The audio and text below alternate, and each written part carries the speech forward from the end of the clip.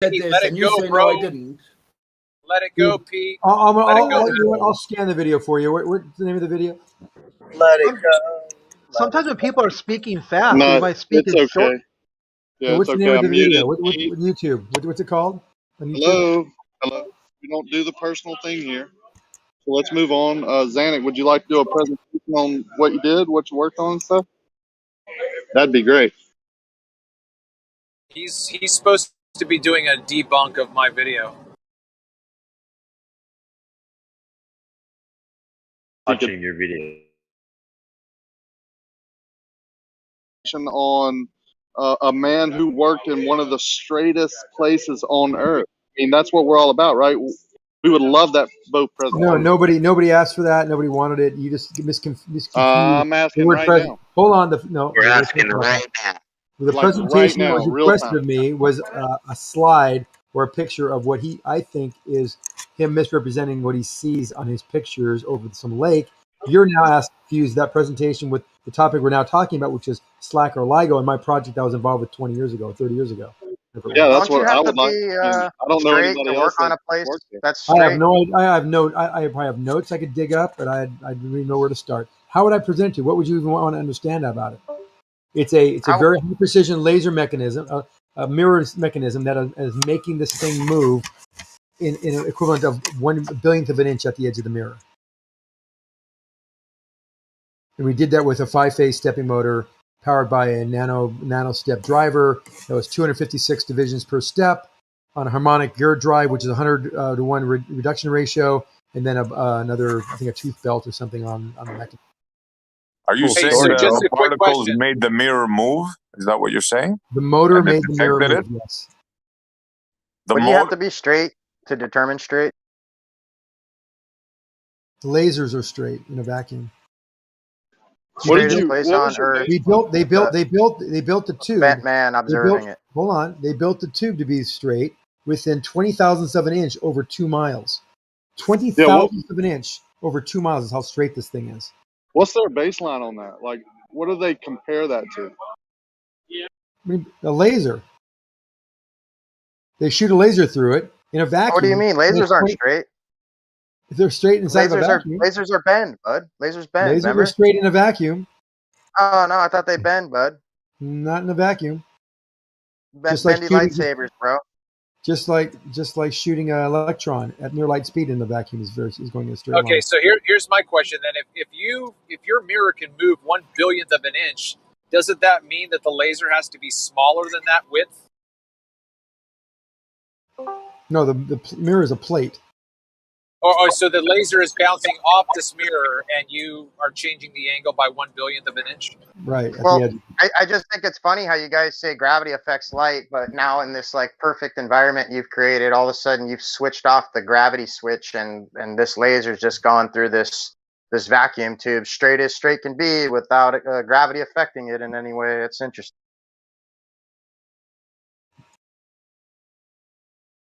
Zanuck, what do you have to say for yourself? Yeah, did anybody go back and listen to that? Daiso, I don't know how anyone would respond to that magnificent pile of nothing. I know. I was still processing a response to that. Oh, no, I mean, he's saying that. You tell me gravity bends light, and we got light here. Hey, Daiso, you lost the moment. You lost the moment. RC might no, I mean, it sounds like a reasonable question. He's saying if gravitational lensing is a thing and light will bend around massive objects, how do we know that the laser is straight when it's nearby the Earth, which is a massive object? See, now that's a coherent statement. Oh, why isn't gravitational lensing affecting something in a vacuum on Earth? Well, probably because there's not a black hole between the laser and the plate it's on. How about that, Daiso? Does that work for you? A black hole? A black hole. No, you missed it. He said a black hole could show some effect on that laser, but we're on Earth and we're shedding a light over 2 miles, so we don't expect any. So are you saying that the amount of gravitational lensing is just negligible? I think that would be a fair answer. Well, it doesn't sound accurate to me. How about you show us some gravitational lensing first? There are certain stars that can be seen behind the sun during a what solar massive eclipse. object do you suggest, Daiso, is in between these 2 miles of thing that will cause gravitational lensing? Why does it have to be an object? Why not the surface that this tube resides on, having this mass attracting mass, i.e. Gravity? No, So is this in the vacuum of space, or is this on here on Earth in the terrestrial reference frame where gravity is residing? That part, bro. Why are you giving them gravity? Gravity isn't even real. I'm using their own bullshit against them. That's not my fault. They invoked it. It's gonna have to be accounted for now. Thank you. Daiso believes in electromagnetic gravity. I saw his prophet's new thing on gravity. What's the problem with using it in a gravitational field? The gravitational field of Earth is going to be relatively stable, so that's not. You could still tell deviations. Gravitational field, please. Speaking only hypothetically, because it was incredulity. Okay. It was incredulity saying that you couldn't do this in the gravitational field, and I don't see why you couldn't do that.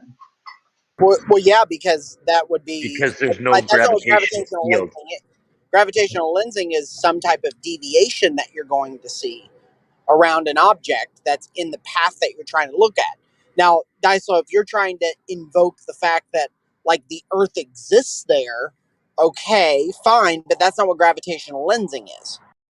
Oh, okay. Because I always understood it as light passing through the vacuums of space and encountering some sort of encountering some sort of a planet and creating some sort of a bent wave-like pattern. Like you guys try to say, there's these gravitational fields, gravitational waves, gravitational bending of light, and now all of a sudden it's non-existent. That's funny. It has to be within the immediate pathway in order to affect it, which we all know fields don't work this way. But thank you. Nice try.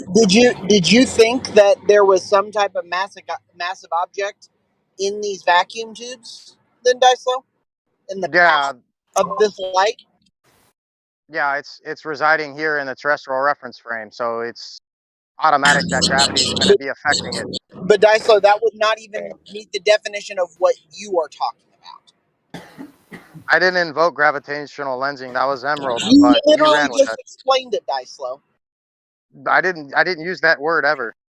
Oh my gosh. Well, I'm still a little confused because if you're in the terrestrial field or whatever you want to say, it's still that's a relatively stable field. So I can tell deviations in it. It's like you're saying that I can't have an accelerometer in my car because I'm already accelerated up to 50 miles an hour. If I accelerate more, I can't measure it because I've already accelerated. I don't understand. We know how fast we're going, and I add to that, I can measure that. So if I have gravitational field, I know what the gravitational field is. It's an analogy, Daiso. Talking about things I know, but I'm just saying, like, stay on point here. Like, we're talking about something being straight over 2 miles without any deviation, without the effect of this supposed force of gravity that supposedly affects everything. All the deviation is already baked in. What? All the deviation is already baked in for Earth. So it's painfully obvious that you don't even understand the basic question you're asking enough to get around the particulars of the answer.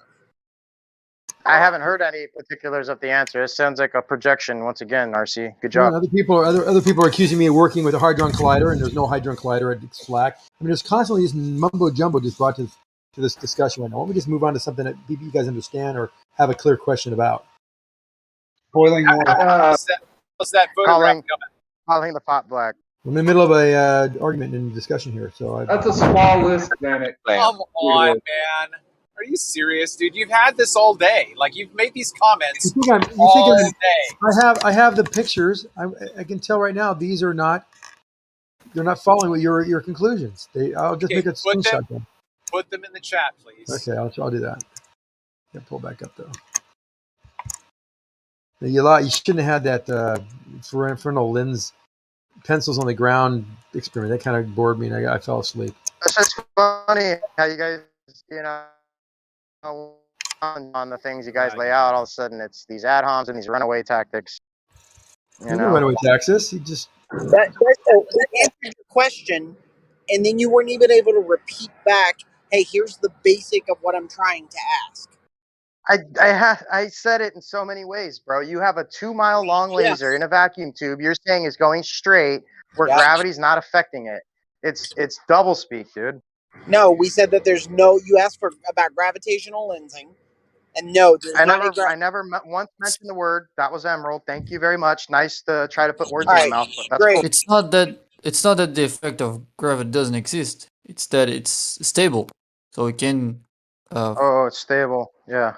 Yeah. What is changing the gravitational field of But I mean, the Earth? the gravitational field is stable when I throw a baseball, but it's still. You guys still haven't shown us the gravitational field, so where are we at? Fields It's okay. aren't. We're talking about this, so don't try and beat us All up. hypothetical. Yep, it's all hypothetical. That's great. Well, we're in hypothetical land, so let's stick there, and you don't have to jump in and try and derail it. Well, just so you know, we went back and listened, and Zanuck said he was at LIGO when they did it. So Zanuck, you are a fucking liar, and you're about to be. We're gonna done, bro. And we should just laugh at Zanuck. Anything he says, he's just a fucking liar. If he says anything, I never said I was at LIGO. You did. No, you It's on- did. It's on. No, It's if you on heard video, that, bro. You're I done. misspoke. You're I misspoke. done. I was never You're at LIGO. I've always talked about LIGO and Slack in We're different. talking about gravitational field. No one will show us one. Whether I was at LIGO or not. I was never at LIGO. You said Zanuck, did drop you hear it. what I said? Never at LIGO. If I said it, it was because you guys were talking over me. Never show us one, and now assume that the Move effects are on. negligible. Well, so again, if we're in let's say that I'm just going to use crazy numbers right now, but let's say that because of the gravitational field, I think I was talking. I had the microphone, sir. So let's say that we had a laser going down we had a laser going down LIGO, and it was that's a crazy number. It's a 1/4 inch off from where it's supposed to be. Now I adjust the mirrors for Earth's gravity, and now it's right on spot. Now we have canceled out, calibrated for Earth. Now we can work from there at the rest of the gravitational. Earth's gravity let him finish, is all along that pathway. You can't make one correction at the end, ass end of your experiment, and act it as if you fucking accounted for the entire consistency along that pathway. Sorry, it doesn't work. No, actually you can. Once you get it to the center, now you know that all those deviations in the path that moved it a 1/4 inch. And again, I'm saying that's a crazy number, but moved it a 1/4 inch over the 2-mile run. Now I've adjusted for all those. All those are fixed. All those gravitational things along the way are fixed. Let me ask you something. Does a laser make right angles, or does it arc if it were to be bent? Does it make angles, or does it arc? I don't really know. I would say there's no way you're going to adjust an arc with a fucking tangential radiant adjustment. Doesn't work that way. You're not gonna straighten a curve with an angle, dude. That's what you do with a gun. You go and you aim it, and you take all the things into account that you can to adjust that curve so that it'll land on target. Yeah, it has an aspect of an arc. Now, if something changes, it's not two tangents going from two now separate if something vectors. changes, then that bullet will now deviate from its path, and now we can say something changed. Right, but I think the original question wasn't getting it to not deviate from the path. It was how do you know that it's completely straight? Yeah, like it sounds like you've already conceded that its path is in some way arced, which is the same arc of the light. Right? And there's no accounting. I thought this was the straightest thing in the universe, and you're talking about. There's no accounting. Yeah, you're not going to ramify this with a single fucking mirror, dude. It doesn't work that way. You're not going to what? Well, by the way, I have to interject. You guys had that videotape. I didn't say I was at LIGO. I said I was there. He said, you're at LIGO, da, da, da. I thought he said Slack, or was thinking Slack. I didn't even hear him. I didn't say. You quoted me. Zanuck says, I was at LIGO. And I didn't. That's not what the video says. That's not what the tape says. So Zanuck, take it back. Whether it's what you said or not, like, if you said it, you might have misspoken, and that's something you can decide. If you didn't say it, then you didn't say it. But, like, I mean, no, I said I was there, and I was talking about Slack. He said, you were at LIGO, and I didn't even hear him say that. So if I didn't misspeak, I just didn't hear him say whatever he said. I never said I was at LIGO. That's the question. I didn't say I was at LIGO. Because I agree with that. When I asked you, you doubled down on it. Brenda said you were there, then you said I was there. Yes, I was there. I didn't say I was at Lego. I was saying Slack. That's what, we were talking about tested, but I was talking about. So SC was talking about LIGO the whole time. I kept on correcting him, Slack, over and over again. He kept on talking about LIGO. I said, yes, I was there. I was saying Slack. He was saying LIGO. That's what the confusion You're is. wrong, man. Get over Don't it. double down. Get over it. You I'm mentioned not double Slack. talking. I was Okay, talking listen. Slack. He Okay, was talking okay, LIGO. guys, Pete. Okay, listen. Go off and make a video. Stop bringing it up here. This is crazy, insane. So Make a video. What are you talking about? I don't give So a we damn can just about point it. is, Zanuck the came point back is in drop hot it. about it. Bev already did the video. He already posted it. He doesn't show me saying I was at LIGO. He shares me agreeing that I was there. And then Don says, yeah, he was there. And I was there. I was at Slack. I didn't say I was at LIGO just because Silent or Sin Cleanser or someone said you were there at LIGO. I didn't hear him say that, or I wasn't listening. Yeah. Okay, Doesn't whatever. matter. Let's drop it. If you meant to say Slack, we get it. Or maybe you I didn't did. mean to say- Either way, I the didn't point say is anything. you were at I Slack. said I was there. I didn't say I was at Slack or Zanuck, LIGO. Okay, cool. So the Zanuck, point is you were it's at Slack. okay. Let's drop it and move 3 on. lashings, So were you not 3 lashings at the town You square. guys We are being forgive you. so pedantic. It's unbelievable. Move on. There's nothing to see here. Did you work on the Zanuck, mirror? can I one final question on the matter? You know what I find funny? Like you worked in this seriously high tech project, and you don't remember where the mirrors went, bro. Seriously? In Slack? I couldn't tell you the name of the project or anything about it. I remember visually what I was working on, but I don't remember much of it. It was 20 years ago. Yeah, but what were the mirrors used for? Were they used in capacity as the lasers to bounce the laser? Was it a deflector? What? I'm telling you, they were used to deflect the lasers, to align the lasers. After I just told you that. Okay. I told you that a long time ago. It's in the video too. It's distinctly tell it in the video how they're used. And they're used to align the beam that bounces between them. They aligned the beam with the laser, with the mirrors. Yes. And what does that beam do? Why? What does it Because do? the mirrors have to be perfectly aligned. So when they fire accelerated protons or electrons at near light speed, they make impact with the target. And if it's not lined up, it'll miss the target, and they won't get a reading. So they have to be very accurate about this process. We better see you at the confession booth in next week, Zanuck. Regarding what? I just want to make sure, dude, that you're going to be honest with yourself. So I didn't work with Slack, and I didn't sell them electromechanical gear that actually helped them build a certain mechanism to help them align lasers. I didn't work in that project. Just I have saying. letters of recommendation. I don't know. Who am I to say? But just yeah, I mean, I have honest. letters of recommendation that came from them saying we did such a good job on what the project was all about. The scientists actually thanked me for things personally and gave me a little freaking trinket from the. Cool. Anyway, so Essie, does that answer your question? And then can we? Yeah, that answers my question, and we can move on now. I think I had enough of this. Well, yeah, you should have enough of it because it's stupid. I think the people listening will make up Zanuck. their own minds. Yeah.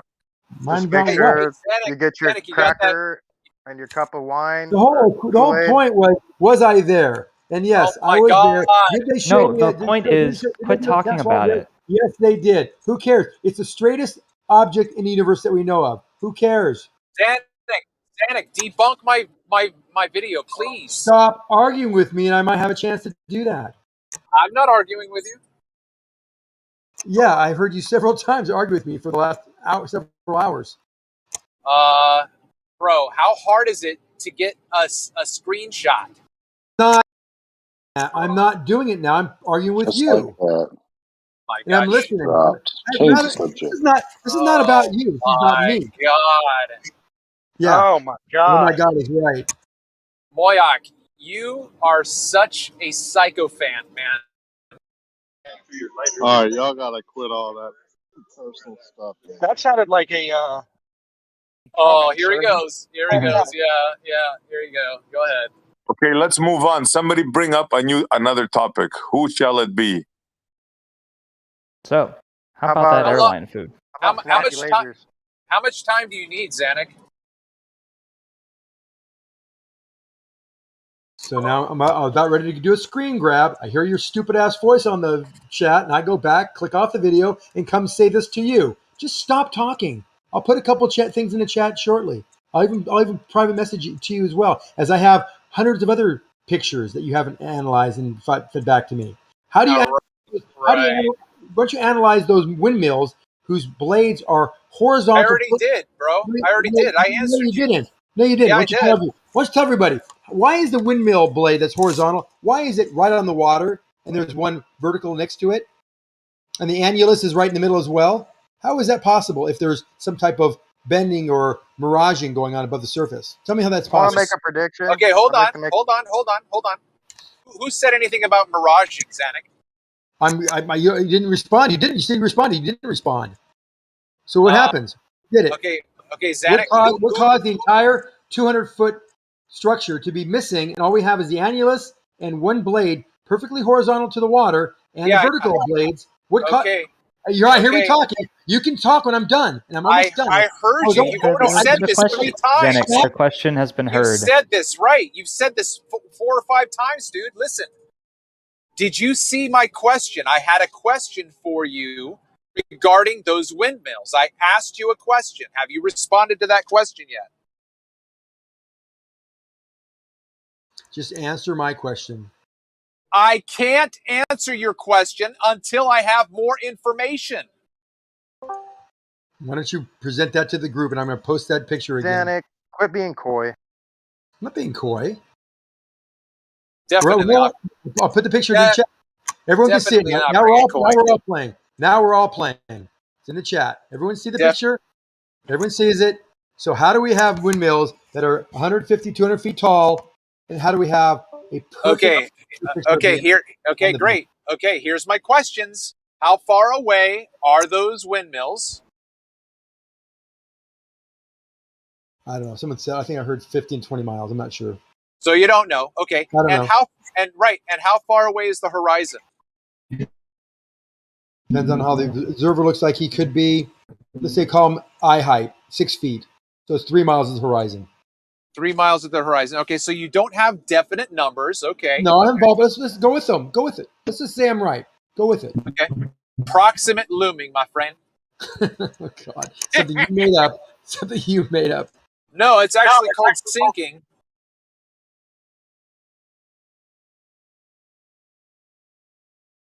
Approximately, you made that up. Check. No, it's actually called sinking. No, we went over sinking before. Those atmospheric conditions are very... Yeah, it doesn't mean that you're right. It doesn't mean that you're right. The entire say all that you like. 200-foot structure cannot sink. The 200-foot structure cannot sink. Okay. One mic, dude. One mic. I'm trying to answer. A 200-foot section could not sink. Take a breath. Because let him talk. Let him talk. There's never been recorded a deviation of density 200 feet where it's gone greater as you go up. Never in the history of the world. Okay, great. Let me ask you a question, please. Please provide us any record of any density across any corridor above the water surface. Well, I've got a question about this. Wait a minute, Howard. Come on, Howard. Howard, come on. Yeah, man. Don't do that, dude. He's just in the middle of something, man. Howard. I just got one question. Okay. Dude, wait. Okay. Again. I said okay. You're, I think, delayed a bit, left lane. Okay, Zanuck. Zanuck, can you hear me again? I hear you. Okay, great. Approximate looming. Okay, great. I do not need you to repeat what just happened. Did you hear my question? Name out. Okay, I asked you if you would please provide any evidence, the density of whatever you said, gradient or whatever, has been ever measured along an optical corridor regarding refraction phenomena. Never. It's never been done. No, not over 200 feet, no. Okay, great. So this observation then is up for grabs in terms of scientific explanation. Yeah, up for grabs. You're right on the money there. Yeah. No, dude, come on. What do you Give me- mean? Come on, it's give me a very break. reasonable. Give me a break. Give you a break. So it's just a hand wave dismissal. I No, get because you. I get you. Because we know how refraction works. We know how air No, you works. don't. No, you don't. Yes, we do. We do know. We know that air atmosphere will cause light to bend upward or downward depending on the density gradient and specifically the angle of incidence. You need Okay, the great. incidence, otherwise it doesn't bend. Okay, great. So please provide any scientific paper where they have observed over a long distance of aquatic surface where they have measured these variables to demonstrate what they understand to be happening with refraction. Not a over problem. distance. I have a paper that can be presented, a peer-reviewed paper that talks about refraction over water. Want me to present that to you? Yeah, sure. As long as it's relevant. Well, it's going to tell you how refraction works, which is something I've been telling you since day one. Yeah, that's fine. That's fine. Snell's as long law. as I invite you to study Snell's law and study the law I've of already atmospheres, and then you can study the refractive index. And once you understand how temperature and these things all play into the role of refraction, you will have a better understanding of what I'm talking about. Great. I'll be waiting. I don't think that. he's asking for the mechanism. I think he's asking for the measurements of these variables across a corridor, not the mechanism as to how those variables affect refraction. He's made it very clear that he doesn't agree with the mechanisms that cause refraction. Not sure that's You said, I do not understand it as you do. Looming is not downward refraction. I do not understand it that way. That is not what's happening at all. I have proximal looming, which is the opposite of that, and that's how I understand it. It's what you said basically. Okay, yeah. You're conflating different conversations that we have, so let's not get too bogged down in the weeds on that. So, well, it's easy to do when you're making up terms and conclusions along the way. Right. Okay. That's fine. That's fine. Sure. So yeah, that link would be great, and that screenshot would be great. Yeah.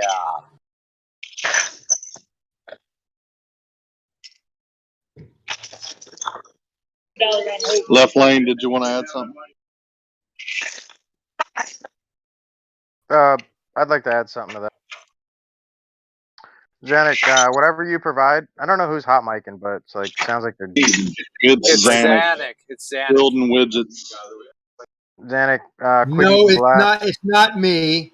You guys better see. You make statements before you have the knowledge. I was muted. Sorry, it's Rob. Like that was a Pink Floyd video. Come on. Dun, dun, dun, dun, dun, dun, dun, dun. That wasn't me. And you guys pile on. It's like the herd mentality. Oh fuck, dude! You totally fucked up my train of thought. But that was good. Choo-choo. Let's face it, you never had a train of thought. This is possible.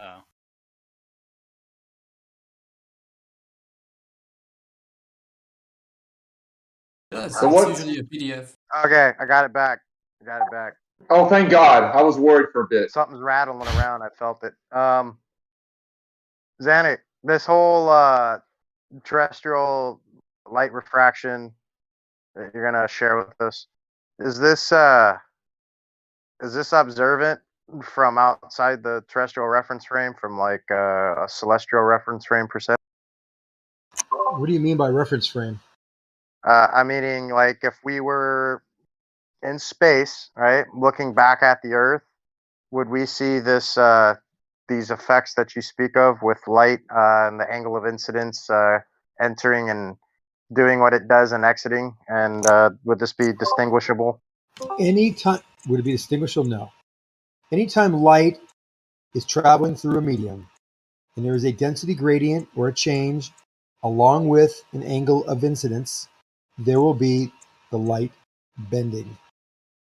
It's called refraction. I don't know how much more simple I could put it. Well, I was pretty simple when I asked if. And I gave you a simple answer. Yeah, and I'm asking you pretty concisely if this bending of this light would be seen from space. Like if we were looking at Earth, watching the sun shine upon and within and without the Earth, would this be visibly noticed? Seeing these refractions, looming compressions, and obscurities taking place that we see light do. Okay, there's a lot of words for saying if I was out in space and I saw something pass across and transit the Earth, would I see refraction? No. I'm saying if we were in space looking at Earth, watching the sun shine upon the Earth, would we see any of these things that we see happening, that we do see happening with long What do you distance mean? observations? You're really making There's it always going hard. to be a what do you mean if you're going to You're interrupt. making There's you're always gonna making be it a what hard. do you mean. You're saying it's like, Can I to me it's try? gibberish. To me it's gibberish. Can I try hold to on. interpret One more second. Daislow's question? Hold on one Okay. second. In a second. He says the light is shining on. Yeah, if the light's shining on the Earth and we're seeing it, it's being reflected off the surface of the Earth. So what? You're not making what you're asking. I think I kind of know what you're asking, but you're not saying it very clearly at all. Oh, let me. Are you asking if, for example, we see a sunset from space? So we see this the sun getting blocked by. No. What I'm saying is Well, there would. I'll tell you right now. So if we right. make a long distance observation right now, here standing where you are, right, you're going to be dealing with light doing what light does, such as you say refracting, compressing, looming, just having some unique things that affect the observation. That's like what light does. That's what you're saying right now, right? Citation for these things, right? Right, Zanuck? Right. Go on. Light will bend if Okay. it's traveling through a medium that Thank has you. a varying density. Hold on. Oh, fuck. Or and is very important, an angle of incidence. Without it, there is no refraction. I added all that originally. I don't know how we missed it, but nevertheless, okay, fine, fair enough. Now, are these observations that you speak of, can these be made from space, looking at Earth from space? Can we see any of light doing what you say light does while either zooming in with a lens or just using the naked eye, just making an No, you observation can't see from it a because the celestial? atmosphere from space, the atmosphere is so very thin that you would not be able to perceive any change. I in never anything. gave you a specific measure of altitude or You distance said from within the space, looking at the Earth from space. You said that. Correct. Yes. Okay. So space is we're talking 60 miles, right? Well, is the ISS in space? Yes, the ISS is in space. Okay, sure. So looking at Earth from the ISS, then. Do we see refraction? Of course we do. Oh, okay, cool. That's why the So sun, what that's why the if sun we were to keeps- double? That's So what what if we were to double? God. So what if we were to double the distance now? What about it? It doesn't. Yeah, go Well, ahead. and at what point? I'll let At what you. point? I'm just getting At what my point pictures do we getting stop thin. seeing? There At wouldn't what point do affect we how stop seeing this? right. That wouldn't affect how refraction is taking place. That would affect how hard it is to perceive that because we're getting far away and those So distances this is are. why I mentioned the lens. Like if you use the lens or the naked eye, what have you? Are we going to see this? Are we going to make this this distinguishable determined phenomena of light refracting or bending or all the jargon you talk about light doing what it does? Are we going to see this?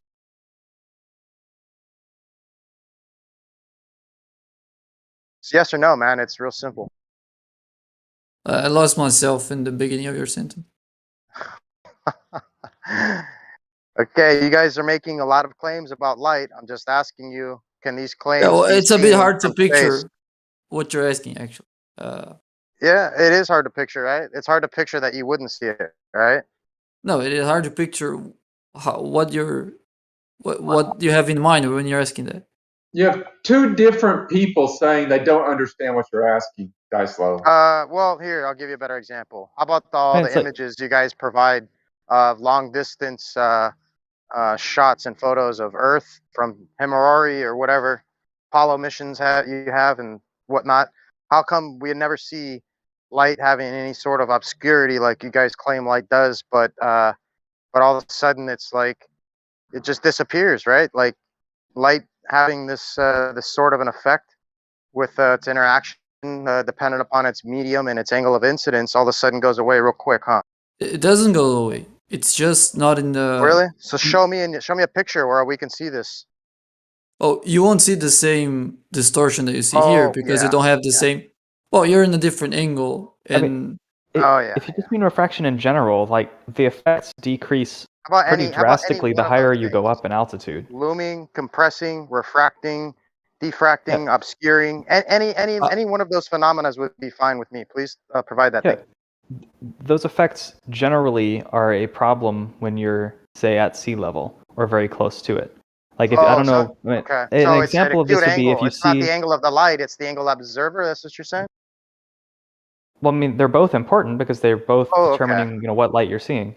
So if you've ever, like, I don't know, been on a hot day and you see the road and you see the air above the road sort of warbling, if you get up, a couple of feet above the road, then it's much less. But if you put your eye down next to the street, it becomes much stronger.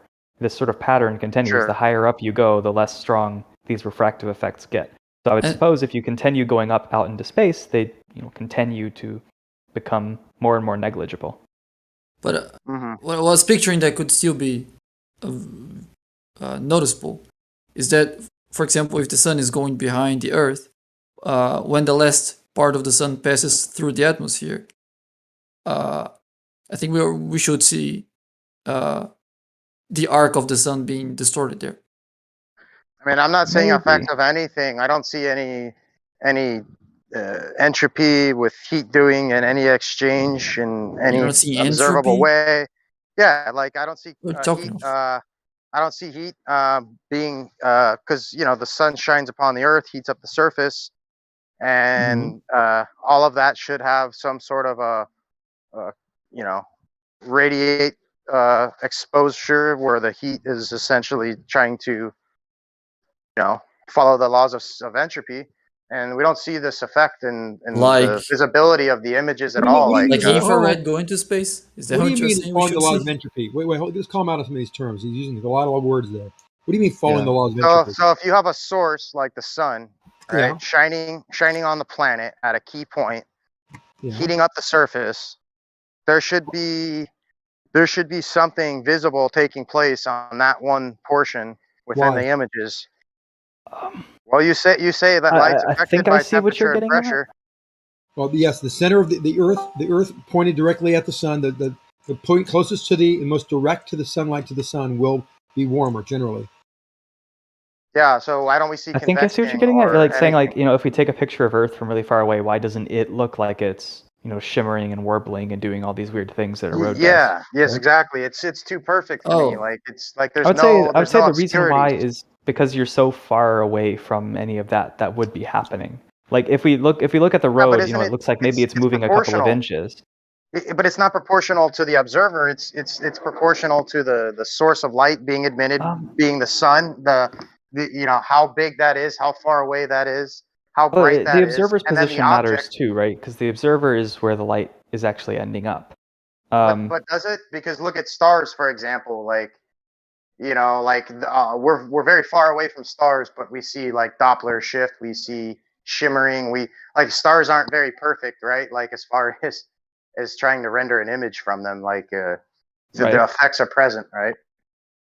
So I would say those refractive effects are more of a product of us being in the atmosphere than really a product of the distance. Emerald, for example, Emerald, he's talking about the digital effects we see when people take a P900 and look at a star. They go, "Look, it looks like some kind of wibbly wobbly this and that." That's not a star. That is the digital effect of the camera processing it. Well, I mean, whether you want to do that or just even any old camera, like you can't look at a star and say that you don't see light doing what we expect light to do. Like, and the reason why is because you, as the observer, are in an atmosphere, and in order to get to that star, the light has to traverse through that atmosphere, and that change from being in the atmosphere to not is a change in refractive index, and therefore light will be subject to all the weird things that happen when when refraction's involved. If you're already outside of that entire atmosphere, then from your point of view, the light is coming at you pretty much in the direction it came from. Yeah, but that's like saying that. I mean, That's like saying that if we were in a vacuum, right, like in this little vacuum bubble, that we wouldn't see light doing what light does normally, and I wouldn't agree with that. And then furthermore, I would go to say, like, Why? when we change the medium, like water, for example, within our atmosphere, as you would call it, light's doing different things, right? Like light does different things throughout different mediums, and the fact that there's no medium there, then there's nothing for light to do. Sure, interact with, but at the same rate, we do have a medium, we do have an object, and we should have a visible observation of light compressing as it enters and convexing and doing what light does. And we don't see this at all, man. I don't. Light Distance shouldn't convection? matter. When does when light we have, convex? huh? When does light convex? Oh, when you have a lens that's convex, like you can see light come to a focal point, or vice versa. When it's concaved, it'll, you know, light will compress and refract and do different things, all dependent on the medium it's entering in. Okay, when you look, well, it depends on more than that. So when you look down a pool, look at something straight down in a pool, the water, does the light refract? No. Why not? Because the angle of the observers. Yeah, Incidence. well, I wouldn't say the incidence, because that would be the light entering the water. No, It's the that's what you're observer. looking. Because what you see is the light. You're looking at the light refracting off that point underneath the pool. No, we don't see light. The human eye never sees light. Oh, the We human only eye doesn't see photons? No, man. Oh, okay. I don't think he believes in photons. We don't live in photons. We don't see photons. We don't see light. We see the byproduct of light, i.e. illumination. We see light interacting with objects and matter. And this is how we make up light. And this is why we only see a small portion of all full spectrum of light in totality. So when it showed a photon in the vacuum tube 2 miles long, that's not a photon, that's something else? It's reacting with the vacuum? Yeah, there's no photon ever been observed. There's no photon ever been the input or output of any experiment ever done. Yeah, there is. When they shoot a laser, a high-powered laser to the moon and you hit the retroreflectors, they measure a dozen or so photons in return. Yeah, but a laser is not just like a small segment. Doesn't travel like that, like a small little pulse perturbation, a packet of its own. Like a laser is a consistent beam. Yes, and we only get a photon back. We only get a few photons back in return. We measure. Yeah, it I wouldn't say that's what you're getting back, though, Xanax. They shoot a certain frequency of light, and that's the exact same frequency they get back. So it's pretty amazing that by chance. I'm okay with frequency, but I don't subscribe to photons. And wavelength, yes, the same wavelength and frequency they shot out comes back. That's how they know it's. Oh, that's fine. That's how they. We talk frequency. That's fine with me, but I don't subscribe to wavelength charge carrying particles or wavelength. photons. You don't believe in wavelength? Well, a wavelength is what something is doing. It's not what something is. Well, can I measure your speed? Can I measure your speed on the motorcycle by shooting a laser to you and having the return laser photons be Doppler shifted, either red or blue? No? Yeah, but Xanax, if my speed is dependent upon the medium, it's no longer a speed now, is it? It's an induction. No, you're on your motorcycle. You're coming toward me. I shoot a laser to you. I receive the signal back, and it tells me how fast you're going. How is it doing that? Okay. You're bouncing a signal. A laser. Yeah, but there's a difference between coherent and incoherent light. Xanax. Oh, see, look at how you're obfuscating. Answer the question. If I shoot a laser at you on a motorcycle, can I determine your velocity? I'm not saying that you can. I'm not saying radar guns don't work, Xanax. That's not a radar gun. Not my argument. Not my argument. It's a laser gun. Laser radar, I guess. Yeah, I guess you consider it radar. It's laser. It's light. It's a light radar. Laser, yeah. Gadar. All right, LiDAR. That's probably a good mix of it. LiDAR and LiVAR are both laser radar systems. They can very easily. I'll give you the answer. They can very easily tell you your speed. It's incredible accuracy. So I don't know what your problem is with all your induction and all your field and all the other stuff. But why can't we use it more? How about Occam's razor here? The simpler explanation is a little Occam's better. razor is good. Yeah, don't use your fields and this and that and all your made up words. It's light. It's photons. It's laser. It's a wave. It's a frequency and wavelength. And we can measure whether it's been No, red. Zanuck. We can Don't measure. use your made-up Hold words. on. Use my We made-up can measure. words. We can measure whether it's been red shifted or blue shifted. I don't like you talking over me. What's the difference, Zanuck, between a 5-watt light bulb and a 5-watt laser than the fact that one will burn a hole through you and the other you can barely read a book next to you, Zanuck? Tell me that. 5 watts is 5 watts, eh?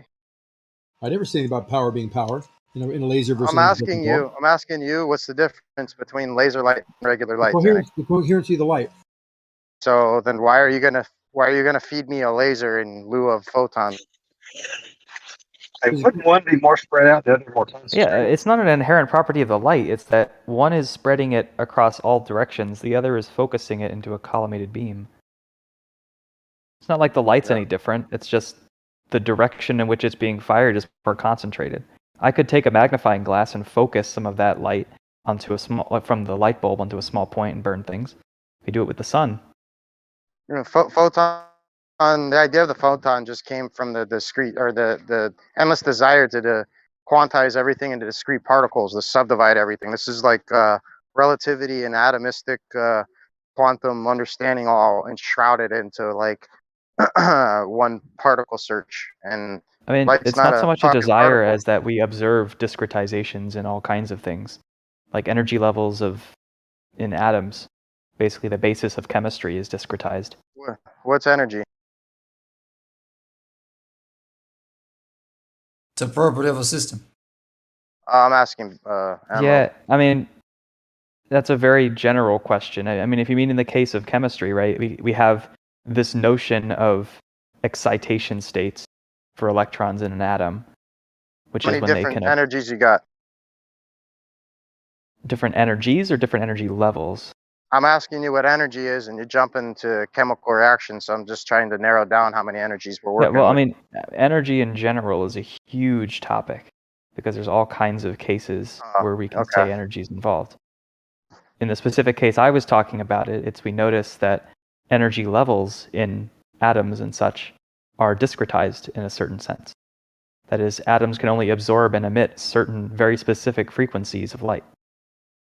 So it's not so much a desire to discretize everything, at the expense of reality, so much as it is that we empirically find that several quantities we find in reality have discrete values.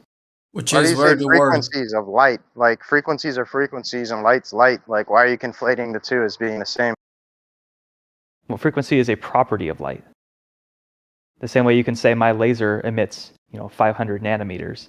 It's because the light being emitted by that laser has the property that its wavelength is this long. So is it a particle or a wave? Which one is it? I'd say closer to being a wave. Okay. And I mean, I don't think either of them as a one-word description are sufficient enough. Is a wave a thing in itself, or is it what something does? Not of itself. I mean, it is a wave as a thing can be described as the oscillation of some other thing. Like is there anything you can show me in reality as a wave being a thing of itself? Or yeah, no, I just said it's not of itself. It's okay. So then why are we conflating light being this wave rather than this particle? Which one is it? Yeah, we aren't. The thing you're missing is that I never said light was of itself. I'm asking you, so it's a particle wave duality. So now you're saying nature works on inherent conceptual dualities? This is what we're going to stoop to? Particle wave duality is a kind of crummy way of putting it, in my opinion. I mean, realistically, what we operate on is a wave function, and everything pretty much evolves as a wave. And any kind of particleness is really like when we try to measure. But I thought your particle is neither here nor there. It's in and out of existence simultaneously, but not one or the other. So how do we have anything assertable to hold ourselves to if it's just this? Well, that's what I mean. The notion of it not being here or there is that it is not localized as a little ball of something. It is instead essentially represented by a wave function. which has essentially amplitudes across space. So you're not certain where the thing is, or even or even how fast exactly it's moving. But you can track this wave function over time, and it will tell you, with this probability you'll find it here, with some other probability you'll find it somewhere else. It's not so much that it is a particle or is a wave, it's that whatever it is best described by a wave function that we can then... So we're dealing with an arbitrary concept to best describe in lieu of an actual explanation?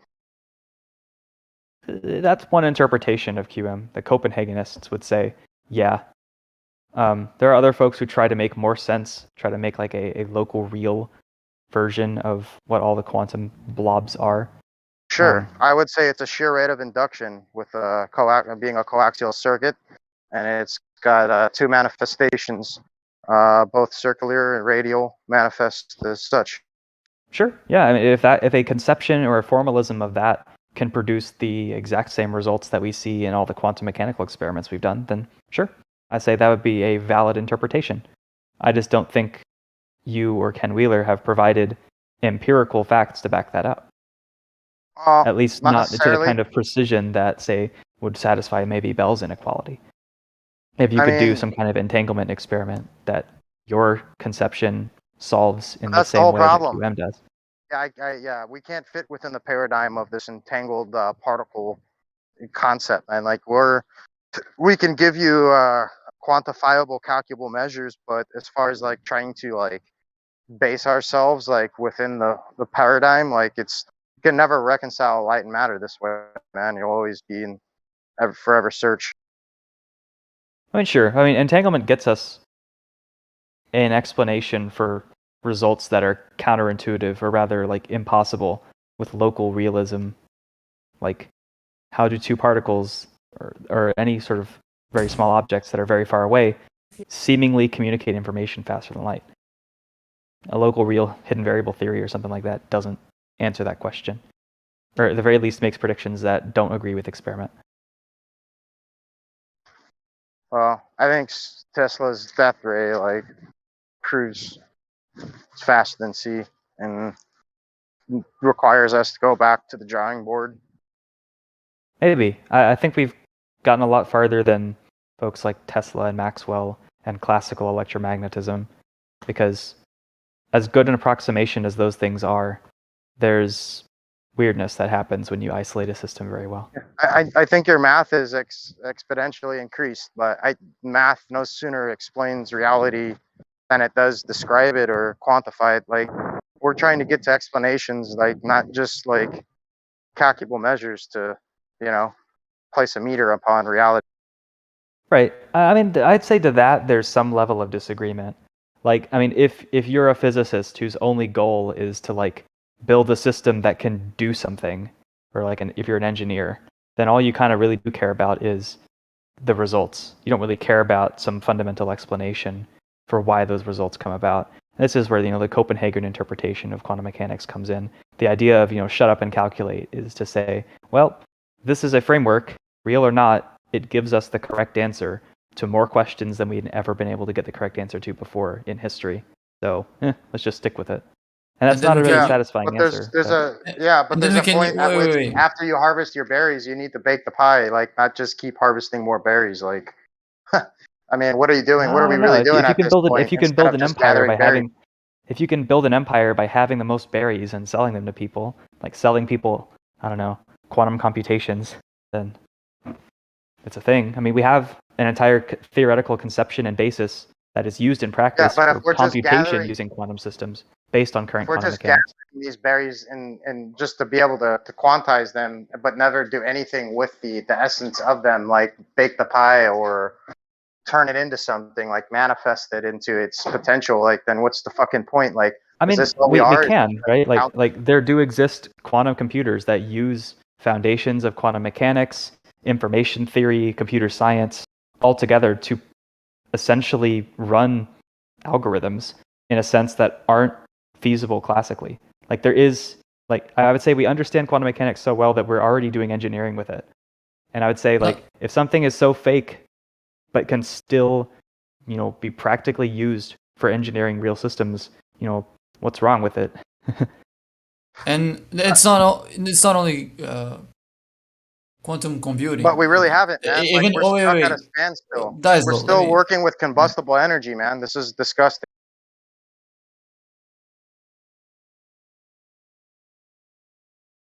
Who else was talking? Bacon? We're at a standstill. Go ahead, Bacon. I started talking, and I think there's a very big delay because, well, anyway, There might it's not be. just quantum computing. Also, for example, we have some processors that have transistors with 14 nanometers, and for those projects, they already have to account for some quantum effects.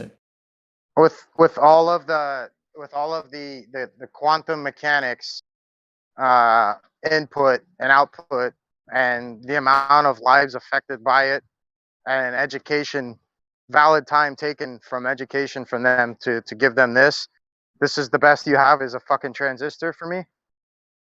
Fucking transistor? 14 nanometers? I mean, It's I would not say enough for we're me. definitely, relative to classical computing, quantum computing's, I would say, in its infancy. But I mean, you could ask the same kind of short-sighted question to say, you spent all this time building this one vacuum tube, what's this useful for? I can store a 1 or a 0, now what? And now here we are sitting with the equivalent of billions of those transacting, changing values billions of times a second, producing real-time online communication. Like, I agree we're in kind of the beginning stages of using quantum mechanics for reasonable computation. But I mean, I feel like it's really short-sighted, or at the very least naive, to say that, this is some kind of failing. Well, it is, man. It is, because prior to we gave you the entire electrical system you're still using and you're building upon with your transistor, and you want to ditch that for this, and this is the furthest No, you we're can get not. is We're not building off ditching the classical backbone. transistors at You all. built off the backbone of ether field theory with one little simple minute thing, and of all this time, and this is the best you have, man. This is a failure, utter failure. Well, for one, we don't. I mean, sure, it might have originated from someone who held an ether field theory, but we're not teaching that to people in electrical engineering, and they're getting by just fine maintaining the current grid system. And I mean, new power stations and stuff are being built by people who probably don't even know ether field theory, let alone study it or embrace It's like it. this, man. It's like being born into your family, right? And your father's worked his ass off to give you a bitchin' estate, and he's essentially handed you wealth, and you come to manhood to just simply trash the fucking wealth that your father's created and come up with some simple little invention that's nothing that can hold a candle to your father's wealth, and you're gonna say that your father didn't know shit and you have a better understanding. Like, I mean, No, the it's proof's in the not a pudding, better bud. understand. It's not like we're out to replace the electrical grid or something. Like, we're not doing away with classical transistor anything anytime soon. We're supplementing what we already have with more. So I would say, I mean, yeah, if we keep Well, what you we did, have. though. You did. You hijacked it when the second you invoked the fucking electron. You invoked the electron and you built around it, and your entire paradigm is gonna collapse like a fucking house of cards. Because Yeah, understanding the electron led to more breakthroughs in chemistry than pretty much any other designation of a particle, given that most of our understanding for how different atoms interact and form compounds in larger structures don't forget how you got is your based electron, nearly bud. exclusively on exchanges of electrons. Don't forget how you got your electron, bud. You wouldn't have had it if it didn't come from the dielectric corpuscle that J.J. Thomson once originally called it. You guys hijacked the understanding, wanted to slap your little label on it and act like you're all fucking fancy and dancy. No, It ain't that- working though, dude. Yeah, the reason That why is goes because our back to current James Lovelock in 1957, Dicelaw. I mean, I remember that from my electronics engineering. Yeah. The thing that's interesting is that, like, in science, we don't care too much about how we got there. What matters is what's the current best understanding. And if what we understand, I would say we know a lot more about electrons now than we The did in electron's J.J. Thomson's day. inconceivable. It's no logic behind it. Tesla has always said it was doomed to oblivion. Well, it isn't, because study of the electron has led to massively profitable, successful study of how the world works. I mean, any understanding You don't get to do that. things is not like building things, right? Yeah, it's not axiomatic, buddy. Like foundations in understanding, like you can build an understanding around a misnomer and build a whole understanding around it. That's fine. Okay, but if your misnomer causes you to know more things and use more precise like values for these things than anything else, who's to say that's a misnomer? Like, I mean, what's a misnomer if it's of? built, I mean, if it's built strict, on, if it's strictly superior in its ability to help people grasp the idea of how the world No, works. the original no, concept was you're superior. kind of You guys mixing hijacked two it. things there. Exactly. You're double. Accuracy of your understanding has nothing to do with what your understanding is actually built upon, the foundations that you mentioned earlier. Foundations can be built upon misunderstandings, and you can get as specific and as accurate as you want, but these foundations are still wrong. And with understanding, it's not like In what sense are they foundations wrong? of a building, a physical foundation. Yeah, but like, in what sense is a foundation wrong if it's capable of producing both precise and accurate knowledge for people who to grasp the idea conceptually, and if it's used to create physical manifestations Well, I can of the answer thing that that's question. Yeah. That it goes back to simply the scientific understanding, cause and effect. I mean, you can study the effect as much as you want and get as accurate as much as you want with the effect.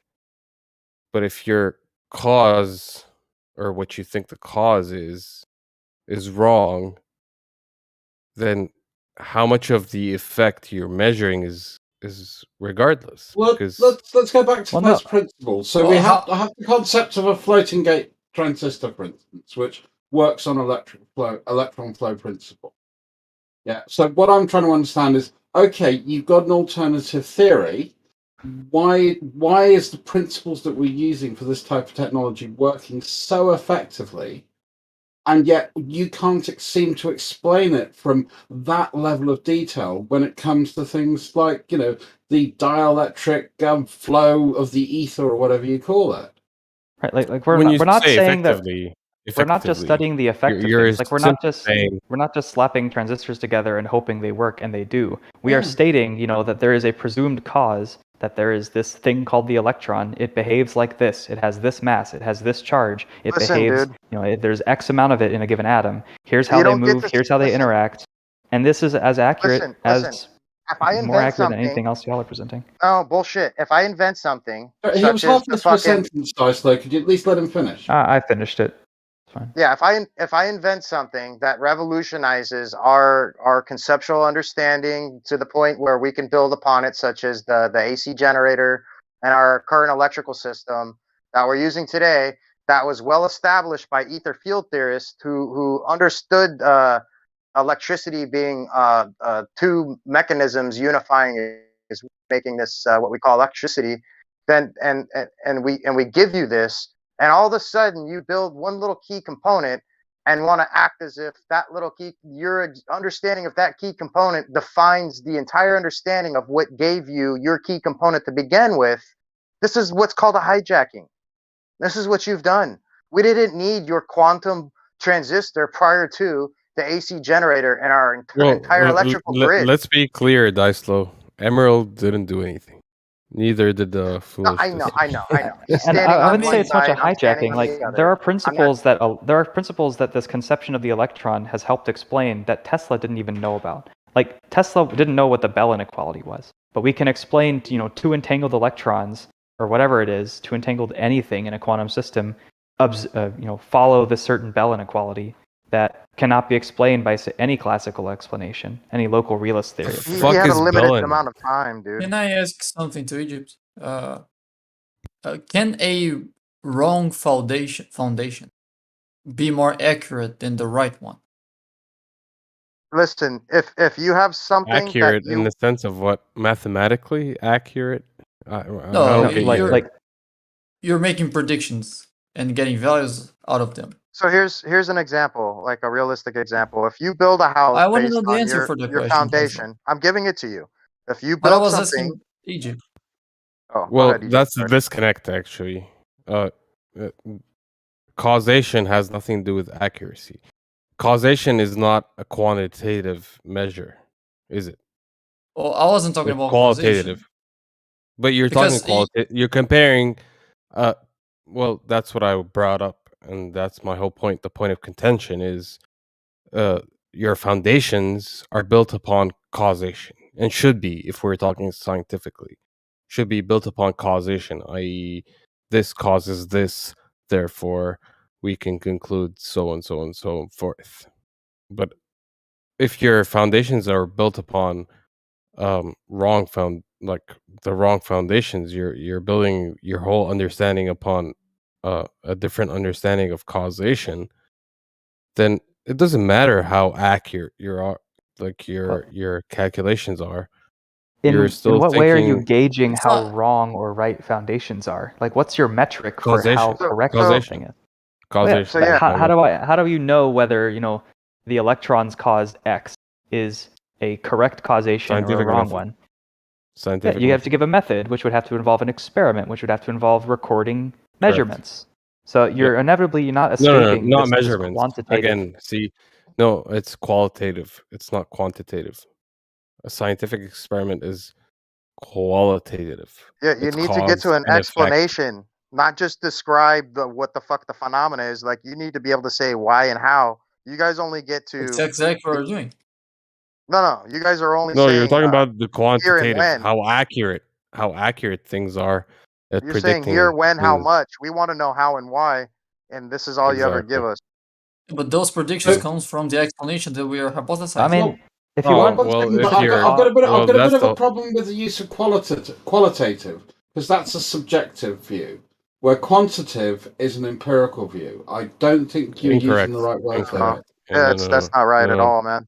Go and look up what qualitative analysis is. I was actually Cause and doing effect. I was Cause and effect, is that a quantitative or qualitative relationship? Qualitative analysis uses a subjective judgment to analyze the value of asked it. prospects based on non-quantifiable information.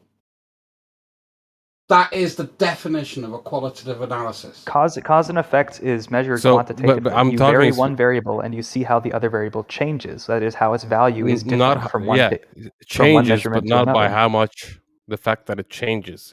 Well, That's how you prove. how do you record whether your something changed or not? If you just look at it, you're implicitly regardless, measuring it's its position with changing. your eyes. That's the point. The Well, yeah, fact that but your independent variable causes your dependent variable to change, not by how Yes. much. But change The fact means that it what? changes. Change means that some value is different Change from by one time to another. manipulation through experiment. That's the point Yeah. of So you have an experiment and the independent point of and a science. dependent variable, and you plot them. That's inherently recording data. Like you don't just look at something and then that's your experiment. You'll notice that like any experiment has very precisely defined I'm not variables. denying and they that try to- it has a Just real quick, quantitative just real aspect to quick, it. guys. Go ahead. Hey, Zanuck, are you there? Just waiting for that article and that photo, bro. Okay, guys, back to it. So yeah, I don't deny that let's take the simple it example has of chemistry. something a like qualitative that has analysis in chemistry would tell you if a substance is present. A quantitative would qualify how much. exactly, but a scientific question or a scientific So we experiment detect electrons. experiment So qualitatively we know they're there. only deals with the qualitative aspect, not the quantitative one. What, you don't take I mean, measurements? a quantitative. I'm not saying it's not relevant. Listen to what I'm saying. The experiment that establishes cause and effect is a qualitative one, not quantitative. Not how much of something causes something, rather if something causes, if X causes Y. That's that's my hypothesis, and that's the experiment that I'm testing. And we how do can you detect tell? electrons? So not how much electrons are there qualitatively.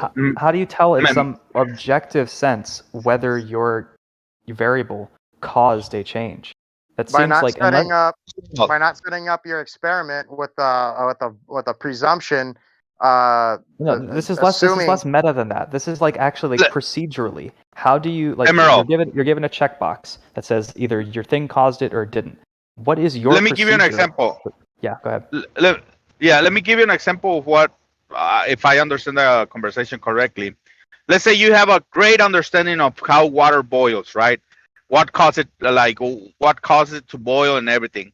And then you go ahead and say, well, that is because there's little little fairy or little pixel dust that weighs this much and they move in this manner, and like you can create a whole story behind the effect that we already have.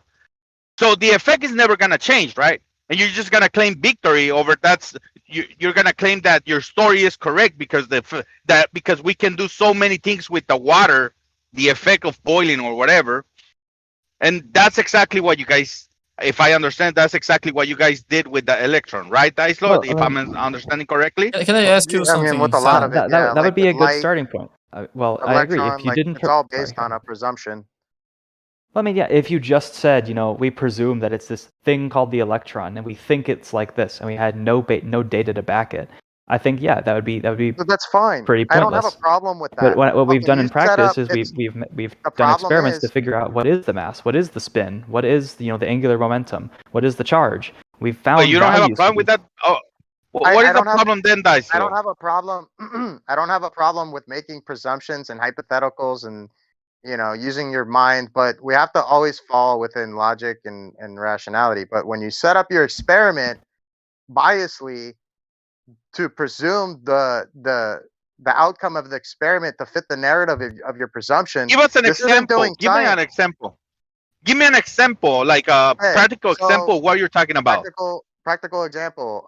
Saying light is a speed traveling from A to B. It's an emission. We're going to shoot light down an alleyway, and the fact that we can measure the light traveling from A to B, it tells us that it's a speed, and there's an emission. That's setting up the experiment to biasly to dictate the outcome to fit your narrative based on the fact Wait, that I'm sorry, Dice Lord, but if somebody creates an object with those principles, what is the problem? Like the radar gun, it's created with those principles and it works. yeah, but I'm not saying that you can't create things with principles and quantified measures. I'm just saying this doesn't get to the explanation of what the understanding of what it is. And when you base your entire understanding off the fact that light's a particle wave duality, then you've gone away from the truth of I don't know. reality. I feel like you guys are talking about the original thing was talking about science. Now we're talking about induction, but science doesn't use induction. Like at least my understanding of science. We have to get to retroductive deduction. One second, Dice Logan, because I haven't got much longer. But almost, when we propose a variable for the experiment, it's the proposed variable, not the variable. And we always recognise that independent variable may not be exactly the right one. It's just the fact that it's consistent with the hypothesis, observation, and result that we get our point, which is why that the results in science tend to be tentative, because there could be other stuff out there that we haven't even discovered yet that could affect it. And that's kind of what Dicelo is saying, is, this ether field, this idea, it hasn't really been sort of experimented on or tested, and this is the right idea, even though the use of our proposed variables in the experiment, like by J.J. Thompson, which I put in the chat, seemed to show the presence of the electron. Well, but that's guess the what? problem again, though. I don't agree with Dicelo. I mean, Dicelo is just no offense, Dicelo, but his understanding is somewhat in the same line of thinking as the Glober or your guys' thinking. Induction, basically. When science has nothing to do with induction. Well, I think that an awful lot of scientists would disagree with you on that, and especially when we go into the philosophy of science, like Karl Popper, and going all the way back. It's been a consistent thing that we always consider the humility of our position and the limitations of our current knowledge. I use retroductive logic, trying to work backwards to deduce an understanding. That's exactly the point, though. That see, we can say, well, we see the water evaporating, right? We see the effect. Then you get the problem is when you induce, like, there's a little freaking pixel, separating or turning the water into vapor, and you put some weight into this pixel. I mean, but it doesn't exist. It's just story. That's the problem. Cool. I mean, that's fine. I mean, we can detect stuff with more than just our eyes. I mean, I think even almost exactly would agree with me on that. We can detect lots of different things, and a lot of them we can't do with our natural senses. We need to enhance them, and that's what tooling is about. In the light thing, this thing what I'm talking about is the photon, right? We see the effect of the light, and then hold on. We're talking about. Well, it's the same thing. The photon. No, it's We not. see the light, how it behaves, and everything, and you just created a something called a photon. You put speed, weight, and everything to that thing based on the effect. The effect is never gonna change. Therefore, your story will never change. I mean, it's correct. We're talking about the electron. We're not talking about the photon. It's completely. Well, the electron is the same thing. Electrons actually have a negative charge. Yeah, I don't want to dwell on the same point, but at the end of the day, the scientific method is built upon deductive reasoning and not inductive. No, so how much you want to? The scientific method covers a whole raft of different ways of studying the natural world. Experimentation is one of them. And whilst you'd like it to be inductive, not one of them. It's the only way. The only one. Science works. reasoning. Empirical. Oh, here comes the logical guy. Where's the empiricism in science? It's in the experiment. In the data that we collect, as soon as we start making interpretations of that data, we get into theory. But the point that I was trying to make is the fact that whether I'm doing something like a study on animals, looking at migration patterns, I'm looking at population rates, I'm looking at compatibility to environment, robustness against environmental change. That's observational science. It's still part of the scientific method. Experimentation is one of those things. No such thing as observational science. Yes, there is. Observation is part of science. It's not. No, that's part of experimentation. You're getting drawn into that. So can you tell me? Can you tell me? Step one of the scientific method is observation. Can you tell me who made up the rules for the scientific method? I can tell you who. Quantum Eraser. Yeah. No. Actually, one of the earliest people was Alhazen, someone who was into optics. Great. What's the first step? Observation of a natural phenomenon. That's the first step. Is that necessarily the first step? Egypt is saying that no, because what you're saying is that science can be done by only observing something, and Egypt is saying that no, that's only one step of the scientific method. I mean, you cannot get to a conclusion just by observing things.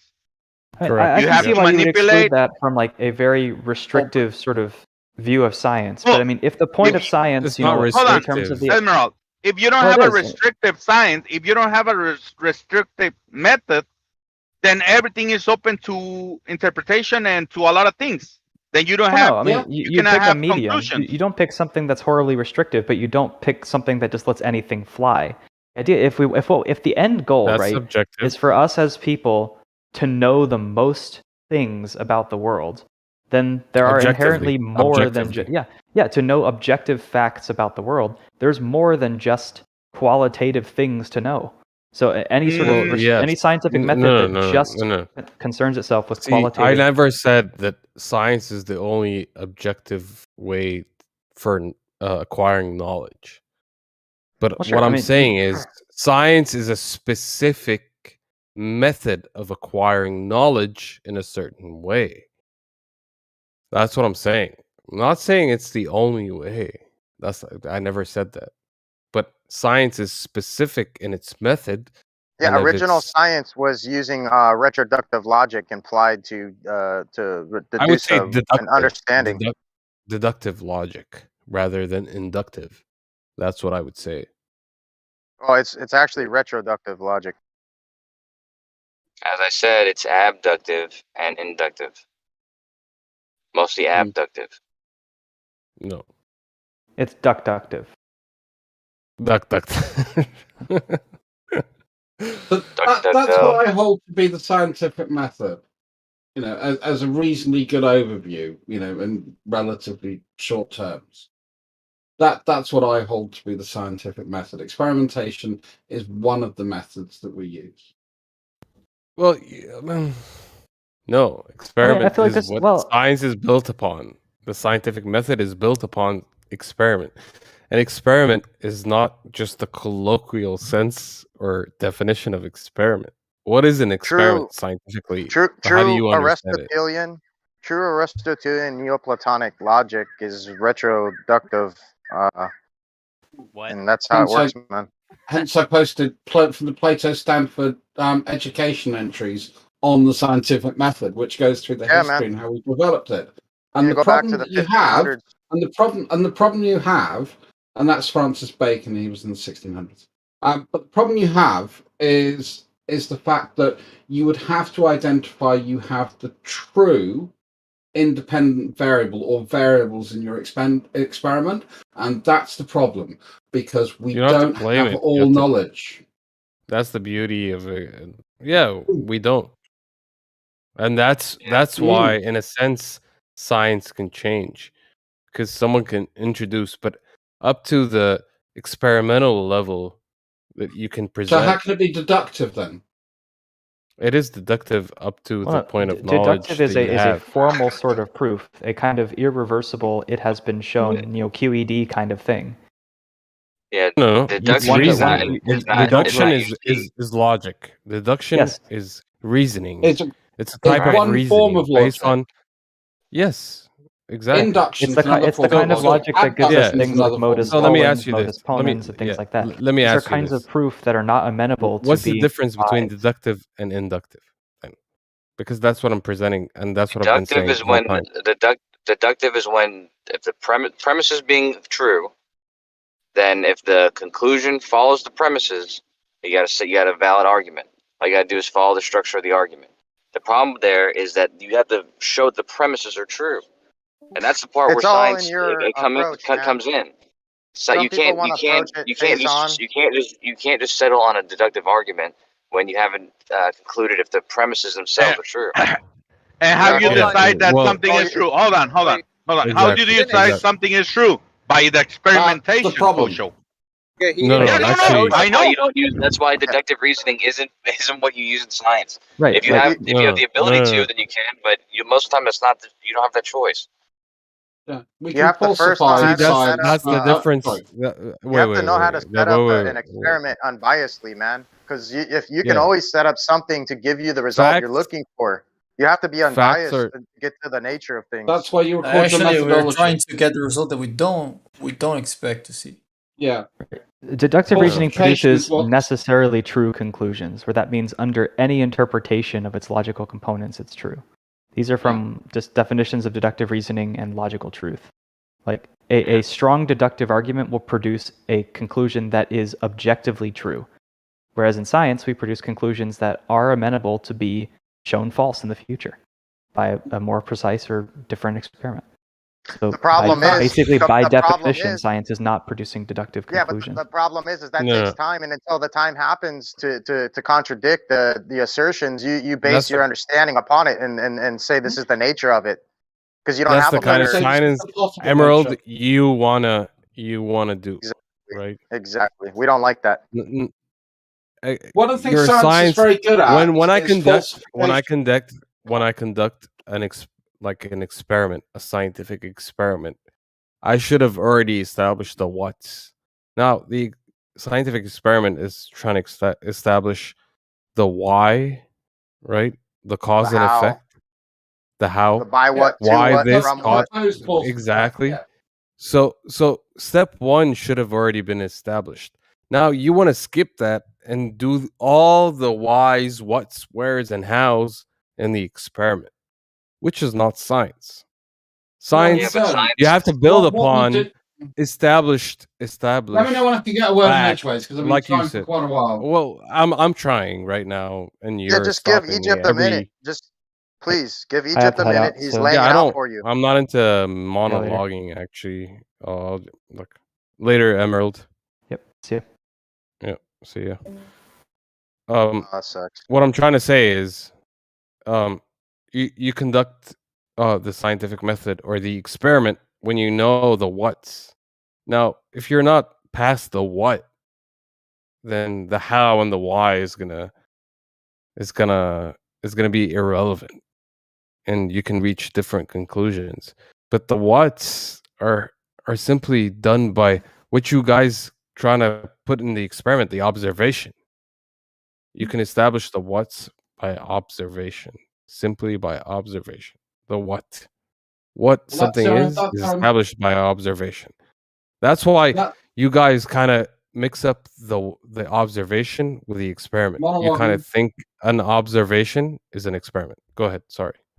No, I mean, when we're doing experimentation, you're right. The observation is gathering of empirical data. That's what we're doing in our observation. But the trouble is we're much better at falsification than verification. That was the key problem that was identified back in the 18th century. And that sort of came into fruition eventually into sort of like the world's works of Karl Popper. And that's how science is done. It's how science has been done for, the last 70, 80 years. We realized the fact that we realized the fact that we have a problem in being able to actually have proofs. So what we do is we falsify, we rule out. So we hold that this is a good proposition until we falsify it. How do you falsify the spinning ball Earth, Strauss? What if you have a proposition that's so wrong. unfalsifiable? Yeah, that's so wrong. What if I hold a proposition that's unfalsifiable? It's never going to be falsified. Is that going to be a true proposition? That would be illogical. But yeah, then there's no point in entertaining it for too long unless you can find. That's why there's different branches of. There's different the types sun. of scientists. The sun is 93 million miles away. Is that falsifiable? You can have a Is that scientist. falsifiable? Yes. It doesn't matter. Hold on. You can have a scientist who's an observational scientist, and you can have a scientist who's an experimental scientist, and you can have a scientist who's a theoretical scientist. And these scientists work together. Observation and experiment are both parts of the scientific method. Hold on, everyone. They work together. These guys work together in order to come to conclusions. But theoretical scientists need experimental scientists, and experimental scientists need theoretical scientists. That's not true, man. Yes. Real science, the heart of science is to be getting to an explanation as to the nature of things, not giving us descriptions. Today's scientists are nothing more than mathematicians, putting the mathematics before the phenomena and using this to essentially balance out their equations. It's pretty bad. Justification. Yeah, and math only describes things; it never explains, and that's all you guys are. Is just is myopic mathematician. It's totally anti-science, isn't it? Everything is inverted in a Sunderland that we find ourselves in. Yeah, man. It is indeed, Pete. Observational science. I mean, physics. Science. Observation is part of science, so observational science is kind of moot. That doesn't make any sense. You don't have such a thing as observational science. The other guy said it. They need to leave it open. They need to have it open so that they can move the goalposts at any time. Exactly. That's why they don't like. That's why they don't like the strict method of the scientific method. It's a tree. It's a tree they use to hide behind, and they can literally pick it up as they please and just move it around and place it here and there and just hide behind it. It's actually the goal is not to trick people. The antithesis of the method. I mean, the reason the method was developed is for you not to dwell upon these questions. It is specific. It is narrow. That's the whole point of it. Yeah, but the point is not dwelling on the questions. That's not anybody's position. That the point is to get answers to questions and find truths about the universe. But I'm telling you, people who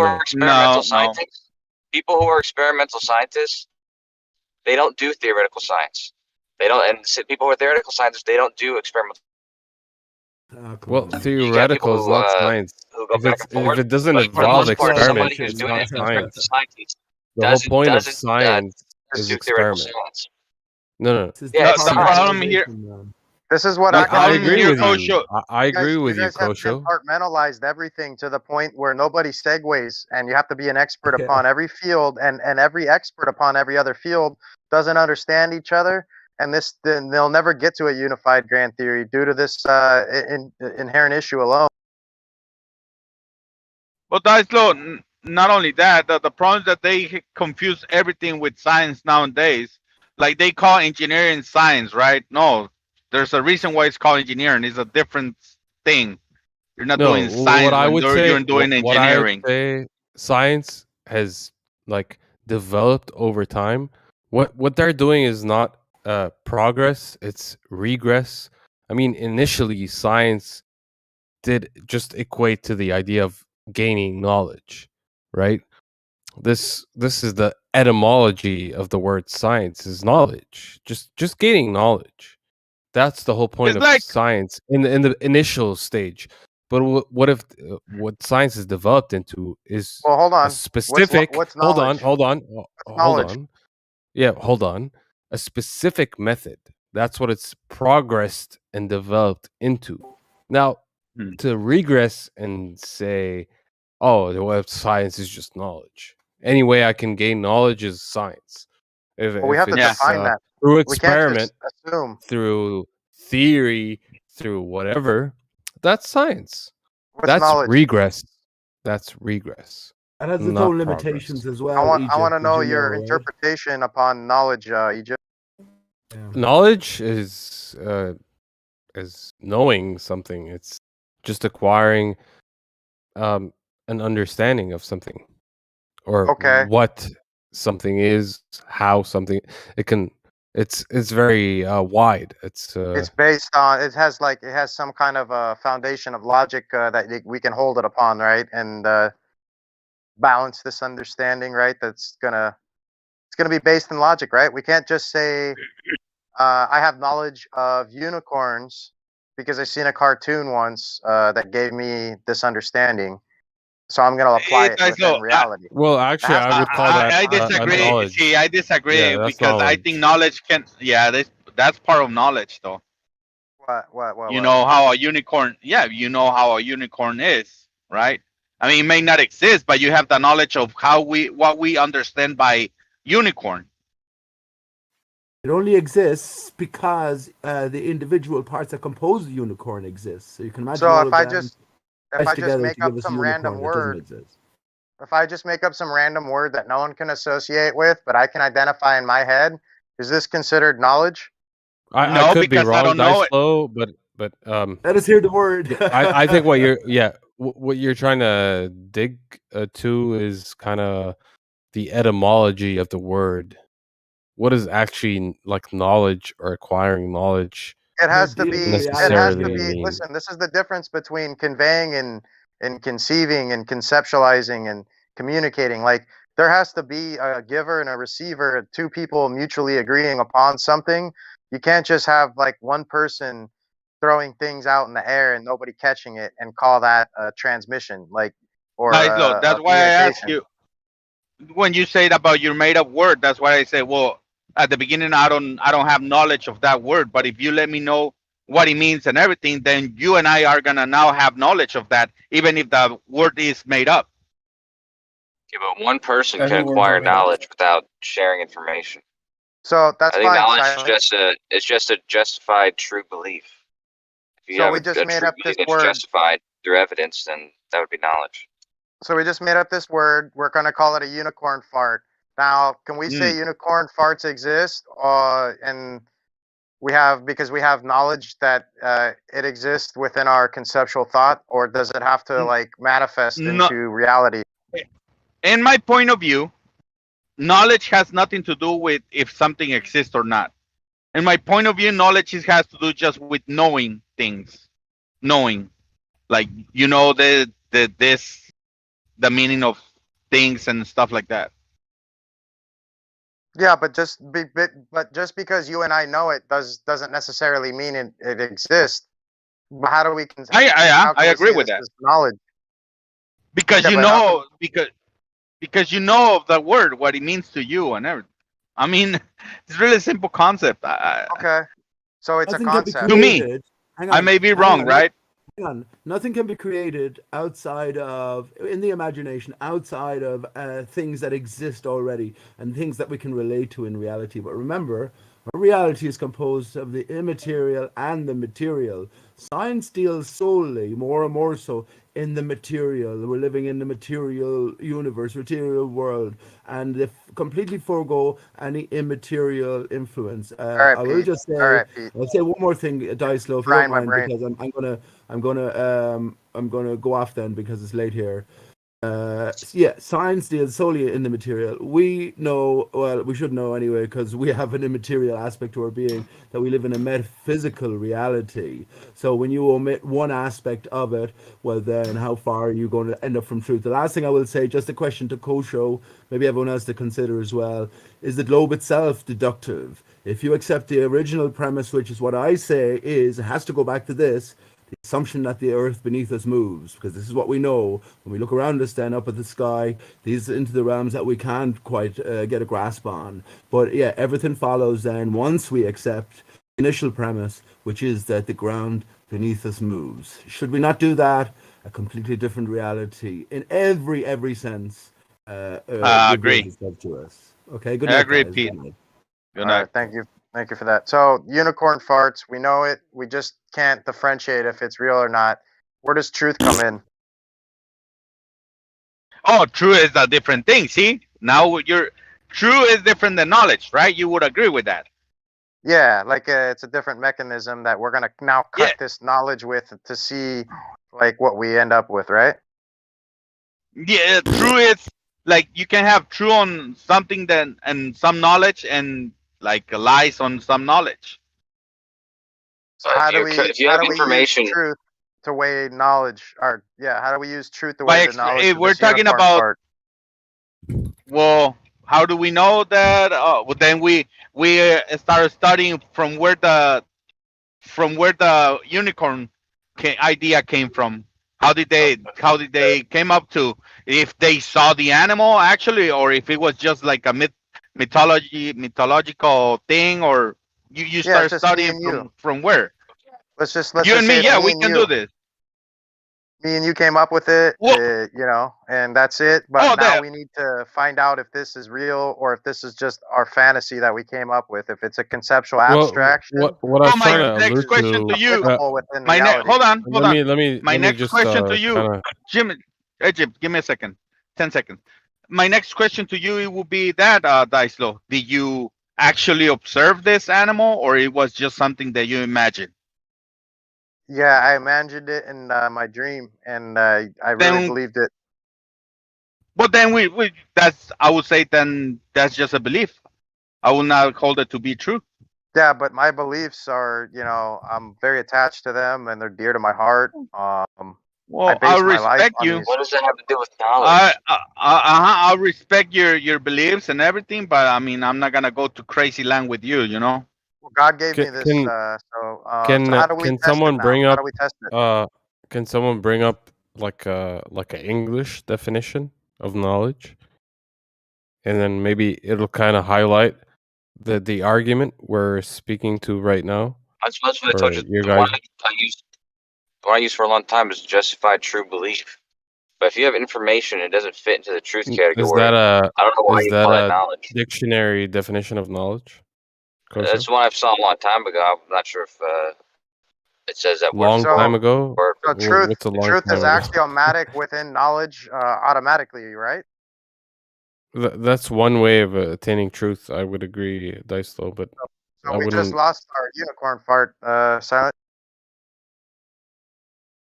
Yep.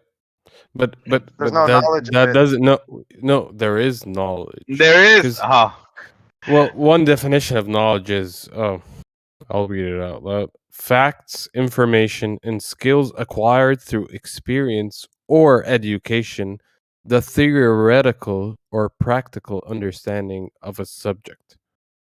Yeah, I had a dream about a unicorn fart. wide net to cast.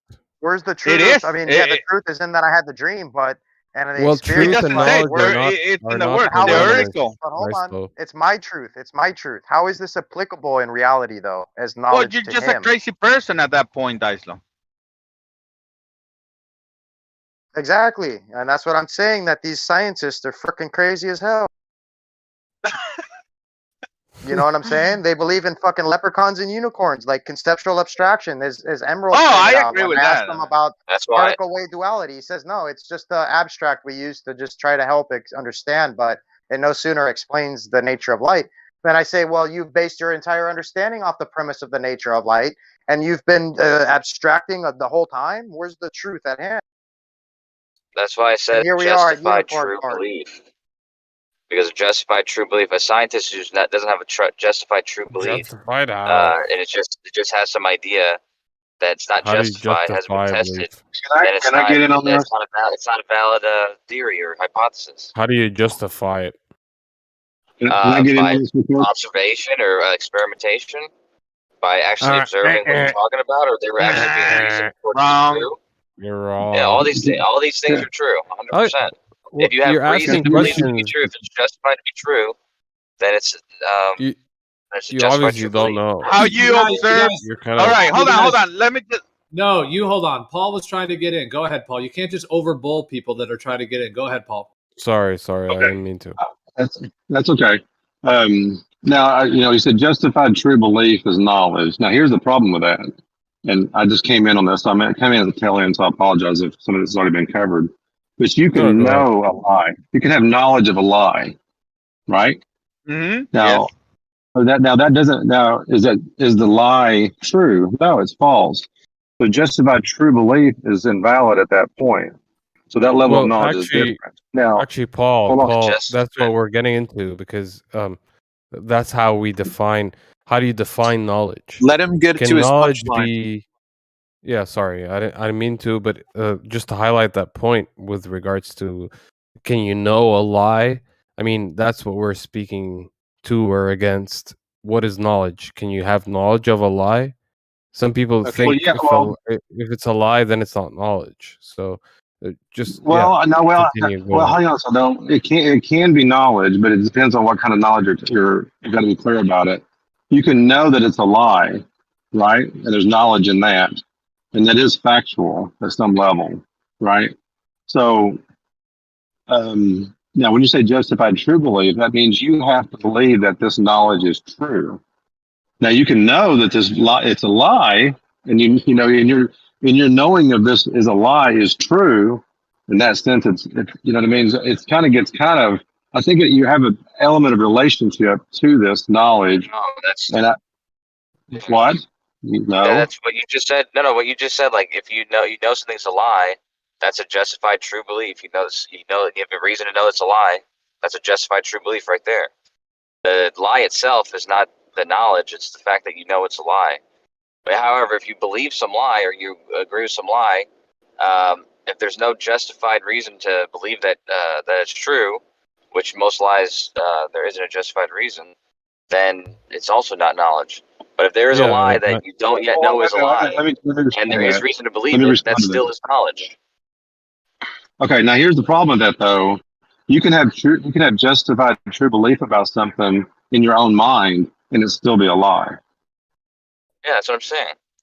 I'm saying if you have reason that's to not. believe So something you're saying to be that's knowledge. true, yeah. Even if the thing that you believe is not true, but you have justified reason to believe it, like the experiments that have turned over theories in the past. When people believed those theories, they were considered knowledge. Just because they were wrong, I mean, they had no way of knowing that at the time, because at the time, Sorry, Paul. they were justified to believe it. I agree with Kosho. Yeah, I agree with that understanding of knowledge, or Yeah, that me too. definition of knowledge. I agree with that, but I don't then equate that with science, because that's what I don't Kosho equate and his likes do. They think science is just knowledge, that it can change every day.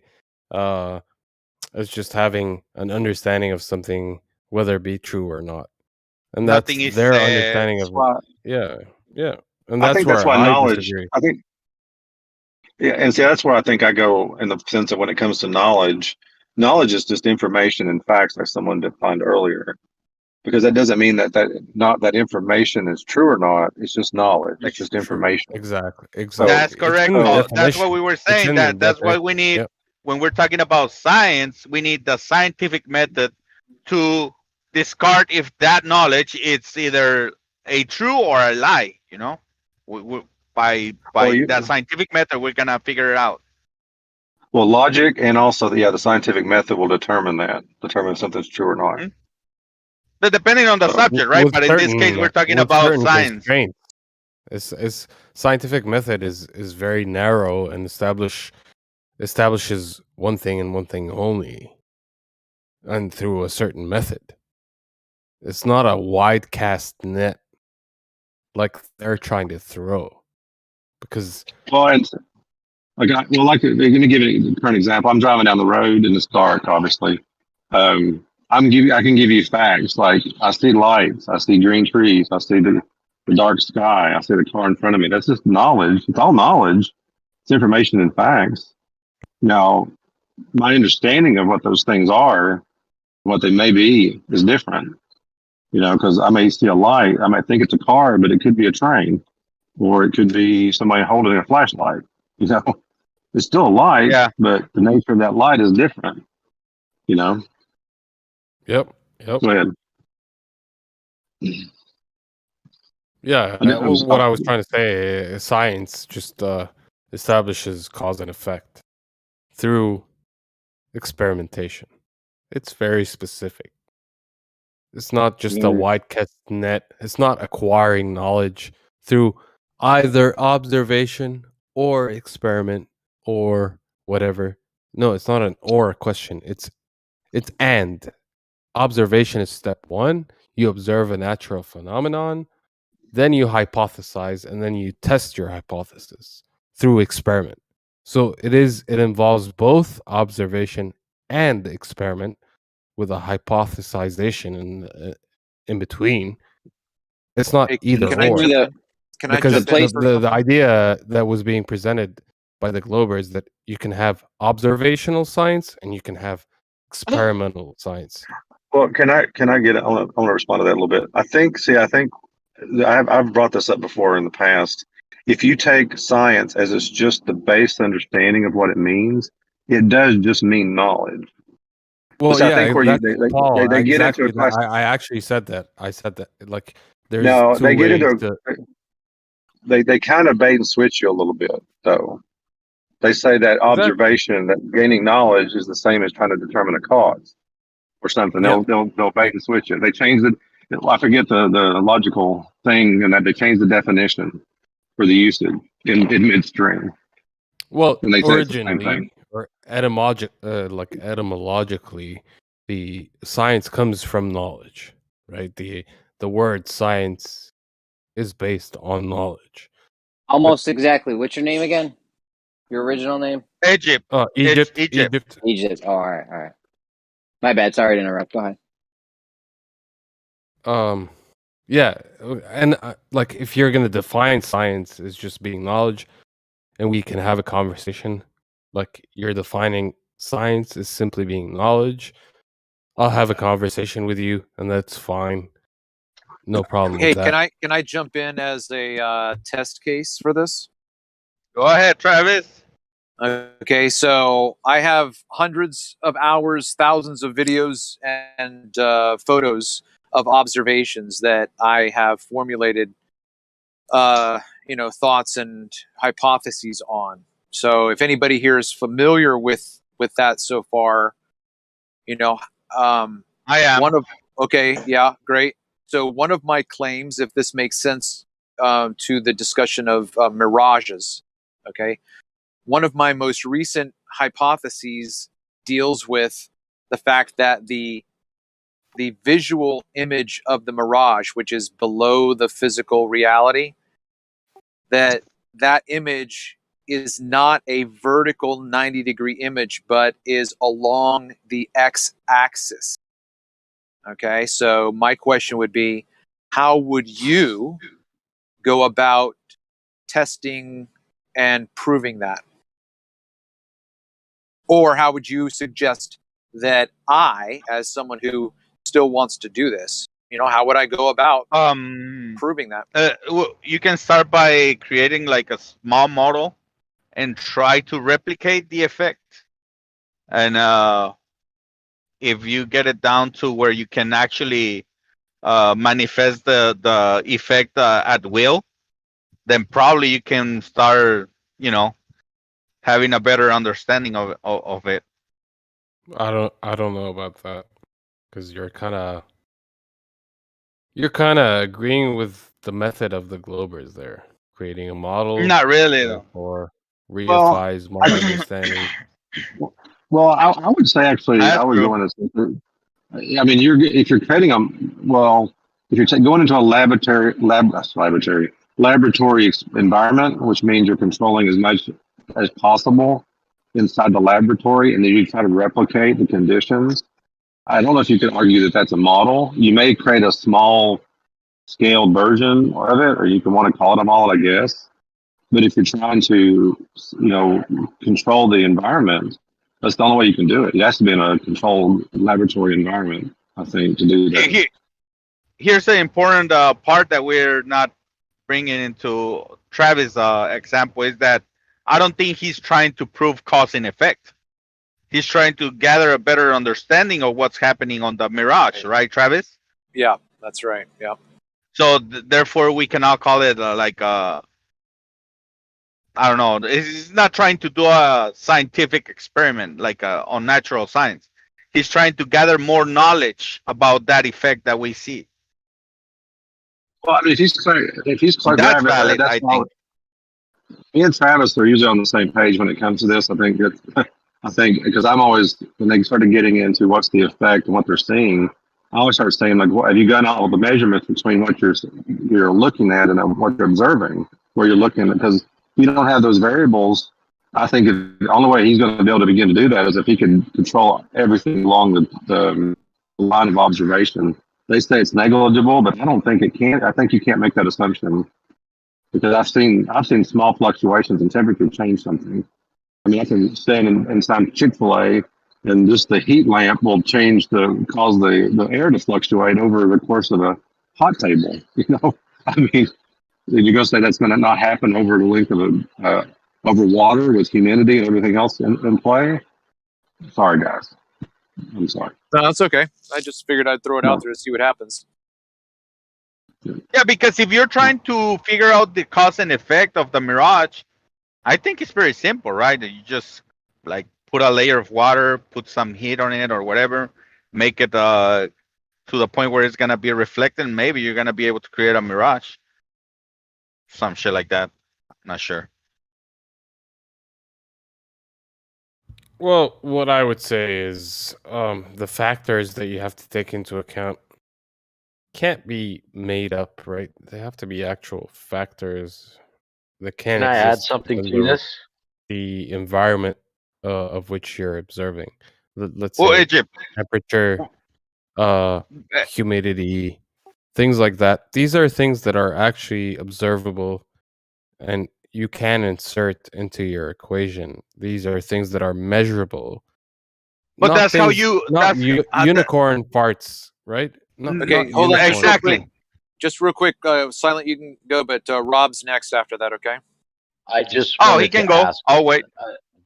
I just wanted to just interject with a small add-on about light. And do you think a magnetic field can also affect light?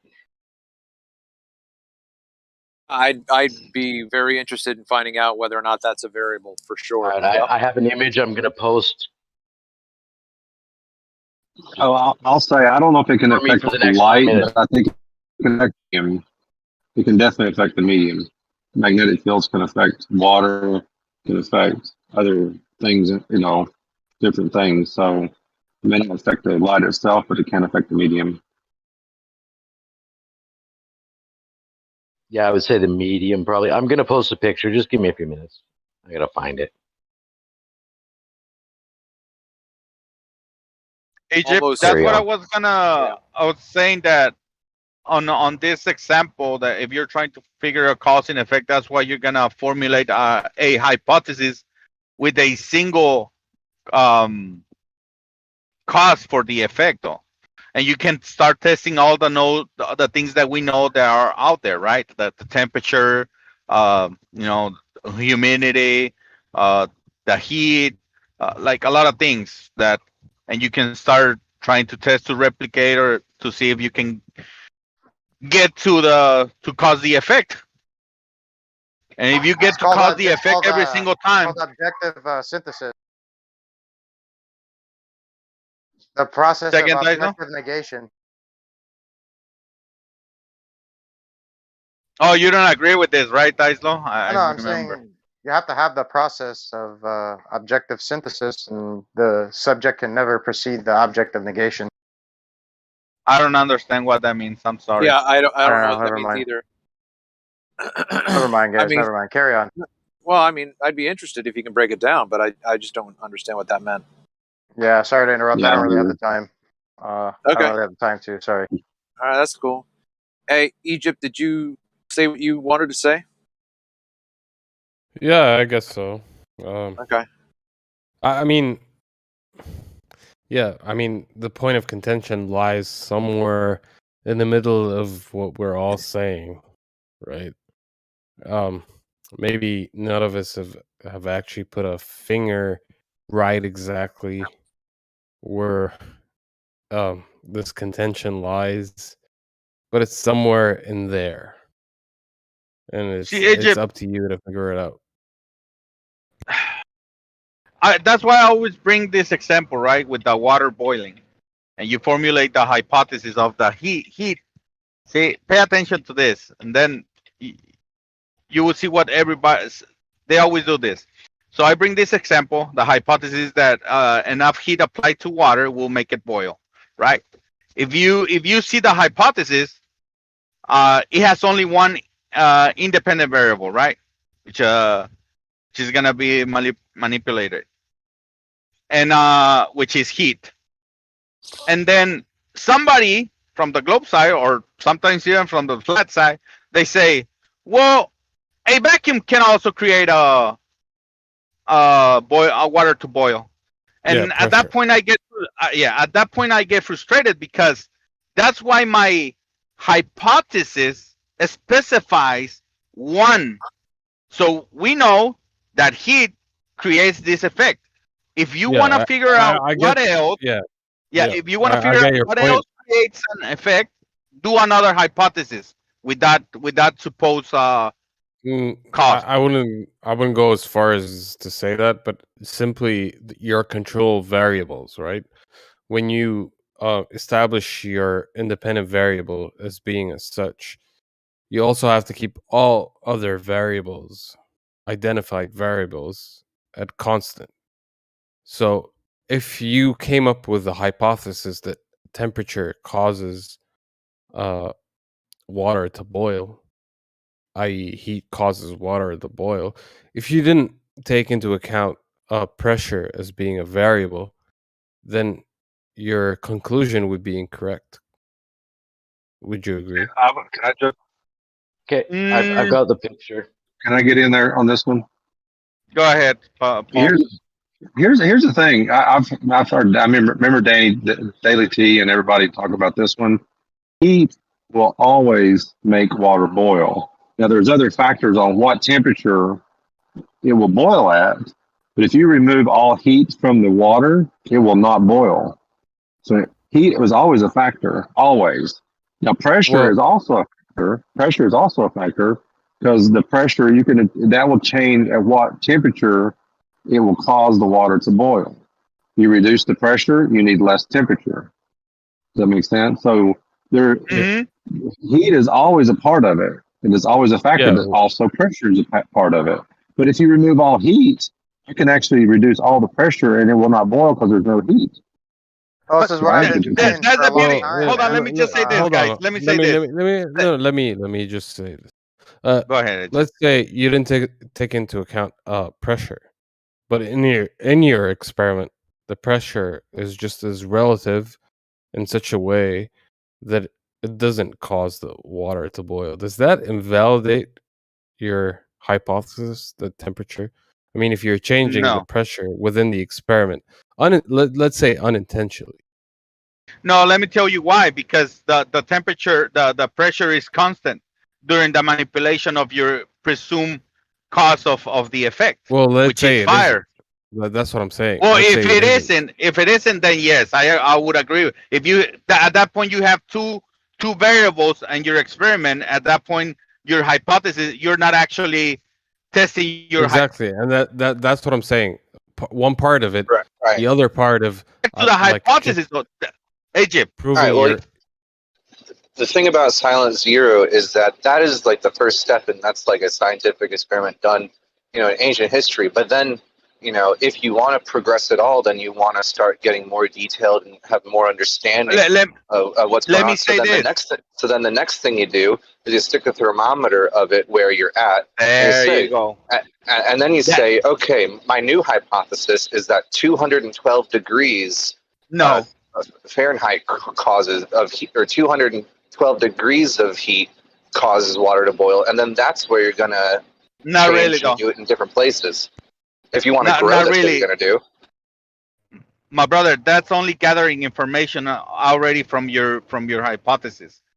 You cannot say, well, my cause is gonna be 200 degrees. No, you just at this point. That's the beauty of science. At that point, you can actually start gathering knowledge from different hypotheses to get a better understanding of the behavior of water. Right? It's just gathering it, but I don't think that the cause is 200 degrees. Is the heat. The number 200 degrees is just gathering information at what temperature does that effect take place. Let me put it this way: that maybe it's quantity exactly. Well, I can heat water all day long. This amount of heat. Yeah, but the quantity of heat. Absolutely required. Quantity versus pressure. All right. At this point, I would actually disagree. Here with we this go. I'm up. The scientific What about the method microwave? There's some weird. is not the empirical side or the experimental side is not quantitative. It's qualitative. It's cause and effect. Here, let me. I want to get. I I want to get back in here on this. Causes something. It's the fact that something causes the other, not how much. Okay, how much of it is the quantitative aspect, which is not the part of the scientific method. The scientific method does not deal with quantitative, rather qualitative. Water without I want to address something somebody said. There's something somebody says I can boil the water. I can put heat on the pot all day long and it will not boil. But here's the thing: it actually is. You just don't see it. It's called evaporation. It's a phase change. You're adding heat, and eventually the water will be gone because the water is transitioning from a liquid state to a gaseous state.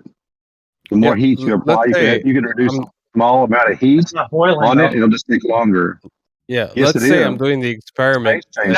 That's what boiling is. Boiling is the change of state, though. That's what it is. Let's say I'm doing the experiment at 30,000 feet on top of a mountain. I'm keeping all things constant.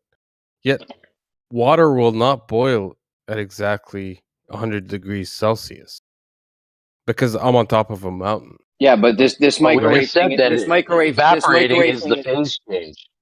This microwave thing is different. These fuckers with their sneaky shit had me on that over at Gems, but now I realize that it actually is boiling, and it's not. You can't just get it as hot as you want. They used to throw this thing in my face because I used to use the water boiling thing a lot, and they used to throw it on my face. But we can microwave water, and it won't boil, and we can get it past the boiling point. But here's the thing, though. Do you know what sublimation is? Everybody know? We're talking about what was that? Hold on, Paul was talking in Egypt. Do you know what I think I may be saying this wrong. Do you know what sublimation is? Anybody know what that is? Yep. And it's basically where something it goes straight from solid to a gas. So in one sense, you're having a phase change, but you're kind of skipping a step.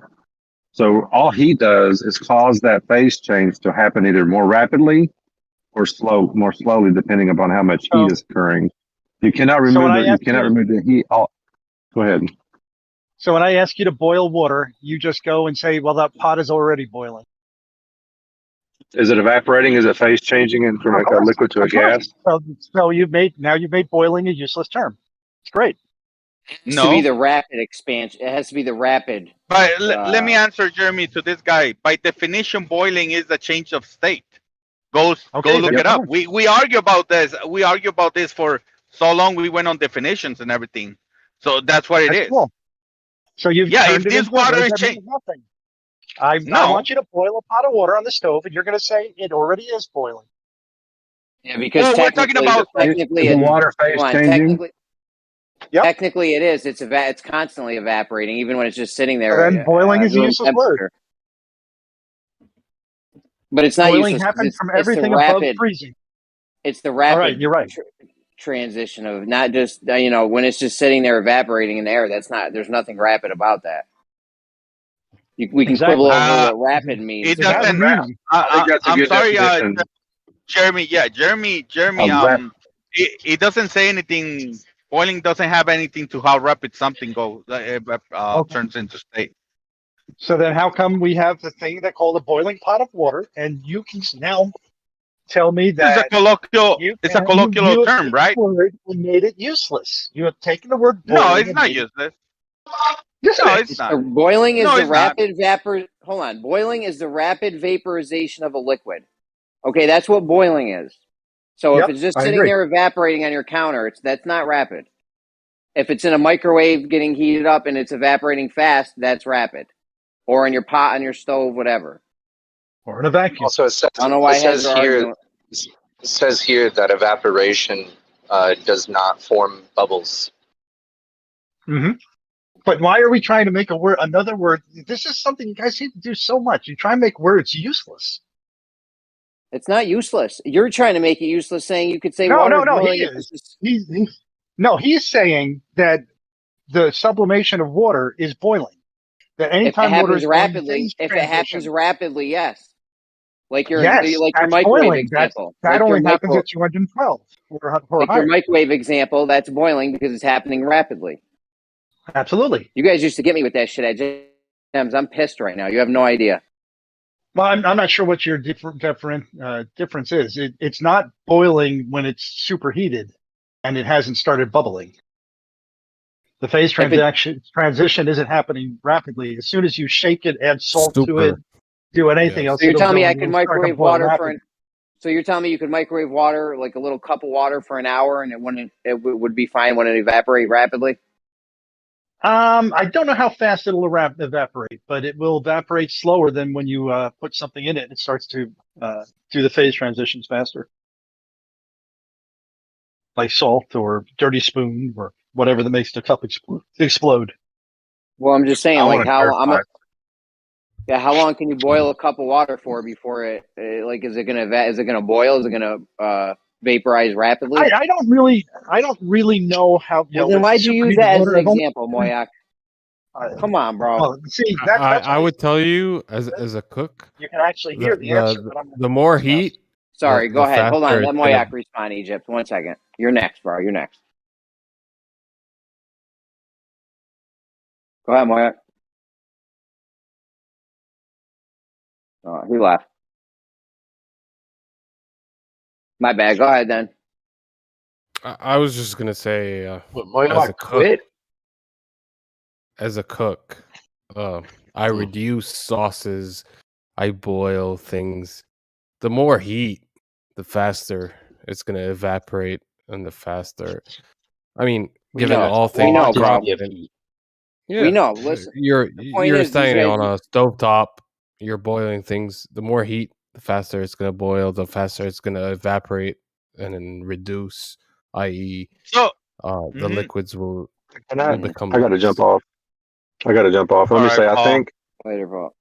And I'm not here. I've not been in here very much. I think you could argue. I guess. Let me clear. Oh, you're welcome. I think you could clarify it and say, usually the boiling point is happening inside the liquid, either at the surface where the heat is in contact with the surface, or like with a microwave, it's happening inside the liquid. So I guess you could argue that that's boiling, but the evaporation would not be the same. Phase change at the surface is the same as the phase change inside the liquid. because it is inside the liquid that is changing from a liquid to a gas. So I guess in doesn't the matter rapid, I where thought the rapid was good. Sounds good to me. Yeah, it doesn't matter where it Thanks, happens Paul. at, just that it happens rapidly. Yeah, later, Paul. Hi, Paul. Forms bubbles. It doesn't need to form bubbles. I was hoping we Doesn't could need to talk form about my bubbles. picture It doesn't and need to how form bubbles. magnetic fields Jeremy, affect yeah, light. because we argue about this one time with Zanik. I argued with him for hours about what was boiling, and because I asked him, is boiling the change of state or just the water bubbling? And I remember we went through so many definitions because I think there's an actually different definition for boiling in physics or some shit like that. Yeah, because boiling is not, evaporation and boiling are two different words in This is the most technical the English definition. language. This is the most technical definition I could. Go ahead. Yeah, sorry, Jeremy. All right. This is When the most Moyak technical said, Go ahead. There's a reason. There's a when boiling Moyak point. said, hold on, Kosho. When Moyak said, well, you made this definition useless. No, I think when somebody says, go put some water to boil, I mean, it's just in a colloquial sense. We understand what that means. It doesn't make it useless, right? But when we're talking about precise things, I think there's a difference. Yeah, I mean, the most technical definition I could find is this: boiling is a rapid vaporization of a liquid, which typically occurs when a liquid is heated to a temperature such that its vapor pressure is above that of the surroundings, such as air pressure. I mean, that's the most technical definition you get. It's basically rapid vaporization of a liquid. Yeah, Correct. good one. Yep. It's just Well, and that's the beauty of definition. Yes. We need to define words before we use them in a debate. Yeah, boiling especially. is simply when it turns to a gas, when you have a liquid turn to a gas. No, Egypt. We have to agree on the definitions. Okay, so let me jump in And just real quick. Kosho just made a fool out of all of us because he didn't agree. That's the actual definition. That's why in chemistry you have a melting point, you have a boiling point. And that's when solids will turn to liquids, when liquids turn to gases. So I mean, this is just. I don't think water can be melted. Kosho, you're making the definition useless because if that's the case? Go ahead, Travis. Travis You're lagging. Silent, you're lagging. You're roboting, bro.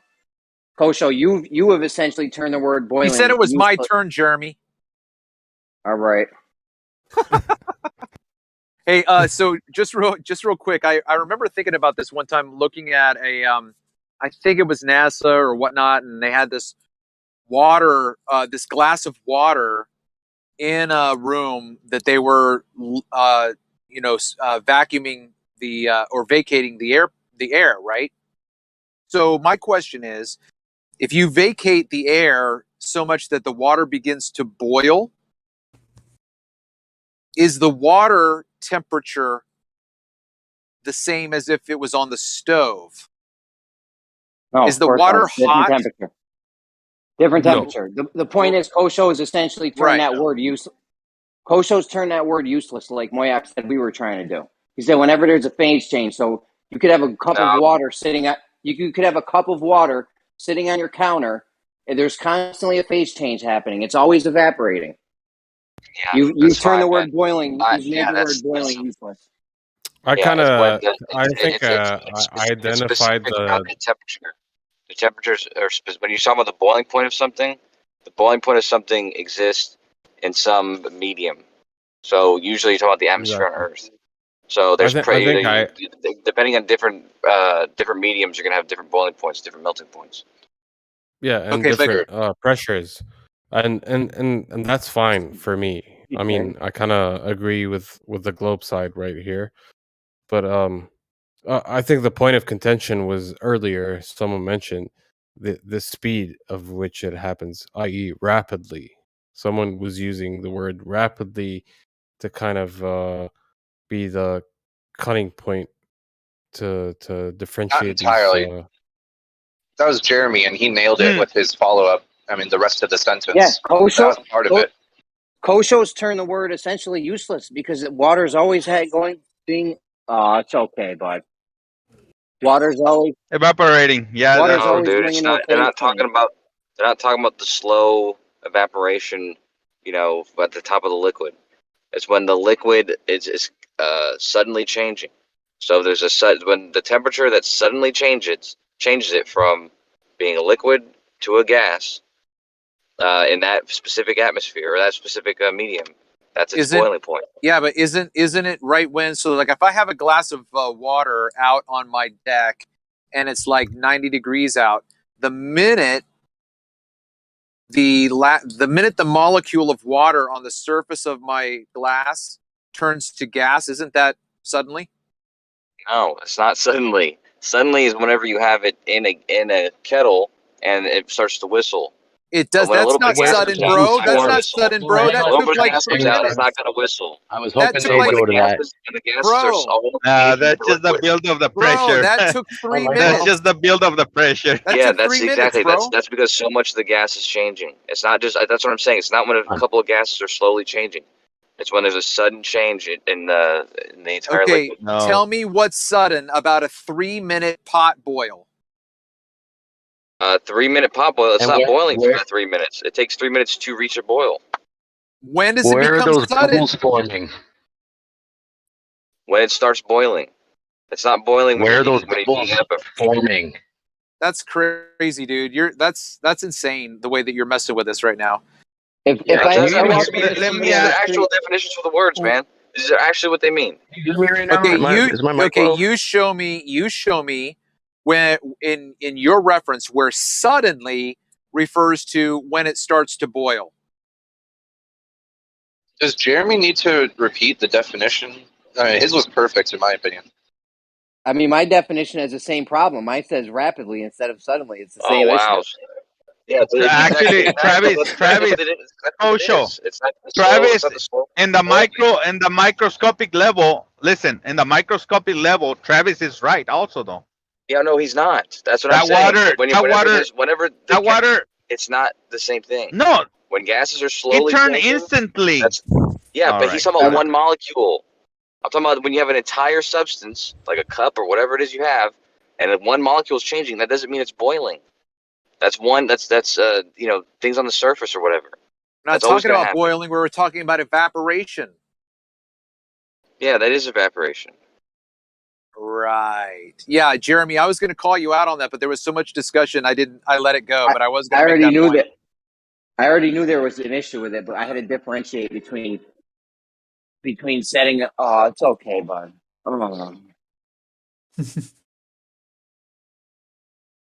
I just want to say the reason why we're having discussion about the water is because we already have so much knowledge, right, about the subject.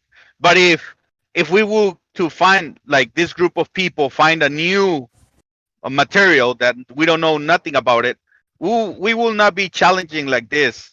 We will be actually starting from the beginning and testing one thing at a time to gather information about that new material.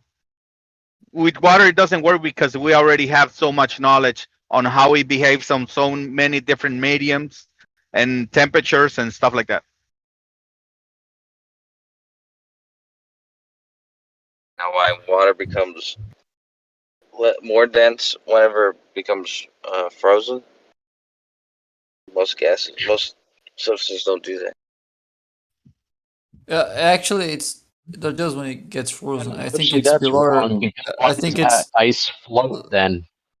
If it's I more think it's dense below. than the water. I think it's below 4 degrees. If it gets below 4 degrees, it already starts to decrease in density. 4 degrees what? The water. The Fahrenheit? water gets Celsius? denser and denser as the temperature more drops specific. until Celsius The ice or is not. Fahrenheit? Yeah, Celsius.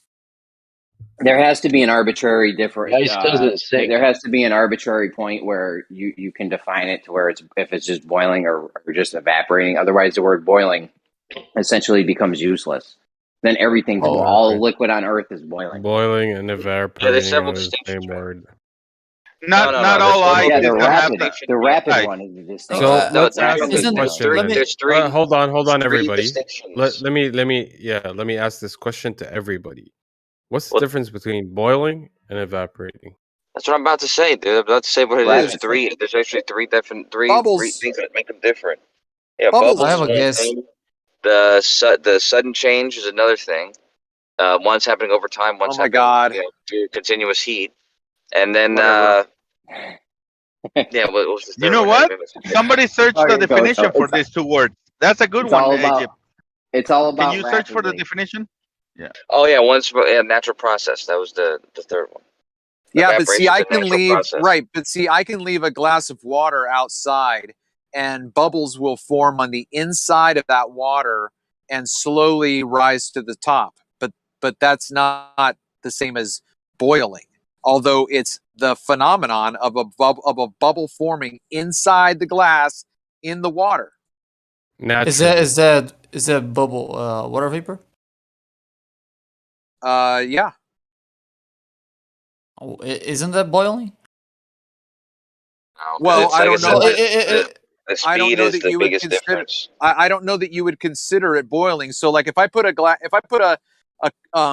pot on the stove, put water in it, turned up the heat all the way, and then when I started seeing the very first bubble form at the bottom, if I put my finger into that water, what temperature is that? But if I go outside now and it's just an ambient temperature, it's not going to be the same temperature as when water starts or the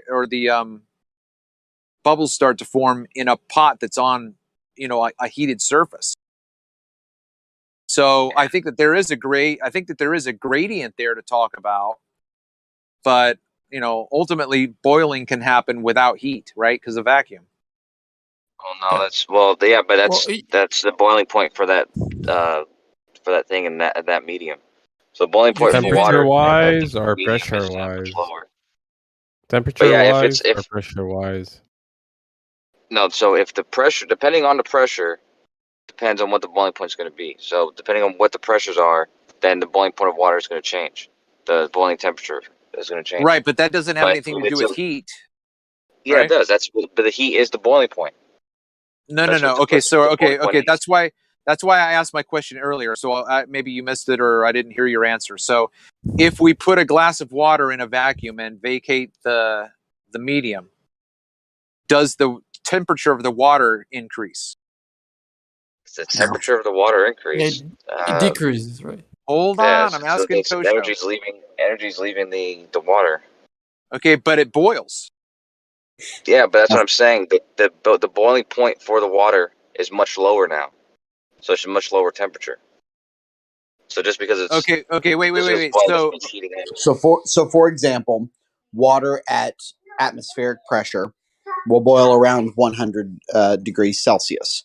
You take it down to half of atmospheric pressure, it'll boil at, like, let's say 80 degrees Celsius.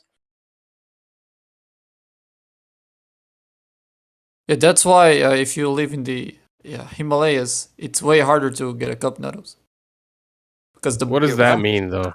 What does that ultimately mean scientifically? That's how boiling points are defined. They're defined in context of a medium.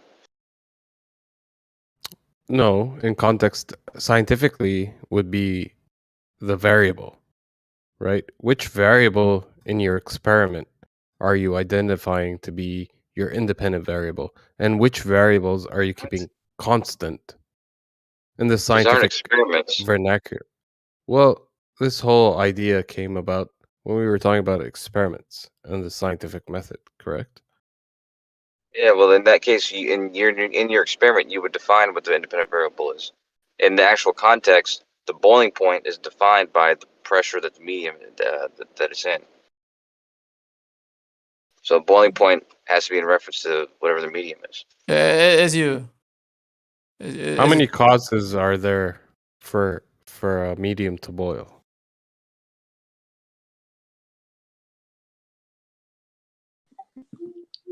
I mean, it's almost impossible to identify that. That's why the QE method of there's always one DV, IV.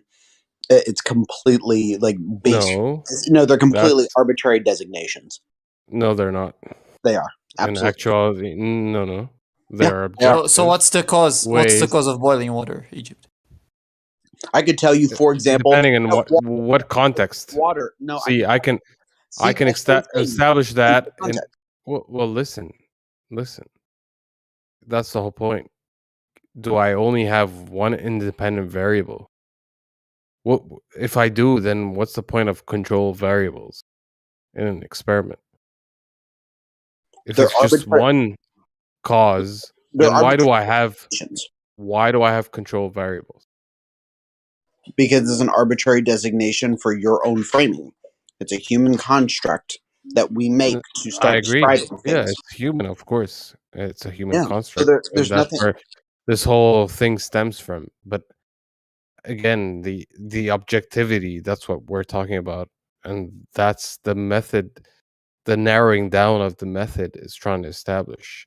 But you're saying there's nothing establishable by I that didn't say there's nothing method. establishable. I'm telling you, you can your establishment is just that, your establishment of it. Exactly, and that's the whole point. You're making my point. No, I don't think you're getting the implication of that, though. No, I am, and that's actually my whole claim. I'm not claiming anything beyond that. It's what you can establish through experiment is what's validated by your hypothesis. Nothing beyond that. No, actually, now you would claim there are things beyond that. That's your claim because no, it's you not. think That's science actually yours too. is just observing things. No, for example, pattern recognition. Science? Yeah, that's definitely science. So That's if you can't actually, abductive reasoning. so if you can't actually establish a pattern, you will never get to anything around natural laws or scientifically being able to explain something. Laws have nothing to do with scientific laws. Just have completely- nothing to do with scientific experiment. That's just nothing. completely not true. What are you talking That about? is- Scientific experiments, the conclusion can be laws or they can be theories. No, that's So- incorrect. Laws it's are not. simply laws. Natural laws are simply not explanations, merely descriptions of what happens always. Okay, that is just a completely arbitrary way of saying, "Hey, check it out! I see a pattern in the world." Right? So I agree with that, but that's not what a scientific experiment establishes. No, it's not about what a scientific. It's what does a scientific experiment actually use as its premises. These are And that's what completely you different just that's what you fundamentally don't No, understand about scientific experiment. No. What I You're don't trying to put it understand, into you're trying to put it into a box of saying, "Hey, I have this version. not me, of, man. This is my This is not definition of mine. science." I didn't establish the scientific method. Not me. It wasn't established. It was never established by Flat Earth Egypt, or almost exactly. What you're doing in Let me this tell you conversation that. is trying to pigeonhole this idea of what science is. Not pigeon. Yeah, you are. Just sticking Because you're to saying, for example, pattern recognition or natural law cannot fit, and you're just making this declaration, which is just completely not true. The idea of pressure. Give me an example of a natural law. Sure, Boyle's law. Universal law of Boyle's gravitation. Newton's laws Is of that motion. a natural law? Would you? Yeah. Would you? Are you going to stick to that to the whole end of the argument? Sure, why not? So, what do you feel about ideal gases? Are these real gases? Is that what Boyle's law is established upon? Ideal gases? Yeah, they describe gases in containers. So, gases in real life. Not I didn't theoretical. I didn't stutter, I don't think. Okay. That's great. So, you do agree then that gases need a container? I said a gas in a container. But that's a law. So, again, does a gas need a container? This is how it behaves. So, a gas not in a container, how does it behave then? Which law is that? Give me the law. without a container? What are you talking about? I'm talking about what you're talking about because you said a gas behaves in a certain way in a container. So the adverse law, not in a container, how does it behave? It just like the rest of matter acts on the forces that, like, it responds to the forces acting on it. So not in a container I don't understand what's funny. behaves in what way? You told me how it behaves in a container. So Yeah. without a container, how does Where it behave? are you going with this? You're asking me about natural law. I just tell you about a I'm just natural law. demonstrating Now that you're you don't have a now you're natural law. How are you doing that? You're not even talking about, like, you're just asking me about containers now. You're not able, yeah, because that's what you mentioned in your natural law. You said I don't container. understand what's funny. Can you just explain what you think you mean rather than like going in this really confusing loop where you think that you're saying something, but no, you're not. I think you're confused. Oh, I'm not but- confused about anything right now. No. Really? Then how Yeah, does go a ahead. So gas hey, behave? rather than the Not in a thing, I'm container. just going to go on mute and I need you to explain it. Yeah, I'm asking you the question. You said No. the You don't ask natural me law, questions. Boyle's Explain law, what you think is the problem. is that you can't explain gas behavior not being contained, not within a container. I'm just proving that. I asked you that question and you can't answer it, and you kept fucking going all over the place. Oh, demonstrate how you're telling me what you're telling me when I'm simply asking you a simple question that you can't answer. Your law is all based on one thing, a container. No, That's what I'm Boyle's law is demonstrating. based on Boyle's law. Based on a volume of a Boyle's container law is based on volume. And guess what? Boyle's The law. atmosphere, if that's what you're getting at, the atmosphere doesn't follow Boyle's law because it's not in containers. I don't know what you think it's funny right now, but all right. Boyle's law, the atmosphere doesn't follow a law. So because it's not naturally things don't follow a law. Because the atmosphere isn't in a container. So what law does it follow then? That was my question, by the way. That you laughed about and was asking me why I'm laughing. You're the only one laughing about it. You're asking, you were asking why I laugh. So answer my question. Which question? What law does the atmosphere follow if it's not following Boyle's law? How about the 3 laws of Newton? That have nothing to do with gas behavior? They have everything to do with gas behavior. Why would you think that gases? Why would you think that gases? Go ahead. Explain how they do. Yeah, sure. Don't ask me questions. Sure, no problem. Gases have mass, therefore they have inertia. First law. Second thing, right? They are going. Any type of force acting on that mass is going to cause an acceleration. So gases of that mass. don't. We see that. We see that through. Hey, can I actually finish my sentence? Thanks. No, I'm gonna object to your first statement. Egypt. I'll finish my sentence, then you can talk. The first one is that gases have mass, and therefore they have inertia, so they're going to respond to force. The second, we can see acceleration on this gas as we see the different pressures at the different levels.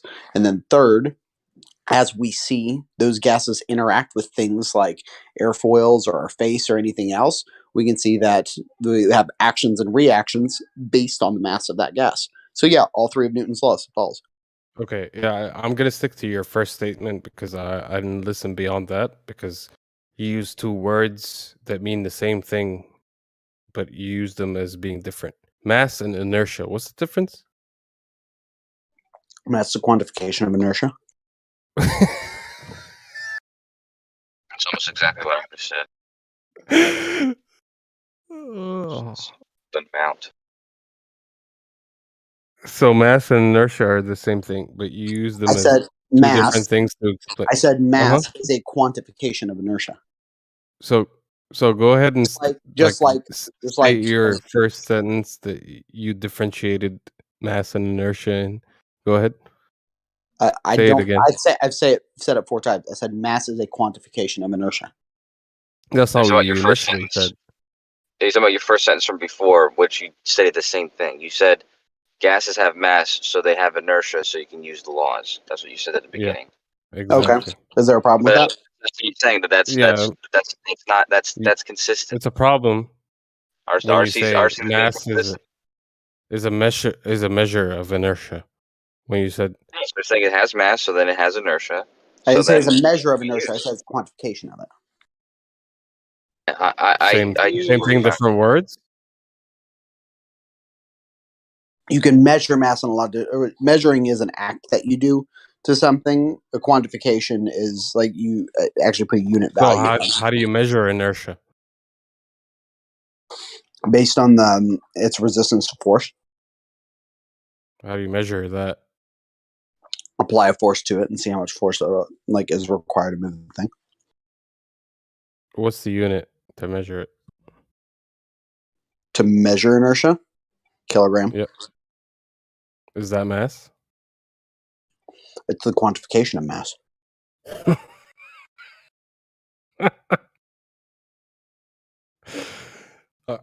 Honestly, because I'm laughing so hard, like I don't think I can continue this You're conversation. nervous laughter. I'm not trying to be. You're nervous. I'm Your not nervous trying to laughter is be. the really, Yeah, like, maybe it's nervous. Yeah, maybe it's nervous. Whatever Can you you want to call quantify it. something's inertia? Someone Yeah. take.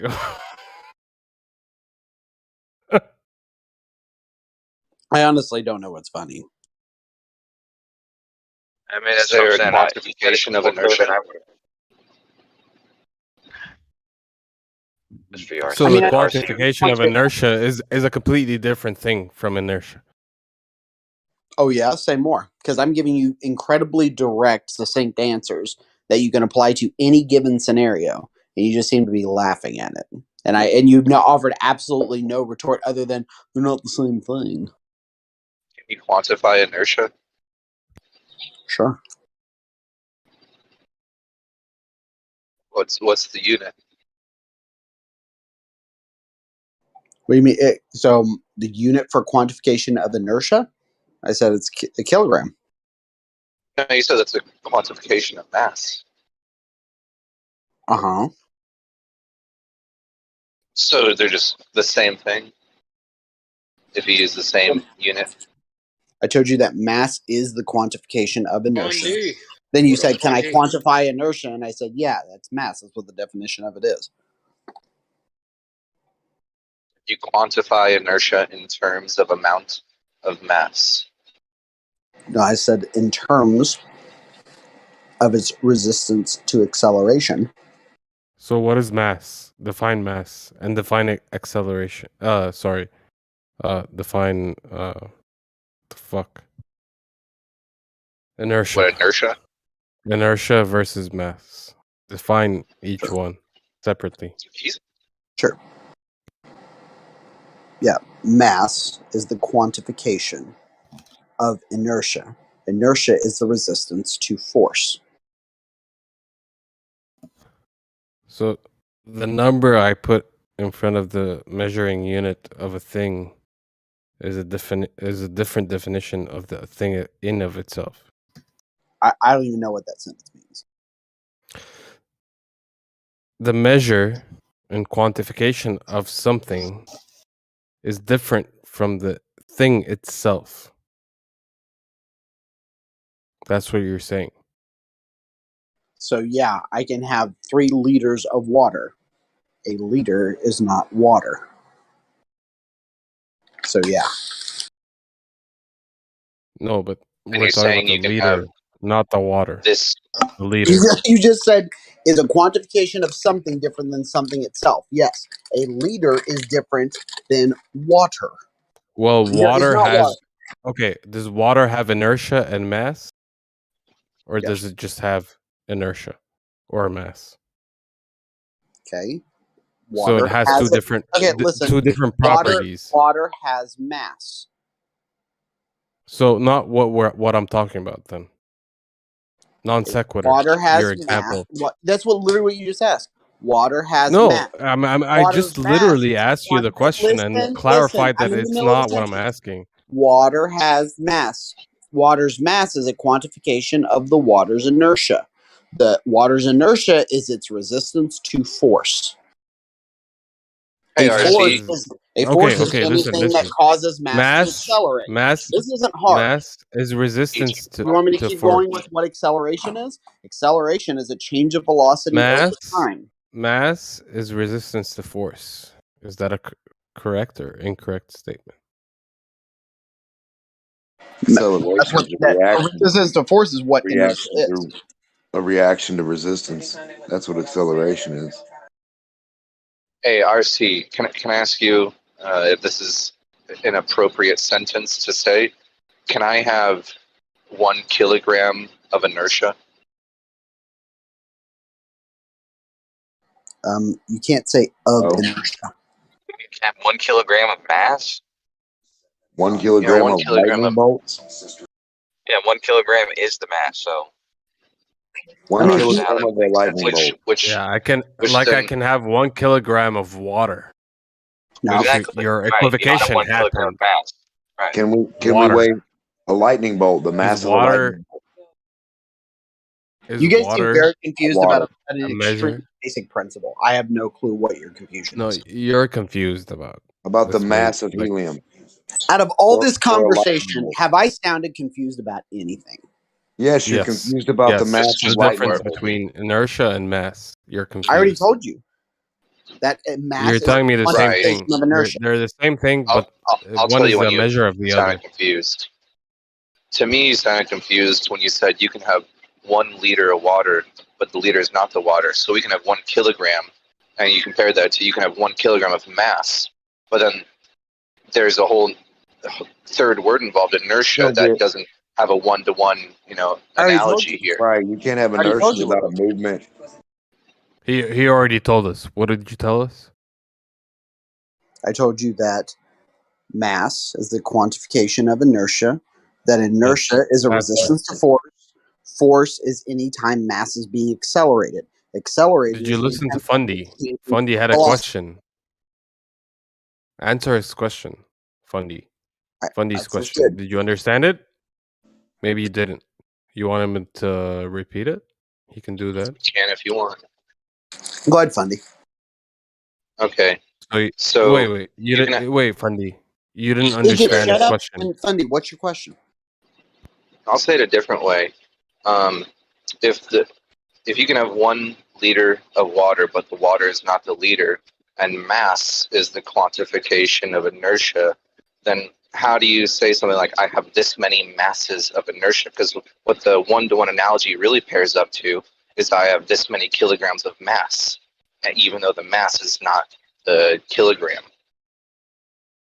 But then inertia is a third word you're involving that doesn't have a direct analog. You said that incorrectly. Let me correct and help you understand this.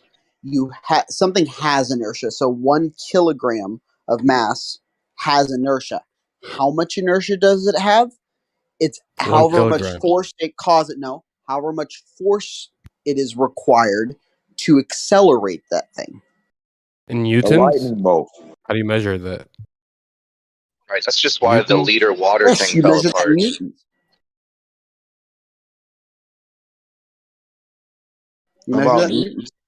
I thought newtons measure force. I just said that. You asked how did I measure force? You said newtons. So inertia is force. No, I said it's a resistance to force. I don't know why I have to just keep. This is the 8th time resistance I've to repeated force every one of these is measured in force. with zero problem. Or, and you guys just or keep mass. changing the word. You guys just keep changing what I say. You To say, so do you mean this? Not changing. We're asking you. Movement? You're the one who's changing. Why I haven't changed anything. Okay, inertia is measured in newtons or kilograms? Kilograms. The quantification of inertia is measured in kilograms. Where do you get inertia Measured in. Listen to my question. Inertia is measured in newtons or kilograms. I didn't mention quantification. Measured in. Okay.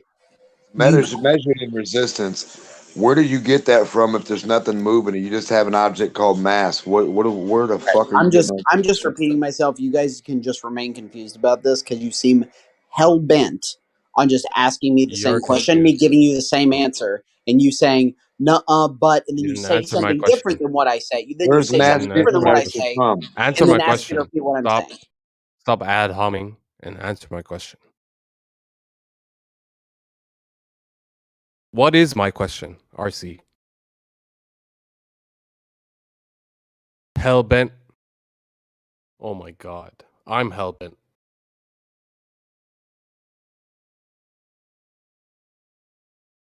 Slipped up there and he said that kilograms is a measurement of inertia. That's a measurement of mass, though. And he says mass is the quantification of inertia, but there's no unit of how many masses. Do you guys understand there's a difference between inertia and the moment of inertia? Why would you even put inertia in there? Hold We're on, just Demont. talking about Hold an on, Demont. object sitting there like mass. Demont. Because the subject of what we're talking about currently. Yeah. The moment of inertia is exactly what was said before about the amount of force required to accelerate the mass, right? But the inertia itself is the same thing as the mass. The moment of inertia is not the same thing as it's not the same thing as inertia. Yeah, but How what are can we talking inertia about? be Inertia mass? or the moment of inertia? That's what I'm saying. I got That's a ball more sitting on what the you're floor. asking. Your question. Your question, Egypt. Your question was: is it measured in kilograms or is it measured in newtons? Right. I'm clearing up why you would have that question because you're discussing two different things. One of those is measured in newtons. One of those is measured. You are the one who brought up moment of inertia. Did I bring up moment of inertia? Well, you brought up newtons. The moment of inertia is measured in newtons. Let's just go ahead That's and not hear what I Kosho asked, out. though. He just wants to expand the conversation. Newtons is not measuring inertia. What do you want to tell us, you man? there? Did Micey left? We're talking about mass. Yeah, RC left. What was the definition of mass that he gave? What was the definition that mass that he gave? A measure of inertia. Resistance, a basically. quantification of inertia. Can somebody go research the definition for mass on Google and see what they get? Well, you get two different, basically, definitions. One of that, the quantification of inertia. It doesn't make any sense. Why? The other definition. Are you sure you get that? Well, basically, you get the same definition of inertia. Did you search it right now? I remember searching it, and that's Yeah, what look it it up gave again, me. right? Look it up again two real quick things. and One see what you get. definition is the amount of matter in a substance, and the other is and then you go the and then amount you of go to the resistance, definition of and the other is the amount of resistance to so mass has acceleration, two meanings. which is yes, it does have two meanings. One that coincides with inertia, and that's why they're able for someone like RC to say it's a quantification of inertia. And that's the problem. In science, you can't have, when you define words, they have to be very well defined. They can't be poorly defined. It is well defined. Well, if you go, the fact that we're having a back and forth, two definitions are not well defined, buddy. Yes, so you're acting. Let's leave it at that. Let's leave it at that, buddy. Let's leave it at that. No, you're not gonna. Nobody cares. Not gonna leave it at that. Not gonna. No, All right, care go if you ahead. don't want. Don't learn anything. But mass having two definitions is not two separate definitions. It's stupid. They're two attributes of the same thing. Yeah, it's not defining two different things. Yeah, just like force, but not a force. Just like gravity, but mass, but not a force, but a force. But you know what I mean? And then you go to what the definition of matter is, and it's mass. And you go to mass, and it says matter. And then you go to matter, it's mass. And then all you're really talking about is resistance in the end. That's all you're ever talking about. And why would you ever put movement into the calculation, equation, formula? Why would you even put inertia in there when you're just talking about an object? The first thing you said would have been it. and that would have been case closed. You don't go to another thing talking about movement or a reaction of something that you're not even fucking talking about. Some made up imaginary thing that's happening to this thing. We don't care about that. We said, what is mass? And Hey, this Dima, is where does not simply my where does opinion. resistance fit into this? I mean, this is That's physicists resistance is and everywhere. PhDs opinions no on the such thing as definition of the anything without words. resistance. You can never have no resistance ever. You'll never not have resistance. That's where it fits in. Makes sense. Makes sense. Yeah, I'm fine with DMOC's explanation, but what I was trying to highlight is the doublespeak of the globe side and having one word Right. or two words meaning the same thing, Right. but yet they're different. But Right, they're yet adding they movement can't or explain action or the reaction difference. to something. They're just adding What movement double and speak, action. Egypt? What double speak mean? What are you talking Inertia about? and mass. No, Inertia no, and it's mass. just the same. It's the same. It's the same. What are you talking about? Well, that's Throw in the material definition or of matter, and doublespeak. it's a trifecta of circle jerk. How can a stabilized set object is just sitting like I got a ball there, the mass of a ball? Why would I add inertia to that? I'm not moving it. I'm not dribbling it. I'm not doing anything to it. It's just there. It's a ball. It's a mass of a like. Why would I need another thing? Please tell me. Because gravity, right? They gotta No, insert their it's not shit moving into anywhere. everything. It's not moving. It's set on a base. It's set. It's stable. But the floor or the table is pushing on that thing upwards. Don't you know that, Kosho?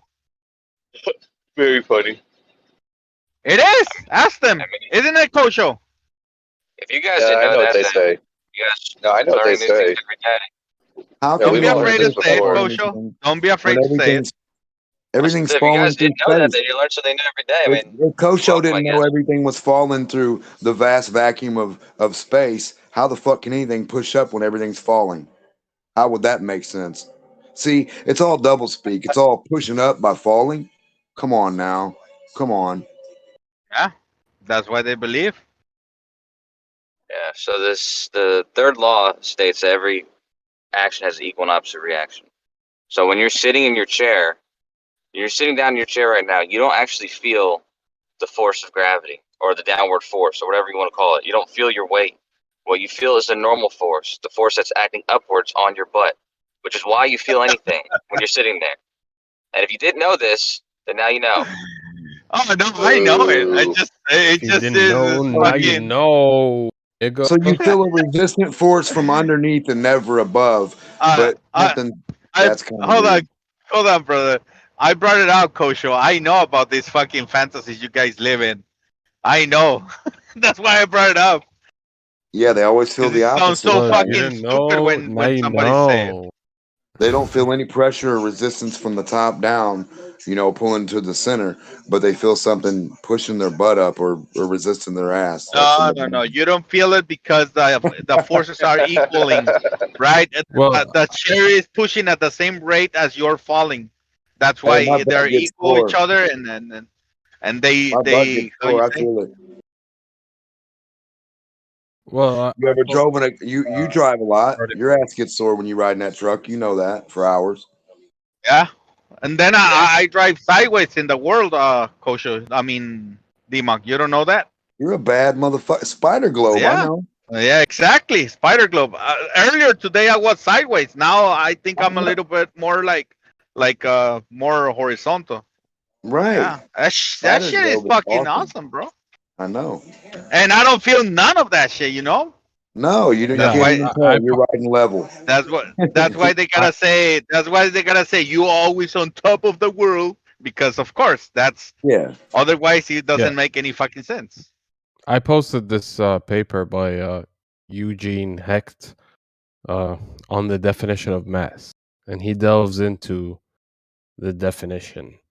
It's a whole paper about it and how there is no in physics actual definition of mass. Well, how could there be? Yeah, Is that there's PDF no that you just dark posted? matter. Yeah, Dark it matter is nothing. silent. It makes up everything. So how could there be this thing An and interesting something read. when nothing makes up something, right? I mean, think about that real quick. The conundrum. Yeah, well, it talks Nothing it makes talks up about how everything. in science Dark you need matter, to right? really rigorously define words, and it Well, shows That's how why. words and it just gives mass an example, and it references other words used in so-called science, if you and don't how they're reference, poorly defines them as poorly defined, because it shows It's how they have different definitions. Just for a word it's to have different definitions in one context, the scientific context, just shows how poorly defined it is. Case closed. it's really telling how like Yep. they keep saying you don't understand the model, right? I can repeat their model back to them, and they keep saying you don't understand. I pretty much almost every flat earther that I know here for the past 6 years, they understand the model. Just that we can see logically what is wrong with their model. that's When why you're I not start mentioning indoctrinated, that. when you're not indoctrinated into it, you're able to see this.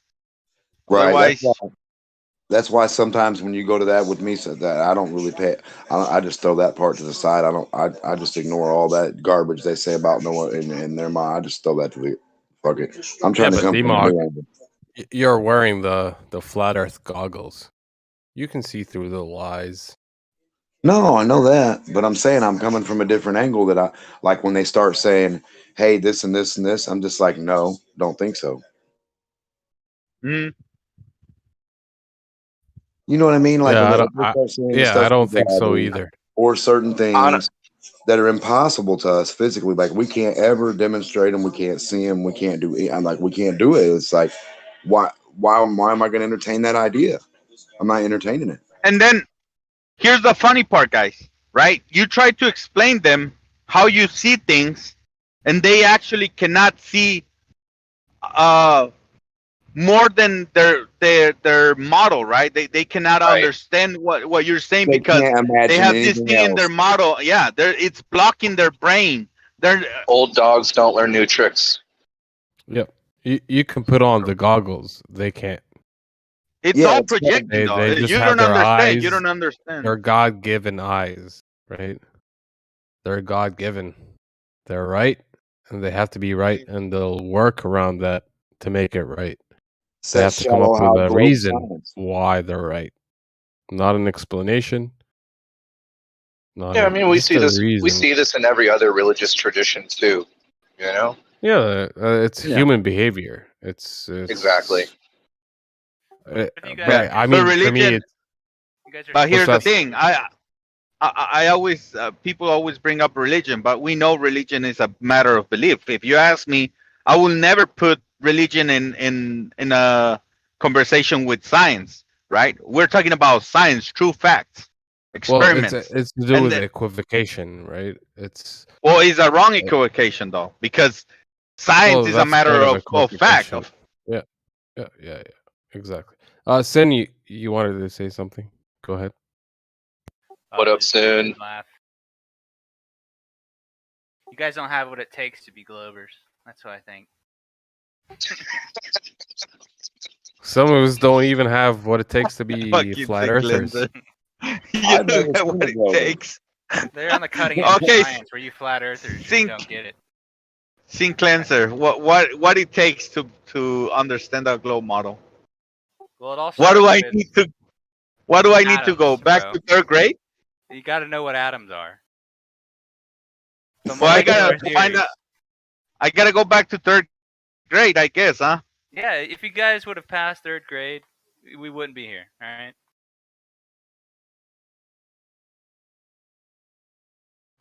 All right. I always have to take into account what Sin says. Sin is top 3 flat earthers that I respect. Yeah. Sin number one. Sin number one. It wasn't easy. No, that's China number one. North Korea number one. Exactly. Oh, I forget you're a communist. Yeah. Sink Cleanser is a communist. Almost exactly.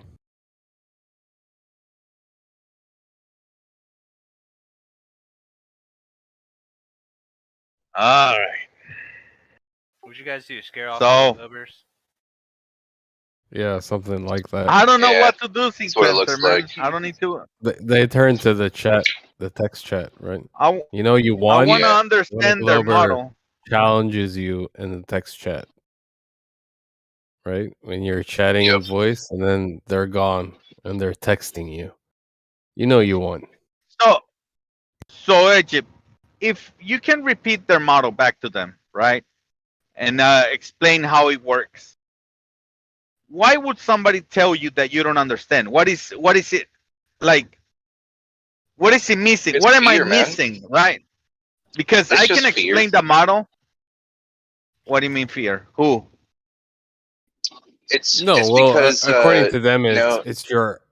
See, you can repeat it, but No, and according explain to it. them, yeah, according to Repeating them, is you not don't understand it. understanding. Yeah, Yeah, repeating is well, not understanding. But if you can actually explain the mechanism, right, of their model, what is there not to understand? What am I missing? you're missing their understanding because their understanding is the correct one, not yours, because you're a flat earther. So your understanding, even if it's right, does not match their understanding, which is the right understanding according to them. So, according to them, But you see, don't know. here's the thing. I would say that they have a more limited understanding of things because they have narrowed their mind by this fixed set of rules that they have, right? That they've been teach in school. Well, I don't yeah, know. good luck trying to tell them that you understand their model better than If I didn't go to they school, actually do. if I don't have a Yeah. master's. Yeah, exactly. Yeah, but they know that you guys have good points, but it all comes down. Their behavior all comes down to two cliches. One, I mean, yeah. people fear the unknown. Number one, and they like to stay with what they think they know, allegedly know.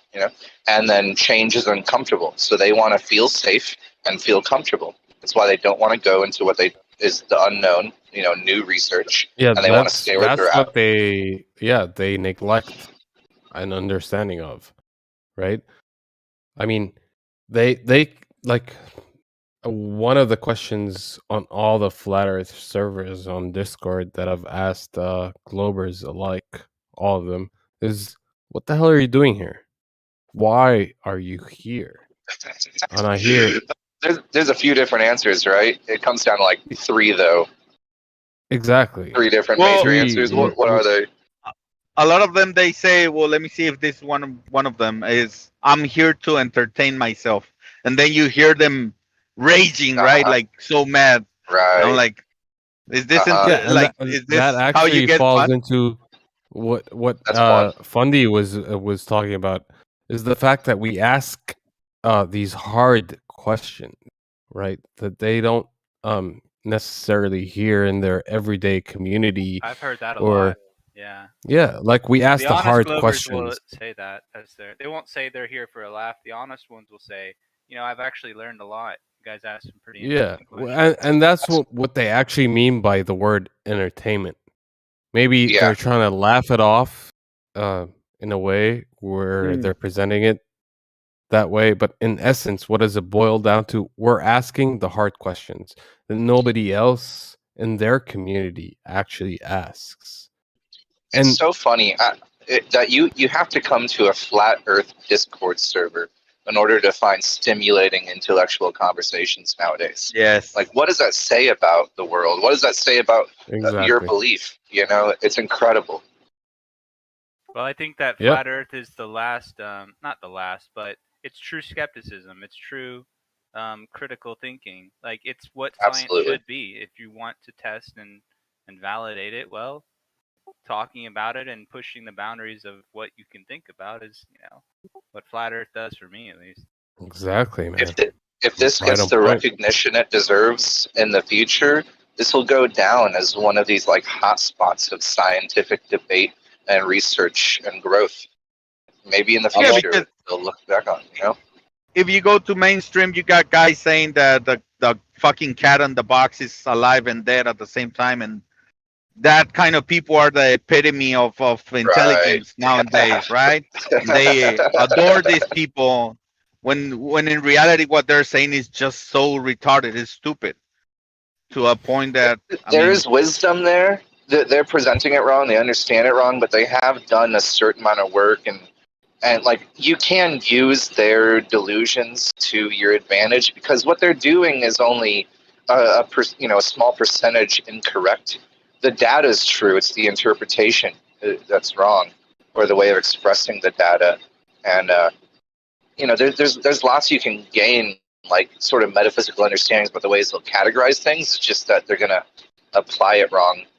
Yeah, But we can. and Fundy, you're right on point, and that's like, take RC for example. He's actually using that argument in his favor in a way in the text chat against me.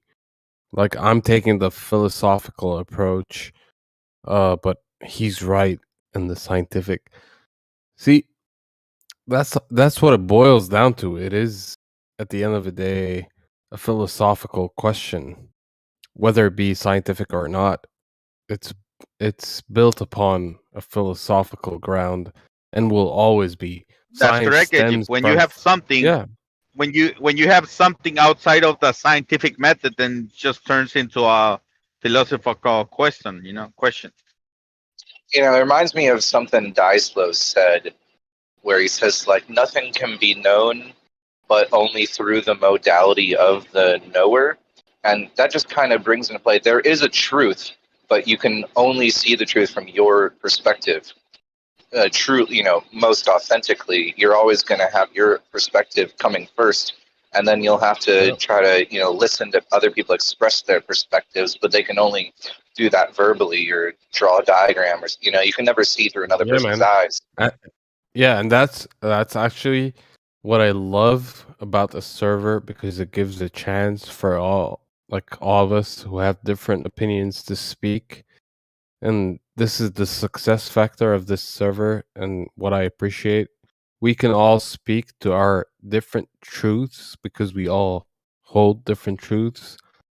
But we can actually, this is Discord, so it's about the discourse. It's about speaking, giving my opinion without not necessarily being muted, banned, or whatever, within the constructs and rules of the server. And what I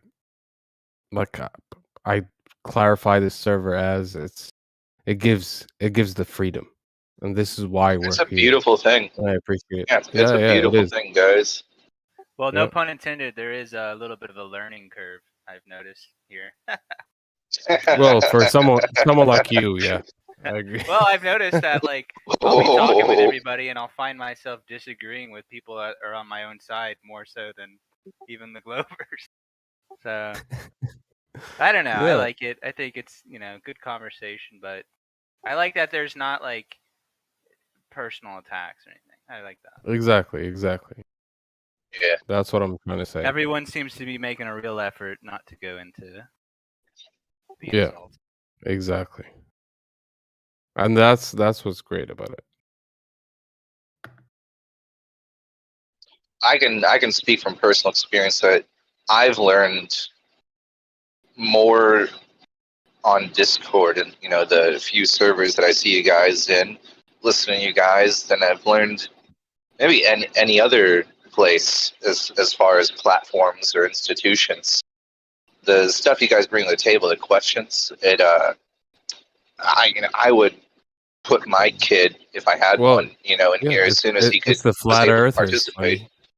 It's the flat Yeah, earthers. man. Smart people here. Smart, skeptical, true scientists, in my opinion.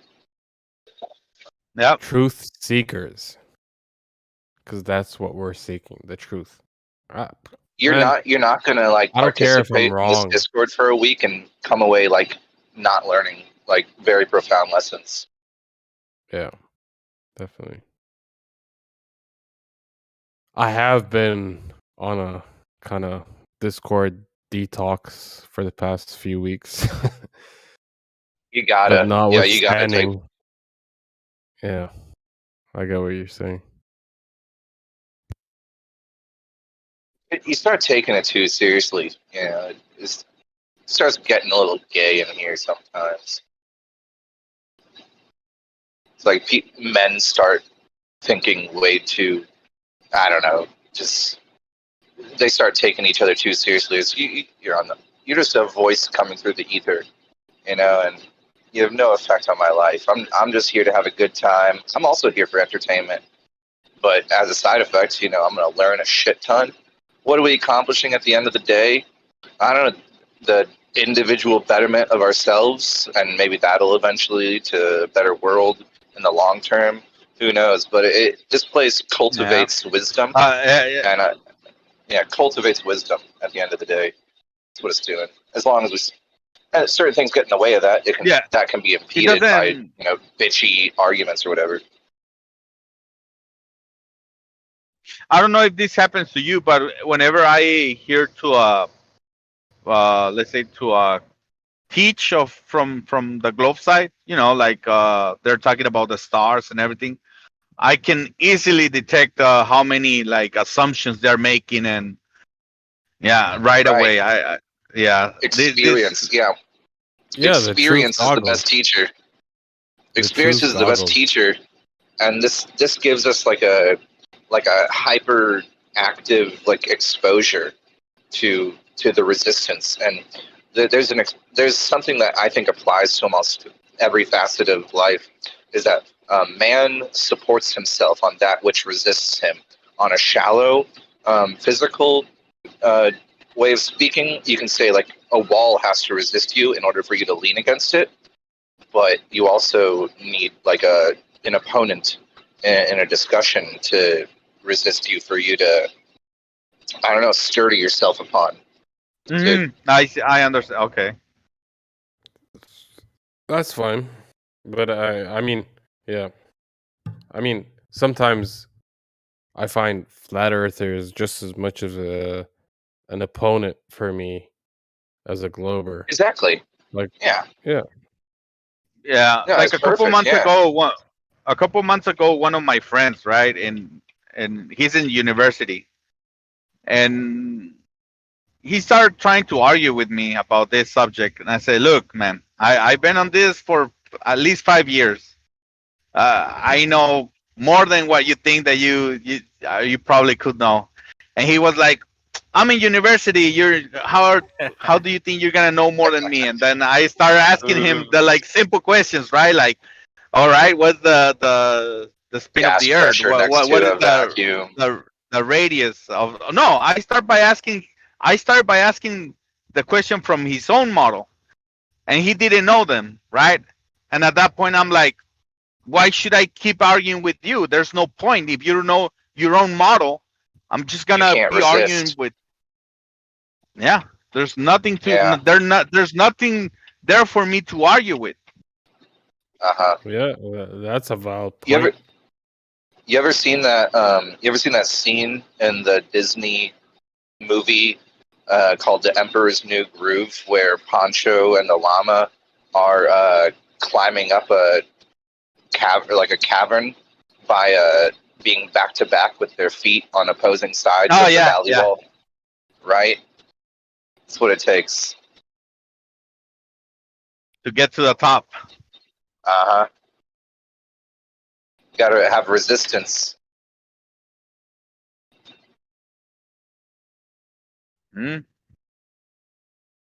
Talking about intellectual resistance. Because we're all flawed, you know. None of us are perfect. None of us have absolute knowledge. Talk about God yourself. alone. Talk about yourself. Okay, just I'm never absolutely sure.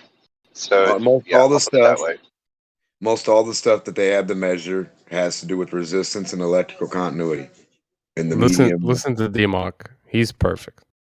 So. Hell no, not at all. Break it down for us, DMOC. Get to the facts.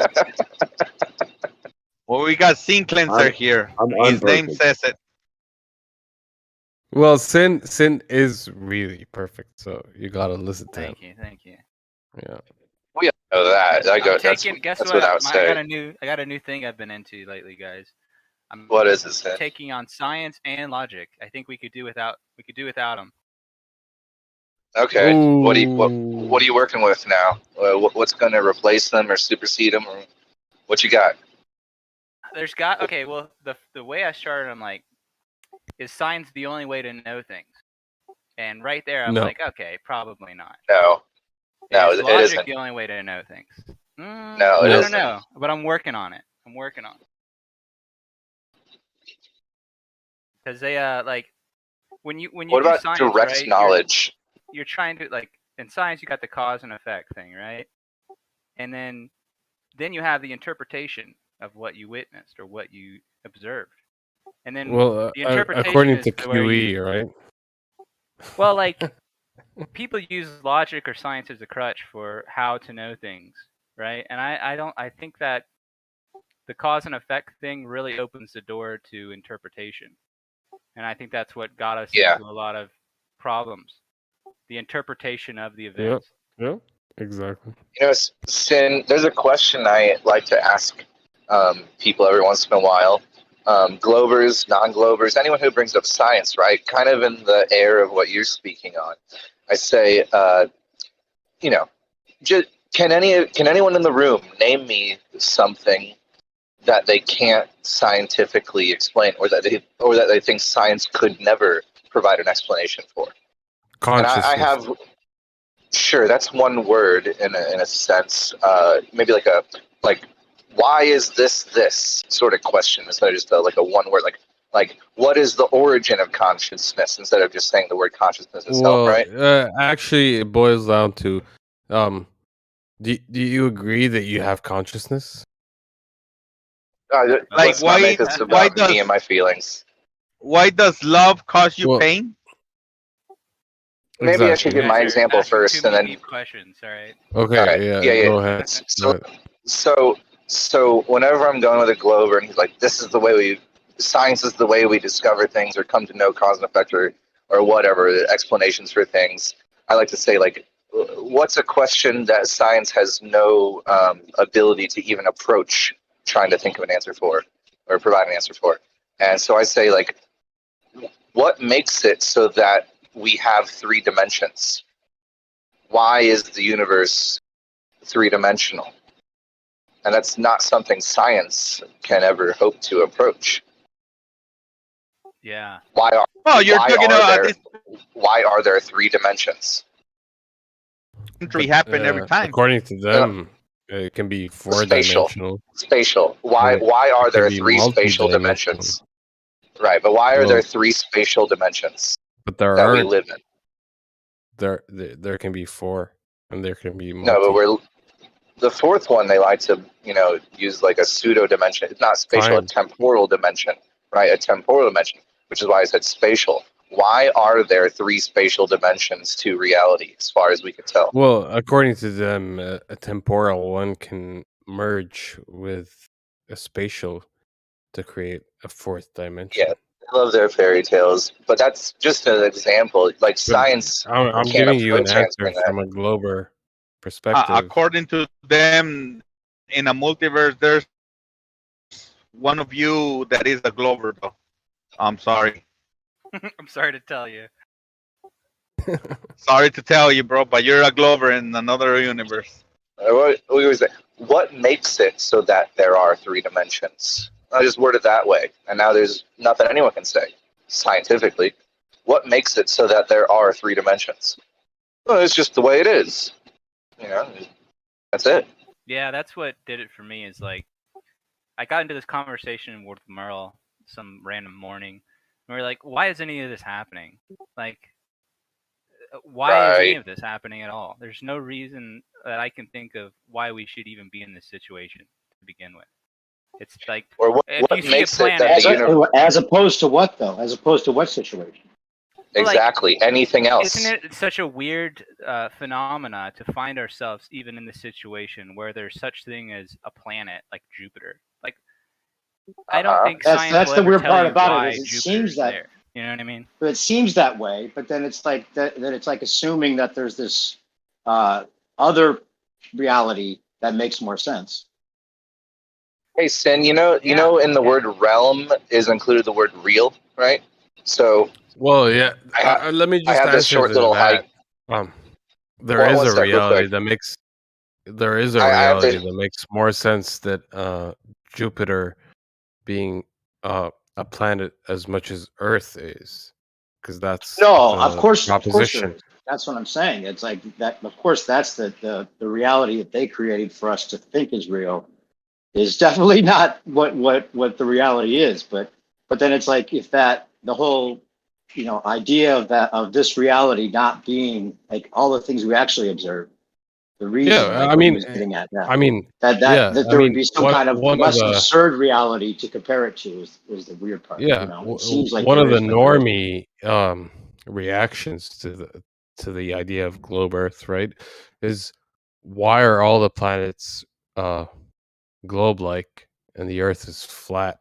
Oh yeah, Or all the that's the planets. crux of it. That's the normie kind of like answer So or question pathetic. or rebuttal. Yeah, and it Yep. is. And you can One of have a these base simple assumptions that we all just accepted, and they can't exactly. think outside of that. The billiard ball table with the billiard balls on top of it really is Exactly, one of the Fundy. greatest analogies I've ever heard of. Yeah, I mean, yeah. we nailed That's it what I there. was Like, gonna bring. Yeah, kudos to whoever the first person who said that was. You know, the like, good memer. job. He was a memer. What? Can you Right. Memes, can you man. repeat it? Memes. Well, The billiard ball table, the pool table. You can Because have the billiard balls on top of the table are round, does that make the table they're on round? or the tennis court or Or whatever yeah, you can put exactly. in. Yeah, Basketball, Billiard soccer, balls works whatever the you best want. because there's multiple 'cause balls with multiple colors that Right. you can imagine Right. being Good. like planets. Exactly. That is the best one. You're right. Yeah. I just Kudos put a to challenge whoever in said the. that By the first. way, I can't stay on long, guys, but I put a challenge in the text chat. If anyone wants to take a look at it, I got to go. But the GIF that I put there that depicts why the Coriolis is an actual thing that we have as a point of contention, and I put here's a challenge to any glober. Given that the scale and globe of the rotation size and plane speed are exaggerated in this GIF, it does depict why the Coriolis effect is a point of contention. The bottom line is that if there is even the slightest adjustment needed to correct for Coriolis, then this means the movement of the Earth moving west to east independently of the plane flying north would not only be a calculation, but be able to be observed and captured with a camera. So the challenge is to provide us with a recreation of this GIF where the plane continues to fly around the globe, but would not be capable of seeing the ground move underneath in an opposing direction. No claims of the atmosphere moving with the Earth, conservation of momentum, slowing wind speeds, or automatic plane corrections can justify why a plane would not be able to somehow capture this. There are simply too many variables involved to claim that they would consistently make the observation impossible to notice. Or can anyone meet this challenge with a visual GIF recreation that contradicts what this one is showing us? They can't do it because they have to show the plane in relation to the Earth, always seeming stationary relative to its motion, and then it wouldn't be able to fly anywhere. I mean, this ends the argument. It's part of their doublespeak. They claim Coriolis, and yet at the same time, their justification is you wouldn't expect to see the deviation. Their whole and then they premise ask you and claim, where do we? Where do we observe Impossible. this Coriolis? It's which like is they their could come up with initial claim. calculations for horizon or refraction, and they could somehow justify it mathematically. But this one ends it. They can't justify it. They can't say that it's impossible for the plane to ever see the Earth moving independently of the plane, because by the laws of their globe model, it must.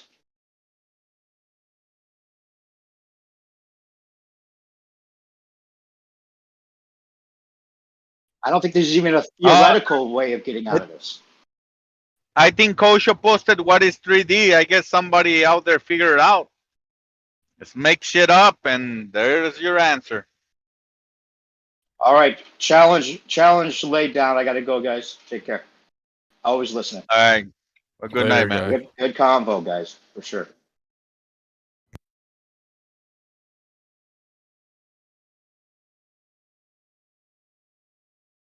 fundamentalist?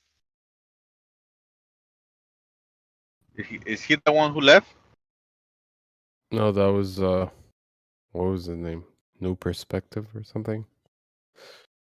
Yeah. I think Kosho posted something about the 3D thing that he was asking about.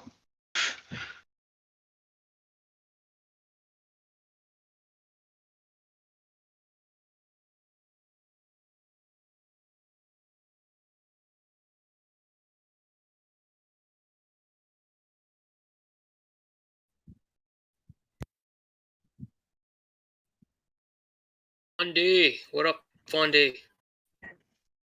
That's what I don't like about the Glovers, man. They just mindless read this fucking shit and they believe it. No critical think about what they're reading. That's natural, man. We do the same shit. Who isn't guilty? Man, it's to frustrating, man. It's human frustrating. behavior. Didn't read. It's natural. Is this Ball Lives? Yep. I'm hearing. What up, man? Much. Got this Did you have a question? What car song? I'm driving make you feel some type of way. That custom Bradley make you feel some type of way. This bitch I'm with got me feel some type of way. It's cause my homie's rich, you feel some type of way. Some type of way. Some Platters type of got me way. feel some type of way.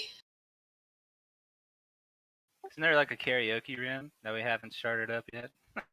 We should, man. Karaoke I'd We be got a party interested. room, bro. We got a party room. Jello shots.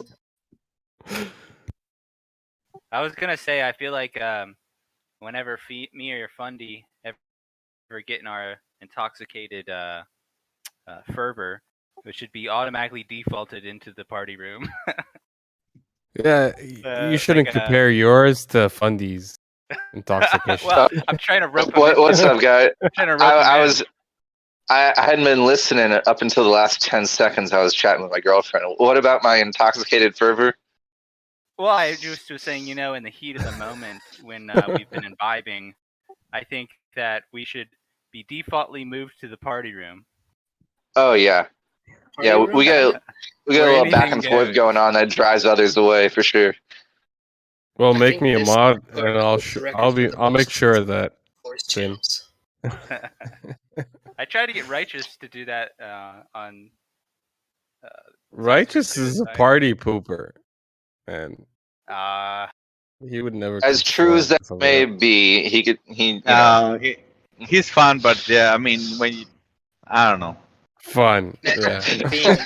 Righteous and fun. So what are we talking about? Are we talking about creating a fourth voice chat room? No, we're talking about karaoke night. Karaoke fucking night. Oh, karaoke night for Not sure. Righteous. Man.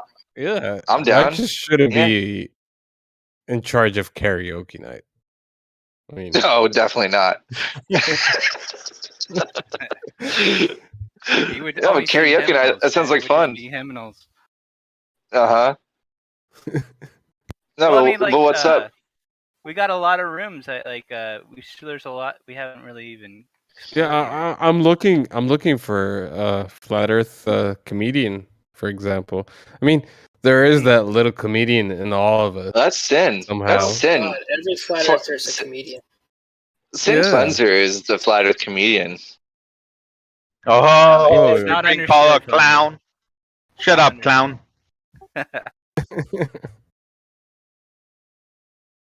What is the deal with airplanes? You get on the airplane and you feel rushed to sit down because the person behind you is trying to get to their seat. And what's going on here? Oh my God! They're telling me to find my seat, and the captain's talking to me. Where does he get off talking to me like that? You guys know how Emerald has that? So how about that airline food thing? He always. How about that airline food? He always does that when it's like an empty. It's a great line, honestly. It works. It's terrible. I've used it. I don't even know why I laugh at it anymore. It's just that it's always there to fill in. We could have karaoke night. We could have like improv comedy night, little 10-minute, 5-minute segments or something. Try and make everyone laugh. Yeah, Do what like you gotta do. like Last Comic Standing, like that TV show. Well, let's not make it a competition. We'll just have some fun here. I mean, make it a competition if you want. I won't stand in your way. I'm sorry, guys, but there's no room for fun in these serious conversations. It's all about learning. There has to be bloodshed. There has to be bloodshed. Yes. Everything's recorded. One of us will be humiliated. Don't remind me. Fuck. Oh yeah, man. That's still a thing for me. I gotta learn. Everything Yeah, here will especially when echo you're for drunk, eternity. right? When you're drunk and you don't remember what happened last night, and then you have to listen back. Well, what the fuck dude, did I say? I put it out. I used to have Exactly. this You have to put it out. You can't listen back to what you said as your drunk self. That's Well, I used torture. to go on Jose's show. I'd go on Jose's show and take on everyone, and I was completely plastered, right? And I really thought I did a good job, but I don't know. Exactly. You So don't when really listen know when you're back- in too deep until it's Yeah. When you're in too deep, you listen back. It's like, what the fuck? Oh my god. Jose Like, I has like can't a- do this anymore. Jose has this thing. It's like a 3-hour special of me just like taking on everyone for 3 hours. And I listened back to it and I was like, dude, this is actually genuinely funny. Half of this shit. Of course. That's a good It depends on the reaction. mood though. Sometimes I'm like a fucking do or Yeah, die. for bro. me, it's like, what the fuck did I say? Oh my god. It's Jose still a thing, Sinclair? I don't know. He banned me from a server. No, yeah, he's Oh looking back. shit! Really? I called Blue Marble Science something I shouldn't have, and I regret it. But No, you don't. You don't regret it. well, it's nothing that a QE or anyone else wouldn't have said. I called him. You know how QE has those lines? They'll have like Yeah. And I I know. Yeah. That's what happens when you try to copy QE. You can't do it. It's not your own. It can't be someone else. Yeah. Yeah, you say that funny. Like, did you listen back to when you were drunk on any server? No, I've never listened. I've never listened back to anything. But is there some certain discussion you want to No, you have me shouldn't. review? If you want to discourage yourself, don't. Why Don't would listen back. let me ask you this, Sinclair? Why would you get drunk and then join the Discord though? Dude, I'm Why drunk every wouldn't time you? I'm on Here's the Discord. Some of Why my best wouldn't you? arguments I've made, well, completely trashed. Holy shit! You get that confidence no. to really go out. That confidence, yeah. You kick it into the next gear, and See, the problem with having that Egypt, confidence man. is that the Egypt, problem are with you that. implying I've ever embarrassed myself? Like, not as much as Sin has. I leave it all out in the field, man. I do or die. I mean, Is there some bad, if like, no one illogical mentioned- point no. I've ever made? No, you're not honestly, bad, yeah, you can hold your drink. Honestly. Yeah, of course. Well, thank you. That's Andy. all. That's all I was after hearing. I mean, I may talk a little too much or rant a little too long or something, but I think I make good points. That's just my experience. I mean, maybe you've been on here at a time where you couldn't hold that drink. I'm just speaking I from don't do my that. experience. Well, I've been on here. Well, where Fundy's been pretty wasted, and he got promoted. I got what? So that's what I'm saying. You never know. Like you never I got know. what? You never know. I got promoted. Sinclair, I have heard you say a bunch of crap when you're drunk, man. You lose your mind. Well, it used to be a lot worse. I gotta be honest. Yeah, the problem Me and is, Sin. me and Ed used I put myself in your shoes, and I feel bad. So I gotta imagine how you feel if you're gonna listen back. Like, whoa, shit. Well, I he's just drunk. think back to me and Ed Freeze used to always like go at it on Science for Pseudoscience, like for hours, and like I'm happy some of that stuff wasn't recorded. Come to think of it, because I don't even want to know.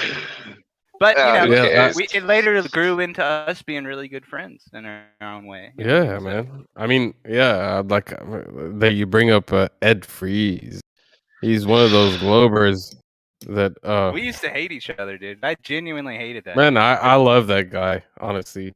Yeah, but now Like, it's like he's one of my favorite Globers. yeah, he is. He is. Like, I can actually picture him as one of my closest friends. He holds that same kind of mentality as one of my closest friends. So What's his I user? kind of Ed. Is that Gummy? Is that Gummy Bear? You know No. Ed. Everyone knows Ed. He's the guy Gummy. that I used to think didn't have a soul, and I thought he was a robot. For the Yeah. longest time. What's his Did you username? know? Hold on, Sin. Did you know that Ed was Muslim at a point? Yeah, dude, I've heard Ed and Righteous talk a long time about his. Yeah, I think he took a little bit of a try at all of it at one point. Yeah. Did you know he was actually forced into that religion? Damn, that's sad. Yeah, I've heard him and Righteous go on about it. Yeah, man. Like, it's sad. But that guy, like, he's been through a lot. He's definitely a person I'd love to talk to, especially on Discord and have a discourse and have a back and forth. Yeah. Like, as much as we might all hate him for some of the things he said, but I appreciate Ed definitely. He's one of my favorite persons. I like him. No, like the way I think about it is like, you know, you'll meet all these characters that are Globers, like RC or something, and you'll end up like realizing at one point that holy shit, it's just these guys are they're always around, and for some reason Are you we're in this weird little community.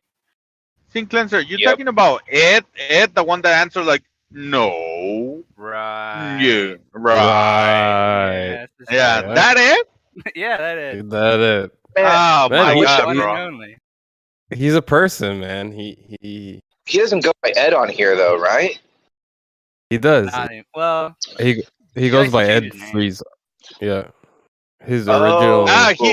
He stopped Okay. joining the chat when someone went to his YouTube channel, some shit like that. I don't know what happened, bro. Yeah, he but has a stopped joining YouTube the channel. chat.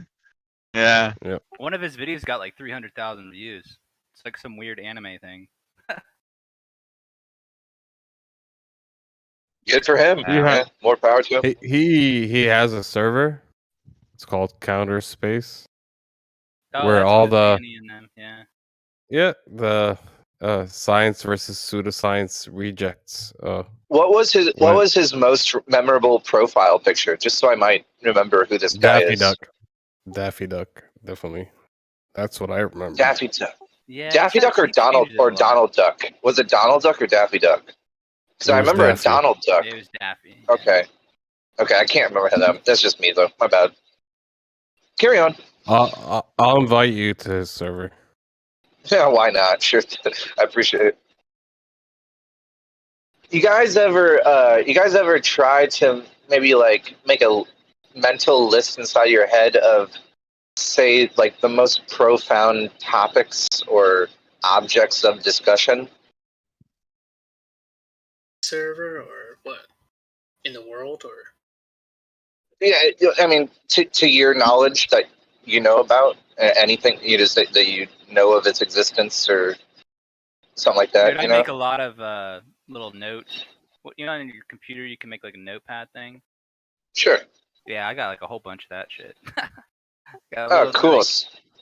Share with me sometime. Cue cards for like daily existence. Or like situations. There's like certain like profound situations that are like sort of metaphysical situation that like you might find in like thousands of different books, but with different characters and different settings, but there's still like a overall like linking like substrate to them. Right, like remember that Crash movie? It's like that shit. This all connects all of us. Ball and Sin, just to me, you know, you guys are both like the quietest person right now.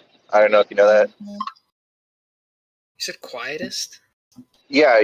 Ball, Lives Matter, and Sin Cleanser are like the hardest people for me to hear tonight for some reason. Just letting you know. Might be my mic. But you were saying, Ball, a little louder if you could. No, that's Okay, Ball's. so we all have certain ideas we like to talk about, certain things. Yeah. Recurring themes.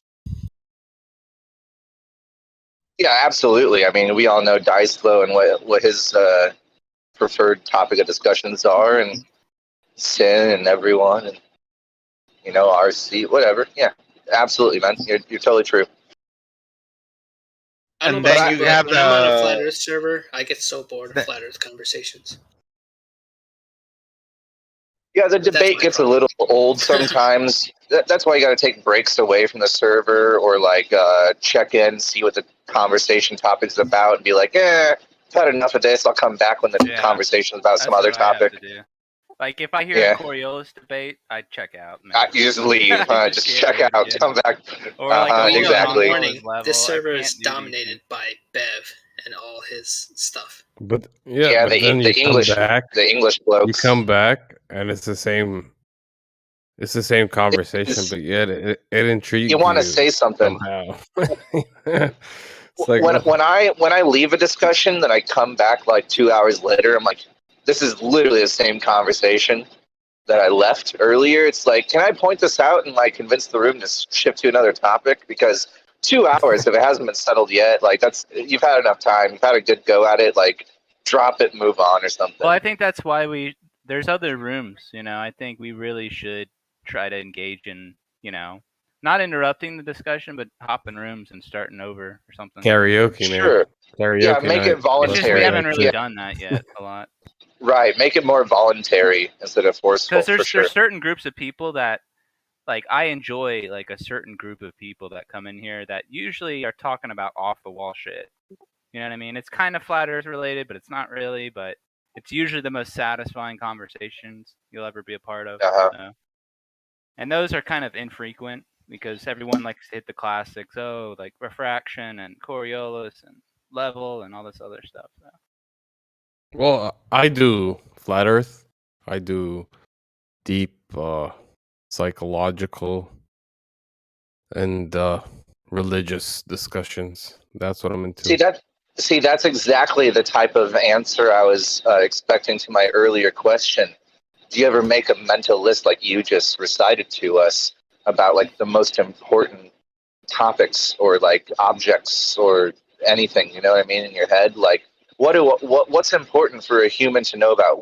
What are if you were the principal of a school or you can create your own university? What would be like the most encouraged or like your preferred subjects or class topics or whatever that you would want people to be most educated on, right? To And you learn said the scientific method. Etymology, for example. Religion, cosmology, etymology, and there was another one you said, I forgot. I think you gave a rundown. That was it. Yeah. There was one more that you Etymology. listed. You said I flat can't remember, man. Earth, religion, and one other. You named three. Flat Earth and religion were Well, one. yeah, deep. I was saying going deep, and Oh, basically one of the psychology. things. That was it. Psychology is what you said. Yeah. Etymology. Yeah. That's what I was asking about earlier, right? So those are. I agree. Cosmology, psychology, religion, and etymology. Or yeah, I agree with those four. It sounds like a madrasa. Could you repeat that and tell us what it means? A madrasa is an Arab school. It's like the shit they teach. I'm sorry, you're so quiet. My headphones can't really. A madrasa is an Islamic school, and they would probably. Madrasa. It's actually. Hey, now you're listening. Madrasa. That's an Arabic. Madrasa. Yeah. Okay. They would definitely teach Flat Earth in a madrasa. Okay. Actually, they wouldn't. Cool. They wouldn't. You They would be don't do that shit surprised. anymore. Yeah, they teach globe, man. A madrasa would definitely teach globe in today's world. I'd add to your list. I'd add geometry and minerals / crystals. Not like healing properties or anything like that, but crystals have a lot to teach you if you look into it. outside of the new age sort of bullshit about amber being good for teething babies or whatever. Well, what I would add to the list is just a different kind of thinking to mine, at least. I always appreciate, like, even if it's like a glober who has a different kind of mindset, I'm interested in that. Like, if we can hold a conversation, that's fine. That's what I love. How people know or why, like the thought process behind how they think. I like that a lot. What do you call that? Reinforcement of thought? I'm pretty sure there's a actually, term for discourse. Epistemology.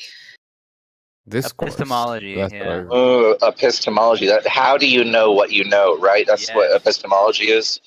Yeah, exactly. Yeah. Here's another one that most people don't talk about, but is one of my fascinations that I can't quite get people to talk about enough on here. But it's I'm sorry, I'm blanking. I'll get it in just like 10 seconds. I swear I'll get it in like 10 seconds. Ontology. There it is. Ontology. Ontology. Yep. Epistemology and ontology. I wish we were talking about a little bit more. Yeah. What is ontology, though? I don't know what that I mean, word people means. people talk about it, but they don't necessarily label the. Yeah, I can tell you, Silent Zero. So what is it? Yeah, ontology is best expressed through a taxonomical chart. Ontology itself breaks down to like the study of, like the ology part, but then the ontos part of it is the Greek word for existence. So it's the study of how things exist, but more importantly, you can apply a taxonomical chart to it, and you can break down the existence of things into categories of existence, such as you can have fast food restaurants as an overall category, and then taxonomically break it down into like taco joint or Mexican joints would be Chipotle, Qdoba, Taco Bell, and then you can break it down into sandwich places, Subway, Taco Bell Jimmy is not John, Mexican food. Jimmy John. Holy shit. Well, you know what I'm saying, though, right? Yeah. And that would be ontology expressed through a taxonomical chart, which I think is the best way to express ontology.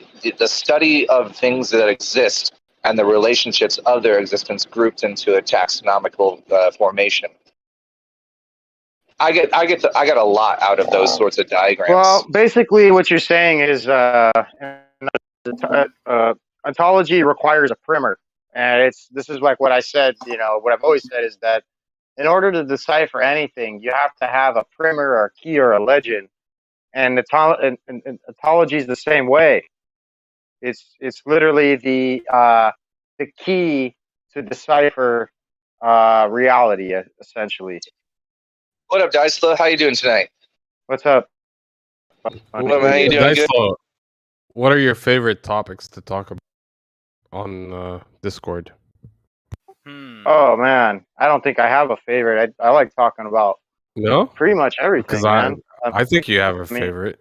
Nah, Dicelo likes talking about field the electric phenomena. Universe. Yeah, Dicelo likes field phenomena. Yeah, I'm down with all. Put me down for all. Flat Earth, magnetism, I'm down to electricity, field phenomena, ether, light, magnetism. I mean, I'm down for speculative, hypothetical conversations. I like all, like, really just all conversations. Psychology, right? Dicelo likes psychology. He also likes what do you call it? Agriculture or herbology or whatever that general word is. Dicelo's taught me a fuck ton about plants and gardening. I'm diving into tissue culture. Tissue culturing. Hempology. Smoking pot. Yeah, hempology. Marijuana, cigarettes. Edgy stuff, Grindology. Yeah, a little of that too. What about you, Egypt? How would you express yourself in that way? Well, yeah, I'm definitely into hempology. Well, I was throughout my life. Yeah. But then I've taken a break from hemp, from the you plant gotta take a break from everything. Except for breathing. Yeah. Don't take a break from breathing, though. It's the one thing you Oh, don't yeah. want to take a break from. In Egypt, Definitely. you can't take a break from the sun. I can't actually, especially where I live. Sun Shit's is a out given. all the fucking time. Yeah, you can't get a lack of vitamin D Everything where is I just live. so tan in Egypt. Yeah, it's like you have to avoid it. Actually, sometimes. That's why they got those walls up so high, right? So they make like I was shades and actually stuff. at a job where, yeah, I was hanging. I had to film at a location where the sun was hitting all the time, and I had to be there from 6 a.m. to 6 p.m. So I had to actually avoid the sun, put on uh, sunblock, and yeah, whatever. I might be taking But a similar job here real soon. I got an opportunity to get into the movie studios as a grip. So I thought I would just take it temporarily, just gain a little bit of extra knowledge and some benefits and stuff. yeah, that's actually what I did. I mean, this is not what I do, but yeah, I kind of took on a job where I was in charge of filming and directing and all that. I actually did a voiceover too, which was quite funny and took a lot of hard work. But yeah. Used to do My lots of voiceovers. friend that's That was offering really me fun. the job just mentioned that he wants to get into voiceovers. So that's all funny how this both kind of came up in a single conversation. We're in sync, man. Something's going on. Hey, Sin, does your Discord little like module represent the truth that you're listening to Maneater by Hall and Oates earlier? That's what Discord said you were listening to. Well, I don't know. Somebody Is that said accurate? something and I put it on. It says right now you're listening to Seventh Heaven by Haru Nemuri. Hell yeah. If y'all are bored, I can show you what I filmed. I can screen share with the voiceover and everything. But I'm not only if bored. you're bored. Cringe, bro. Let's see it. Yeah, man. Yeah? Go ahead. Yeah? I don't need to be bored to see this shit. Go for it, dude. Oh, let me see. Da. Until you get it pulled up, just let me know. And say, do you think arithmetic and geometry are like the root of anything mathematical? Is there anything besides arithmetic and geometry? I feel like they're the foundation. Like you have trigonometry or calculus, but all of these are just an expression to a higher level of arithmetic and geometry, or a fusion of the two. I mean, we kind of I had this debate not long ago about difference between mathematics and arithmetic. I think there's a separation there, but a bunch of people argued against it. All right, You so guys seeing Egypt, my screen? it's black. It's black right now. Yeah, we I'm see gonna you. play it. I'm gonna play it. Oh wait. I see your There it goes. face cam. I'm not sure if you want that to be on screen, but whatever. Face I don't. cam's on as It's cool, man. I like the light. I like the. Turn the light back on. Light's back. there. Yeah, Does you it got have a your light up face cam microphone? and screen share going. Yeah, it's light up. It looks like it lights up. Turn the LCDs on, man. All right, I can see it now. Yeah, there we go. So what's this a time lapse of? Some construction project? Gotta listen to it. Fundy's talking on it. Oh, I didn't know. I can't hear it. It's a voiceover.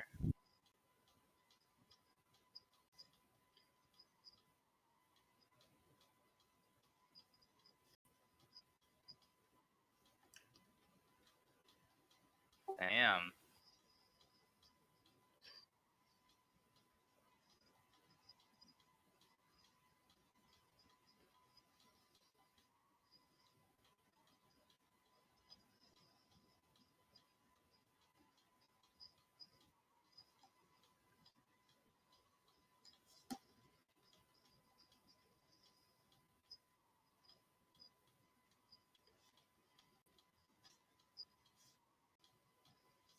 Global pandemic.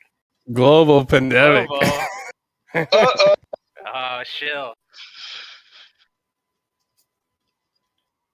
Global team. What a shill. What a shill. Exactly, man. Globe, eh? I'm getting Oh, is paid, this man. a surface? Is that a surface mining company or something? What was that? Surface mining? What is this? What is this company? It's What kind of black company? sand. Okay, Black so sand gold mining. extract. But for real, man, that was a pretty good commercial or infomercial or whatever you want to call it, right? I mean, good job. You did a good job, man. Hold on, Yeah, thanks. specifically black sand mining, or are they separating the ironite from the gold through Well, the black? yeah, it's extraction and separation. Extraction and Okay, concentration, basically, of black sand. So- They're minerals used in heavy industry. I can increase your yielding by 20%. Can you? Well, Yes. Yeah. I'm not involved in the mining Is that process Sing at all. Clan? Is that Sing Spencer giggling in the background? I've heard Dyslo say this about a dozen different topics. I can increase Well, your yield. I can definitely. I can increase your yield by 20. I mean, this is a Ken Wheeler 101 invention he discovered and patented and sold. He uses the magnetic field inadvertently to push the black sand through the riffles faster, leaving the gold stuck, basically trapped in the sluice riffles. So essentially, what he's doing is he's accelerating the black sand, thus leaving more volume for gold to be trapped within the riffle. Because you know how the black sand kind of clogs up the riffles eventually, and the gold doesn't get a chance to kind of settle at the lower levels, and it kind of passes through the system. This way, basically pushes the black sand faster through the system, and in return, it leaves more gold trapped behind. Magnets, bro. Yeah, it magnetism inadvertently. This isn't like direct magnetism. Anyhow, also, all you farmers out there. Also, to all you tomato farmers out there, you gotta put a south pole facing upward to your plant from the root. It's gonna grow much better, taste sweeter.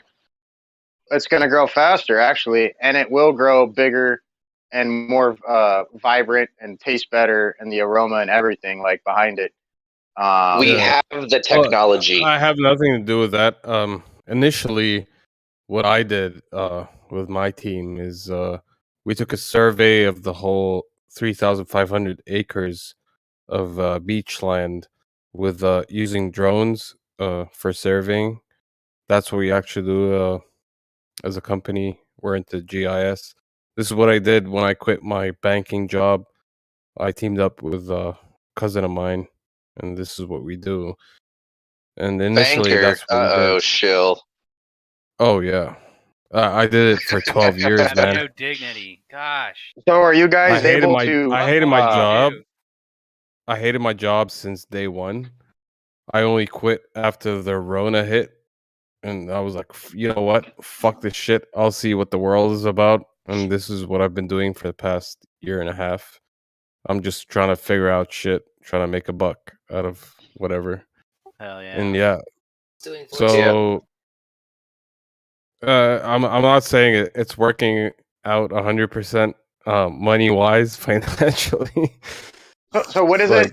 What is it exactly that you guys do? You said it's ground penetrating radar for like locating mine claims or something. It's GIS services. Part of which is surveying. We do use radar. We do use lidar and things like that with What's drones. GIS stand for? What's the anagram? Geographical. I'm sorry, not information anagram. systems. Well, yeah, because that's going to determine super where the vague. gold resides, right? Like you Well, put all these data together, and you get a pinpoint.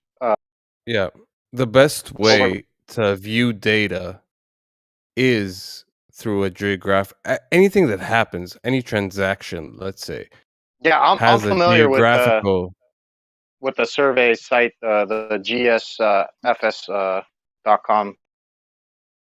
Yeah, we're mostly into things like mining and things like that, agriculture, uh, a lot of different industries. But what we're actually been working on the past year is mostly mining, gold mine, I things own like a gold mine. limestone. I bought not too long ago. Trying to find somebody that I can essentially subcontract to dive into it because it's going to require some expensive some expensive equipment because the networking is over 2 miles and it's a vertical access of about 700-foot drop. So I'm gonna need like a overhead hoist and several Send me things down there that with I a don't want to. pickaxe. I'll get you your gold. But the mine's pretty cool. It's got a lot of history on it. You know, it's pretty neat. Well, yeah, for me, we're working with the government. It's all about the surveying method. Chill. Yeah, chill. Nah, I'm just joking with you, man. No, it's true. I am a chill in a sense. Oh fuck! Because Said too much. it's all about like the reporting of the volumes you're extracting and things like that. That's the Where are kind of you at, project. man? Is that too Egypt? personal? Egypt. No, Okay, no. so your name doesn't lie. Okay. Anytime you're doing mining, you have to be in direct contact. Yeah, like you said, with all your materials and your dump sites and your tailing sites and all this shit has to Exactly. be accounted for, Yeah. and it has to be recorded. And I'm yeah, also man. kind of a snitch because see, all these miners are kind of they're outside their boundaries, things like that. They're mining.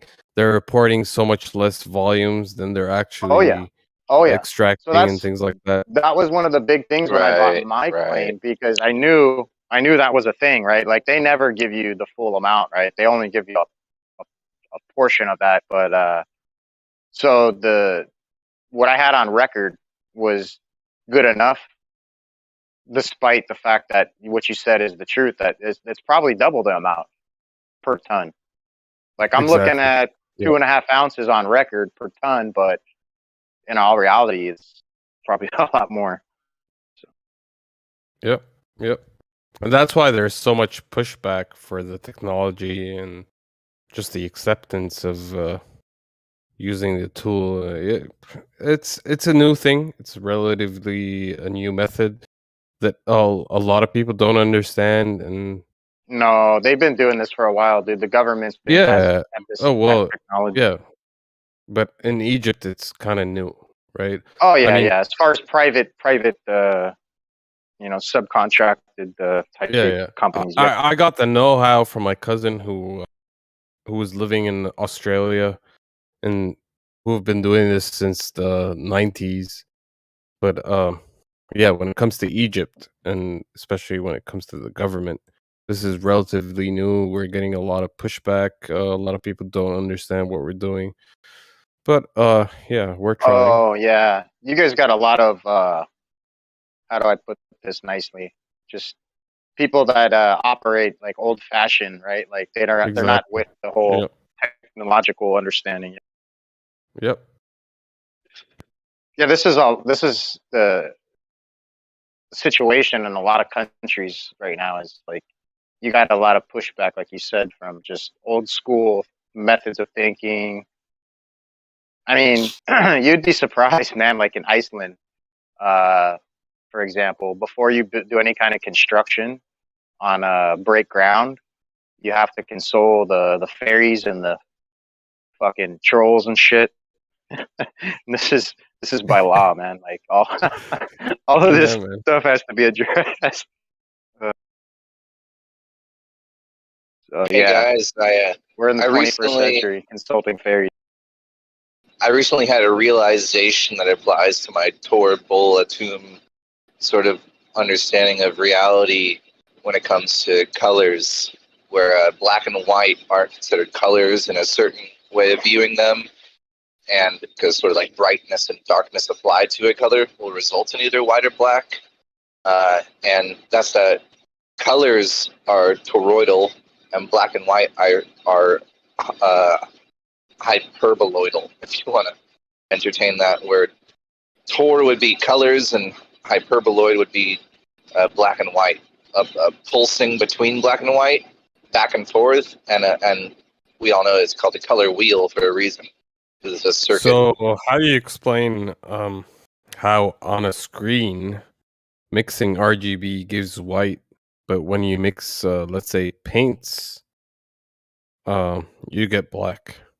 Oh, why is that? So you because never light's get translucent and that's colors. already wrong though. That's already wrong though.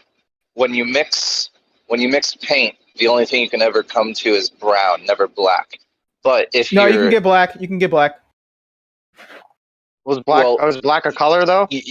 You can approach black. You can approach black. Even your black a color. I've gotten black. Even before. your You can get black. Even your black paint is only. Even your black paint is only approaching black. It's not black itself. Okay, but it's not like brown though. It's like a really neutral color though.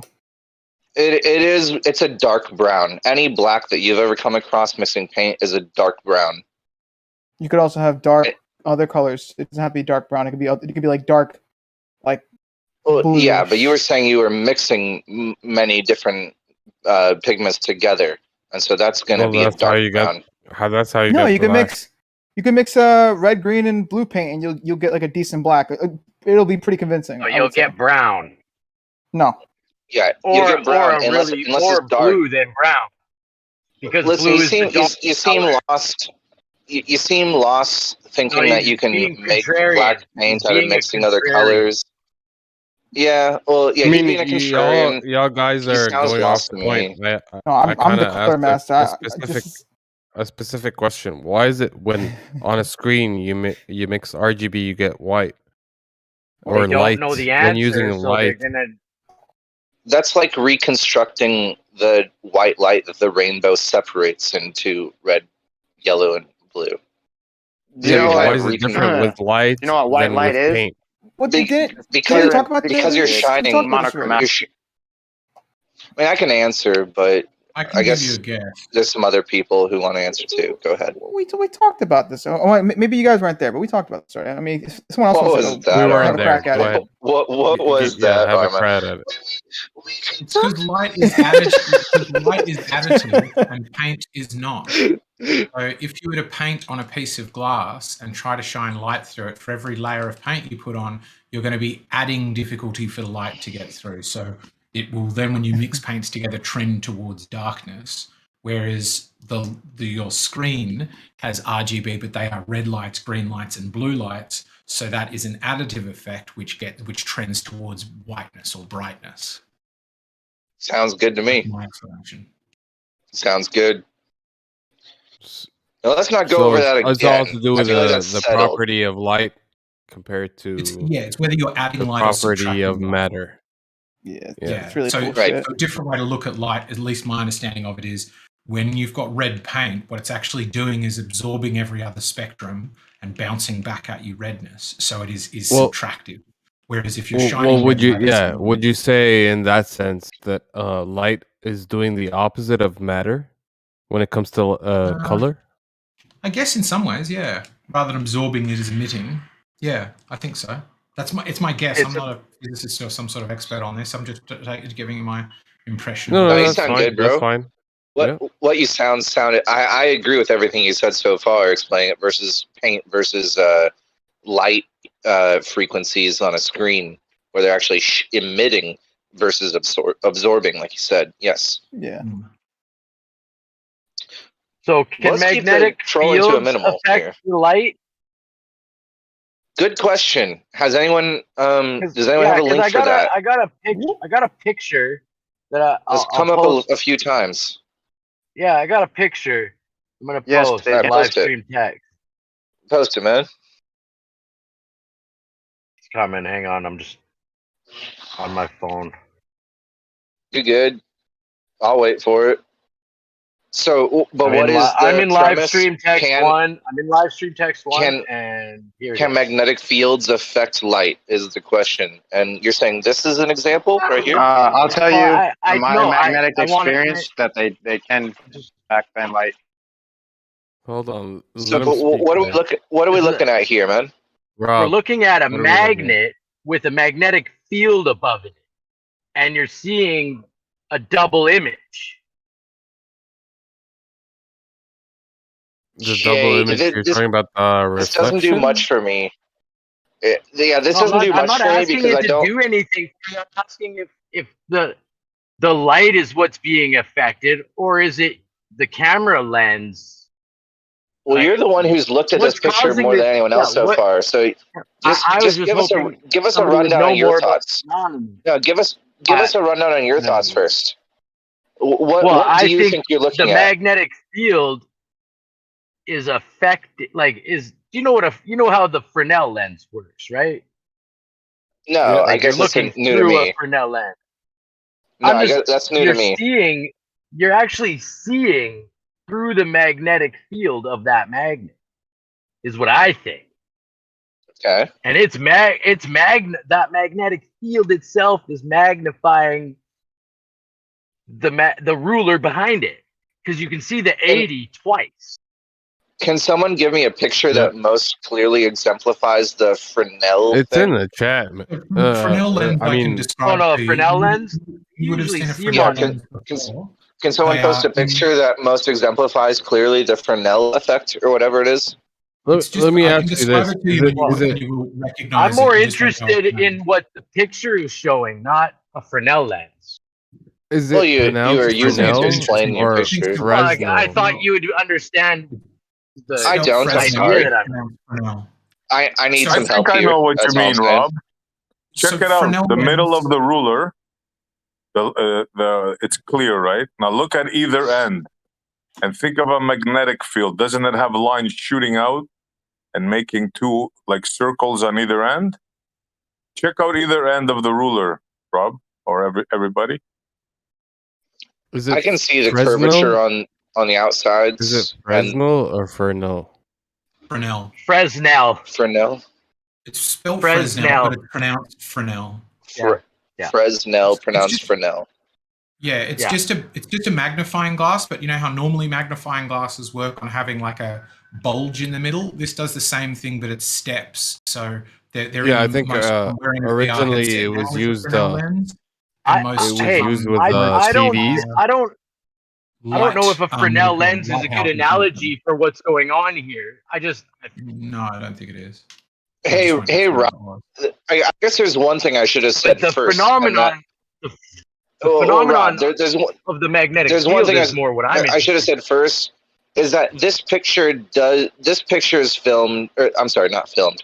This picture is a photograph, and the field of view crosses a magnetic field of high strength because it's a magnet we're dealing with here, and no one here can deny that the image is distorted, and that's your basis on backing up the idea that magnetic fields affect light, right? Well, because aren't we The seeing image the is light distorted. reflecting off of the ruler to see the ruler? The I don't know. Yeah, I guess so. photons Yeah. are shooting back at your eyeball. Sure. Right? So if I were to look with my eyeball, not the camera, right? Am I going to see the double image? Are you? I don't know. Like I find that the image that we're looking at is a very odd phenomenon. It is strange. Yes. You know what I Is mean? this one of I'm those not trying huge magnets, Rob? Or Yeah, it's a pretty heavy neodymium magnet, I think. Like it puts off a heavy magnetic field. Where's Dicelo? And what you're saying is Yeah, that I'm listening, the magnetic field of the magnet is affecting the light path, which creates a distorted image.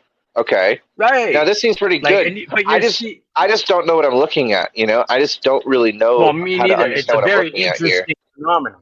That's the Right. main thing I'm getting at. It's very Rob, you gotta remember, interesting phenomenon. is the lens clear? It's a clear lens, right? There's no. So I can give you another. You mean like the example camera of this. lens?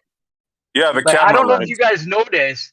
75 is you see 75, but that's looking through the magnetic field. But if you look at the 80, look what happens to the 80. you Not see only it the twice. 80, Rob, the other side as well. Yeah, and the 70 on the other side. No, I Yeah. get that. But so Yeah. you're seeing a magnetic dome field. Yeah, well, everybody can picture not right trying how a to- magnetic field is when you put the iron shavings on it. Yeah, yeah. That's what it looks like either end of those numbers. Oh wow. Yeah. No, this is a great picture, man. I just don't know how to interpretate it. I know, me If it's a neither. clear lens, But it's if it's a clear the lens, it could 80 be thing, a right? lensing effect, right? The way the 80 appears, you're right. That is highly intriguing. Yes. like The way I the 80 think is without doubled. the camera, stuff. I think without the camera you'd see the same effect. I imagine so. Yes. Thinking and doing are Imagine two it would be the different same to your eyes. So I agree though. So There's are you nothing getting hit special with about the two camera. different photons, seeing the 80 at the same time twice? Oh, did you say photons? Or is the phenomenon? The phenomenon of light is very interesting. All right, so I'm gonna post a And video. we think we know of, everything about light. Can you hear me? Who's this other guy? Sorry, Rob? that die slow? Yes, sir. Yeah, yeah, I hear you. Sorry. I'm gonna post a video on live stream. Take a look at this one whenever you get a chance here. Okay. Yeah, I'm driving right now, but I will check it out. Okay, I'll send it to you directly, so that way, Yeah, that'd be just in case. that'd be cool. Yeah, so it doesn't get lost in the roll. Yeah. Yeah. No, that'd be cool. No, because this photo has baffled me for a while, and it doesn't get to come up very often. And whenever we talk about the phenomenon of light and like light bouncing and hitting our eyeball, like rods and cones in our eyeball, how are we seeing 80 twice? I think this Or is 70 a very or 70 good picture. Or If 70 it is a real picture, if it's not doctored in any Yeah. way, if it's a clear lens, that's freaking amazing, man. I'm gonna get You're right. See, this is why I want to get some heavy duty magnet. I'm gonna get some heavy duty magnets myself. Well, you 'Cause need I $800, Rob, for a magnet like that. I think you'll see the same. I think you'll see the same effect. That's without amazing. the camera. Yeah, first right, with time your own I've seen eyeballs. that. Good find, bro. Good find. Now, yeah, Rob, I'm sorry I was such a hater before. I mean, I was just trying to do my due diligence of skepticism. But the more I look at the picture you posted, the more I appreciate it, because there's all sorts of different lessons contained within it that I didn't realize at first. It's a stationary magnet just sitting there and Is it called producing a field. What's it called? Neo what? I think it's a neodymium. Yeah. I'm not sure. Yeah. What I That's would a do is neodymium. I think it is like Yeah, I can tell by because looking you know at it. that magnetite itself, like magnetite grows. Yeah. Grows? Well, that's the nature of crystals. Crystals are growing. Yeah. So crystals are magnetite is a amazing. crystal. No, Yeah. have you seen bismuth?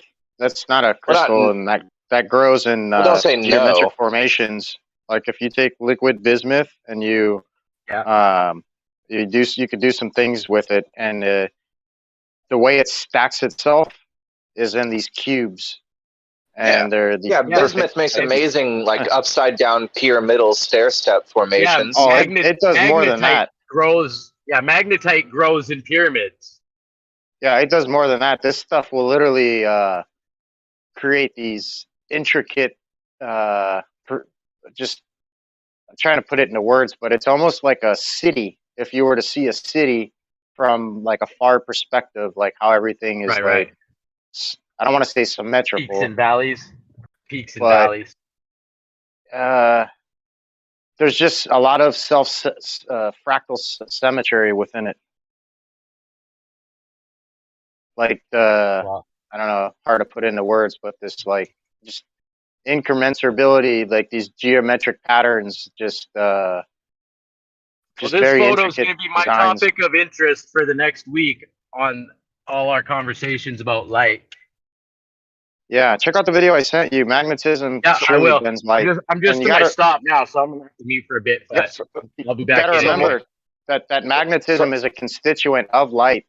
Okay, so it's what? It's a part of light. from what I just Google imaged, magnetite has a very similar raw crystalline formation to fluorite in the sense that it can appear in cubes and octahedrons, which are like two pyramids that have connected bases, like a sort of like a three-dimensional diamond in a sense. So it seems like magnetite can be either like a diamond octahedral formation or a cube formation. I don't know about the city thing you were talking about earlier, but maybe. I don't know. Bismuth has a very unique crystalline formation where it's like a stair-step pyramid formation, like interlinking stair-step pyramids. Fluorite and magnetite seem to be octahedral and cube. Bismuth changes depending on its like temperatures and stuff, and its exposure to like certain things. Like the color pattern Ken does a lot changes. Oh, the color is amazing. But Ken does a lot of videos on bismuth, like never seen before, first time ever seen videos experimenting with bismuth. He's got a lot of them, and all of them are just amazing, dude. Like the shit that and the end result. I do want to learn more about bismuth because it definitely has very unique magnetic properties, right? Do you know how to like clearly explain the unique magnetic properties of bismuth? Like it's extremely dielectric or something like that? I don't know. I know it's special though. Something along those lines. Something along those lines. I think there's our whole magnetic field here is determined on bismuth. Is our entire magnetic field here on Earth is comprised based upon the molten bismuth that's flowing underground. Could be. That would make a lot of sense because bismuth represents the strongest like opposition in a sense. Like it's the most dielectric material out of any other mineral. So it's interesting in that way that it represents the extreme version.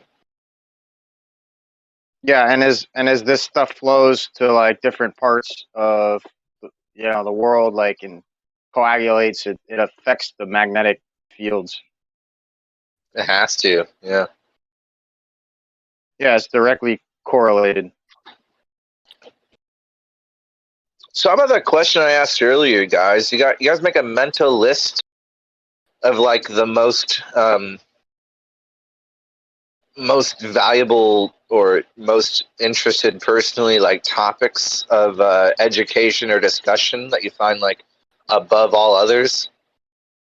If you were just to list a few things, or you say, man, like a person who wants to be wise should be experienced in the realm, in the the arenas of this. And this, and this magnetism. And this. You should know magnetism through and through because everything is resultant of it. Like our whole experience here, like right, in more ways than one is, coming from the and geometry, right? Magnetic field. Geometry. Go ahead. As far as geometry, I think we need to look further into electromagnetism. Well, you need to start with like physics, chemistry. Well, I think we need to look further into like conjugate geometry. Fundy, just to answer your. What is conjugate geometry? It has a lot to do with consubstantiality. Yeah. Consubstantiality is a big topic in itself. I mean, it applies to almost every phenomena outside of the first fundamental layer. So many things are a result of two causes instead of just one, No, I was just wondering what conjugate geometry was. The pairs, such as the inverse of the toroid is the hyperboloid, and the inverse of the hyperboloid is the toroid. The matching pairs, such as how in etymology and phonetics you have P and B being the breath and voice version, or F and V, or G and K, being like a brother and sister pair, right? So like conjugate geometry would be that same sort of breath versus voiced version, or like one shape versus the inverse of that shape. What's the Yeah, inverse of a basically circle? it's basically the yin and yang. Did I not come through there, Dice Flow? Did you not hear me talking? No, that's a good question. The I inverse did of a hear you circle talking, is but like I was just- like a point. I think the inverse of a circle would just be its center point. Well, rather than guessing, shouldn't you like find out? It's not something you can Google, to be honest. You can't. Nah, like the inverse of a circle, you're not going to get anything valuable, to be honest. But you can understand that the inverse of a toroid is a hyperboloid, and that's the reason why you can make a screw move by holding a bolt still and twisting the screw, or you can make a bolt move by holding a screw still and twisting the bolt. One of them held stationary is going to make the other one go up and down, and not everything has like a very perfect. But maybe they do. I don't know. But it's not as simple to understand. It's not going to be as beautiful to understand the inverse of every polyhedra. But the toroid and the hyperbola are a very beautiful example where they complete themselves in a very understandable and visual way. So in conjugate, the word, what does that mean? That means that they're both combining Google, to right? complete each other. We were wondering that's where you not were, what the- Brenda. That's not what the word means. We asked about you the other day. We said, "Where the hell has I got Brenda bored. I got bored. Oh, okay. Well, I'm glad you're back for a little bit. So anyhow, conjugate. Let's Google. Yeah, I already know what it means. Conjugate is just a combination. No, Or that's not what it means. the two things that would combine to complete a whole. It just means when you invert the square. No. Conjugate does not have to involve you. You should not define anything by starting out by saying, you do this. That's not what the word conjugate means. It's when you... No, leave that out, all right? Go ahead. Try again. Conjugate means taking a no, plus. Who's taking? No, who's taking? Plus and you are taking. Minus. No, you're already messing up your definition, man. You can't define something by saying, when you take something, all right? Just define it without involving yourself or a person. It means changing the sign from plus to negative. Who's changing? No, you're failing again. Changing, these are things you're going to do to something. This word doesn't need to be defined by you performing an action. Define it in and of itself, not what you might do to something. The conjugate of A minus B is A plus B. Yeah, combining things, like I said. It's not combining. That's that's taking the conjugate. That's what plus means. That's what plus means. It means combining. And what I said earlier is conjugate is two things combining to make a whole. No, that's not what the word conjugate means. It means like taking A plus B, and changing it to A minus. Changing it to A minus B. Changing it to A minus B. Changing the sign of the expression. You want to try your best to lay that out as simply as possible one more time? I did. So yeah, just overall. So if I have A minus B. No, not if you have. No, we're talking about defining conjugate. Okay, we're not talking about me taking anything or me changing anything. Come on, you're doing good. Try again. I said, if you have the expression. No, I don't need anything. Define conjugate. You said, what does conjugate mean? Stop interrupting and let me complete. Don't define things by starting out with you take get this. it out, please. Let's not be confrontational. To argue with the first half of a definition is just irritating for all of us. So the conjugate of 3x plus 1 is 3x minus 1. Oh yeah, we're talking about defining conjugate. What does conjugate mean? I just did it for you. You changed the sign. Well, you gave it. You're trying to put it into a mathematical value or entity having a what it reciprocal means. relation with another. But there's another meaning. If you look above, there's one that says a substance formed by the reversible combination of two or more others. So when he gave you the term conjugate in logic of consubstantiality, this is what it's referring to. What does consubstantiality mean? This is a gibberish word. No, it's not a gibberish word. It just simply means that these two things have to be present in order for this third thing to be present. So, for example, I like to give the analogy of the flashlight and the colored lens. When the colored lens, let's just say it's green colored lens, comes into unison with the flashlight and the lens come together, right? You get this green projection. You can't have the green projection without these two things coming together. The second they fall apart, your green projection falls apart.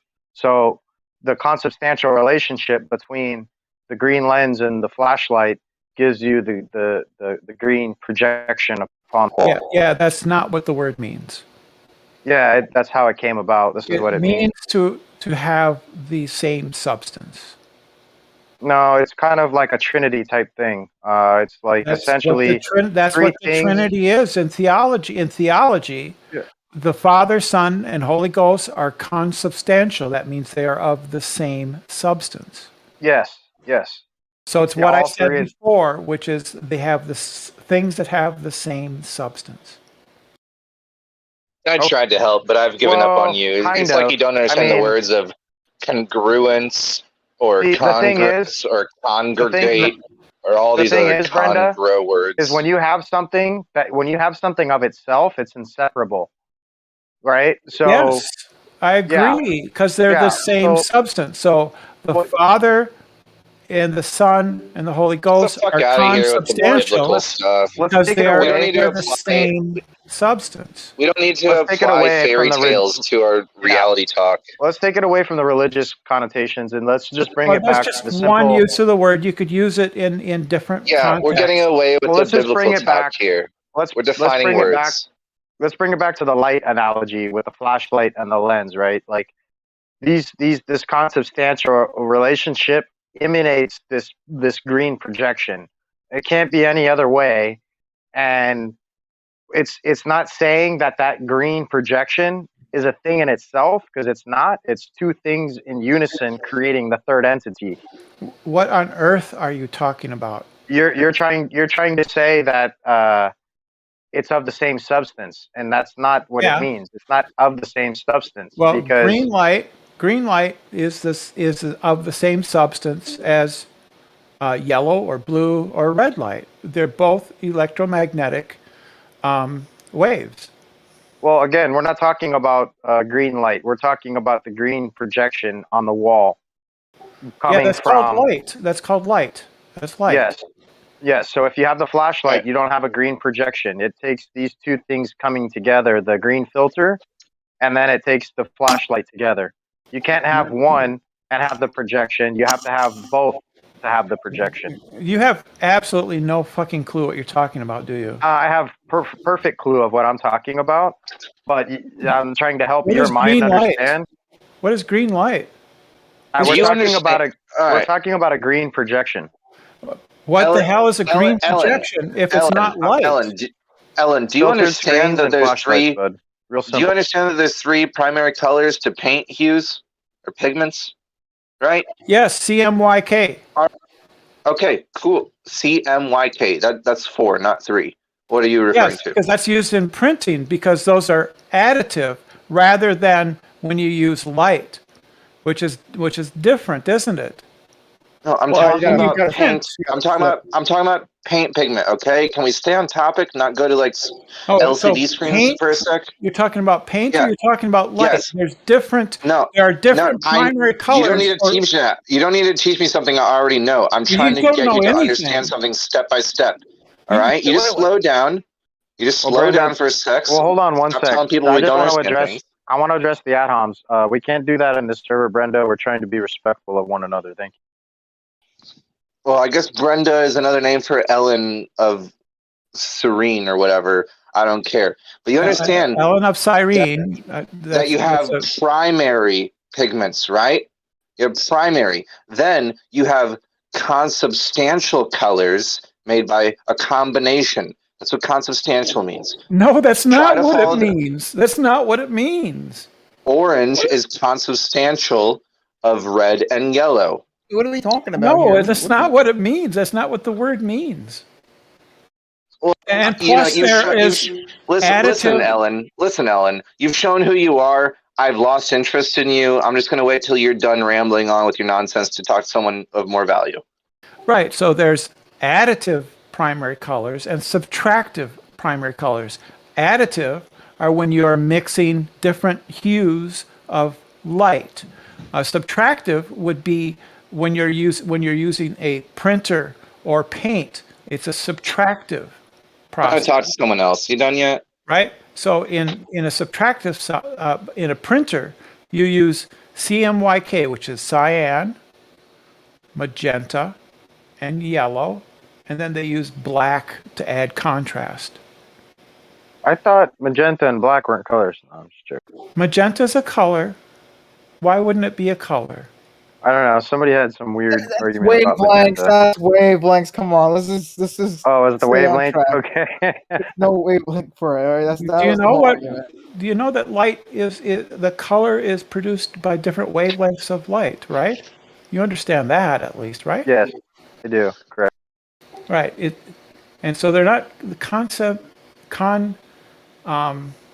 substantial just doesn't have any meaning in mixing colors. Well, don't take the analogy too far. I was just trying to give a simple analogy to, but yes, if we stretch it too far, of course, it falls apart. But as far as projections go, right? You know what a projector is, I'm sure, of course, right? You mean a light? Huh? You mean a light? Well, when you have a projector, if you've ever been in school and seen a projector screen, you got they have a light whiteboard. bulb. They have a light bulb and a lens. Yeah. So it's a light. And then you have the film that goes before the light, which creates the deprivation of light, which gives you your visibility on the whiteboard where everyone's looking at up ahead. It's not a deprivation of light. It simply. Oh, really? Right. It simply only allows, for instance, certain wavelengths to pass through, depending on the color of the film. Okay. So Right? when you hold your hand in front of the projector screen, I don't know if you ever done that to try to be funny in front of the class, I did, but it makes a little shadow. It makes a little shadow, right? Yes, that's called obstruction, right? Yeah. So what do you think that shadow is? Shadow is when you block the light from reaching a certain portion, right? Gotcha. Deprivation of light, right? So when we're looking at the letters on the whiteboard, right?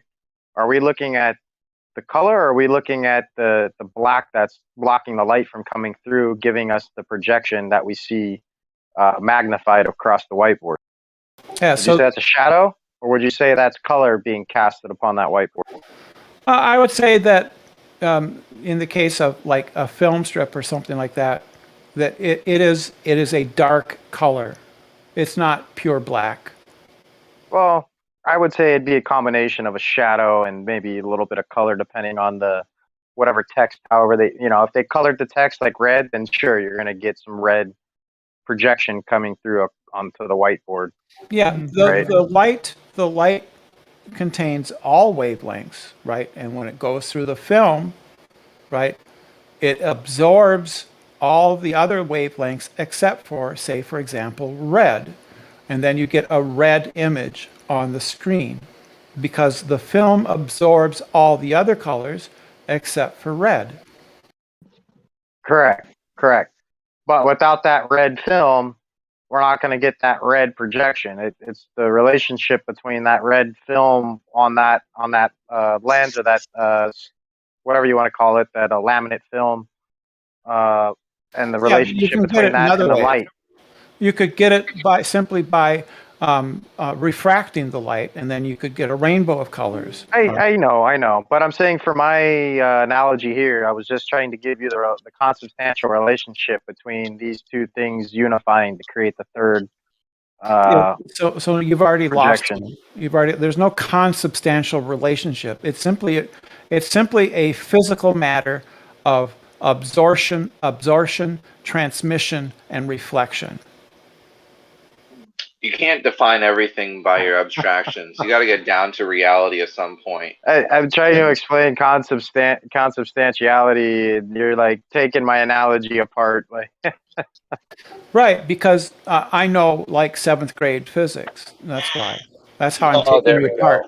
That's how I'm taking you Very apart. predictable. Very all right, predictable. Brenda, simmer down, simmer down. Did you graduate the 3rd grade? Yes, we've heard it. You got to expand your You horizons. don't seem to know anything about physics. You have all these fancy words that you think make you look smart, and they don't. Somehow, for you to defend yourself, you have to turn things into light, and all I was talking about was paint. Right. So the images show up on the screen because of absorption, transmission, and reflection. There's no consubstantiation in there. You had to deny that yellow paint and red paint combined to make orange paint. Just can't admit that. It's so simple. I mean, I've seen you kind of 1,000 times. It's pathetic. All right, you gotta change topics. Of course, color is a very interesting topic to talk about. You know, it's there's hues, there's pigments, and there's frequencies, and there's wavelengths. Yes, you can confuse things, but why don't we just stick to paint? Orange is consubstantial of yellow and red paint. Ooh, scary stuff. No, it doesn't necessarily have to be. The pigment could simply be orange. Yeah, but in the instance that he just gave you, they are consubstantial. Yes or no, Brenda? Not necessarily. No. You could simply have orange. You could simply have orange pigment. You could simply have a pigment that reflects orange wavelengths. He told you a specific example of 2 different paints mixing, 2 different colors, mixing to make another color. That's right. Are those not, let me finish, Brenda. Are those not consubstantial? No, because they're different substances. They're red. It's a red pigment. To make another one. Yeah. You're making about language. You're making orange. You obviously have a loose grip of etymology. You don't really understand the words you're using at this point. Words don't determine how the universe works. So if you have... Yeah, but we're communicating with words, are we not? Are we not communicating with words? Are we expressing? Yeah, they don't. They don't tell the universe what to do. So are we expressing? So you could have a red paint and a yellow paint. Those are 2 different substances. They have different pigments, and you can use them and mix an orange color. Or you could simply use a chemical, a pigment, which is simply in itself orange.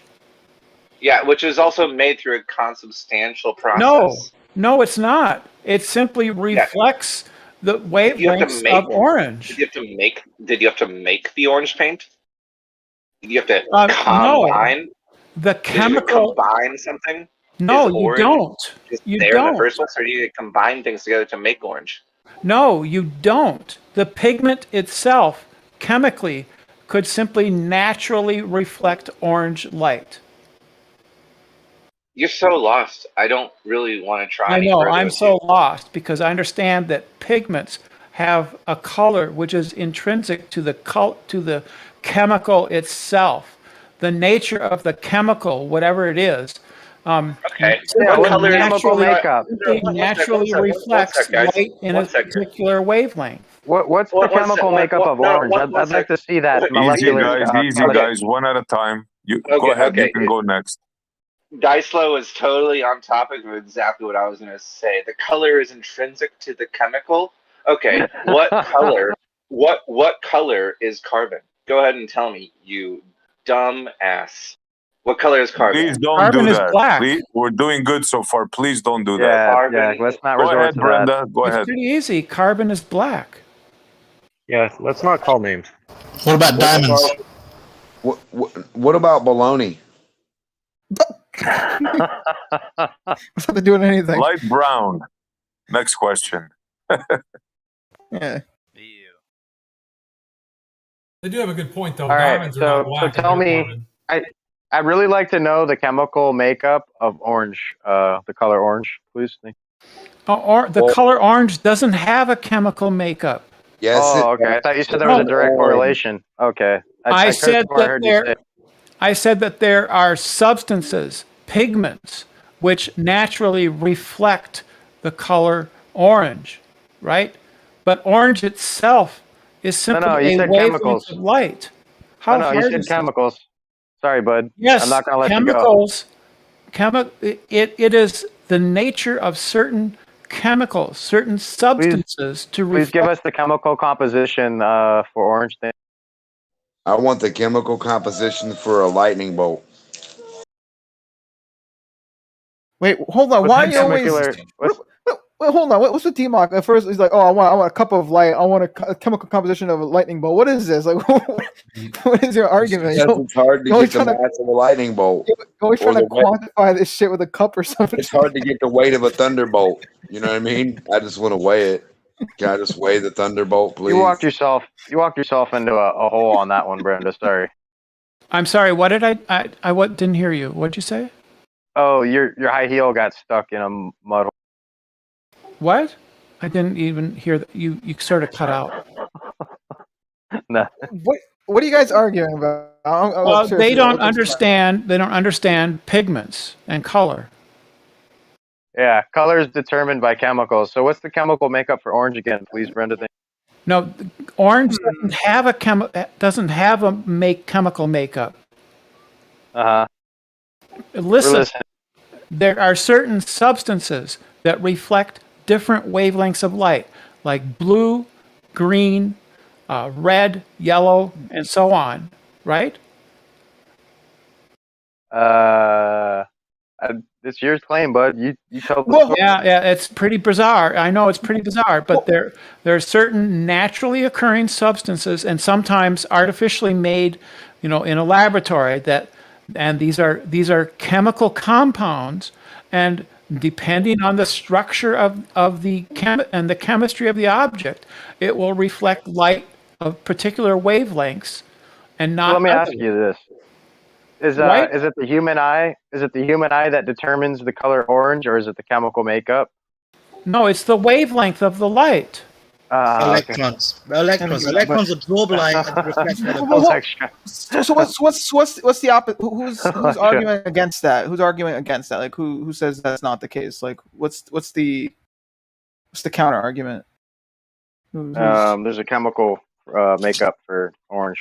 Wait, colors are now fake. Is that what I just heard? I never said there's a chemical makeup of orange. I said there are pigments that reflect the color orange. All right. Wasn't this chemicals, bro? You said chemicals. He's on chemicals, bro. I want to hear this chemical orange. People were talking. Not getting away from it. You getting said away. it. I don't have a problem. I'm just fine. I don't get away from what. Your chemical orange, bro. I want to hear more about. I didn't say anything. Okay, so orange is not a chemical, dude. I've said it several times. Clean out your ears. Okay, so it's a fruit. Oh, okay. It's true. It is a fruit. So what is the actual argument here? Hey! Let's not resort to calling people fruits around here, guys. Just simmer down. Anyway, what is? Come on, guys. What is the argument here, guys? Come on. I mean, I don't. But they don't understand, like, what produces different colors. I guess. Yeah. Okay. So your position is that it's yeah, and then so what's their position then? What are they saying color is? That's what I want to know. They were trying to say that orange is a consubstantiation of red and yellow. Yeah. So. Yeah, you guys, right? So are you saying? Well, vibrator. You're butchering what the kid was saying. He was talking about paint specifically, and now you're just trying to like bring it all into totality with what he's saying. Come on. Okay, so paint specifically then, right? Are you guys saying you can only get orange by mixing red and yellow? This ain't my claim. I'm just steel man. Okay. Well, I'm just asking if that is the claim. So what are we saying here? Are we saying that is that the only way to get orange, or like what is? No, you there from an orange seed, from the potential of an orange. That's what an orange produces. The frequency of an orange is the color orange. Holy shit! Are you got an orange in your mouth right now? I was gonna say that. But yeah. So he's got an orange in his mouth, and he's holding orange baby poop. Nature produces the color orange through the frequency that's filtered through the orange. See, a fucking lot of orange, bro. You're making me sick. That's not how anything works, but yeah, brilliant, it is. Brilliant commentary there. Okay, so it's magic, and Dr. Seuss Brenda says orange. It's the color of orange through your imagination. You're not seeing orange. It doesn't exist. We're retarded. No orange. All right, Brenda, you win. Is orange not in the rainbow, Brenda? Why can't something just be orange? Why does it need why do we got to explain why it's orange? Yeah, maybe we should explain why something. Well, because they didn't understand why things are orange. Why is it orange again, Brenda? Nobody knows why red is red. You just know it's red. You're not God. You don't know why things are red. You don't know why red is red. You invented red so you can know why red is red. That's ridiculous. I don't have to be God to know like elementary chemistry. This is like stuff you teach at the elementary school level. So colors are chemistry now. So colors are chemicals. Are colors? Brenda, are you telling us that you hang out in elementary schools now? What's happening when you're mixing acetylene and oxygen together in your welding torch, and you can produce 2 different colors or 3 different colors with these 2 gases? Electrons. Don't you worry about that potential. Where's the chemicals there, Brenda? It's all about the electrons, man. They're giving. Don't worry about that electrical continuity of potential. Don't you worry about that. Gases are made of. Gases are chemicals. Huh? Gases are chemicals. The electrons are going from a higher state to a lower state. Acetylene. In the process, they emit an electron, and that's the light. Acetylene is a chemical. Is there electrical continuity in that acetylene? How much chemicals have you been sniffing lately, bro? Lay off that orange, bro. You know, lay off that ancient orange. Getting high on red and blue. Yo, let's just change. Like too many orange crayons, bro. Yo, this is going nowhere. This is a dumb combo. I'm with you, Armor. This is dumb. Yeah, because you'll never prove why red is red. It's just a ridiculous conversation. We know why red is red. No, you think you have an idea, but you're clueless. You're just going to tell me waves. What about red rum? That's what you heard. We teach children in elementary school why. Leave the children alone. Leave the children alone, Brent. Story that doesn't make it true. Put the child down. There's an interesting way that I think I heard about recently. These guys made something the size of a postage stamp that was color when you look at it, but it wasn't made out of anything that had a color. It just was made out of some incredibly fine machine that could make like little rods, like at a more than microscopic scale, was little rods, and what it did was bounce back. Let's not start talking about your anatomy now, dude. We don't want to hear about your microscopic rod. Yeah, really. What the hell? I thought everything was made out of microscopic spheres. Now we're going to rods. I thought protons, particles, gluons, neutrons. No, you guys want to have an interesting conversation, but instead you want to just. That's a personal issue there, but. That's cool. So now, everything's a rod and not a sphere. No, I think they meant like there was like a structure, all right? Because I believe there's actually a butterfly that has like blue wings. Oh, the butterfly effect. Does it turn into a rod? Okay, I'm not doing it. Don't bother, Armor. Is this an orange? Is this an orange chemical butterfly? I make people laugh. And it's like, no, you just fuck up lessons. You just ruin conversations for other people. I'm gonna throw a micro rod to that butterfly.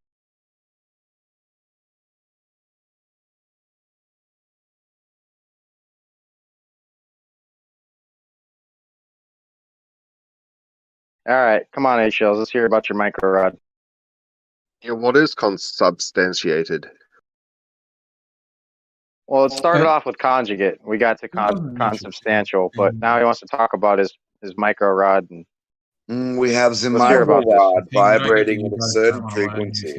On the vibrate. I saw this on that Deuce Bigelow movie one.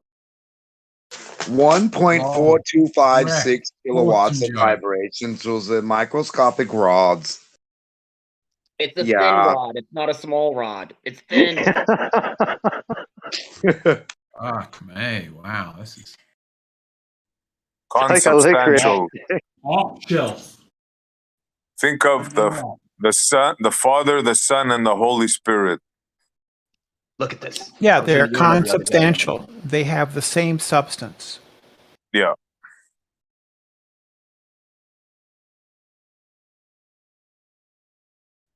Ducey, if I had 2 more man horns like you, I'd be a millionaire. You can give pleasure to women that would sicken a normal man. Love that movie.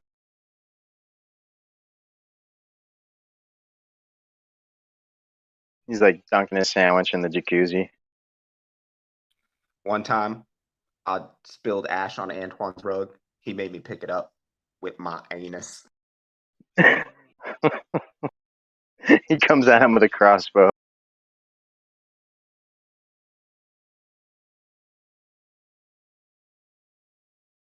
Yep, Antoine, bro.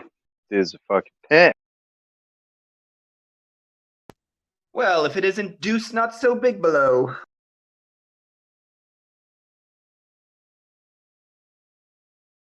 Hey, I got this problem. Can you take a look at this? I was in the bathroom and it bumped up against the urinal. Now it's got this red spot.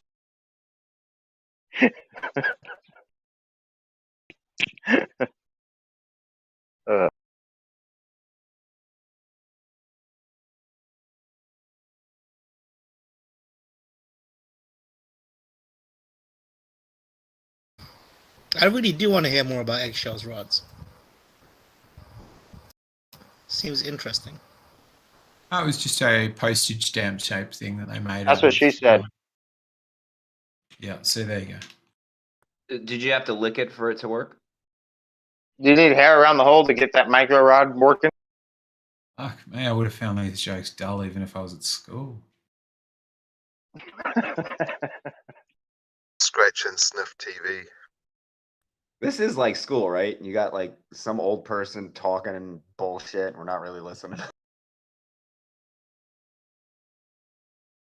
Let me ask you, is this micro rod phallic or flaccid? Lol. Well, if it's flaccid, it wouldn't be a rod, right? It would just be like a noodle.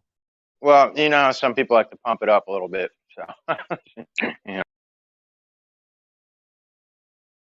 They do have a fix for this, though. Eggs. Yeah. Oh God. It's all right, buddy. You hang in there. No. I mean, I mock you, but I guess I should be understanding of it. Yeah, I just tie mine in a knot. I get it. That works out well. Yeah, it doesn't mean it's not frustrating, but it's somewhat understandable. Disappointingly recognizable as a behavior. All right. I had enough. Go ahead. It was interesting. It was never the kids that got it, was it? Like, if you remember back to school, it was never the kids that got it, that were like, oh, I fully understand what's happening here in front of me, and I still want to stop people from having a discussion. It was invariably kids who were feeling a little bit like, oh, this is making me feel inadequate. Other people are getting it and I'm not. I can change the topic, then this feeling will go away. Not always. Sometimes I used to get it, but I used to still like to have fun. Yeah, there might sometimes be like, well, no, there's fun. There's absolutely fun, but it's like you can tell because the jokes are legitimately funny. People are laughing, right? Even the teacher would be laughing if it's funny. See that happening, Branch? Is that your impression? What's happening right now? I think right people now people who are like feeling a little bit inadequate and going, oh, I don't quite get this, and I don't quite like the idea that somebody else does, and I don't really care too much to learn. I don't think so. I think what happened right now was it was a way to win the conversation over Brenda. Yeah. It doesn't necessarily need to have been fun or anything. It was just a way to win the conversation.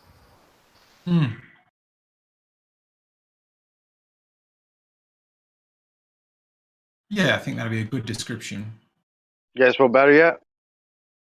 Brenda takes the bait so easily too. I don't get it. Yes, that is also true.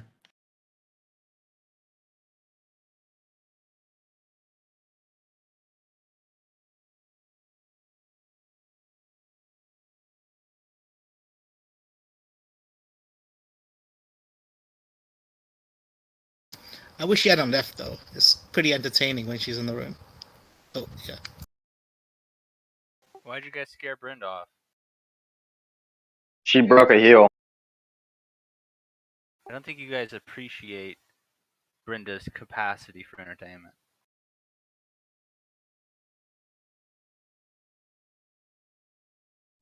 I don't think anybody scared her off.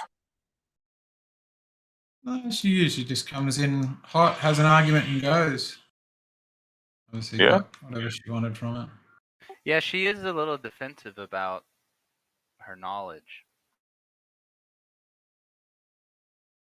Like, it's hard to talk with her without it, you know. I don't know. She's defensive, maybe, I guess. Well, maybe you can text her for me and say sorry, Cindy. I missed it, man. My internet went down. I just got back.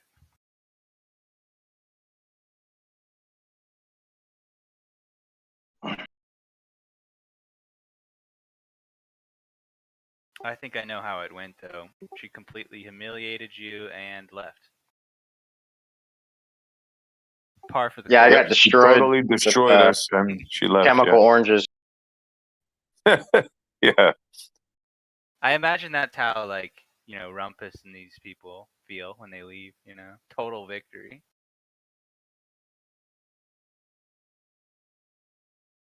Yes, I do. I have found that interesting since I've been interested in like the whole debatosphere on anywhere on the internet, is how it seems to both sides self-evident that whatever side is theirs won. Oh yeah, I find man. that so interesting. I used to watch bravado, like Dawkins man. debate someone, and then like both sides walk away patting themselves on the back, and I'd be like, how could you have watched that and thought your side won? And they'd be saying exactly the same thing back. I'd be like, what the is going on here? Yeah, that's the part that freaks me out the most, bro. Yeah, both sides think they won somehow. It's amazing.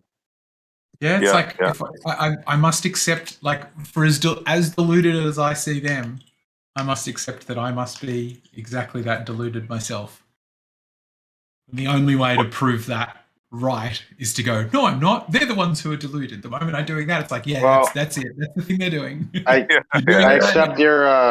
accept your concession and apologies, and for that, I'll digress. Wicked lol, XD, owned. I find myself asking the same question over and over. Did we see the same debate? Like, how could we? I'm fully aboard with what you just said there. It's funny, isn't it? Yeah.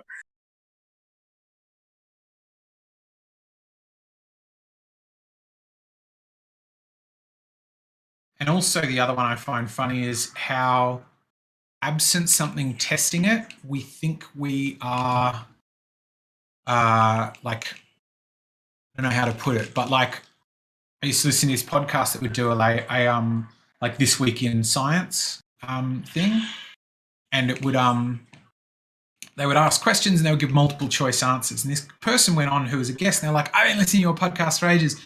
And you know, the weirdest thing is, I always thought I had pretty good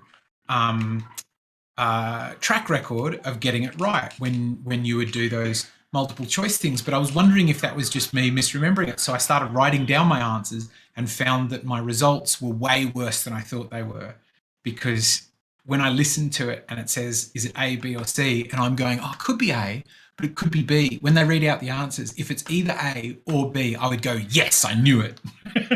You know, like, you'll remember winning even if you didn't quite. At least I think I do that. But like, if I'll fool myself into thinking I know things I don't until I'm properly tested. And then I'm like, do I really get that concept?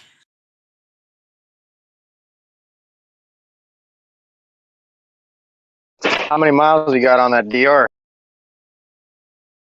The DR, oh fuck. It would have had about 20k on it when I got it, and I probably put maybe about double that on it again with weekend trips and longer trips. Oh, okay. Nice. You've been riding it. It's good. Yeah, but I mean, I'll like, we'll ride. We did like across to the desert on the west of New South Wales for a while back. So it's Did you put any saddlebags on it or anything? Yeah. 2 panniers, 1 hard case top box for the drone and stuff, and then a tank bag. Nice. So it's a bit sluggish off road. Yeah, but at least you got all your shit, man. It's not a race bike anyway. You know? You ever fell Just over on it? a pack mule. Oh my god, I've wrecked so many times. Usually it's just like low speed off road though, like I'll slide out on a corner or go over the bars or something. But no, I haven't had any bad on road accidents. I had one I put on the news. The local news put it on when I was in Broken Hill, and it was just a close call, not an accident. But this car missed my back bumper by like an inch, just blasted straight through a stop sign. Didn't see the stop sign, didn't see me until he'd already missed me. I had a buddy of mine, a neighbor. He just got like a brand new bike. Like probably dropped quite a bit of money on it. The second day he takes it out, and I just hear like a scrape on the concrete. I was like, he was pissed. It's like, yep. Yeah, it's new bikes and new riders. You still get up for most accidents. Is it only on cars, or do they give you that on bikes, like where you drive off the lot with it and you still get so much time before, if like you change your mind, you can bring it back and X-nay out of the contract? What, like buy a vehicle and then say I've changed my mind, I don't want it? Yeah, like you have so many hours or something rather to. Wow. Like literally. I didn't know that. Yeah, it's by law. No, I bought mine in a private sale, so I definitely wouldn't have gotten that. I didn't know that. That's so interesting. I'm pretty sure we don't have that with cars in Australia. Say it's like 30 hours.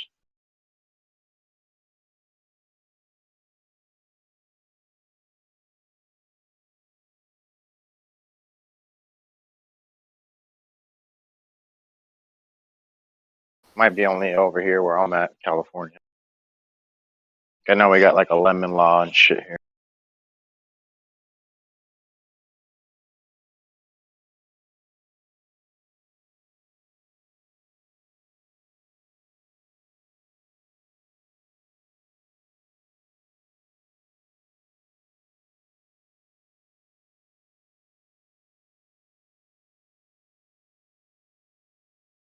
What kind of tires are you running on that thing? 50/50 off-road, on-road. They're big Dunlop D606s. Yeah, they're a little rigid. A little hard compound for me. Yeah, but I just do so much bitumen. Why not you just go with the full knobby? They're about like although most of why I'm riding it is for the off-road. I would do 80% of the actual miles would be on-road. I'd probably it doesn't matter. Like I'm like a day, and I'll be 2 days, day and a half ride on blacktop until I get to a campsite or something, and then we'll do some off-roading. It's fine. The knobbies do good, man. I ride the knobbies through the canyons. Full knobby front and rear. I run a Daystar on the front. Do you just like have a tire for like one ride and then it's gone? No, I run a hard compound. All right. Yeah, I run a hard compound knobby up front, and then the rear I run the biggest knobby that they make, which is the Terraflex. Yeah, look into the Terraflex. You'd like that on your bike. Oh yeah, will do. It's a bit heavy because it's a steel Kevlar belted tire. So I mean, it's kind of a double-edged sword, right? Like you get a little bit more weight, and it's a taller tire, so it throws off your gear ratio a little bit, but you could adjust that with just changing out the rear sprocket, and then but that rear tire is fucking second to none, man. It hooks up. It's just all knob, dude. It's the biggest knobby you can get. Great tire. Yeah, I'll have to check it out. Wait, say the name of it again? Terraflex. Yeah, Terraflex. See, that means Earth flex. Got it, Terra. They're just flexing on you. Yeah, the knobs Entire kind of. conspiracy. They fucking throw rocks. I'll tell you what, man. They're big old, like, I don't even know how tall the knobby is itself from the tire. I want to say maybe 1.25 inches. It's just big, meaty fucking tire. Makes the bike look better too.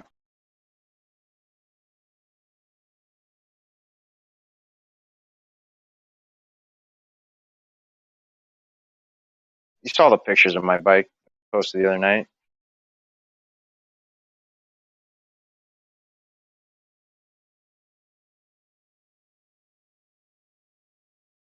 That was a Terraflex.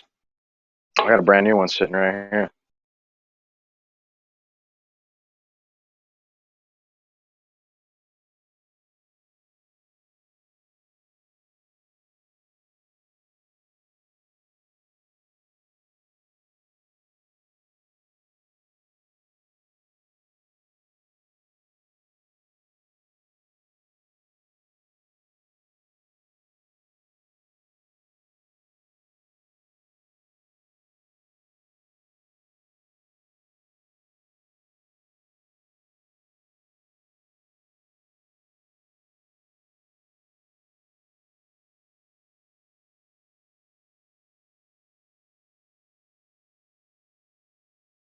Oh, you killed the room, Sin. Good job. I didn't do nothing.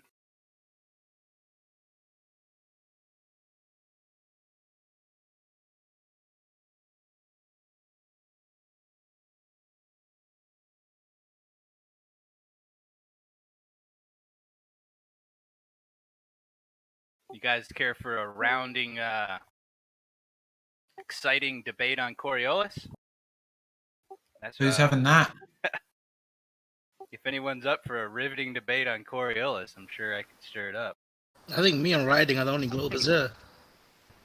Hold on. What about me? No, you got OG. Oh yeah, Arma's here.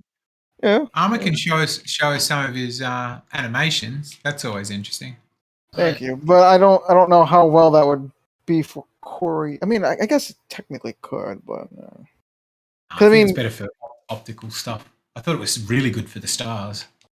Yeah, I recently did the last one I did was just kind of weird, but the new one it's a lot better because I actually used a texture for the star, so it looks a lot better. But I don't think I'm gonna be touching Coriolis though, because I will admit it's not my I'm not that good at it, but I still think I know it better than some of the flat earthers here. So I mean, whatever. Arma, were you the one that a long time ago? It's probably about a year ago. You like modeled a flat Earth, and it was pretty cool. All I did was like recently. I threw like a lens, like a that lens was in you, Blender. okay. That's all I did though. I didn't really model anything. I just threw in a lens. I told everyone you modeled it for us, and you did a good job. Yeah, because there was like that whole lens thing where like, if the sun moves back with the lens, it does appear to sort of do a thing where it kind of keeps its size, but it's very picky though. That's the thing though. If the lens is not right, well, what'll end up happening is the sun will either get like out of focus or some shit, or it'll Do you want do to some explain opposite thing. You want to explain what we were trying to do, if you remember? Oh, I was For just everyone. I was just humoring your idea because I wanted to be a team player. You guys have all heard the argument that like on a flat Earth perspective will cause things to go to the vanishing point.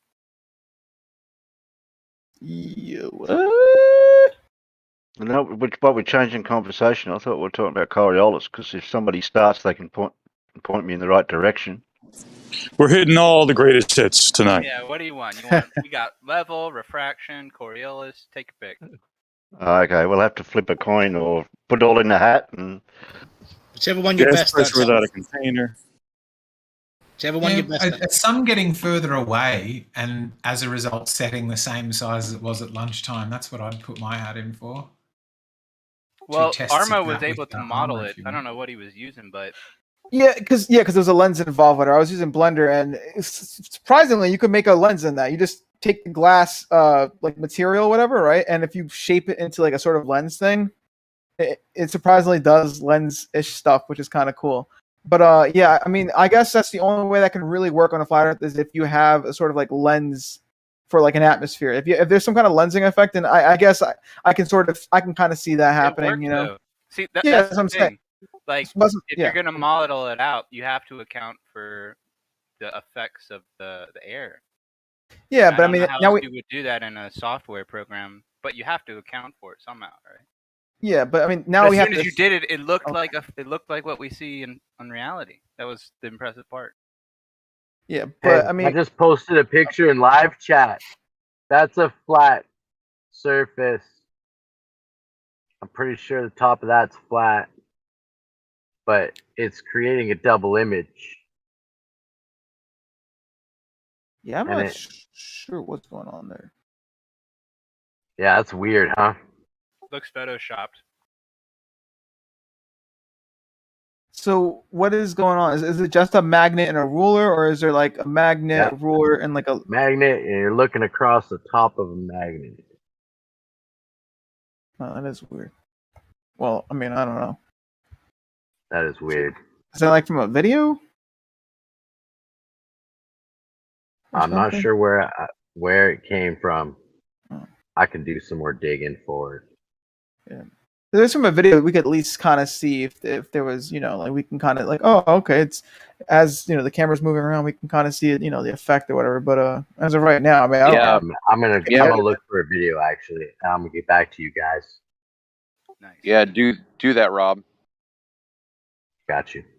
Well, that's just one of another variables that you're going to have to ask ballers for when it comes to refraction, because this is clearly another instance where things are looking weird.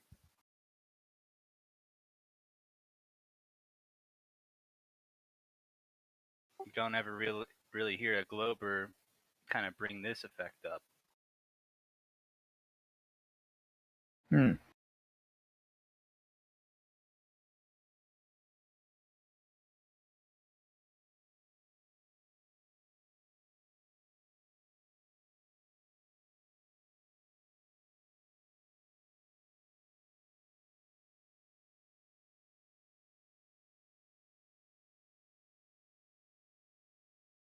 What would you call that? Like magnetic refraction?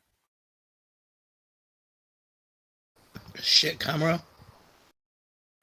I mean, I'd have to see it in real time, I suppose, to try to see what's going on, right? But if there's only the magnet and the ruler's proximity to the magnet creates an image, I mean, what the hell? My other thought with that was that the magnet is doing something to the air right next to it, right? That there is air or water or something changing the density in some way. Yeah, what is that left and right on both sides of the magnet looks completely blurred. Like and it's Yeah. No. Why was it done? Yeah, the magnet could be like freezing cold, right? That would fuck shit up. True.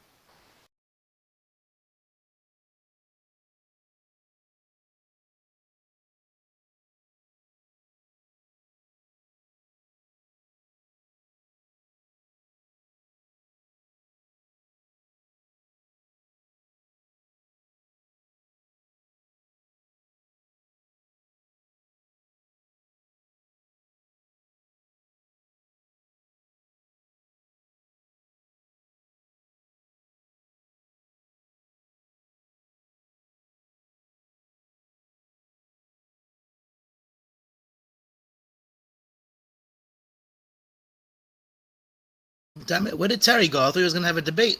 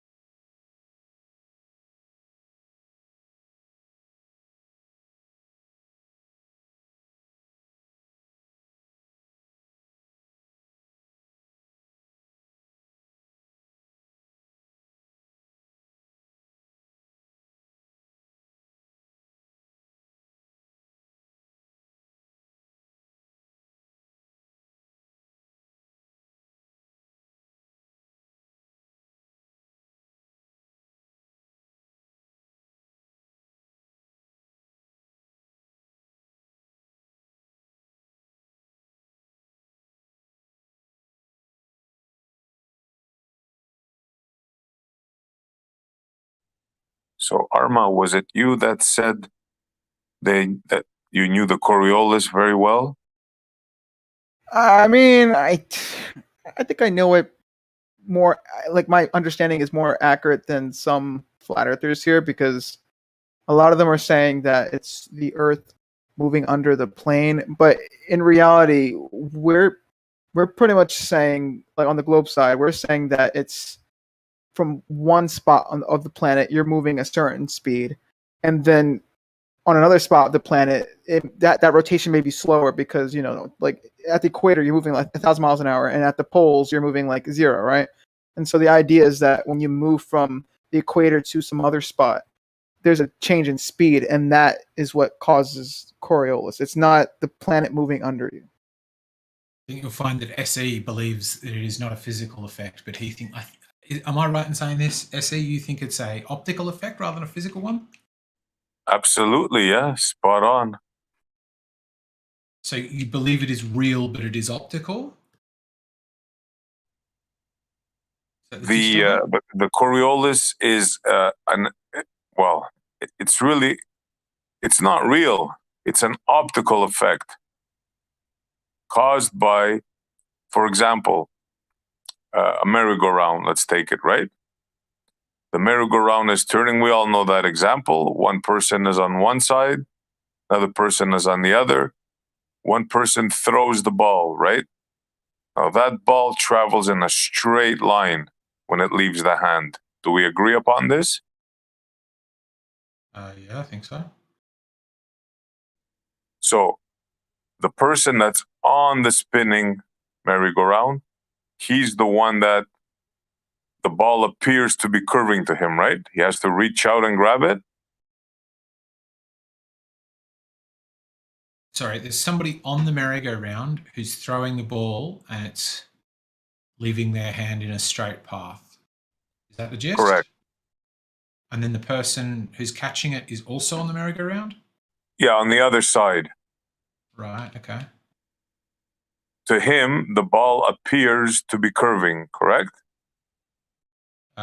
Sure, yeah. Isn't that how the lingo goes? Isn't that how it's explained? Sure, yeah. Okay. Or the other way to say it is, from his frame of reference, the path is curved. Not just appears to be. It is curved? You're saying the path is curved, or it appears that it's curved? If that was the frame of reference you picked, then the path is curved, doesn't just appear to be. But how so? Didn't we agree that the ball is traveling in a straight line? Depending on which frame of reference you pick to do your math, sure. So you're saying the ball is doing two things at the same time? It's both in one reference frame traveling in a straight line, and in the rotating one, it's actually curving? It's kind of like if I was driving along a highway and there was a car going slower than me, from my reference speed, it is going past me from front to back. So I could say from that reference frame, it is going backwards. But from a different reference frame, it is going forwards. It's not that the car is going backwards and forwards at the same time. It is, if you pick the reference frame of a car in a slow lane, then the car is going backwards. If you pick the other way around, pick a reference frame of the car in the fast lane, and the car is going backwards. If you pick the reference frame of someone who's standing at the side of the road, then it's going forwards. So I guess in a way you could say it's doing both things at the same time, but not really, right? You might say that, you might think that, but it cannot be, right?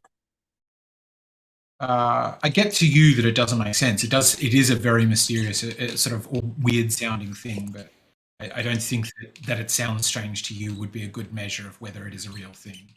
Is it moving or not?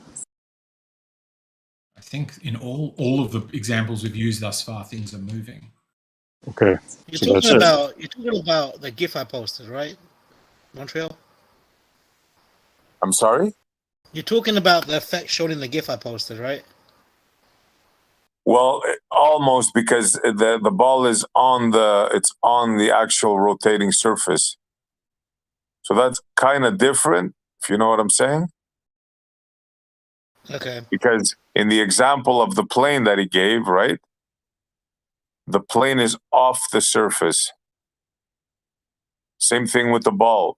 Once you throw that ball, it's off the rotating surface, and then it has commenced in a linear path, a straight line. So the ball is actually traveling in a straight line, but to the person on the merry-go-round, on the spinning surface, it appears to be curving, but it's not actually curving. It's just a visual effect. Because they're a non-inertial reference frame. I think I was pretty clear in that. You can slice it, dice it, say it any way you want. It doesn't change the fact that the ball is traveling in a straight line. I agree. Yeah, I agree. I was just adding that that's because they're not an inertial frame of reference. That's how you tell forces from pseudo forces. Yeah, this is not a force. This is a visual effect. Well, if you assume that they are inertial frame of reference, that would become a force. Yeah, that's why it's a pseudo force. Because there's a change in velocity. Yeah. No, it's a visual effect. So There's nothing you can say or do that's going to change that. Wait, Once the ball leaves the hand, it's traveling in a straight line. Right. So you End of agree story. that? Yeah, it definitely does. Once it leaves your hand, We're not disagreeing with that. What else is there? It's a visual effect. There's no force. There's no pseudo force. There's nothing. So there's there is a pseudo force when you use. No, only in your mind. There's a ball traveling in a straight line. But we see this visual effect on Earth, right? So you do agree that we see this visual effect on Earth? Let me ask you something. Both believes that it is optical and not real, which is interesting to me because it seems like in one. Go on. Yeah, go ahead. SE's view on this is among the most fascinating to me because it seems like he believes, unless I'm wrong, correct me on this, SE. He both believes it's not real, but also doesn't agree when globers or people say it's physical, not optical. He says, no, you're wrong. It's optical and it's not real. Which to me is fascinating. I don't quite catch what you mean by that. So what? Maybe I'm misrepresenting you then. Are you saying that it is not a real effect and that it is the claimed effect is optical? Or are you saying it is an effect that we think is physical, but you think does exist, but it's optical? What I'm saying is this: the effect that you think is physical is actually visual. Right. Okay. I had misunderstood you then. So you think it does actually exist, but we've mistaken something that is physical, that is optical for something that is physical. Is that a gist? Well, exactly. Precisely. Yes. SC Montreal, if this was optical, right, wouldn't something still need to be spinning in order to experience this effect? Absolutely. Yeah, that's a given. Yeah, we're giving him that on a silver platter. Yeah, absolutely. Something has to be spinning. Yes. So then to get this effect, sorry, Branch, that's obviously where you were going next. I don't know why I interrupted. That was a great question. No, go ahead. Go ahead, man. Well, to get this effect, if something has to be spinning, if we're mistaking something that does exist that is optical for something that is physical, we would have to be spinning, right? No, you're interpreting the effect of when you throw something on a spinning object, right? And it leaves your hand, it's traveling in a straight line, and you're interpreting that as a spinning motion, as it curving. But in actuality, it's going straight. Now, why you're interpreting it that is because you are the one that's actually turning. You understand? Right, but for that, we would have to be on something that's rotating. For what you're saying to work, absolutely, yes. Mistaken one. Yes. So we are on something turning. Is that your assertion? We are. No, you're putting words in my mouth. No. What are you talking about?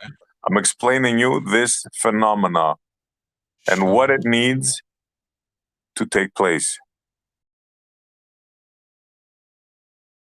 Let me propose a thought experiment from that.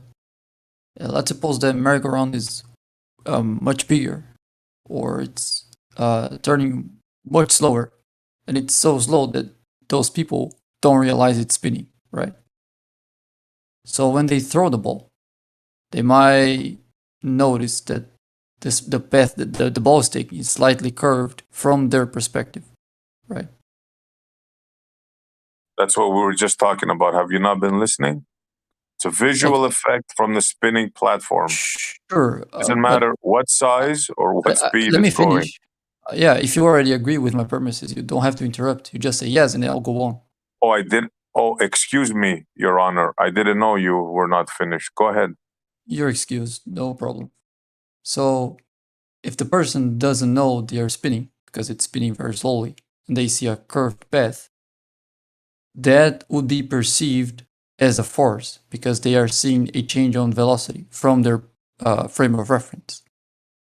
Right? More important point. Listen, dude, let me repeat again because I think you're not understanding properly. In order for the Coriolis effect to happen, you need a spinning frame of reference and a non-spinning rate of frame of reference. Do you understand that? Sure. Okay. Now, when you throw the ball travels in a straight line. Do you understand that? Regardless of the speed of the throwing ball. Yes. So the ball always travels in a straight line. Now, the person on the spinning frame of reference, the ball appears to them to be spinning. Do you understand that? Yes, I'm not denying that. Yeah. Okay, so what else is there? Well, both of your so I'll just repeat them. Require something to be spinning. Like even your explanation would require that we accept that the Earth is turning for it to be an optical effect. No, you're putting negative. You're putting the example to the Earth now. Why are you doing that? Because that's your logic, man. So, no, you're assuming right off the crack. You're assuming that the Earth is turning. No, we see things that we throw starting to curve without an explanation, without an extra force. We went from a merry-go-round turning to the Earth turning. So now, if that's true, when we stand on, let's say we stand 5, 6, 10 feet apart, and I throw a ball to you, it should appear to you that that ball is turning. Exactly. Does that happen when I do that? If I throw a ball to you, if we play catch, and I take a ball and I throw it to you, does that ball appear that it's turning to you, or does it go straight to you? If you throw far enough, yes. It would appear to be curving, yeah. No. Wow, man, you guys take the cake, man. So what do you think is causing an apparent curved path? If it's just apparent, what do you think is causing it to be apparently curved? Do I have to explain it to you again? Sure, go for it, please. No, I'm not going to do it. I did it 3 times. If you didn't get it by then, I'm sorry, dude. There's no use in me talking to you. Let me explain it to you then as I understand what you're saying, and you can tell me where I got it wrong. How about that? Sounds like what you're saying is when somebody on something that is spinning throws a ball, it is going in a straight path, but for somebody else, it appears to be curved if what they are throwing it from is moving. You got it. Right. So that requires that what they're on is turning for that apparent apparent curvature, that optical effect. This is the third time we're doing this now. So, yeah, it's because you're not getting what you're saying. You're not getting what you're saying. Possibly, if that is what is true, let me finish. If we're taking the merry-go-round example to the Earth, and your Earth is spinning, right? And I throw the ball to you, it should appear to be moving, to be turning. Do you understand that? Yeah. That's why I just told you what it was I thought you think and you agreed. I'm 100% on board with that. It's just that what it sounds like to me, and you're not seeming to get what I'm saying with this, is your explanation for a apparent Coriolis effect still requires the rotation. That's your explanation. In my world, the Earth is not spinning, Bubba. He's not saying that. He's not Do saying you that. understand that? Don't put words in my mouth. He didn't. No, I am not saying that. For the fifth time, no. Describe the effect on a stationary Earth. SC Montreal, what's your explanation for, say if somebody's on the equator and they shoot north, and if they shoot someone directly standing north who's pretty far away, that they'll miss because that's what happens in reality. How would you explain that part of Coriolis? It's not what happens in reality. Who told you that? It does. Have you done it? Have you shot somebody far away? Have you adjusted for the Coriolis? Okay, Whoever told you that was not your friend, Branch. Oh shit, my bad, dude. I thought that guy was my friend, SC Montreal, but I'll have to look into that. Tell him he doesn't have a clue of what he's talking about. So that's where the issue is, right? On Earth, you don't think there's any way. There's no proof of Coriolis. No, it would be visible. We would see deviation. There's many things that would have to happen. No, there is no Coriolis. The Earth is not spinning at 1,000 miles an hour. Simon, if I am 100 meters away from you and I throw a ball for you, and that takes like 5 seconds to happen, how much would the ball deviate if we were in a spinning ball? Don't ask me fantasy questions. Go and figure it out for yourself. No. Come back and show me something deviating. Don't ask me to do calculations for you, dude, for your mythical ball. Well, you just made the claim. Show me your spinning ball. Show me deviation. You made the claim that it should happen. No, you have no idea how to make the prediction. No, I'm saying it doesn't happen. Take that wax out of your ears and listen. The Earth is stationary. SE Montreal. You know what the SE stands for? Stationary Earth. Yeah, he's saying if you could show him some legit proof that it consistently isn't going on target, then that might change his mind. Yeah, hit him with artillery. He's thinking that his observation is enough to discard that. Yeah, and show him an observation that I don't have an observation that I don't have to think. You have to show me your claim, my friend. No, but I don't have to think of nothing. I don't gotta believe anything. You made the claim. Yes, the Earth is stationary. That's my claim. Now you disprove it to me. Go ahead. No, you made the claim that this doesn't happen. You can show me that it happens. Go ahead. No, you have to substantiate your claim because do you hunt? I don't have to do nothing. Hey, I'm sitting here comfortably in my chair. Hey, I'm feeling like a champ. I feel no motion now. If you and your fantasy world think you're spinning right now, you gotta prove it, not me. I'm in reality. You claim this doesn't happen, right? No, you claim it happens. You did. You're saying you didn't claim it doesn't happen? What? Let me clear this up for you. Spinning Earth? Essie, let me clear it up for you. These guys are in La La Land. Let me just clear it up for you so everyone's clear. Please, Jeremy, go ahead. Essie's claiming that this thing doesn't exist. You're claiming it does exist. Now, the burden of proof can't be on someone claiming non-existence. That'd be fallacious. So anyone claiming existence of something. What do you mean no? Yeah, you're making a positive claim. Yeah, exactly. The burden of proof is on whatever claim you make. Unless it's a negative claim. If you make a claim of non-existence, if you make a claim of not, hello, I was in the middle of a sentence, please. If you make a claim of non-existence, you're anyone taking the opposing stance is the burden of proof is on them. If I claim unicorns aren't real, I don't have to prove unicorns aren't real. If you say unicorns are real, you need to come with some unicorn evidence. Sort of. Sure, I would agree with that, Jeremy. I would just also say that if you said unicorns aren't real, they're an optical effect. Now you're somewhat That's not his accepted as claim. real, but somewhat saying that they're optical. That's the bit I'm not getting. That's not Yeah, no, I analogous could to be claim. wrong, but I think SC's claim is that Earth's not rotating. My claim is that the Coriolis is a visual effect. That's how this conversation started. The Coriolis is a visual effect. I've got that. How can an effect that requires rotate, like, to me, the two positions I can make sense of are the standard flat earther position, which is just flat, Coriolis does not exist, versus Coriolis does exist, but it's caused by something else. It seems really weird to me to say it both doesn't exist and is an optical effect. Well, you got issues that you got to work out, buddy. That's not my problem. I mean, certainly you're not trying to reason. Let me repeat it again. Let me repeat it again. When you throw a ball we all heard on a that rotating surface, when it leaves your hand, now this is kindergarten stuff.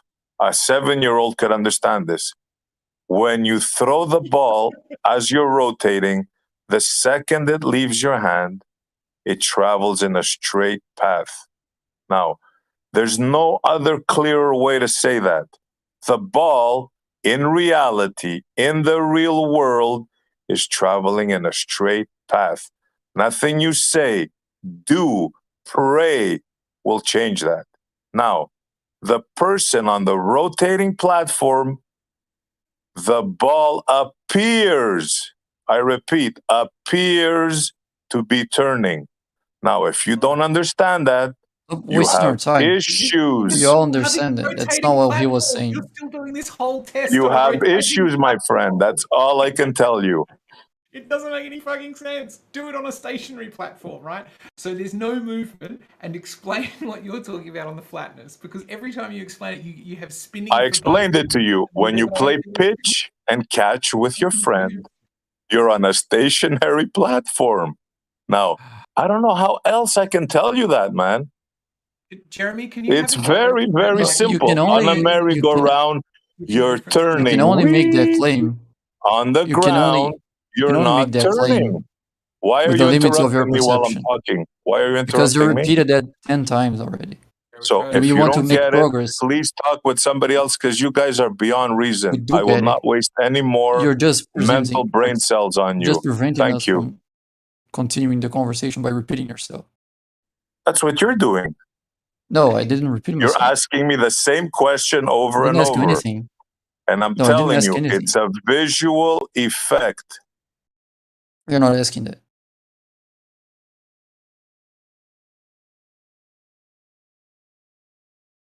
You can only make the claim that it doesn't deviate under what your perception can tell you. No. Open your mind and listen. When you throw a ball, I'm going to say it again one more time for you. The ball everything is traveling in a straight line. Which part of that do you not understand? Go, please, so I can clarify. Straight line, ball traveling, go.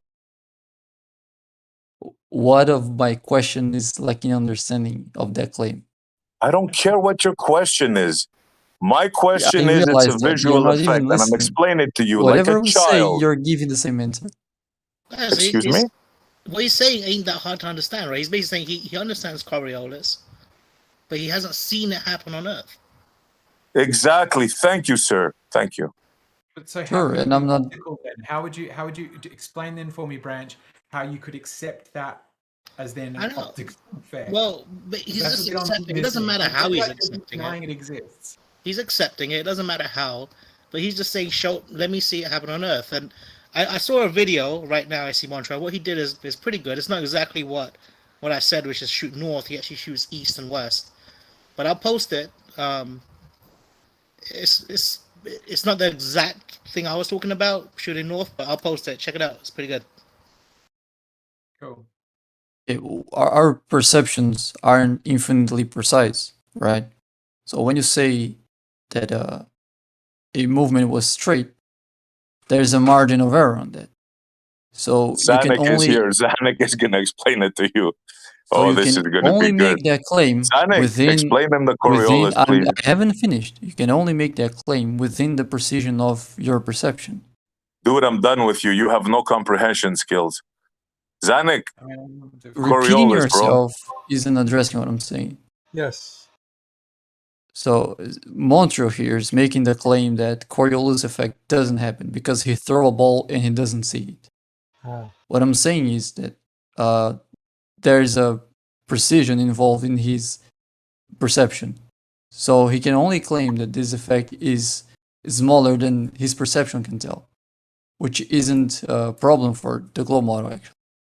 And he's not accounting for that. He's just making the claim that because he can't perceive it, then the Earth is not spinning.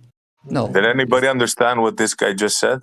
Yeah, he's using perception to describe the effect, and it's really more than a perception. It actually does happen, and it's in a point coordinate system called a non-inertial reference frame. This observation of objects deflecting and seemingly breaking, bending the laws of physics is the Coriolis effect. It's observing an object moving in a rotating reference frame, and what you see when that happens always is an apparent deflection. Now, in that reference frame, it absolutely positively is deflecting and curving because you can actually plot the curve in that reference frame. Hold on. If you, from an inertial reference frame, it's a different reference frame. It's one that's not accelerating or rotating. It would actually appear to go nice and straight and not break any laws of physics. So appear or actually go straight? I disagree with half of what you said, actually. No, you can't disagree because this is the way it is. So the rotating reference frame, hold on, from the point coordinate system that is rotating, it will deflect and it will curve in that rotating reference frame because you can actually plot the curve. I can give you coordinates that it takes. I can plot the course, and in that frame, which you may not be able to tell is rotating, it will have a deviation. Now, in the inertial reference frame, when it's not rotating or accelerating, it will appear to go straight. So it all depends on, first of all, to understand it, understanding reference frames. Number two, knowing the difference between a rotating reference frame and a non-rotating reference frame, i.e. an inertial reference frame or a non-inertial reference frame. I couldn't hear that, Armand? Than that. Can you catch that, Armand? Who said what now? What? Can I explain my disagreement? So, you said that in an inertial frame of reference, there is no deviation. So I would bring the Foucault's pendulum example. In the North Pole, it doesn't seem to be processing from a inertial frame of reference, but it seems to process from a non-inertial frame of reference on the surface of the Earth. But if it's not in the North Pole, if it's, for example, 45 degrees of latitude, then from both observers, there will be precession. So it's not that there is no deviation from an inertial frame of reference.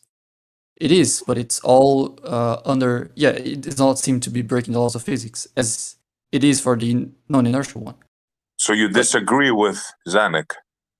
Partially, only in one sentence that he made, I think, wasn't that precise, but the whole idea is objects moving, objects moving through, maybe going from one point to another, having a path in a rotating reference frame will always show deviation in a rotating reference frame. They will not show deviation in an inertial reference frame. I didn't agree with that particularly. That should be agreed because that's the definition is the observed deviation of an object moving in a rotating reference frame. That's the definition of Coriolis. This deviation is the Coriolis effect. The Coriolis force. I agree with that. Okay. So now you're in agreement? Yes, because that wasn't my disagreement. I made it very clear. Arma, are you aware that Zanuck, and I know I can speak for him because he said it a few times, Zanuck believes that the ball both travels straight in the non-inertial reference frame and actually curves in the inertial reference frame. Are you aware of that? You misspoke there, SE. The other way around, if I, the non-inertial one, right? Yeah, my bad. Well, I made it very clear to say, and I'll reiterate what you're saying, SE, is yes, in the inertial reference frame, it travels straight, and at the very exact same time, in the non-inertial it's curving. It's curving, and I can plot that curving in the non-inertial reference frame. You have to understand that a reference frame. So that's what I just said. No, you actually didn't say that, but I know what you mean. You didn't say it. You said both. You said inertial. You defined both as inertial, but you missed both. It's okay. Okay. My bad. You know what I meant, right? One inertial, one non-inertial. Right. So it moves in both of them. Did you catch that, Arma? He says it's actually going straight and curving at the same time. Because it depends on which reference frame you're looking at the motion. Yeah, I'm fine with that. I understand reference frames for the most part, anyway. The reference frame is just an environment for which you view motion. If one's rotating, then you see things that happen in a rotating one. If it's not rotating, then you see things that are happening in the non-rotating reference frame. Inertial means not accelerating or rotating. Non-inertial means rotating or accelerating. Just like the pseudo force called centrifugal force. It's the same thing. Let eggshells get in there. What did you say, eggshell? The way, at least, and this might be a misunderstanding, the way I understand a reference frame is not that it is a particular thing, but it's more like who's asking the question. Is it the driver or the pedestrian? Is it the person on the merry-go-round or off the merry-go-round? Is it the pilot or the air traffic controller? Who's asking the question? And that's where you sort of start doing your maths from, if you will. And so that's why something could be doing two different things at the same time, because you ask a different person. Yeah, that's a good way of looking at it. Well, hold on. Since you were in the combo, eggshell, do you believe what Zanuck says, that the ball is both traveling straight and curving at the same time? Yeah, because it depends on who you ask, right? If you asked one person, they would go, yeah, it was weird. The ball seemed to follow a curved path, right? The bullet left my gun and then missed his head, like veered left. And for the I think you misunderstood my question. I didn't say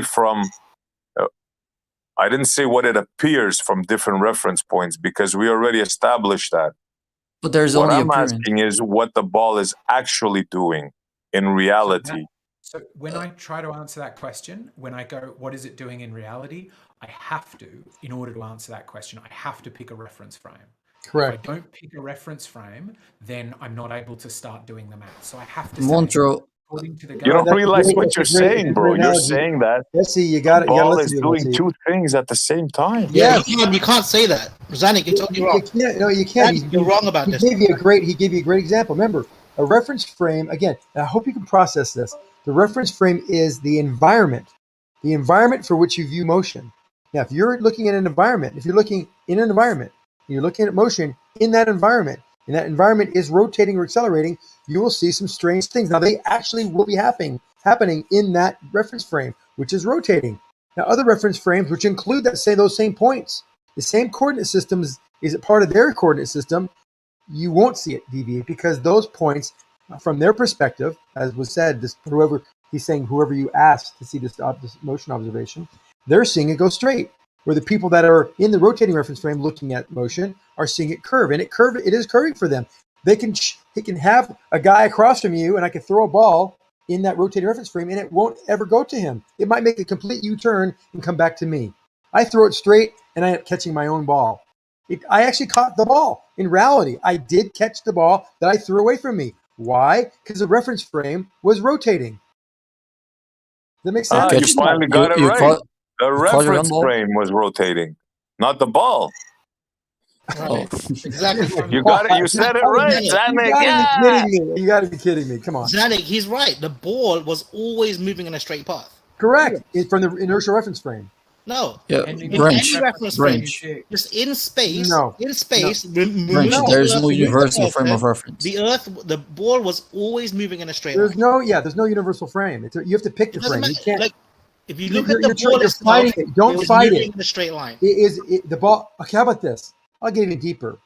In a local reference frame, or it's state, because there's things called state. It's state. The ball of state could be inertial. If your reference I'll frame go is with that. moving, I'll allow you to use that. That's another trick away. That's one trick away for the example. That ball is inertial. Now, in the reference frame of the rotating reference frame, it'll have a curved path. And in the inertial reference frame, it'll have a straight path. But the ball itself is inertial. It's your reference frame that's moving, Zanuck. It's your reference frame that's moving. It's not the ball. The ball itself is still moving forward. Branch. There's no force. There's no. Branch has got it. Branch, Branch is not a- Basically, look, am I dealing with a drunk branch or a regular branch? The ball does not have angular momentum. Usually right? branch can talk about these kind of The things. ball has zero angular momentum, and therefore it's moving straight. You're not even. Branch. If I tell you something is moving, I have to give you a reference frame, right? It doesn't matter. You cannot say the ball. That's a yes or no. You cannot say the ball was not going straight because you was looking at the ball from a reference frame that was moving. Way to go, Well, Branch! actually, You got it, bro. even from a reference frame that is moving, if it's moving, The ball's motion in space was still straight. What do you mean in space? From space frame of reference? Is that what you mean? Just in the ball's motion, the ball did not have any type of angular momentum. It wasn't spinning. It wasn't. That's the thing. Kind of center. It didn't have any type of force that was pulling it towards the center of anything. Right? Space. It was purely moving straight. So from an inertial reference frame. Space is not a unique. Space doesn't have its own frame of reference that is separate from those ones that we are referring to. Yeah, I get that. But it doesn't. Again, if you're looking at something from a moving reference frame, you cannot say that object is moving. No. You have to take into account that your reference frame is moving. It's like it's basically like if you're looking at the sun from a spaceship. It's not moving. It's not a matter of moving. You can't say that I'm moving, not you.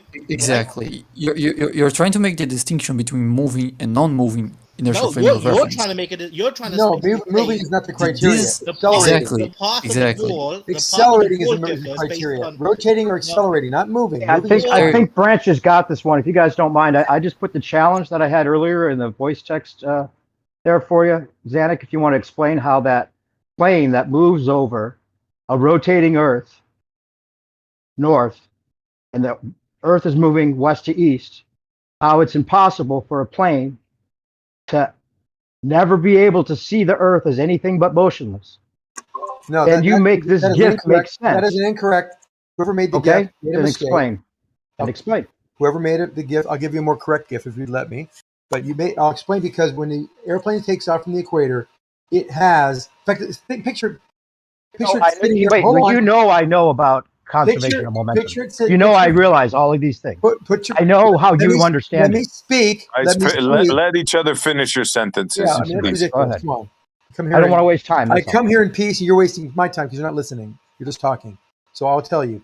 At the equator, when it takes off, before it takes off, if it's sitting on the ground, you realize that as that globe rotates, the plane would rotate with it. You all would agree. So now when it takes off, it has what's called a tangential velocity at the equator. And that tangential velocity times its mass gives it tangential momentum, gives you linear momentum. And that conservation of linear momentum is conserved, means that you can't destroy it or create it, but in this case, destroy it. So since you can't destroy it, as the plane goes north, it will veer to the right, not to the left as it's shown in this little GIF, which is incorrect. The reason it goes to the right, to the east, is because it has angular momentum that cannot be destroyed, and that angular momentum is the velocity times its mass, and because the velocity it starts out with is greater than the ground speed where it's going north, so it would veer to the right, accelerate ahead of the Earth, not lag behind. I think you misspoke there. I think you said angular momentum when it was just momentum. No, I said linear momentum, tangential velocity and linear momentum. Right, I heard angular momentum. Oh, I mentioned that, and I corrected it myself immediately. Okay. So the linear momentum as you go north has to be conserved.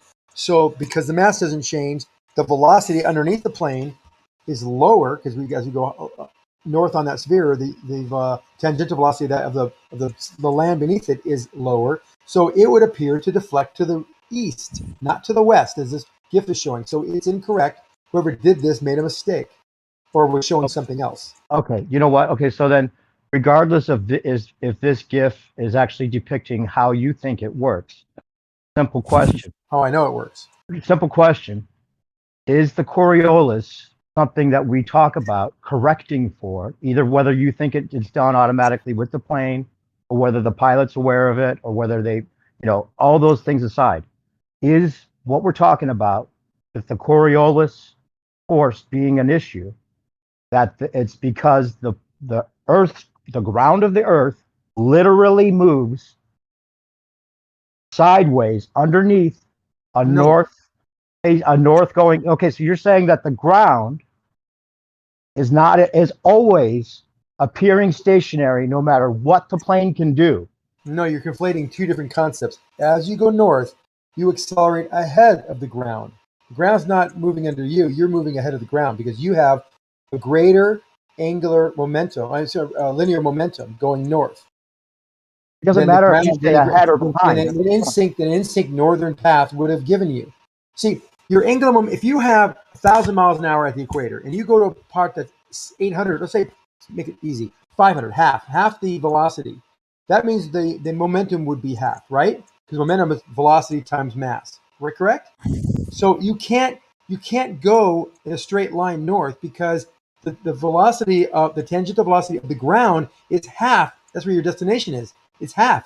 You're going to a spot that's only going 500 miles an hour. You're leaving at a spot that was 1,000 miles an hour. Right. So what has to give? Hold on. Summary is what has to give is it curves to the right because now it has twice the speed of the ground where it's headed toward. So it curves to the east. It will curve. That's what I'm saying. That's what I'm saying. All of those things, if they were true, means that the plane is moving in one direction and the Earth is moving in another direction. No. Yes, that's what the Coriolis correction is for. That's not what happens. Actual Coriolis. Whether you say it veers to the right, okay? If you're saying it veers to the right. All right. How about we reverse it? You're not getting it. Let's go from the North Pole to the equator. Now the Earth does move underneath the airplane because you're going to. Hold on. Let me finish. That might make sense this way. As you're going south, you're going to an area that's going much faster than you left. So it will appear to go underneath you as you travel south. So you will. That's all I'm asking. So we agree then. Hold on. Let me finish. I let you finish. I totally let you finish and was very clear about. Sorry, go ahead. So I'm going south, and now it'll appear because you're going to an area that's got a higher tangential velocity. You will now appear to go to the east as you travel south. Now the pilots do not. I'm going to answer both questions now. Now you got that part. I think you agree. Now we're going south. The pilots don't have to really adjust for it because it happens at such a slow rate that just heading to your destination by making small adjustments will counteract any of the Coriolis effect for a plane going 500 miles an hour for over 10 hours. There's an extra factor there, which is not only the speed of the ground is increasing, but also the speed of the atmosphere in that latitude line. So you're going to face a resistance in the direction that you should be correcting for from the atmosphere itself. Right. So it makes it even less of an issue. Okay, but my point right now, I'll just summarize it real quick. I'm not going to try to argue with you right now, at least about whether the atmosphere would perfectly doesn't have to perfectly make it somewhat, if it's perfect or not, or somewhat. But these terms that we're talking about was somewhat and negligible and almost exactly, or whatever it is, right? If there's a difference at any point that a plane travels, right? If there's a difference between its direction relative to the ground moving in an opposite direction, then the easiest way to solve all of this is just to stick your camera in the window and show the Earth moving separately from the plane. Why do you keep on hearing this? Why do you keep on hearing this challenge? It's a silly challenge. And it would have to happen if the Coriolis effect is something you never have to correct for. That's my point. If you have to correct the Coriolis, that means the Earth is moving independently of the plane's motion, right? And in an opposite direction. And we'd be able to stick a camera in the window anytime we fly and somehow capture that, especially with the jet fighter that I was telling you about before, the jet plane that can hover and all those things. There'd be tons of ways that jet could show the ground moving independent of its own motion. And that's what the Coriolis effect is. It's not just a perspective. It's not just an outside viewpoint of appearing to curve one way or the other. It's an actual displacement that would occur if the plane didn't correct for it. You've been still going. Can I make one comment? I mean, this is a friendly comment too, by the way. Picture you're running alongside a moving stream. And as you're running, you dive in the stream. And the stream is going against your direction you're running. And you want to swim across it. Where do you think you're going to end up on the other shore? If you are running, you jump into the stream, you swim straight across, where do you think you're going to end up? I'm not going to do this. Is exactly The analogy. I'll help you understand. Non sequitur. We're talking about. No, I don't even want to. I'm not even trying to debate that point with you. Remember, he said the atmosphere moving. I've already answered my question. Oh my God, you can't stop, can you? Wait, hold on. I'm satisfied already. I'm already satisfied. You said that if we went from north to south, then the ground would be moving across the plane's movement because it's moving faster than the plane's initial tangential speed. I understand that, but as long as that happens, then it should be easy enough for us to stick the camera in the window and show the ground moving separately, and this could be over tomorrow. Otherwise, it's more complicated than that. Always looks. It's more complicated than that. Let me make a point. Come on, guys. Come on. One at a time. Zanuck, finish up. Then you have to let me finish my point. My argument is if the plane is unable to see anything but a motionless Earth relative to its motion, that means the Earth is not moving. Otherwise, we'd be able to capture this. That's all I'm saying. Okay, rebut, Zanuck, calmly, please. I wasn't. He just kept on talking. So listen, I gave you the stream analogy, and you understand about going south. That's good. I'm glad I heard a nerve where you actually got that. I understand this. But the one thing that was mentioned earlier, I think it was either Bacon or Arma, said about there's an atmosphere moving, like the stream. That's why I brought the stream analogy. The air is also increasing in velocity, tangent velocity, as you go south. So that increased tangent velocity will create a sideward drag on the airplane and move it along with the increasingly tangential velocity ground. Because not that the air has to move moving directly lockstep. It just is moving. We know. You can call your buddy at the equator. Hey, what's the wind speed today? It's like 20 miles an hour. I'm taking off. It's about 20 miles an hour. And you take your trip. Well, somehow it's going faster as you go south. So the air would actually be moving. It'd be jumping in that stream. The stream is the air. That stream is moving. Once you get in the stream, you're flying in that mass of air or in that stream of water, and it will carry you downstream. You know this to be true. All analogies aside, real quick, I'm going to rebut that. All analogies aside, all atmospheric drag or whatever you want to, however you want to think of it, the only question I'm asking you is, could a plane ever not see? What happened? I think we lost him there. No, he was going to ask if the plane doesn't correct with the Coriolis force, move it. Oh, hey, you're talking to me. Plane will correct because it's flying to a destination. It's not, and that little adjustment, which is 1.5 miles an hour per minute, that's what the effect of Coriolis would be for a 500 miles an hour plane flying from north to south or south to north. That small correction is just like any other correction they make as you fly. It wouldn't even be known. It wouldn't even be seen. You couldn't barely detect it.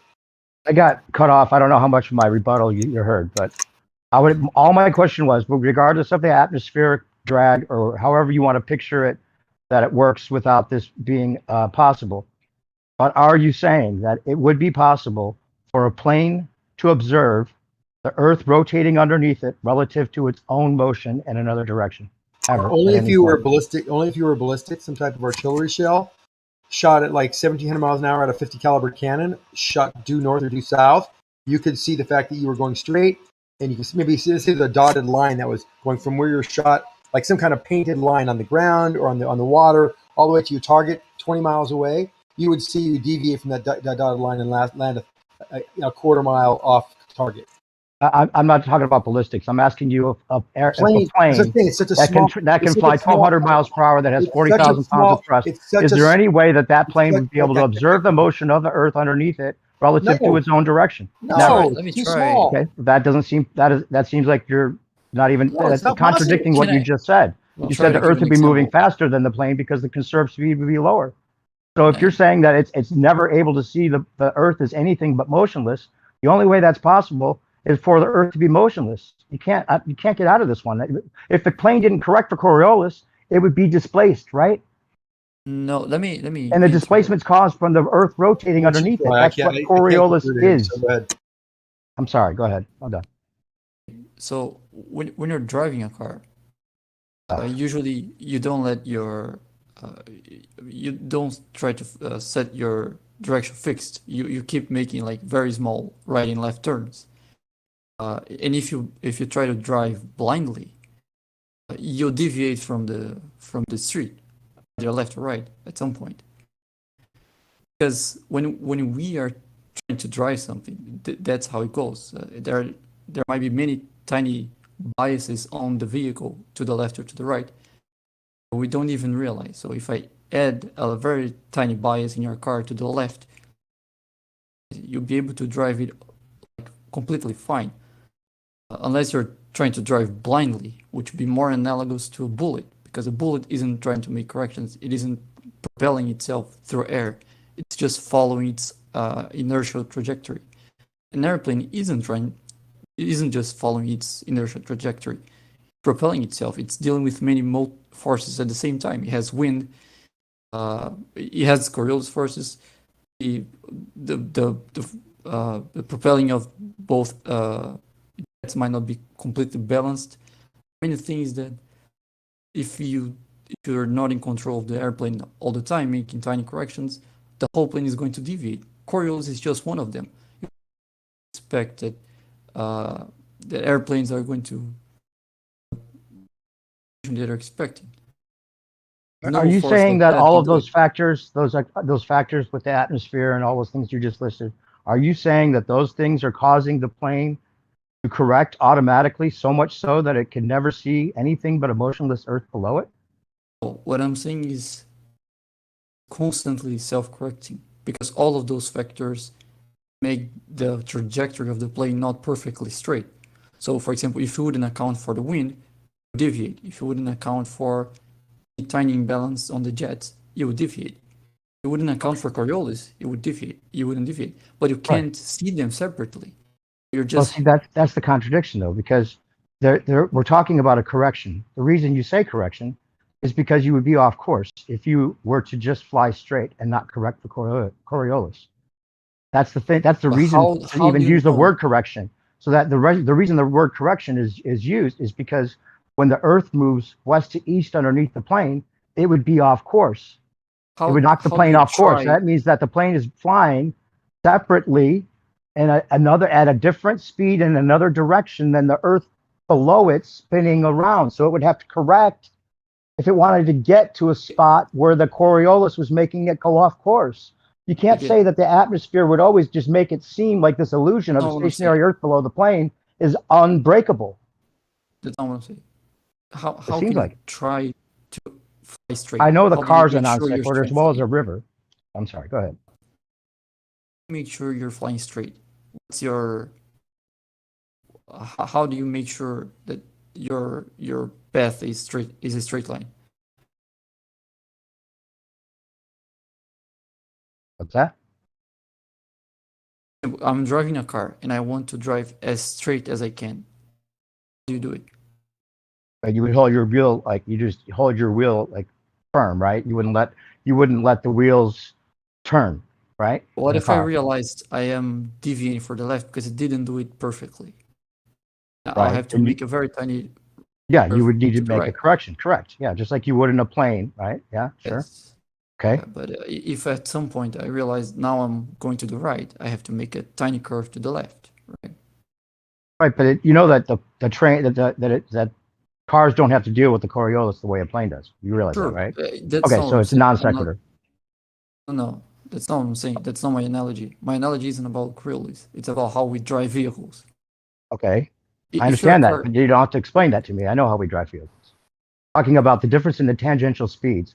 The reason this reason this messes up the globe model, or it messes up all of it, because if the conservation of momentum is conserved, and you're flying across different latitudes with different tangential speeds, the reason that you would be off course for this Coriolis correction is because the Earth is moving underneath the plane separately, and it would be observable and recordable, and that never happens. And you can't argue that a plane would never be able to make that happen.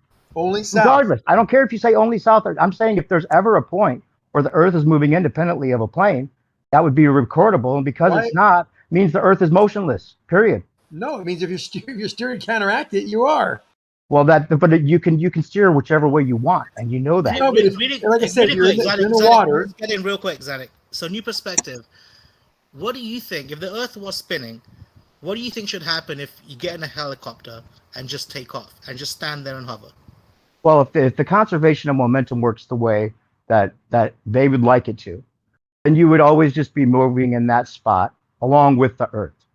And because they have to claim that, right? Because that, right? Good You job. you're acting like, don't patronize me. I understand this, and you're acting like No, I'm you not don't. patronizing you. You got Okay? it. So you've got Good two job. things that most people have not gotten. That's not the way it would work. Honestly, I'm trying to it's not the way it would work. Relax. I'm not patronizing you. Okay. Anyway, my point is that if you're that the reason that this has to work the way that it's so contradictory for them is if a helicopter goes up and conserves its motion and it just seems like it's hovering, but the Earth isn't moving underneath it. Well, then we can accept that. But then if we start talking about that conservation of momentum going across different latitudes at different speeds against the spin of the Earth, and claiming that somehow it can fly against the spin of the Earth, but never see the Earth moving separately from its own movement, right? Because that's the Coriolis effect. That's what when you fucks fly it a all up plane, for you guys. Okay, you can't have it both ways on this. I've been listening to you talk nonstop, so just take a breath for a second. Okay, I really have. You've been talking nonstop. Now I have just one sentence to say. No, I like the fact you've got the helicopter hovers and goes with the Earth because it's conserved momentum. And you also say if you go south, you saw the Earth going underneath the plane if it was not being controlled. But it's not being controlled. It is being controlled. Pilots fly to a destination, so those small changes that need to be made, which is 1.5 miles an hour per minute, that is such a small correction with the controls that it's not detectable. Why can't that sink in? You're a smart guy. You should. No, I understand that. That's the point. And you're saying, well, if it's not being controlled, then it would move underneath. But it is being controlled. Well, what if it was controlled to not be controlled, bro? And you know it can happen. The reason for the correction is so you don't deviate. If you deviate, the reason that you would see the Earth, the only reason the deviation even makes sense is because the Earth is moving sideways underneath the plane. And if the Earth ever moves sideways underneath the plane, you'd be able to capture that with a camera. Okay. I got to respond. You got to respond. So you're saying control the plane so it's not controlled. I know what you mean by that. Basically, make it a ballistic event. Make it just take off and go toward a direction. But the other problem there is, and some of very good. You're getting it. Very good. That's really good. That's why we made that differentiation before. No, I'm proud of you. I am. Then that's you just got it. I can take it. It doesn't matter. You can be as patronizing as you want. I'm just giving you shit, bro. You get it, right? You get it. I get why there's no way the Earth is moving now. Hold on. The other problem is that because it flies in an air mass, and the air mass is increasing its tangential velocity. That's a problem. That would increase drag on the airframe, and it would push it like the stream analogy I gave you in the water. You have to think of the air like a stream. I don't have a problem with that. You want to say if you want to say that keeps the illusion alive, then you have to argue that that's consistent enough to do so. Yeah, no, I don't have to do that at all because it is such a small factor. Okay. It doesn't have to be a lockstep. Remember, we're going from 1,000 miles an hour to we're going to have a 500 miles an hour difference, so it's significant over 10,000 miles, right? So you can make as many variables as you want. Figure it out on a piece of paper. No, I don't need you, bro. You already get it. Why can't you let me finish a thought? It's just consistent with me. Stop it. Why can't? So if you go 10,000 miles, how long would that take? That'd probably take about, that's probably a 15-hour flight, right? So over 15 hours, you're going to change your velocity from 1,000 miles an hour to 500 or 500 to 1,000. So 500 miles an hour delta of the surface of the globe. Think about the change to go change 500 miles an hour and take 15 hours to do that. That's a long time. That's very small changes that you could never see. That might make it more sense to you if you look at that from that perspective. Over 15 hours, you're saying there's changes. We're gaining or losing. If you're gaining or losing 500 miles an hour over 15 hours, that is nothing. It's insignificant. I'm not talking about whether it's nothing. I'm saying if it's something, it's recordable and observable. But you can't measure it. It's too small. Oh, really? You said you could measure it. You said you could calculate it. Last time we talked about this, you said you can correct it. You can correct for this. You can calculate it. 1.5 miles. I understand every minute per hour. And then we figured out that over a 5-hour trip, it would be 450 miles off course if it didn't correct. But the point is that if it didn't correct, then it would be off course. That means that the Earth moved independently of the plane. Stop it. You're not helping me, dude. If I'm flying 500 miles an hour airspeed, indicated airspeed, 250 indicated airspeed, and I make a 2 mile an hour change over a minute, so it's going 252. Can anybody tell whether I've done that or not? No. 2 miles an hour. The fact that you're asking if anybody could tell means that there's something to tell. Oh my God, you can't be for real. Let me ask you, Zanuck, Yeah. if it can't tell, how did that goal go in? That the Grassy keeps talking about. No, that famous goal. Yeah, you know, we've got examples like that. That I mean, I think you were even taking that seriously, weren't you? Like that there actually would be a need for a kicker to account for Coriolis. Is that correct? They have to show deviation. Yes. No, of course There's not. no way around that. Well, you have he was to wrong show with one it. thing. Hold on. He was wrong with one thing because it only happens north or south. If he's cooking, the effect is going to be greatest north or south. And it would be like show that. it to us, north or south. Hold on. Zanuck. A 60-yard field goal might be off by a quarter or half an inch. Okay, so it should be demonstratable. No, it should be repeatable. No, according to the Grassy. You can't control football that accurately. Sorry. Oh, come on. So Places out. For those Sure of we you can. who argue that you can't see this, you've heard the arguments like, don't you think that planes and footballs would be among the worst places to test this force, and the best place would be? He's a science somewhere like actor. Your argument. It's your guy saying this. Now you got to live with that, bro. Sorry. Come on. I'm giving the answer. He asked a question. I'm giving the answer. He's using that for theatrics to make it funny, to appeal to people's common sense and relate it to footballs, because that's what he did. He's not serious. He's an astrophysicist. Oh, so he was telling us a tall tale. In other words, you're going against Neil deGrasse now. Give you like a metaphor or an analogy of it. Not mean So it serious. never happened. That field goal, according to Zanuck, never happened. Correct. However, no. If you did miss a field goal by half an inch, that could be caused by Coriolis. Absolutely. Okay. So you never know. You'd never know it. You'd never be able in to. that vein, we should be able to reproduce awesome, it. No. Wait, that's awesome that you're actually confirming that there would be a little bit of a difference that maybe you wouldn't notice when you're kicking a field goal, but that indeed the field goal does move independently of this football. Yeah. To the There side. you go. That's right. What you're confirming. So you should be able to reproduce that.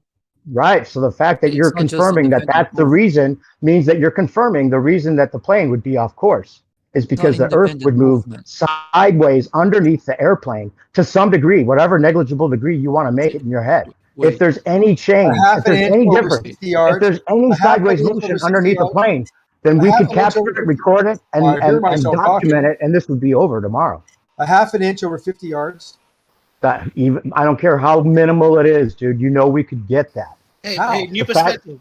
To say that this is a calculatable number in any way, and then say that we can't record it from a plane window is ridiculous. When we're talking about ballistics, you might be off maybe 4 MOA with a 308 round over about a 1,600 yard span, but that could all be made up for windage.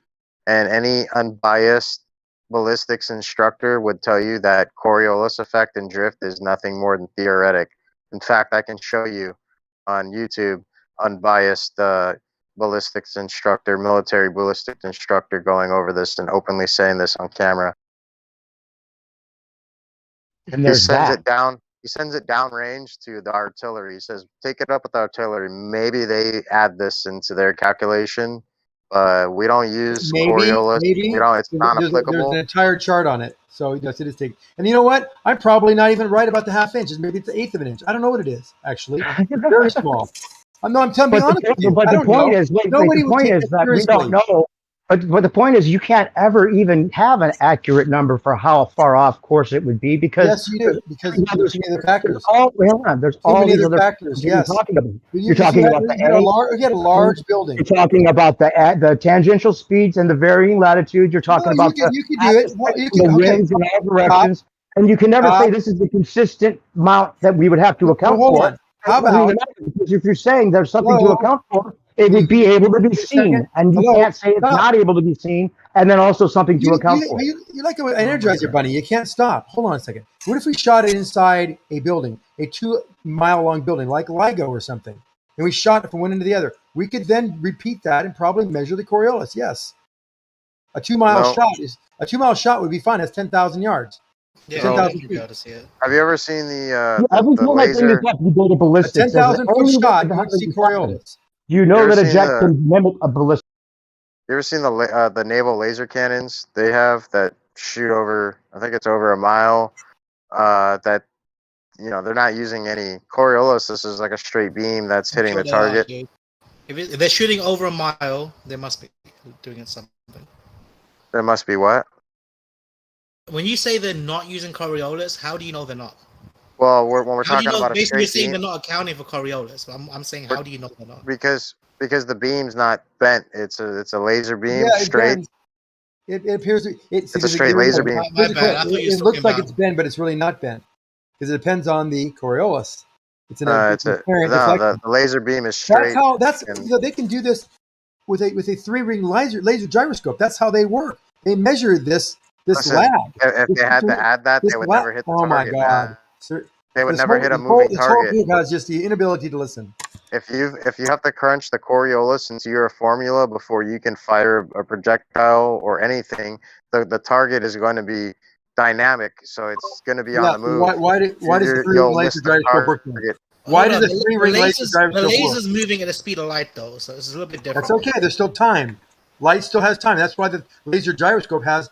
I know, but to travel. They know the time. I'm not sure. Oh my God, Branch, you're the same as everybody. Hold on, Zanik. Zanik, can you just calm down and have a conversation? No, because I start talking and you immediately talk over me. You're way too excited, dude. Just no, because I keep on getting pissed off talking over me. Stop it. Fine, dude. But what I'm saying is just chill the fuck out and have conversation. Oh, I'm not going to chill out. Don't talk over me. All right, I'm gonna mute both of you, please.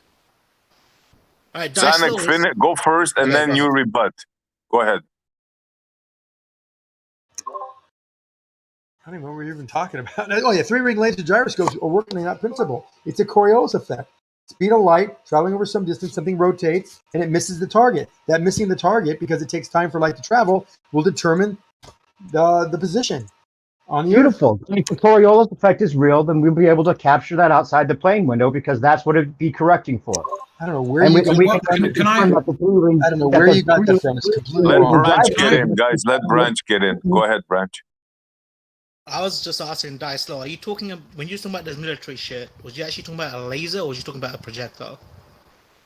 Oh, I talked about both. There's a naval laser cannon, and then we've got projectiles, so whichever one you want to talk about. Okay, so was you trying to say that they use the laser to line up the projectile? No, they use the laser to shoot the target. Okay, that is the weapon, the laser itself. Correct. Okay, so in both cases you're saying they don't account for Coriolis, right? Correct. So we don't need to talk about the laser. We can just talk about the projectile because it's easier to talk about that.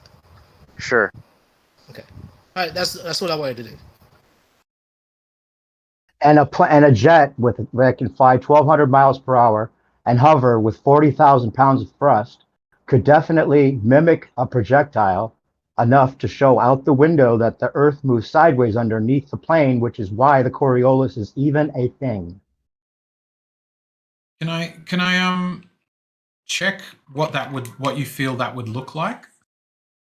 So when you say I could see it out the window. Yes, you can. It would look like the Earth is moving sideways underneath the plane as it moves northly, right?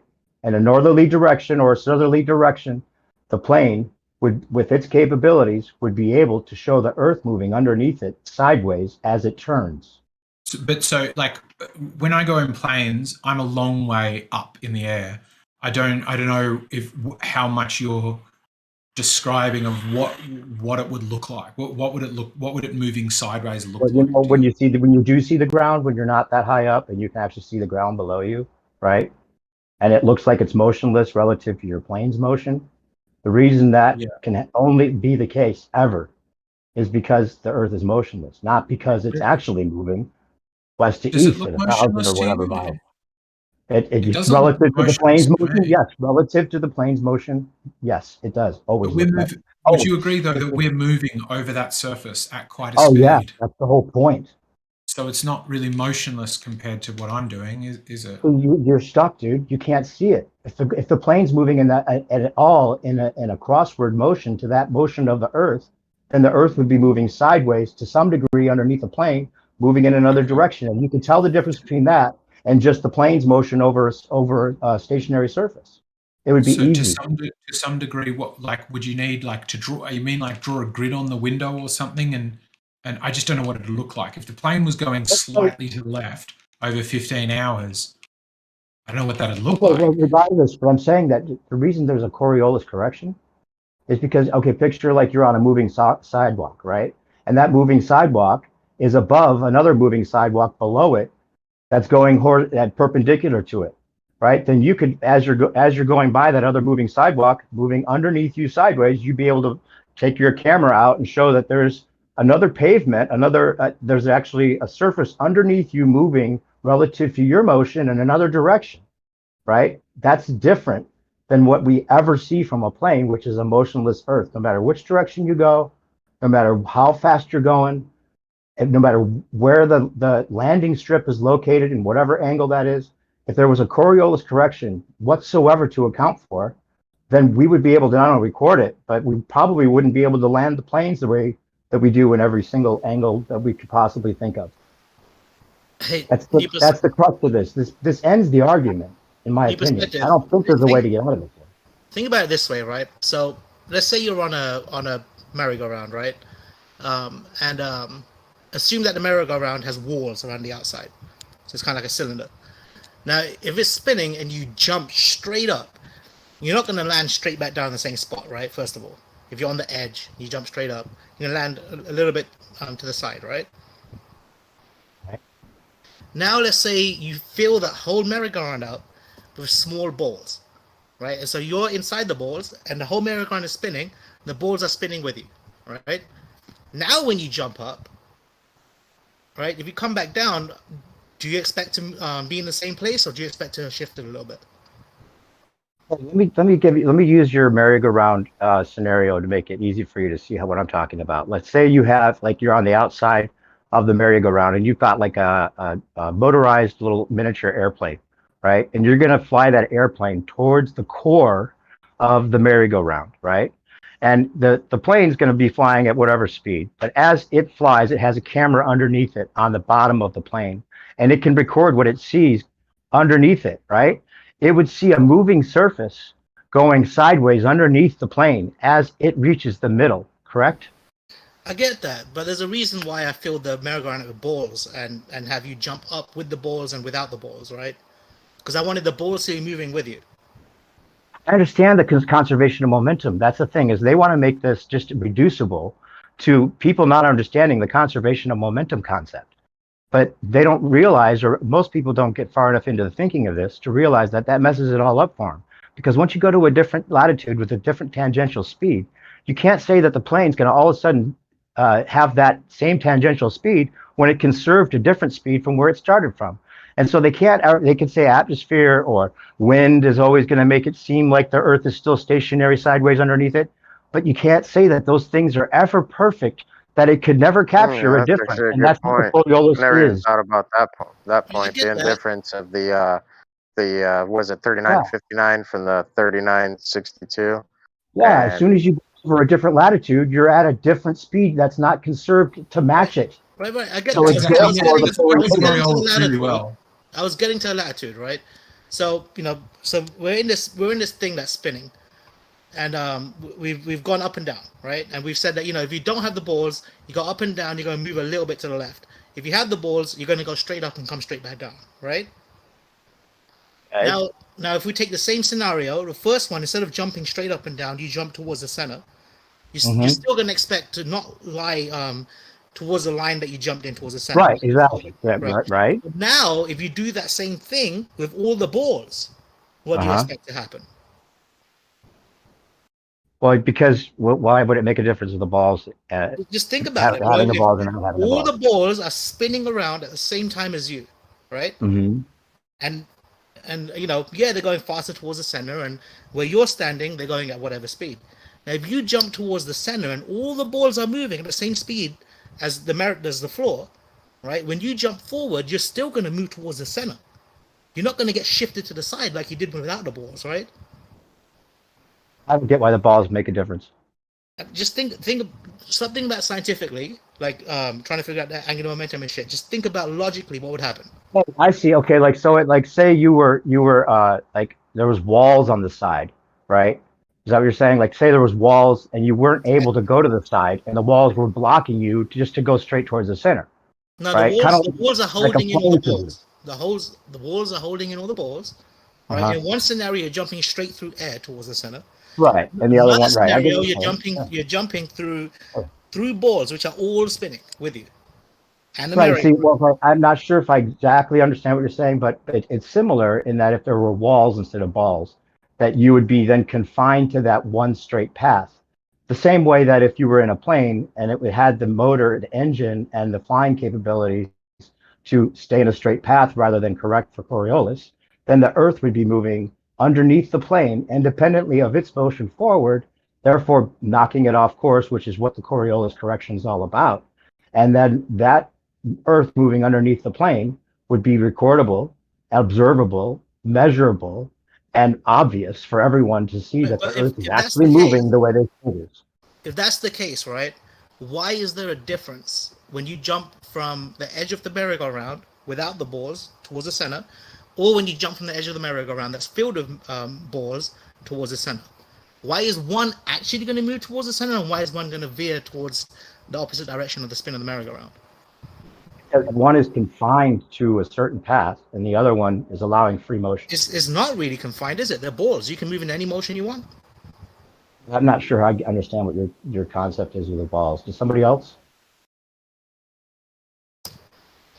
It's fine. I was using balls to, if you want, kind of be like the atmosphere as moving. That's the baller in you, just nagging you to stay on the ball, bro. Don't use the balls anymore.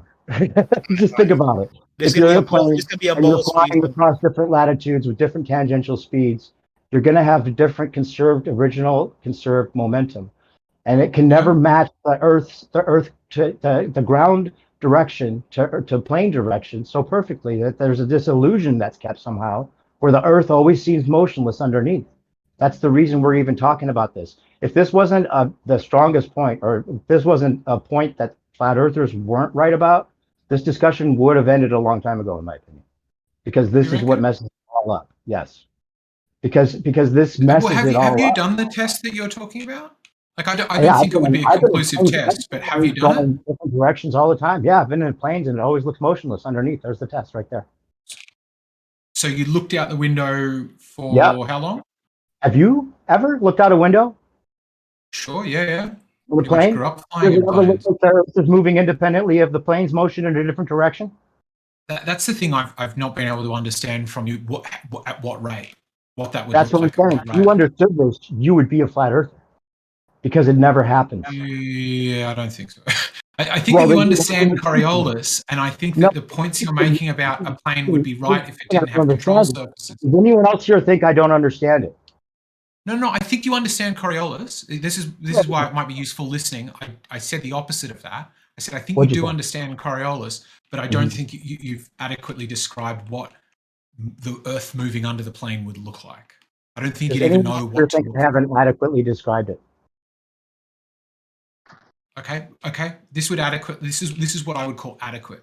By how much? Even the fact that you have to ask that proves my point. Right, but by how much is a good question, isn't it? Is it not a good question? Well, it doesn't matter. The point is, it doesn't matter how much. The fact that there would be a how much means that we'd be able to see how much there was. Let me ask you a different question then. If the effect was 1 inch of sideways movement at plane altitudes, right? So you're up in the plane at, let's call it 15,000 feet, medium height, and you're going along and it was 1 inch movement to the right over the course of an hour of travel, which is obviously, I admit that's much smaller than probably what it would be. Would you spot that? Okay, let's take that scenario and just bring it to the end of the flight where it's about to land. That 1 inch of sideways movement over whatever period of time you want to make it would make a difference. We would see it. We can all see the ground from where we're about to land. And we all see the runway miles ahead where the plane doesn't have to deviate whatsoever to correct for this sideways movement that we never see.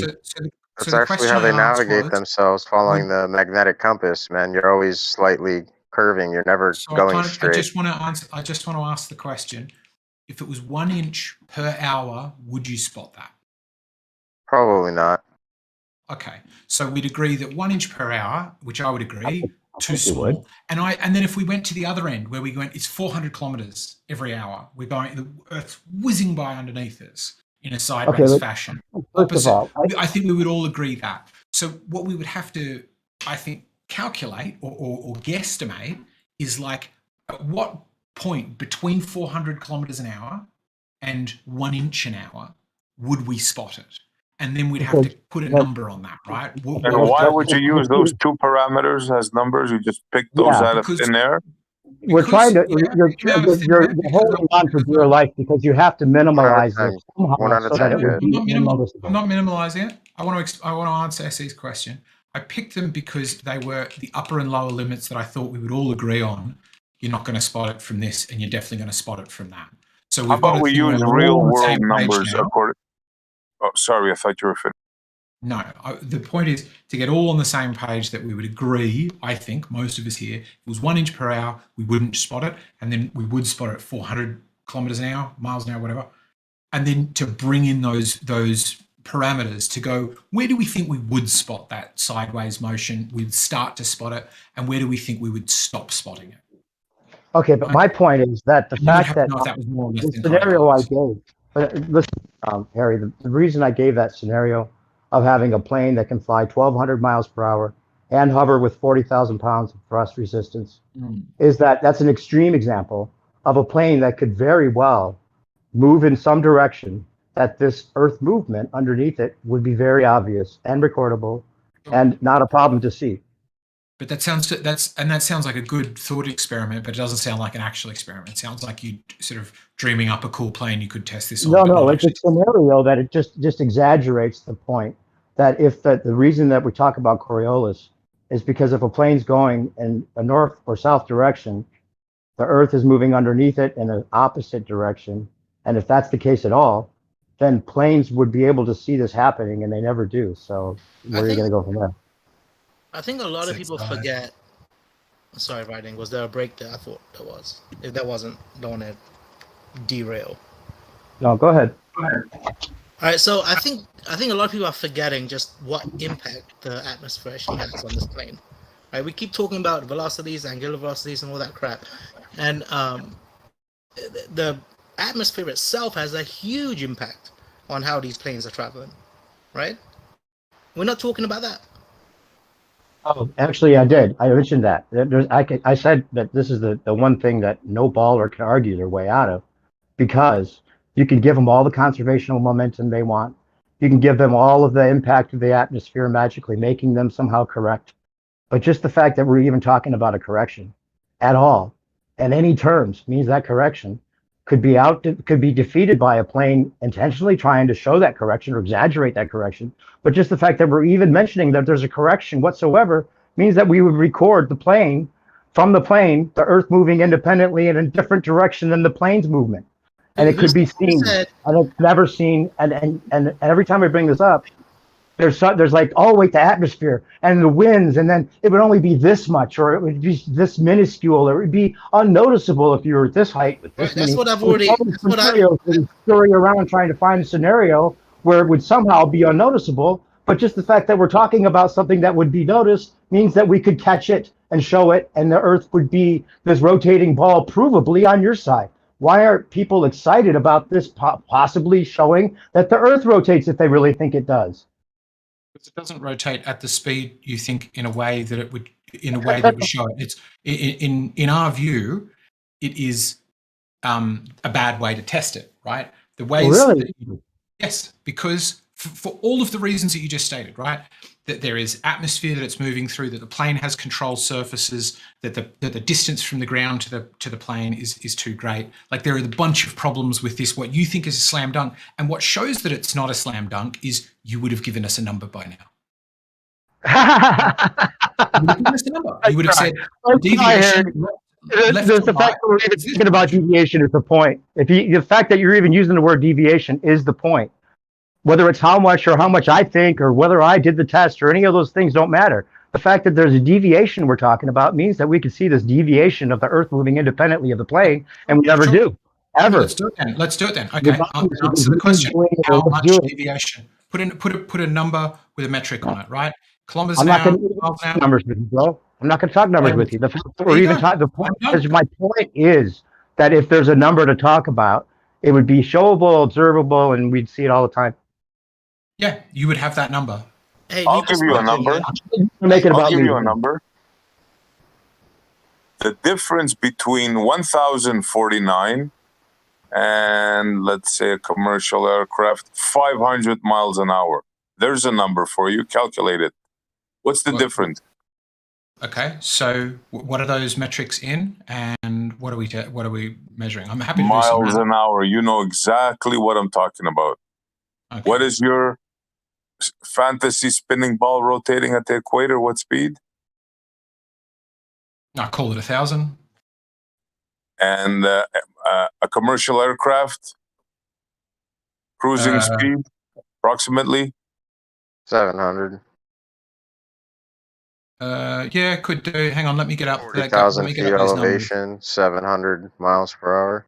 So yeah, I've done this before. I mean, I can share screen and show you me doing it again.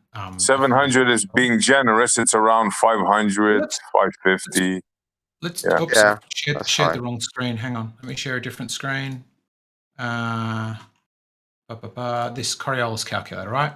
So let's go mass in kilograms. Let's go the heaviest plane that's ever existed. I think A380 is the biggest one I know of.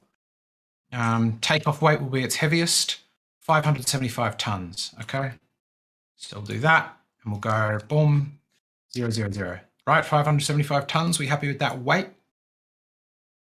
Yeah. And then we'll go the top speed of what's the fastest plane that exists? SR Blackbird. What are you talking about? This is a simple calculation. Yeah, but I want to make it as we have a rotating sphere. All right, let's say 2 times the speed of sound. 2 times. All right, so that's a bit slower than the Blackbird. I was going to go the Blackbird, or we can just go the standard cruising speed of an A380. What do we want to go with? The fastest plane, twice the speed of sound. I already told you the plane. Why are you changing parameters?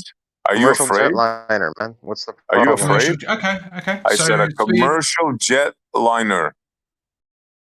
And you use that speed. Let's say about 600 miles per hour. Sure. I'll give you 600. Sure. Well, we'll go a bit faster. The commercial jetliners, some of them go up to 926 kilometers an hour. It says. I said 7. I was being fair between both of you. You said 7. 5. Jesus. You say 9. I say 7. So, at what degrees north do we want to do? We're not doing north. We're not doing north. We're doing east, west. Right, but we need to know at what latitude on the Earth. You're right on the equator. That's smack right on the equator. So the equator is 0 degrees, isn't it? It's 90 degrees. Is it? So now you're traveling against. It doesn't matter. Can we do the scenario that I'm envisioning or not? Sure. Hemisphere, northern, southern, doesn't really matter. Coriolis You're traveling against the spin of the imaginary sphere. It's traveling at 1,000 and you're going at 600, let's say, or 700. How are you advancing forward? I picked 500 because it's easy to work with 500 and 1,000. Yeah. Explain to me. Right. And we'll use your scenario there with the balls if you like, or a river. Well, how is your plane advancing forward? Please do explain. He's going to give you drift, but then we got wind. We got wind going against your drift, so where do you want to go? That's fine. Let's do it at the strongest case. I've gone off the equator because technically speaking, bang, 100% on the equator is neither this way nor that. So I've gone 4 degrees if people are okay with that, which is just off the equator. I don't know. Wait, I'm not sure what you're doing, writing, because it shouldn't make a difference. Well, it will, because the Coriolis effect is going left, south, north, right? So is this about the Coriolis, or is this about something advancing? Like, I'm hearing different things from different people. No, SC's change topic. I'm ignoring him. So I'm going to do 4 degrees north, if that's okay with people, because as you can see from the calculator, if I do... You're ignoring me? No, I was the one that brought the example out. But you're afraid of it, right? But how is the plane advancing? Wow, I've never seen anything like this. So how is the plane advancing is not a meaningful question to calculating Coriolis. Oh, I see. Really? No. Yeah. Really? What was the original question? Is how 'Cause I much is wasn't the here force? for it. How much is a force of Coriolis? So what I've got here He's going to is the get into acceleration force. conservation of momentum. So what I've got man. here, no, forget the conservation of momentum. This is all of it. The sort of heaviest plane going at the speed you picked, and the sideways force to the right of a plane traveling north there is 0.001972 meters per second squared. And you're saying you could notice that looking out the window. I just don't think I would. Maybe you've got keener eyes than I, but that's eggshells. That was the eggshells. That was the biggest cop out I've ever seen. You So what would you like to deflected. test there? You deflected a direct question, but it's telling. No problem. I'm not going to force your. Sure, but it sounded like you were asking how does the plane move against the spin, and that's not the question we've been talking about for the last hour. So if you want to change the topic completely, just as I bring up a Coriolis calculator, you can, but I'm just going to ignore you. Well, you can do whatever you choose, but don't say that this wasn't the topic for the past hour. Are you making stuff up, or are you making stuff up in your head? Are we going to leave the obvious pun on the table if he's deflecting? Yeah. They're scared. I'm going to step back. Go ahead. So you live in your fantasy. I mean, we can. I just don't think I would notice that kind of deflection perspective. Was it perspective we've been talking to? I've had my headset on for the last age.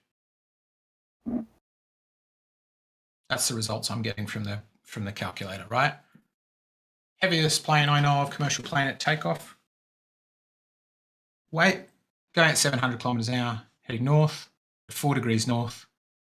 Right, we can even go, I think the Coriolis effect gets stronger the further north we go. So we can go to like 60. Correct. Yeah, the force has gotten a lot stronger now. So there we go. We've got 0.02 meters per second, which is in the force of newtons.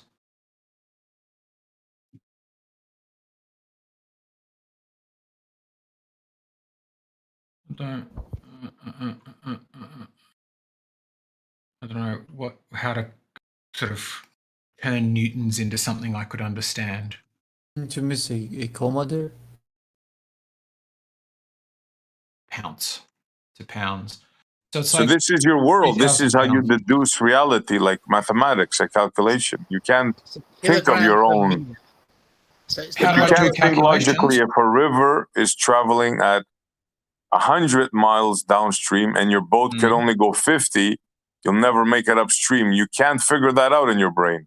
It's astonishing. I can figure that out. I'd be going backwards at a rate of 500 kilometers an hour, but that's, again, it's not the topic we're discussing. We're discussing Coriolis. The fact that you're not following, I can't help you, man. I'm sorry. Dude, it's astonishing, man. This is so great that it's on tape. Would you care to address my issue now? I mean, Sure. Even I just joined I'm confused. You made your point about your Coriolis, which you have no clue what you're talking about. Would you care to address the issue that I just brought up? Or are you afraid? Go for it. Yeah. Ask the question. I already did about 10 times. Okay. Maybe ask it again. I'll ask it one more time for you, okay? Since you're so high and mighty. If you have a stream flowing downstream at 100 miles per hour, and your plane or boat in this situation can only go 50, how do you go upstream? How do you ever advance? I'll be going backwards at 50 kilometers an hour, 50 miles an hour, whatever the measurement was. I'll be going backwards. Exactly. Welcome to reality, my friend. Yeah. It's nice here. So what's the stream? Is the stream air? You're going backwards. We're talking about Coriolis. You're going backwards in the frame of reference that is not in the stream. If you take the stream as a frame of reference, now you're actually going for. Can I just pause to ask if there's any mods here? Because my friend Estrella wants to get VC verified and she's not able to. Well, of course, Gio is here. I don't know if he's available. Gio's on it. He's on it now. Gio's on it. All right. Perfect. Welcome, Estrella. Thank you. SC Montreal has a question, which is, if the Earth is spinning 1,000 miles an hour going one way, how could a plane possibly fly against that? Is that the gist of it, SC Montreal? Yeah. That's your model, by the way. That's your model, yeah. Especially for C Montreal to answer that precise question. Let me send it.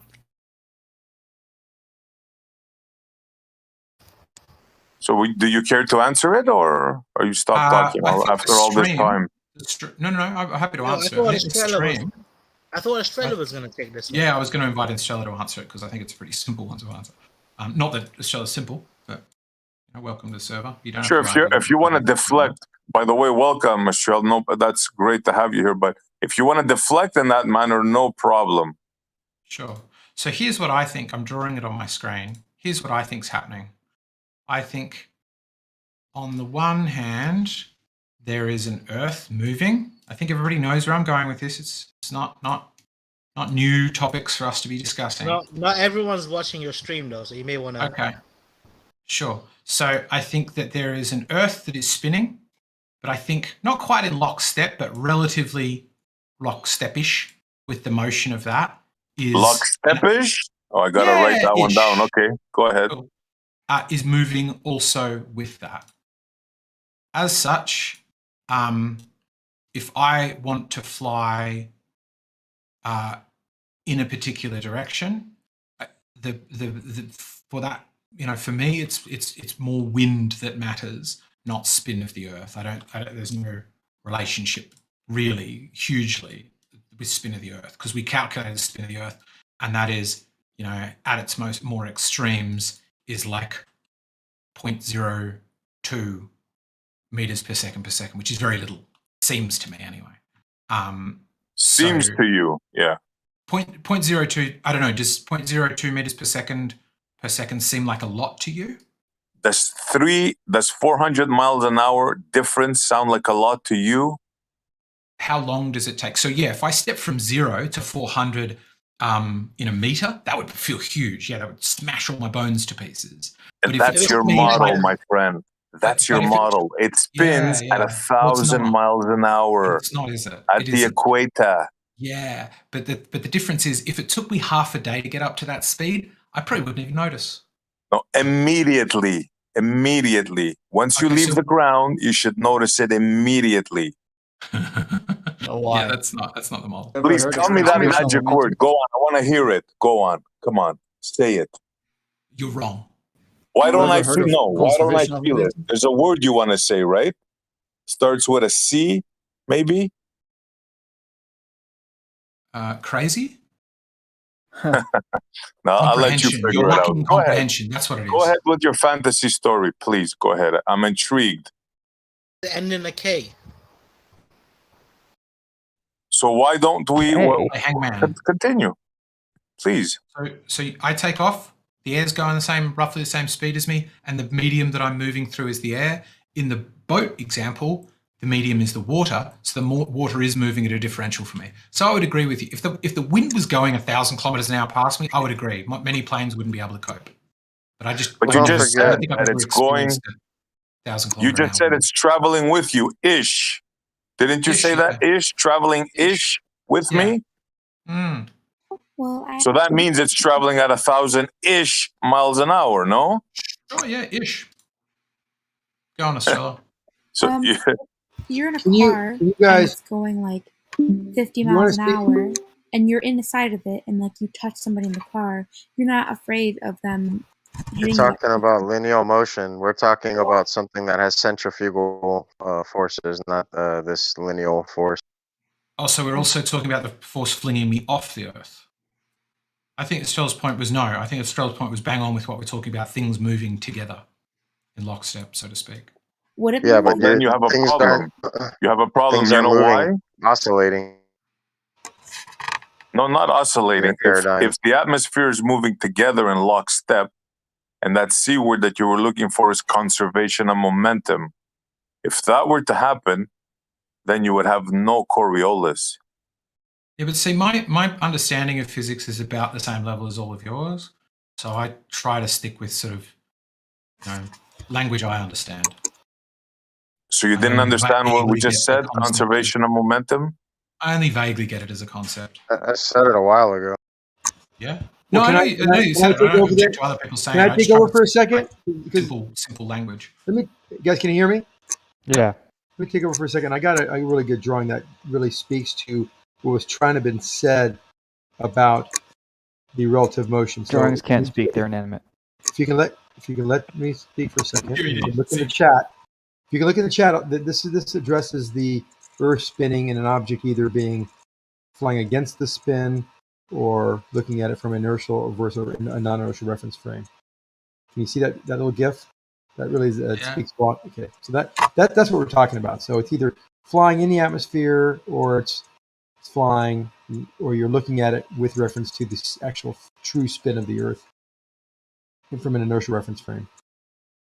If you don't get it, I can explain it further. But the key thing there is, if you understand the conservation of linear or angular momentum, when talking about the Coriolis force, you understand that you're going from an area of higher tangential velocity to an area of lower, or vice versa.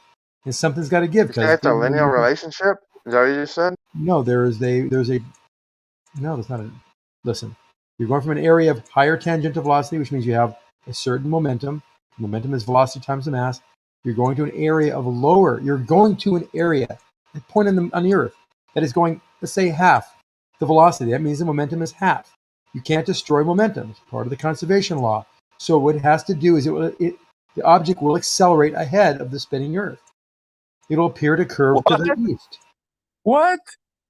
Yes, and if you're going south from the North Pole, the opposite happens. The Earth appears to go underneath you because you're going from an area of lower tangential velocity, certain momentum. You're going to an area of higher tangential velocity. You can't just magically speed up the airplane, so the Earth appears to travel underneath you, and you get deflected to the west. Does that make sense? No. Well, why does that make sense? Conservation laws mean that you cannot destroy nor create momentum, right? So you mean energy, not momentum. You mean energy. The conservation laws are all about energy, momentum. They all apply. Conservation of linear momentum, not conservation of energy. Conservation of linear momentum is very specific. You have momentum when you leave the equator, 1,000 miles an hour times your mass. And as you go north, you're going to an area of lower tangential velocity. Why? Because you're on a sphere, and the circle around that latitude is much less. Let's say it's half. So you're going 500 miles an hour. That's where you want to end up. You want to end up on a spot that actually is only going 500 miles an hour tangentially. So if you end up at that spot going 500 miles tangentially, you have 1,000 miles an hour that's given to you when you left the equator. Something's got to give. So you will outpace the Earth. You will go ahead of the Earth because you have more momentum. Because you have more momentum than you would if you were able to slow down and land at the 500 miles an hour tangential velocity point. So what? It slingshots you? The Earth slingshots you? No, you slingshot ahead of the Earth. You have higher momentum than the spot you want to go to would require. So you have to change momentum. It always requires a force. And what about when you go the opposite way? When you go the other way? By talking, what about when you go the other way? When you go the other way, Zanuck, you've been talking and talking. Answer the question, please. By talking, you just missed the punchline. So in order to change your momentum, you need a force. That's by definition. Change momentum requires a force. So you'd have to turn the plane, put the brakes on, do something to slow the plane down tangentially to go to that spot on the Earth that is at a lesser tangential velocity. Does that make sense? No, absolutely no sense whatsoever. Well, that means, like our friend who just admitted he didn't have a lot of physics, but knew what this stuff meant generally. You guys don't have any, and so it's very difficult to understand physics concepts. Okay, how about a hot air balloon? I'm trying to help you learn them. How about a hot air balloon? I've taught 8th graders this. They get it. They all got it. They all got it. I taught system engineers in my office this. They got it instantly. You guys are not understanding it, and I don't know. Okay, we're dumb. Let's simplify it. How about a hot air balloon? As possible, and as with the most detail as possible, and you're still not understanding it. Okay, we get it, bro. We're thick. We don't get it now. Explain it to us. How about a hot air balloon? What about we get in a hot air balloon and it goes up? What happens in that scenario? Zanuck, I think you made riding on eggshells leave. Made who leave? Riding on eggshells. Because you derailed the conversation I was having. No, he was getting tired. It's just it's exhausting. So the hot air balloon goes up and hovers right above you, like 10 feet off the ground. Okay, and what happens? It's dragged along with the atmosphere? It already traveling has at 1,000. Let's say we're at the equator now, and we launch a hot air balloon, right? In that scenario, right. You're saying that the atmosphere, the atmos traveling at 1,000 miles an hour is the reason why the balloon stays directly underneath you, negating any wind. There's no wind on this day. It's a magical day. Right. Right? You're half right. The balloon, as it left the surface, had in its possession something called momentum. Its velocity from the inertial reference frame and a mass. So that momentum, which is the mass and the velocity, is given. Once it left the ground, it still had it because we can't destroy momentum. Can't be destroyed. I think you're flying at half mast. It's conserved. So it would just hover and move along with the Earth. Now the air mass along on top of it it has the same thing happen to it. It's also moving with the Earth because you can see it not moving. So obviously it's going with the Earth. If the Earth is not moving, it's sitting there. If it is moving, it's sitting there. Either way, it's in pace with the Earth, roughly. Like someone said, I think it was Eggshell said, loosely. Yeah, sorry, I just went away to fix the dishwasher. I didn't mean to. We have a tendency on deviating west as a higher. So the Earth is not traveling underneath the balloon, correct? Why would it move? Coriolis, why would Coriolis not affect it? Coriolis would not affect it because it has to actually move in the rotating reference frame. So if it's not moving pay attention, if it's not moving in the rotating reference frame, there is nothing like Coriolis acting on it. Actually, there is. It's getting a larger radius. Please don't even go there. He brought up hold on. New perspective brought that point up, and it was very nice. I was hoping he didn't go there, and he didn't, because I said it went 10 feet above the surface and was hovering there, and that's the example we're looking at. So no, it's not going to slow down. It's not going to speed up. It's not going to do anything. It's just sitting there right above the ground because the air mass above it is also in lockstep because it's calm winds, so it's all going the same speed. So no Coriolis. You only have Coriolis, and that's a different kind of Coriolis, by the way. If we keep on going up like a rocket shot straight up, there would be a hysteresis of it could be considered a Coriolis type effect, but that's not where we're going, and that's much more complicated than what we're talking about right now. Okay.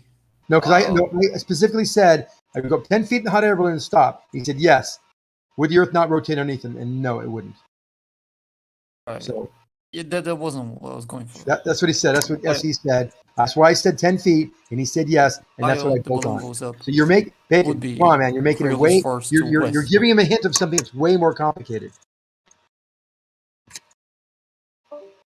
It's fun listening to you guys argue with each other. Writing. I found something interesting, right? You were saying that the effect of the centrifugal force at those numbers we talked about was 0.02 meters per second squared, right? Yeah, it's pointed the effect of the Coriolis force, not centrifugal force. Yeah. Okay, Coriolis. Do you know that the centrifugal force is 0.03, almost 0.035 or 0.034 percent? Right, but again, when we talk about accelerations, right? So essentially, that effect of centrifugal should be more than the effect of Coriolis. Yeah, I guess so. It sounds like it. If they're both in meters per second squared, then it sounds like it's not. You mean the point is they're both so small that they don't fucking matter. Well, go ahead, Zanik. Explain it, bro.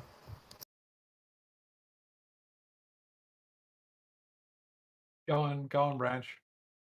Oh no, I was just saying the point is that they're both so small that if we're going to be talking about the effects of Coriolis, we got to start talking about the effects of centrifugal. Sure, but I think they would, at least my understanding is, the forces would be at right angles to one another, right? The centrifugal force is pulling you, at least as I understand it, straight upwards or close to it. Yeah, it's going to push you out towards the moon and shit. Yeah, whereas the centrifugal force is going to be one that's not exactly object in motion in east-west. Not exactly. Yeah, I don't fully understand it. I'm guessing. I'm in the dark here, Bacon. Help me out.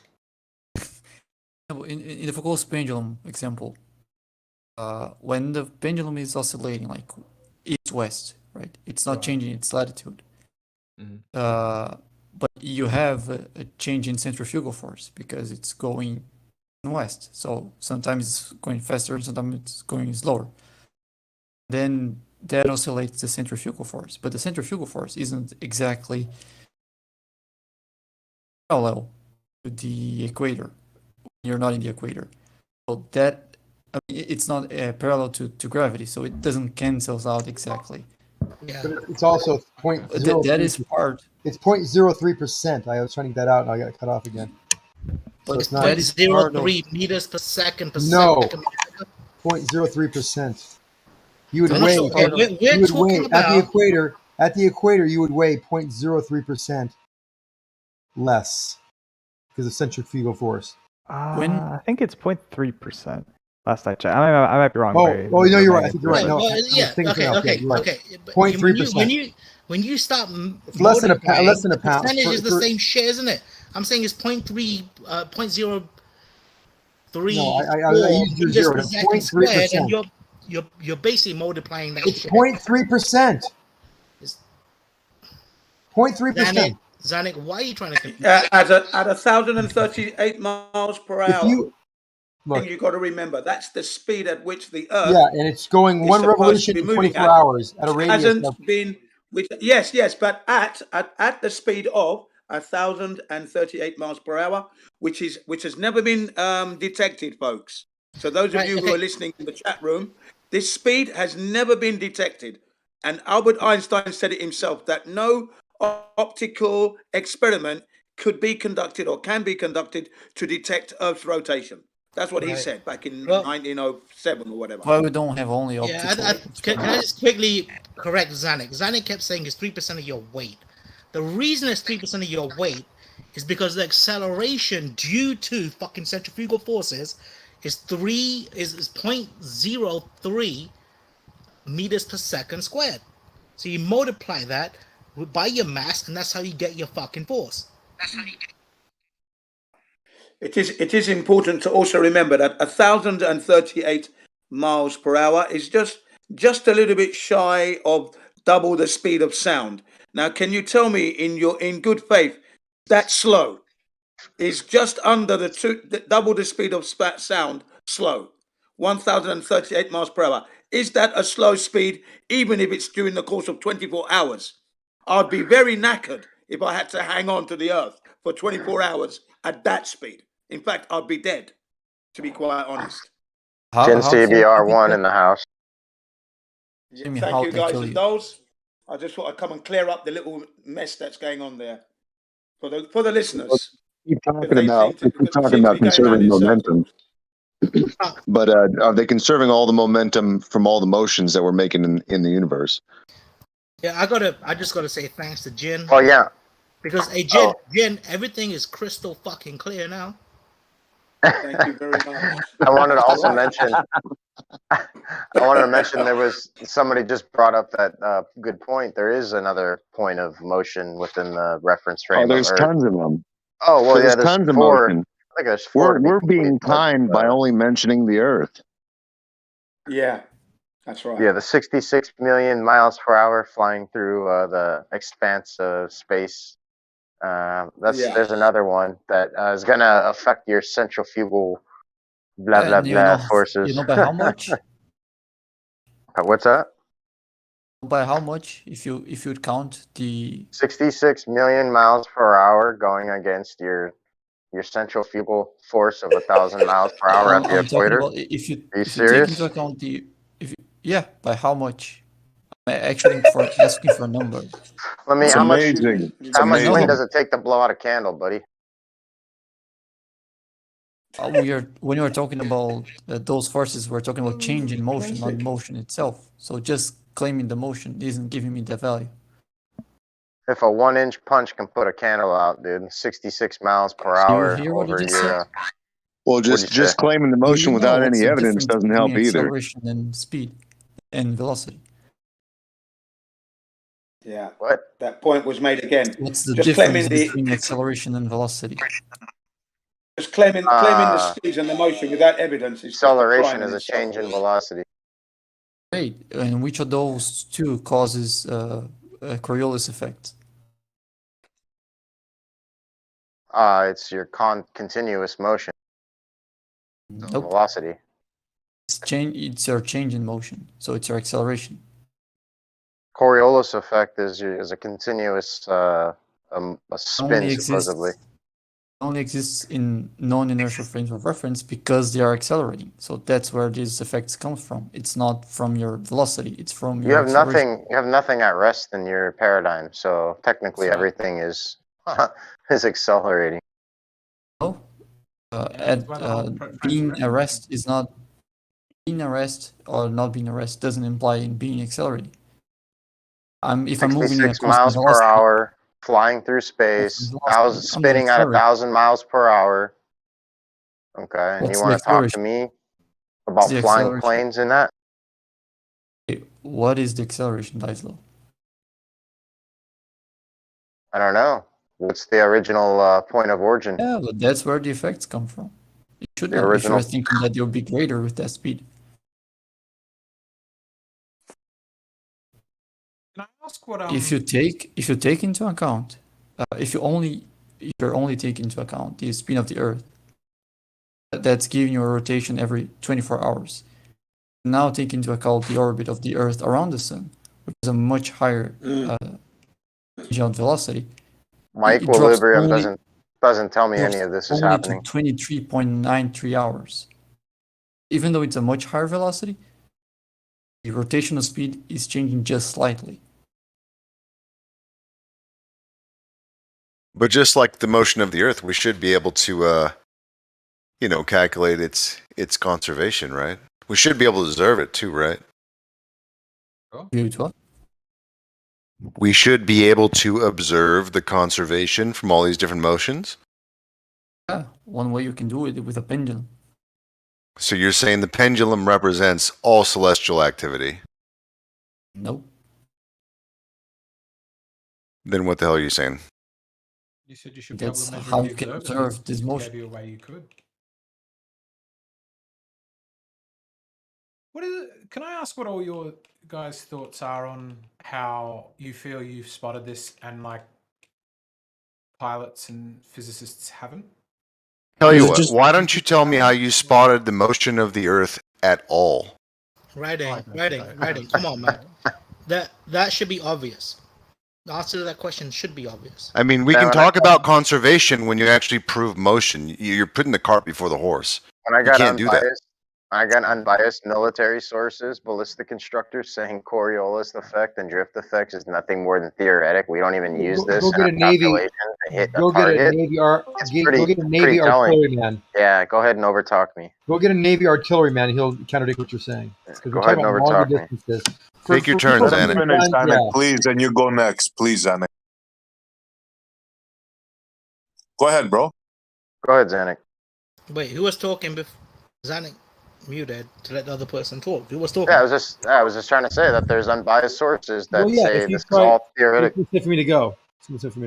So yeah, if you talk to a Navy artillery specialist that's shooting 20 miles, big, large slugs, they're going to disagree with you completely. Now, if you talk to someone who's a sharpshooter, absolutely, they're going to say, I have other fish to fry than Coriolis, and I don't disagree with them. Zanuck, they're not looking at the target Were as you is. They're listening to taking. me? Yes, I am. And What did I say? 20 What did I say? You're talking about 20-mile What did I artillery say? shells. Yeah. Holy How large of an artillery shell would we be looking at? Well, let's Can I just say also large. Big. That I was. A 50 Let's just say caliber, large. a 50 caliber gun, right? Yeah, the point is, Cannon. Zanuck, the point is they're not pinning the target as is. They're taking coordinates and crunching them and launching their They're artillery looking at based it. on They can this. see it. They They can have see somebody. it. Real quick, They have writing made a somebody. key They point. have to. Yeah, They have measure to, motion, then we'll get back to conservation, Can I right? finish my thought? Writing. They You have was trying to get the point shoot across? 1,000 Yeah, this yards is not the point I was to asking at all. the right or left, depending on which direction you're shooting it, north or south. So no, it is painted. This is not the point I was asking at all. Can I restate the point, because we're talking about the opposite of what I was saying. I was saying, what is for the flat earthers? What is your reason you think that there are that other pilots and physicists and stuff haven't spotted this? So not which ones have, but like of the, I think we would agree, relatively plentiful number who haven't. Why do you think they've missed it, or have they been? Why aren't? Let me they- give you a scenario. You're a physicist. Right, yeah. You make a few $100,000 a year. You have a nice Jaguar. You go to work every day. You got a Physicist. parking space. Hold on, SC Now, Montreal. if you figure something out, are you going to talk? Or SC not? Montreal, real quick. I will tell you something about physicists. They don't make that much money, bro. They usually make fuck all. But like, Well, they make more money than me and you, I bet. No, they don't. I'm pretty sure I Oh, make you almost double missed what the you important guys. part. They're in debt How much from money school. I fucking SC Montreal? Trust me, there's a reason I didn't go into physics, and it's because it doesn't pay shit.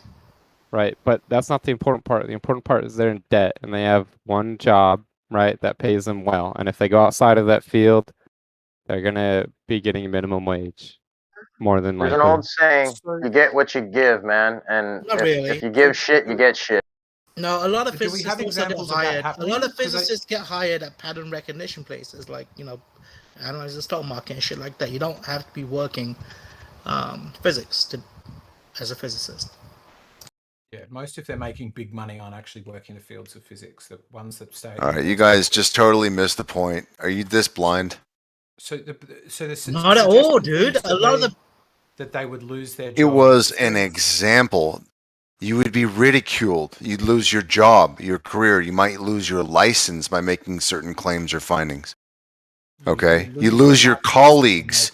You would like future prospects. No, that's not true, man. Going with standard science is what gets you regular ass contracts. The ones that last a long time. Diplomas. They've revoked people's diplomas from graduation. Have they? Do Yeah. you have examples of that? That'd be interesting. So Big there research are about people who something we were already know. physicists who said, "I've now got evidence of lack of rotational curvature." I can't find that specific example, but you can find many examples of able people to- coming out and then they get their diploma taken away. You might be able to revoke a PhD. Because of this Dude, they would lose their cat. Like, PhD this is a stupid, like, you focused on the physicist and not the point. This is the problem with the Globers. You're missing the point. You're talking about, you're talking about 10 different divisions of motion when you haven't proven the first one. I'm not proving anything. I'm just asking what your thoughts are on what keeps. That's my thought. You're missing the point. Riggs, chill out, bro. Why he's is it? Well, address the fucking point. We're talking about you have an established motion, therefore you cannot claim conservation. Riggs, my man. Why is it going to get to this level of Thank you. Because I've been hearing you going back and forth over and over and over and intentionally misrepresent, totally miss the point, and just walk past points that we're making. What happens Yeah. is you talk like I mean, this. give me next back man- my diploma. Next man responds to you like this, and it causes a full-blown argument. So chill. Well, then stop missing the point intentionally. All right, just He wants to skate around you it, don't talk need to go about aggro, feelings. Riggs. You don't need to go aggro. Just chill the fuck In out. the interest of integrity, you need to address the points that are being raised. You're letting them go over your head. That's not allowed, man. Now come on, play the so let's game. address the point. Why aren't the physicists saying something? Writing. That's I thought I did address the point. So let's Which dance over ones? that point. And Writing. on the other, I see. Listen, Let's writing. dance over some That has points, nothing but to do with not- evidence. got it. No, That no, has got it. nothing to do with evidence. That has everything to do with feelings. That has everything to do with feelings of another man that we cannot actually grasp, because I can't put my mind in a physicist and understand his feelings of why he doesn't want to talk about something. I can look at the evidence, though. Didn't you just say that they lose their diploma? That is evidence. We can have evidence of somebody losing a diploma. Yeah, okay, look. Totally missing the point. I You think guys, riding you on guys are eggshells. just not intelligent enough, I guess. I don't know. You just You totally really walked lose your past the diploma? point. Riding on eggshells. There is a Japanese professor. His name is Kazuyoshi Hirao. He got the sack from his university, for you even to though he was an say. English teacher. They were talking about flat Earth for several months. He lost his job. He's retired now in Japan. Here. Par for the course. His name in the chat. I'd love to learn a bit about that. Because Kazuyoshi. I'll give you his name. Kazuyoshi Hirao. Right, I'm not going to be very good got- at spelling that. If you could. He's got his own. Dude, that's own so name. easy to spell, bro. How can you not know how to spell that? All right, you put it in the chat. Kazuyoshi. Hey, eggshells. Last time we talked, you told me you can't figure out if you're a man or a woman. Are you okay? You've gotten better now? But he knows he's probably a mammal. True that. I did Fairly hear. confident I'm a You know, mammal, it's pretty No fucked up, reason to right? think to the contrary. I will say it's pretty fucked up that You look like a marsupial. that not everybody in the Sorry. room who wants to talk is able to get Not their you. voice across. I think Estrella, you were trying to say something. Your mic's a little bit low. Yeah, sorry. I was just saying that I feel like no matter what kind of job you have, if you discover or even begin to just start to discuss something that's, considered taboo or the opposite of what you're trying to preach, you're not only going to get looked down upon, but of course there is the possibility of losing your job or losing your status. And that's just wherever you go. Thank you. Yeah, I do. Thank you for saying the most common sense thing that we've been trying to explain to these people who have intelligently something taboo diverted from the point. Except you, because you're great. Thank you. Thank you for establishing the point that half of the room just couldn't admit because they're not honest. Well, no, I think that probably happens. Yeah, well done. Certainly Well done, discouraged that girl, somebody in that my lady. life from speaking out about the anti-vax stuff because I was like, this is going to be damaging to your career in the health field. Estrella, would you say that what your conclusion was in line of what some people would call common sense?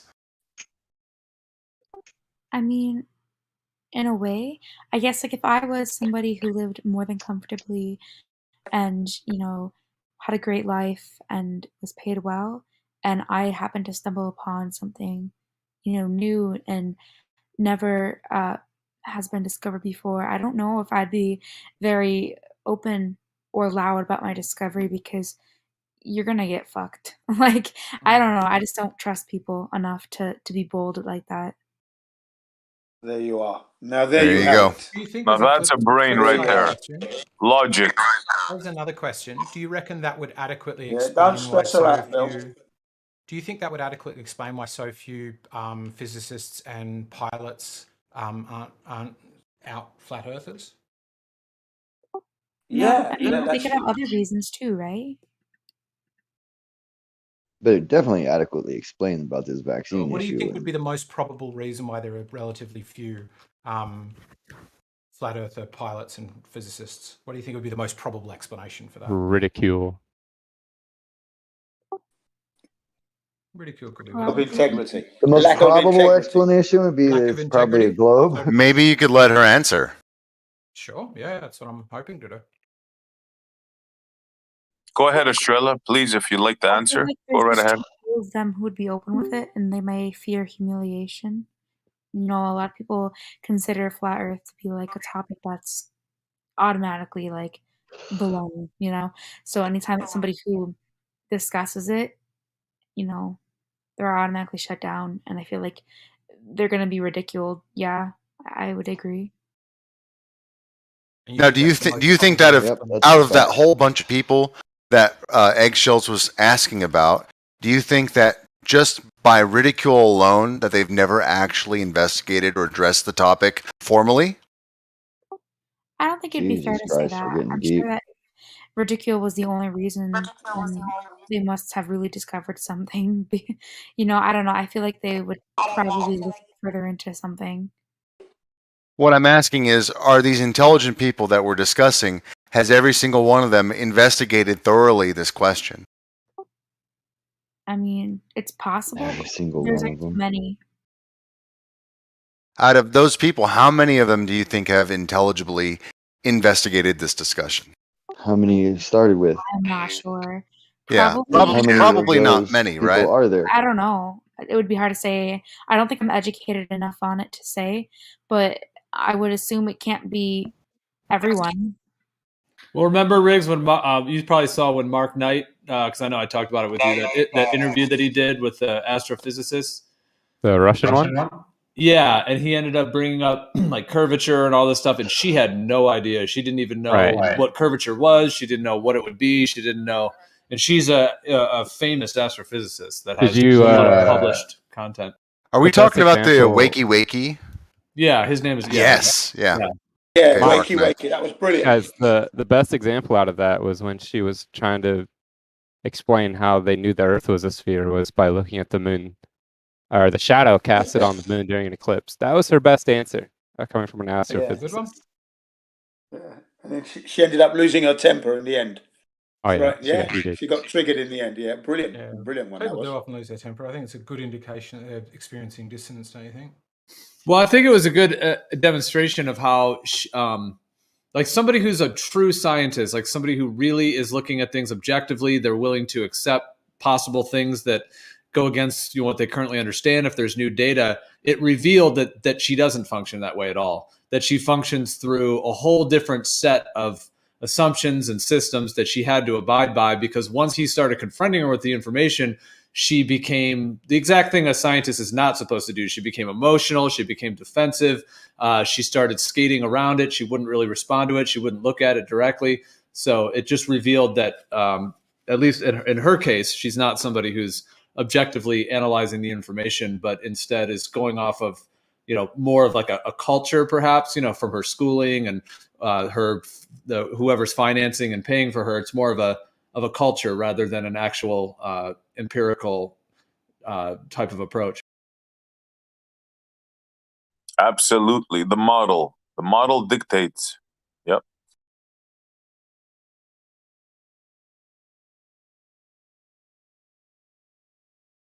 Speaking of models, how's that model coming along? Oh, shots fired. Yeah. Grim. Coming with the fire. That's not fire.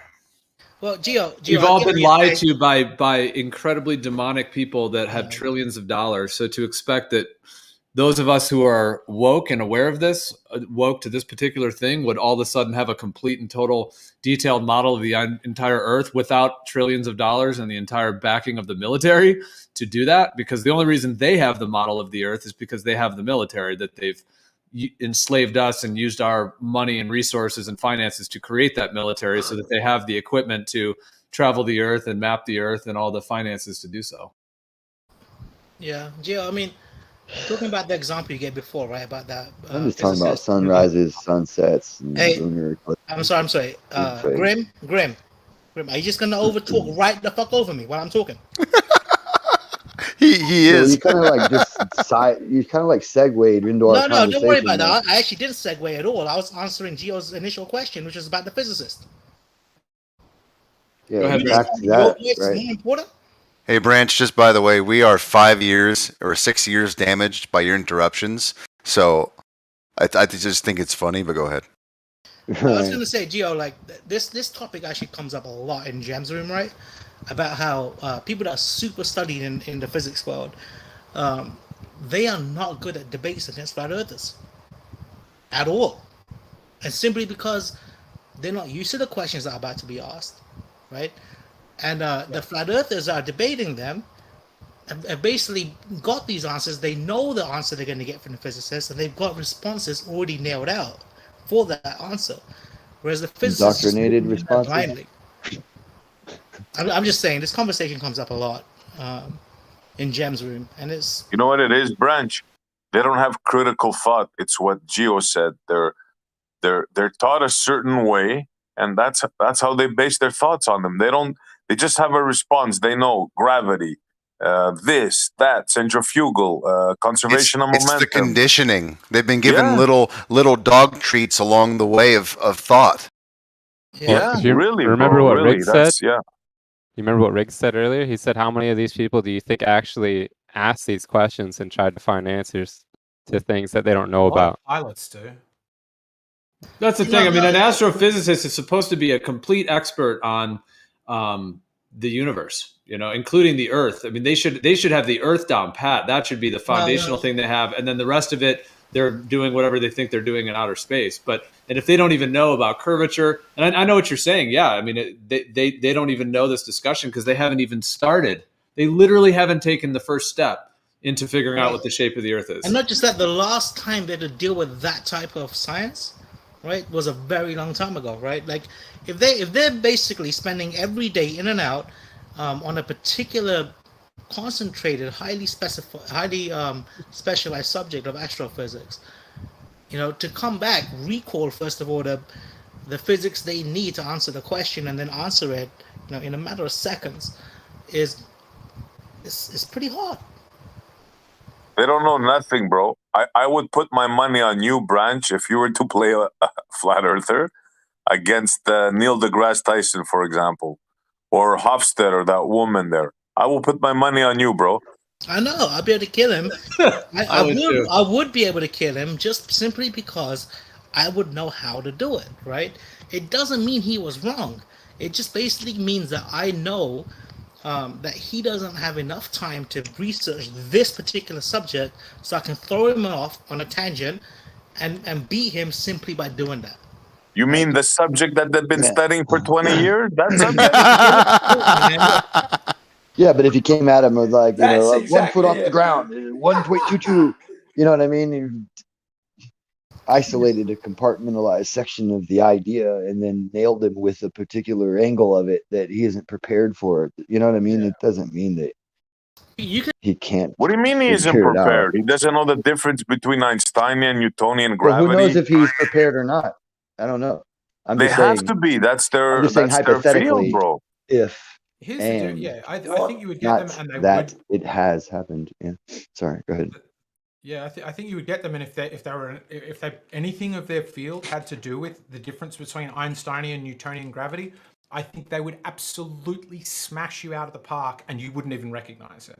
I've challenged any one of them. I've challenged them on their I sites. would smash them out of the park. Cool, yeah. Not only that, I was everyone would almost there. steam the studio. Studio's fine. They'd be throwing tomatoes at them. Guaranteed. Right. I think that you would then, though, be able to go, well, how do you get gas pressure without a container? Or play one of the other things ask them about some question about Coriolis. And yeah, then I'd be surprised if they could respond just because they're not familiar with the arguments. Or not just the arguments, but the style of arguing. Right? Because it's generally They don't know their own Are you line. implying we're sneaky or They something? don't know the magnitude I don't of think their you line. honestly try to That's what it understand the is. point other people are making. Like generally. Oh, come on. I just called you guys out for it, and then it was demonstrated by a new person. Your friend. People do specialize in fields too, right? So it's not like if you know astrophysics, right, you may actually even specialize within that subject. Right, depending on what your doctrine's in, you'd probably know more about the subjects that are within your doctrine field than subjects out of it. Hey, Branch, what comes first, motion or conservation of that motion? You have to establish there's motion first, right? Are you asking me or Jen? Yeah, you. Wait, what was I it? think you're more honest than everyone else here. Wait, what came first, the chicken or the egg? No. How do you In a sense. establish that there's something being conserved if you haven't established the motion itself? I think I'm What going to came answer your first? question by saying it has to be the egg. Well, I hear what you're saying. Yeah. Right? They haven't even established the Earth is moving. Why, trying to assert all of these conservation of momentum. It's like, yeah, if they don't even have the momentum established, You're losing points, Branch. Losing points. No, it's not that, bro. It's simply this, that, Your score went down. I can't control it. Listen, what I'm saying is, It is what it is. Me answering an unanswerable question with an answer that's not related to the question is probably Look, you might still get third place. I don't know. I can't guarantee anything, but your points went down. Well, he's pretty far ahead in terms of top Glover, right? I mean, he can spare. No, some- he's still up there. I mean, there's nobody in second, but yeah, he's still number one. But I mean, he's in third now. So. Well, the thing about this idea of debating astrophysicists, I mean, in terms of like a medical doctor, for example, a doctor should know, that the human body needs protein, let's say, something very simple. And I'm making that relationship to like curvature of the Earth. An astrophysicist should know curvature of the Earth because that's foundational. Just like a medical doctor should understand the human body needs protein. Now, maybe the doctor also is a specialist. He's some kind of brain surgeon or he has some kind of specialty. That's fine. But he should understand the basics of the human body. So the fact that these astrophysicists don't know the basics of a lot of these topics, that is concerning. When you say okay, Gio, let me answer it this way. Do you mean what is the rate of curvature? Like they should know the inch per Should an mile squared or whatever astrophysicist know about the Earth, or should that be a geologist? And isn't an astrophysicist about outside of Earth? Well, it's the relationship. They use the Earth to establish I mean, everything else, though. That's the right, problem. but wouldn't you want to speak to a geologist, he though? still use those calculations. Like if he still used those calculations, I'd be 100% Just thinking with about you, it. right? If he constantly was like, I'm used the Earth, but if that's a calculation that was made years ago and it's put satellites into orbit, but now he just uses the measurements made by those satellites, why would he need to know that? Like It's like saying, oh, somebody needs to understand the compression ratio in a car in order to build an engine. Right. You're Or if you kidding, don't know how right? to use a You mean slide somebody that rule. studies planets and does the every ratio and the mechanic need to know radius and tells us how big they are and how fast It, they're going? it is kind of the same thing, those SE Montreal. Remember slide rules when we were in school? I don't know how old you are, but we used to use slide rules, right? For doing I calculations. remember those. Yeah, yeah. Right. And since now we don't use those anymore, we use calculators. I mean, I still believe we should teach kids how to use slide rules because they're kind of fun and everything. But I'm just saying, like, are they necessary? Is it necessary, though? Absolutely, to use a slide rule and to get by? But how is that an analogy? You have new Grim? technology. Well, because Wait, now guys. we use Only if you're a calculators. purist. I If got you're a an answer purist, for this. Calculators if you're a and purist different at heart, then you're going to use the different slide. technology, right? With set programs in an algorithm that we push the buttons on a calculator now. It's already set in the programs. Everything is already designed for us.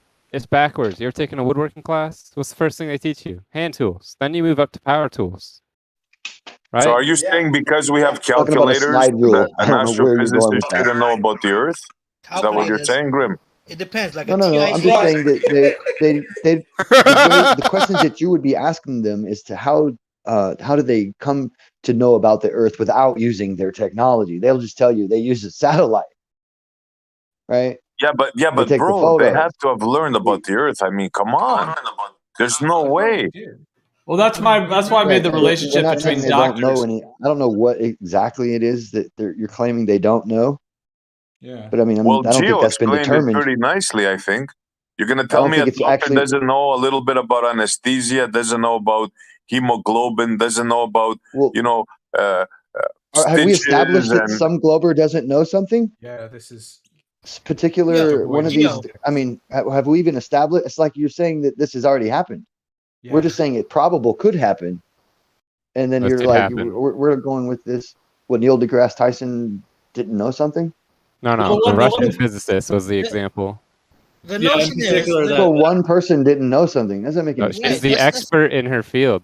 No, the they're not expert. necessarily Yeah, an but expert is her in field that field. the shape of the Earth, or is it astrophysics? Well, no. Is she a The argument geologist or is an astronomer? Well, listen. The argument is you have to have a foundation for which you build all your information off of, and for them to skip over that and to act like it is an established fact, this doesn't happen when you're learning things in school. Most of the time, it's called academic hubris.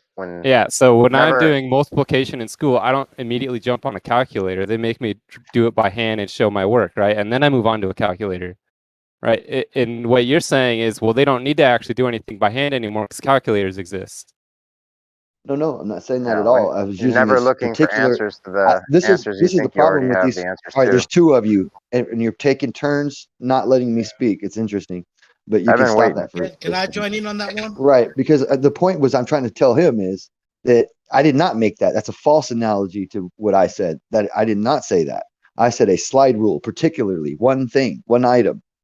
I was using that as the one example of a thing that we now don't need to use because we have something else to use in its place. No, I'm not talking about that. I'm saying you skip the entire I've idea. never said kids don't need to learn how to do the No, math. I'm not ahead saying of that. time. Listen, Well, okay, you that's confused what I said. Yeah, you're confusing. confusing what I said, right? I'm saying when you first learn multiplication, you don't even use a calculator at all. You do it by hand. But for a teacher to approach you and say, we don't actually need to do anything by hand ever again because we have calculators, well, that you're skipping a step. Every why would you bring child that up if that's not my analogy? Well, because they're saying Like if an astrophysicist just has all these numbers established because technology exists, that means they never needed to look at the foundation of where they established all some information from. Well, we're not. You never we're learn not the sure concept. That has You happened. just There's right. There's replaced plenty. efficiency, dude, with effectiveness. Go ahead, man. You go ahead. Go ahead, man. Sorry, go ahead. No, that's all right. I was just waiting for you to finish. I mean, you guys just asserted yourself like on abstract concepts. Like that's like all you guys have asserted yourselves upon lately. I mean, So.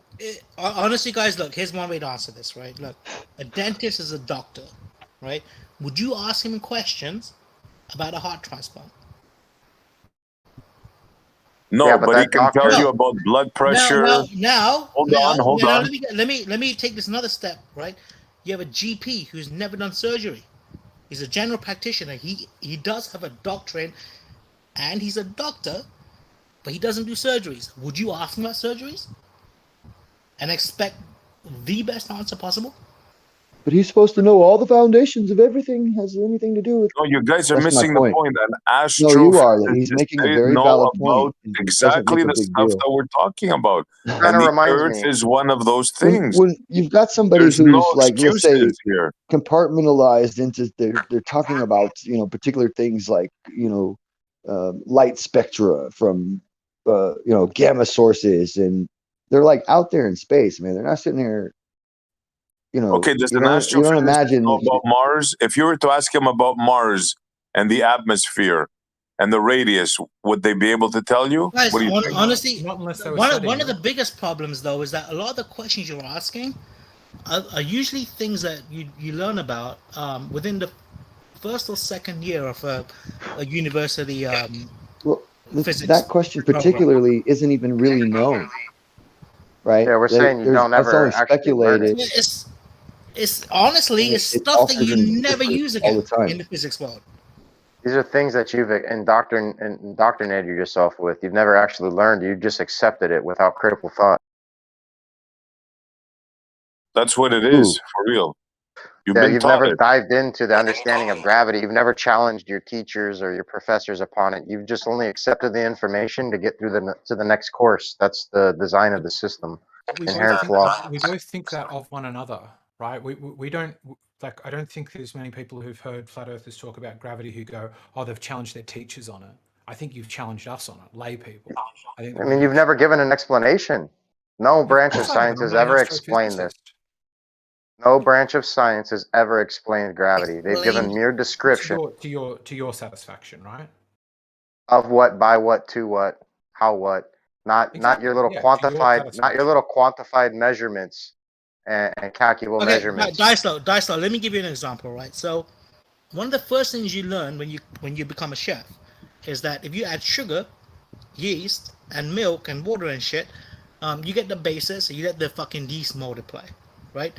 Now, when you become, let's say, a Michelin fucking star chef, do you actually need to know why that yeast was multiplying? The exact biological fucking reasoning behind it? Sure. If you want to be hyper concise and be able to be better, if you're trying to be competitive within your field and be the best you can be, then yeah, you want to be hyper concise and know the ins and outs of everything that you're working with. If you're gonna be okay, that's a good answer, right? Now, if you're gonna be a gastro chef, I think that's the word, gastro chef. But there's like a gastro-molecular chef type of thing where they actually use chemistry and shit to create new types of food experiences. Yeah, then maybe you do. But if you're just gonna be a straight up Michelin star chef, no, you don't. You don't need to know. I don't think you understand. You kind of shoot yourself in the foot with that because they're doing a demonstration, and none of the people in these fields actually do any kind of demonstration.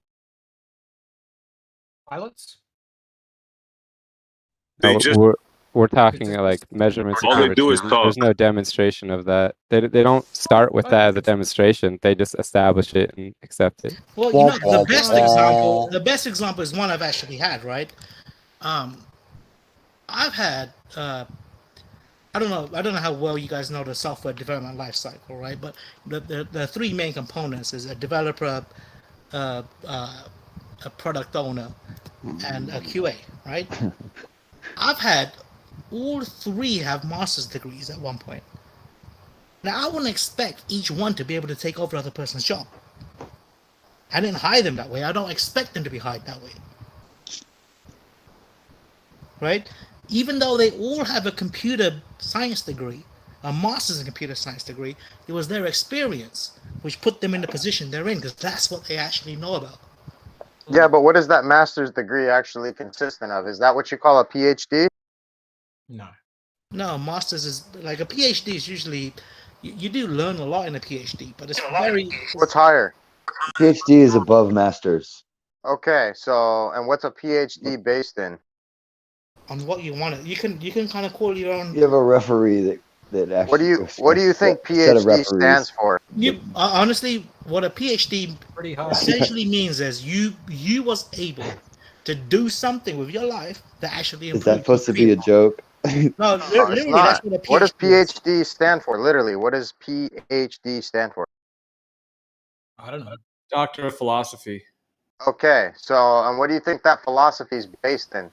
I will be honest with you, man. PhDs in computer science are unhireable. What do you think philosophy is based in?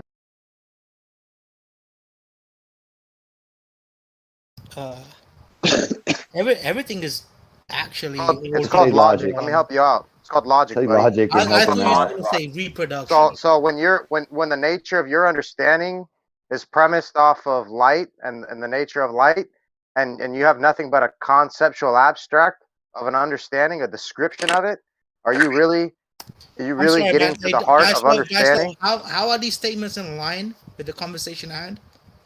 All your entire understanding right now coming from academia, right, is all based on its understanding of light. This is like what quantum mechanics is supported by. This is what atomism is supported by. This is what relativity is supported by. Same This damn rant. This is the most. Yeah, it is the same damn rant. You're gonna hear it. I'm gonna have to shove it down your throat until you accept it. Yeah, you could say it again. Oh, It doesn't wow, make that's it right. weird. You could say it again. It doesn't make it true, right? You can say it as many times as you fucking want. Doesn't make it Truth right. is truth. You're gonna hear it.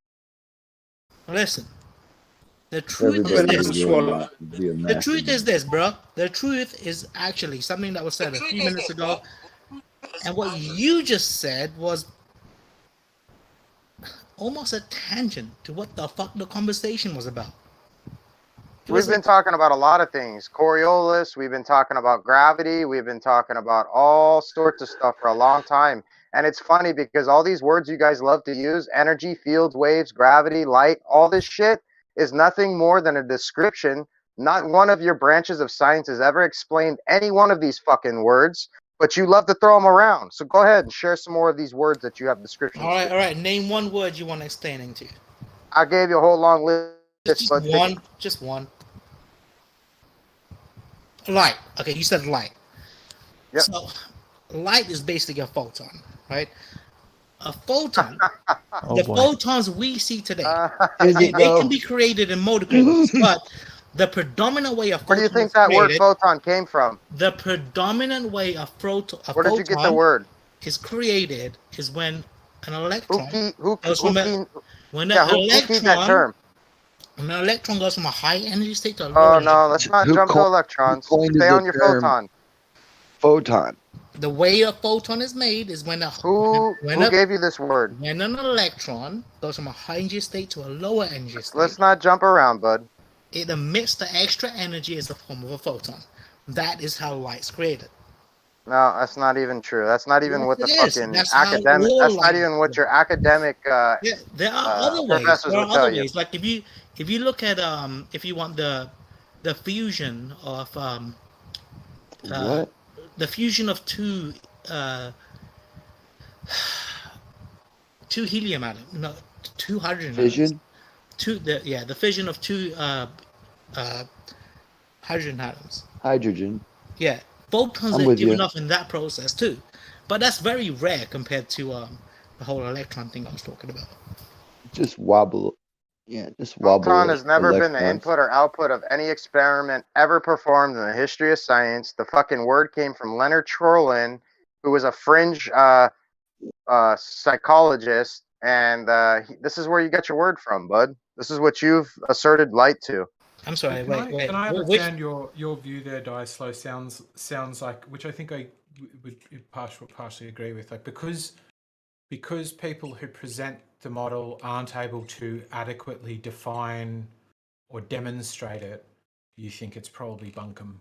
Is that the gist of it? Or it's just not demonstrated. Nobody's ever seen a photon. This is just nothing more than a concept. Emerald can tell you. We had this discussion earlier today. Why don't you tell him, Emerald?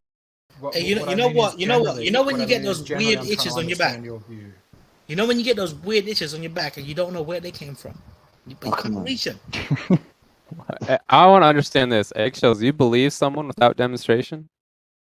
I mean, it seems you've forgotten our conversation. You came in here, so I triggered that we had. I'm confused.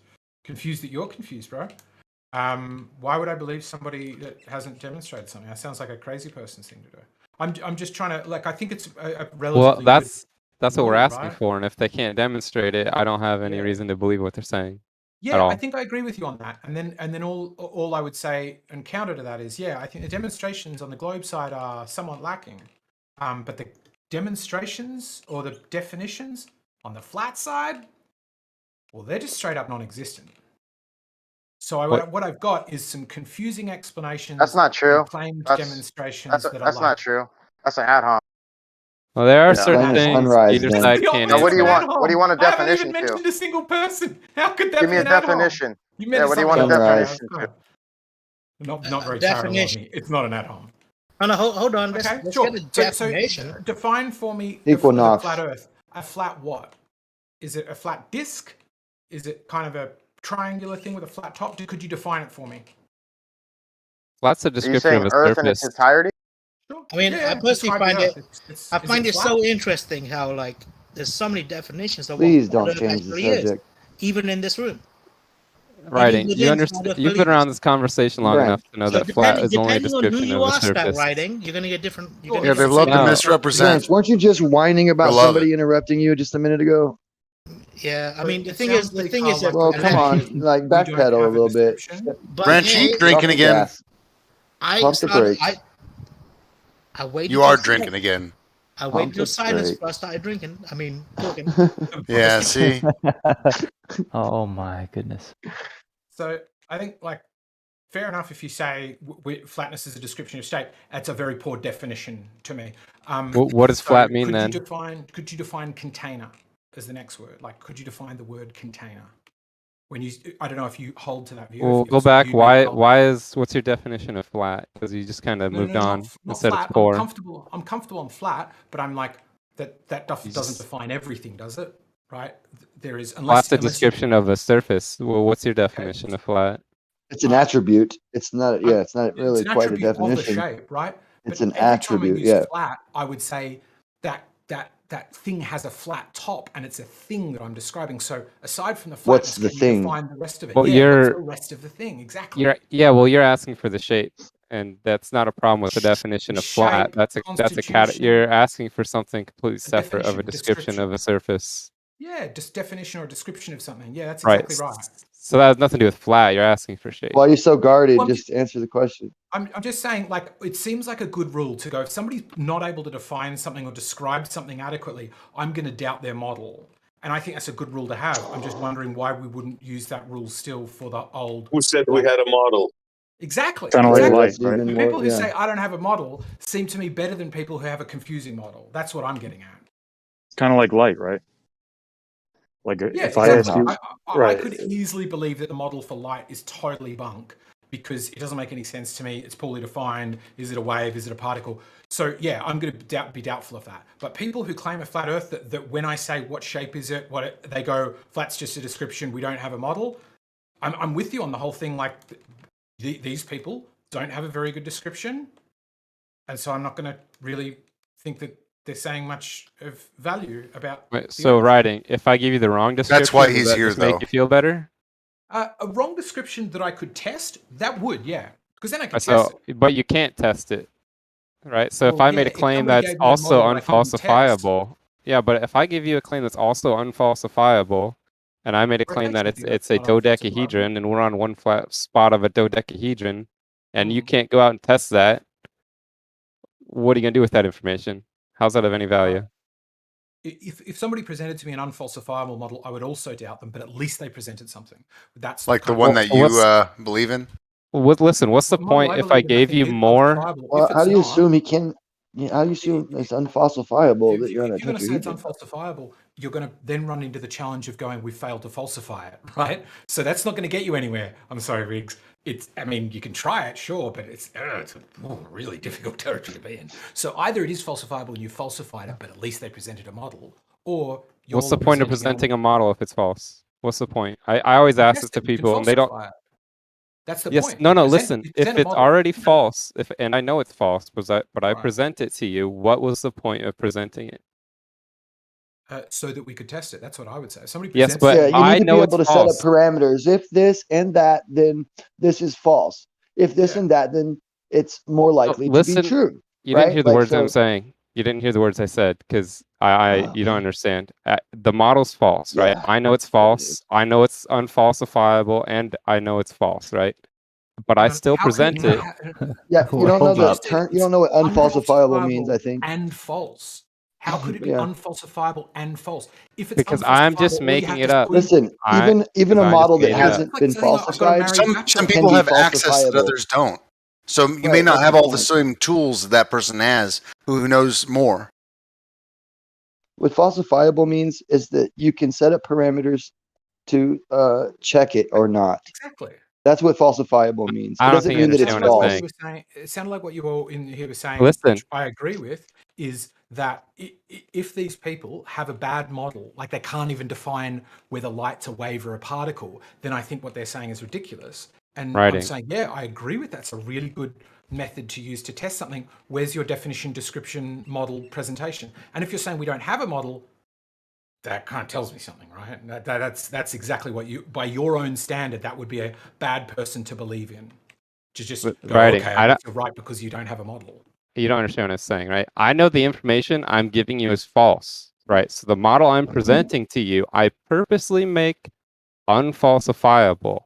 Exactly. What is the listen? So what would be the point of presenting you this information? I don't understand what you're saying. So are you the glober in this, or are you the flat earther in this? Because that's exactly what I think flat earthers are unwittingly doing. They're presenting a false model that is and they're trying to make it unfalsifiable by saying no, they don't. They don't make it unfalsifiable. Listen, so I said the Earth is a dodecahedron. How do I falsify it? Listen, I said the Earth is a dodecahedron, and I know it's not a dodecahedron, and I present it in a way that makes it unfalsifiable.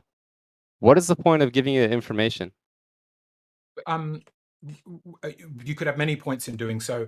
Chief being deceive them, second being to live in denial. There could be many reasons to do so. Right, but what value does it have to you? What I'm saying you're doing is adequately describes flat Earth to me, which is you Yeah, have a let's do model what the ball that does. is false that you present in an unfalsifiable way so it can't be challenged. That's what it No, sounds like. This is what the ball does, right? So when you guys constantly ask for a model, I ask what's the You're point of clearly it, because projecting the right now. information is not going to do anything for you. I'm serious. You're sublimating your own issue onto other people. Yeah. Is the ball model unfalsifiable? It's Your two choices falsifiable, here but are, they've yes, it's unfalsifiable and we failed to falsify it, or no, it's not unfalsifiable, and Well, therefore what you're saying is wrong. So certain aspects of it are unfalsifiable. Which aspects? Gravity, right? They tell you that you need to create another Earth-sized ball to prove gravity and that the atmosphere says can be that? held down. I've heard this a million times. Gravity, That the only way to motion, test gravity is to create reference another Earth-sized frame. object? Like, there's just so much shit. Like, pretty much everything you guys assert. Well, hold on. The core reason for gravity being a thing is with gravity, everything wants to be a globe, right? That's why if the Earth was flat, the only way it can be created that way in natural science, in the natural world, is without gravity. Otherwise, everything always becomes a sphere, just like every other planet we know in the cosmos. Well, not everything, right? Because I mean, if it's spinning enough and the matter is not so dense, then Yeah, we're not denying an average rate to the ground, but Right, it's, you're we're right. not, If it was we're not made of mostly conflating water, it though. You guys are conflating it by attributing it wouldn't it to be a all these other disk? things. You're right. Like you got a You lot make of a flat galaxies out disk, there. right? You got a lot of galaxies out there that are Excuse somewhat flat. Even our galaxy, the Milky Way, is flat. And so you're right. You're right. So what do you think then? If we skip past whether gravity and those things are falsifiable, what is your thought be, Carl, on somebody who presents a model that is unfalsifiable? They say, here's Well, you truth, can't. but you can't test it. Yeah, you can't present unfalsifiable models. Right. It's impossible to, or you shouldn't? What do you mean by you can't? Well, I'm saying this is why I asked this question to you guys, because I know the information is of no value to me. If you're giving me something unfalsifiable, it's got no value. So you guys constantly want information that Well, that's is how I feel of no about value. black holes, neutron stars, the Big Bang. Not useful. Those are all falsifiable. Well, I mean, seriously, Something because is. So I would they're agree with you there, Big Carl. unfalsifiable. No, those Sounds like are what you're all saying falsifiable. Well, I would unfalsifiable. say I could happily accept that for now.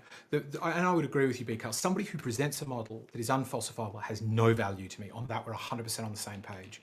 So could you give me a couple of things about the flat Earth I could check? North-south circumnavigation along a single line of longitude. So would There you that go. check whether I live on a flat Earth? That would falsify that flat would Earth? completely destroy flat Earth. This isn't about Along a destroying single flat Earth. line It's of about latitude? testing if it is a flat Earth. Yeah. Like, So what you're doing test it could we as do a to single line. confirm your Well, model? he's The asking results of for a that way to test What would were to be be presented? bad. Or He's asking for a way to falsify it. So there you go. Okay, so north-south circumnavigation. Along a Does it single have line to of be along longitude. So what is this? What is the importance of the single line of longitude? That's a straight line. Okay, and what's importance about it being a straight line?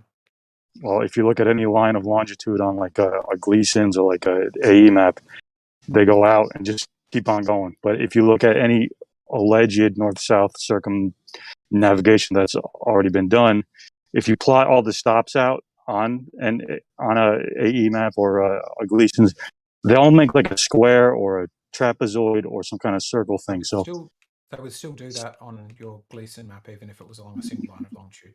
no, I wouldn't. Look at a Gleason's map and you will see. Okay, so so the Gleason's map, if we just stop there and we go to Gleason's map, that's falsifiable. Just do the circumnavigation along one line of longitude. I gave you what you asked for. Now you're trying to switch it. No, I'm just trying to yes, I'm trying to lower the bar for falsification for something that I can do. I don't have a plane, particularly that would be a longer range plane than currently exists. So yeah, I'm not able to do that. So I'm kind of, whereas a map, just a map, that would be falsifiable. Do you all have a map? You already asked for something. I gave it to you, and now you're saying, "Oh no, you got to do something else." See, now you're moving the It's kind of goalpost. telling to me, what would you think, B. Carl, if the one thing somebody presented as a falsification, they said, "Oh, you can test this, but the one method was physically impossible given current technology." If it's impossible, then that's just something about your model, not ours. Sure. Yeah, But well, what makes it impossible first is you would have full to range. right, Is eggshells. First, you would have to range of find something that we presented that's unfalsifiable. Sure. We don't have a map. That's unfalsifiable. Well, Globe doesn't have a map either, right? They claim 200 different maps. Oh, we and have they're a map. all, We have a they're map. all So of different 200 accuracy. falsifiable maps. That's it. Well, Yeah. listen, 200 why different why maps. isn't there one standard map? Why are there so many different maps? Because they can be tested and challenged and used in different ways because they're falsifiable. So yeah, one map or 24,000 maps either would do me down to the ground. Because like you said, if somebody presents something that's unfalsifiable, I'm just going to think that's worthless. Right. So I haven't presented you anything that's unfalsifiable. No, yeah, that's right. You haven't presented anything. Right. So there you don't have anything to look Yeah, at. so the model is pointless. Yeah, right. I'll just put it out of mind. I'll just go. That's it. How do you falsify the Big Bang? I think it would be very difficult to. So It's not hard at all. It's not hard at all. So your whole paradigm goes down the drain with that No, one it's, statement. it'd be easy to falsify the Big Bang. I mean, Easy. you could show the maths doesn't work. That's certainly one of them. But for me, Math? in my reality, in what I can do, it's unfalsifiable. So I'd largely put it out. It's, of my it's mind. not. It's meaningless. So the Big So your Bang whole is reality easily goes down the falsifiable. tubes by your own standards, right? Explain how, Brenda. The cosmic background radiation. How would The flat one? falsify it? The Big Bang model predicts that we'll find cosmic background radiation. We Didn't did. they say that's flat? We The did. ad hoc explanation? We did. Therefore, it's been confirmed. What is cosmic background radiation? Hold on, Brenda. There's a Yikes. lot of physicists out there that will say that cosmic background radiation itself is not enough proof to confirm the Big Bang. No, there isn't. No, there isn't. Oh, by the way, Brenda, a lot of physicists out there would also say that the cosmic microwave background, that light emission that they saw first before the prediction. Yeah, I thought that was the case too. It was ad hocery, dude. And then for you to just jump in and act like that's some evidence was really weird. Well, what's really annoying, Brenda, is even when I presented you with this, you doubled down and said, no, there isn't. Like you know. Yeah, the cosmic background, the CMB. Like you know about this. Like yeah, the CBR. You The have CBR. not looked at. You have not Yeah, you're looked wrong. into physicists that say You're there's wrong. I know. There's a level of physicists. No, there that say isn't. that They don't. You're believe in wrong. the Big Bang. The cosmic background radiation validates the Big Bang. It's what confirms it. Told you it's ad hoc. It's not ad hoc because it's not after. What I'm saying is that there are physicists out there, accredited physicists, that don't agree with that. And what you told me No, there not aren't. after. No, there aren't. Are you saying the CBR is before the Big Bang? Brenda? No, it's after. That's how prediction works. Because you said not before. Okay, all right. Okay. You misspoke. Okay, no problem. I didn't misspeak. You misheard. The Big Bang predicts the CBR, and the CBR was discovered later, therefore confirming the Big Bang theory. There's no such thing. It doesn't confirm. I don't think it does. You just saw something and you think it means something. It absolutely does not confirm empirically anything. Probably. No, you're just wrong. You're just wrong. So there are two pieces of evidence that confirm the Big Bang. One is the discovery of galaxies' distance and the speed that they're receding from us, and the discovery in the 1960s, because the Big Bang predates the 1960s, of the cosmic microwave background radiation. Let's just be logical about this. Absolutely not. Are you saying something can come from nothing? Is this what you're implying? No, I'm saying that the Big Bang theory predicts cosmic background radiation, the CBR, and then discovering that confirms the theory. That's how theories work. Brenda, I mean, you're a you're liar. subscribing to You said it 5 something times that- in a row now, and you're lying every time. I'm not lying. This is no, this is there the was truth. no prediction before. Yes, there the is. discovery. No, Yes, there there wasn't. was. No, a 3K. It wasn't anything to do with cosmic microwave background or Big Bang. You're mistaken. Sorry. You quit saying it over and over again. It's like nails on a chalkboard. Wrong. Yeah, I don't care. I thought all the Globers were going to be Well, popping you're a bottles. liar. No, I don't think there's any point. Oh no, agreeing with Grim what you're doesn't fool saying. around. I think He they're says wrong. it like it is. I don't think the Big Bang's been confirmed. I don't think science confirms things. Well, you're wrong. You don't know what you're talking about. Science confirms things. Science proves things. And no, it doesn't prove things. It confirms theory. It confirms things. No, it Brenda, Yes, it does. But you just say Confirmation that- isn't proof. But you No, just it say fails to disconfirm. This is the whole point about falsification. You should test it in a falsifiable way. If you fail to disconfirm it, then you hold it with a higher degree of probability. Right, that's Never called confirm anything. confirmation. That's No. called Right, confirmation. Yeah. Well, actually, Brenda, I you're think honest. Another one on working your side definition that of disagrees confirm with is the you, same Brenda. kind of loose, can higher I get this regard out? that you're thinking of. Yeah, I think let's you're go both one at a agreeing with time. each other, but with different words. Okay, Brenda, you saying that because of cosmic background radiation, every physicist in this entire planet now believes that we originated from the Big Bang is totally fucking wrong. And you need to fucking No, check you your own need to facts. prove. You need to, if you need you need check to your put or own shut up. facts before making a statement like that. Well, number one, you don't have to have every single scientist believing every single thing. No, Right? Hold on. Let's not talk about that. That was your That's what- that's your claim. What I was arguing with you about was you told me that every scientist now believes the Earth, Yes. the Yes. universe was created through Well, the Big Bang. physicists. because of background radiation. Physicists. Or physicists in general. Yeah. Let's talk about just physicists. I guarantee not every physicist still believes in the Big Bang. There's other theories out there. I would argue if they No, there aren't other theories out there. Yes, there are. No, there aren't. Brenda, again, you need to do your research before Prove making it. statements like that. Prove it. Like that, you're making a Prove statement. it. You just do a There's simple no other Google. theories than the Big Bang. Are you serious, Brenda? Yeah, there's. I appreciate the comedic All relief, right, Brenda. Brenda, I just while we're talking, I did a quick Google search, and here you go. Here's one physicist who doesn't believe it's a fucking Big Bang. Let me find another one.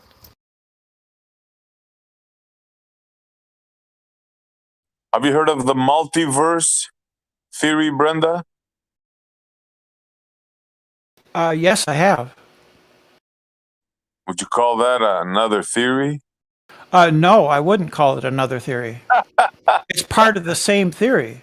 Have you heard of simulation What's this theory, multiverse Brenda? theory? Is this many worlds, or is this? The multiverse related to is something different else? than the many worlds. It has to do with string theory. No, it has nothing to do with string theory. I was just going to bring up string theory. What about that Yeah, one? string theory has nothing to do with That's another the one. multiverse. Good point.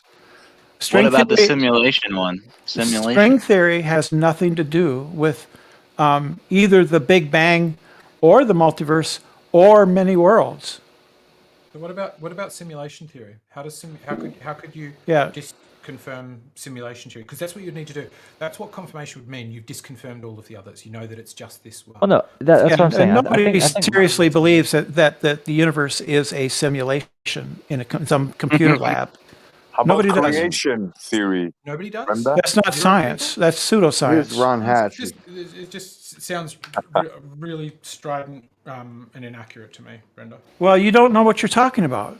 It's possible. I'm sorry, but you don't. I mean, to the extent that you Get him, Brenda. Is it possible that both of us don't know, one of us doesn't know, or the other of us don't? It's possible. All things. It's possible. Neither of us know what we're talking about. Thank you. But the fact is that I do know what I'm talking about, and you do not. And that's too bad. You would find out by actually talking to somebody who is a physicist. The difference is, Brenda, it's not whether you know what you're talking about. It's you're purporting to claim that you know what every physicist is believing. Yeah, that's when not what someone I'm saying. says that. That's not what I'm saying. Well, people are coming up with examples like, there exist physicists that say otherwise, and you pretty, overtly said no, that doesn't That's right. exist. That's right. Hi, Brenda. Yeah, that's any crazy chance talk. Of, Crazy, any chance Brenda. of hearing what other theories, working theories there might be? What, to replace the Big Bang? There aren't any. Yeah. There aren't any. The accordion one. There's no static. Out of, There's no static state, steady state. I don't think there is because of the redshift things, but the idea that it. Well, no, there is now with an intrinsic redshift due to the plasma causing the redshift. There is. Yeah, Redshifts your electric Light universe now pseudoscience. Nobody in believes the that. laboratory. Sorry, you're It's not wrong. about pseudoscience when you can It's retrieve a pseudoscience. thing in a laboratory. It's pseudoscience. We have experimental physics, bro. No, it's You have- pseudoscience. what do you have? You have theoretical physics, and we have experimental physics, and we can demonstrate. No, you don't have in a experimental. laboratory. You have Yeah, you pseudoscience. can. No, they You have demonstrate in the Don't start laboratory. repeating yourself like a broken record, Brenda. Don't do that. Yeah, this is nonsense. Not You're here. an antagonist. You just have You'll get- quacks. yeah. Quacks and charlatans is what you you've have. somehow found a way to argue You're like a everyone. nasty person. You don't even realize who are you talking about? Like, who do you think you're talking about? That Anthony Pratt or like who are these quacks that you're talking about? Ron really, Hatch. on wrote what a book basis called are you Escaping making Einstein, people but that he's believe also in the guy who electric augmented universe? Well, he The wrote a electric book called universe Escaping is Einstein. quackery. It's pseudoscience. But Brenda, on what basis are you like?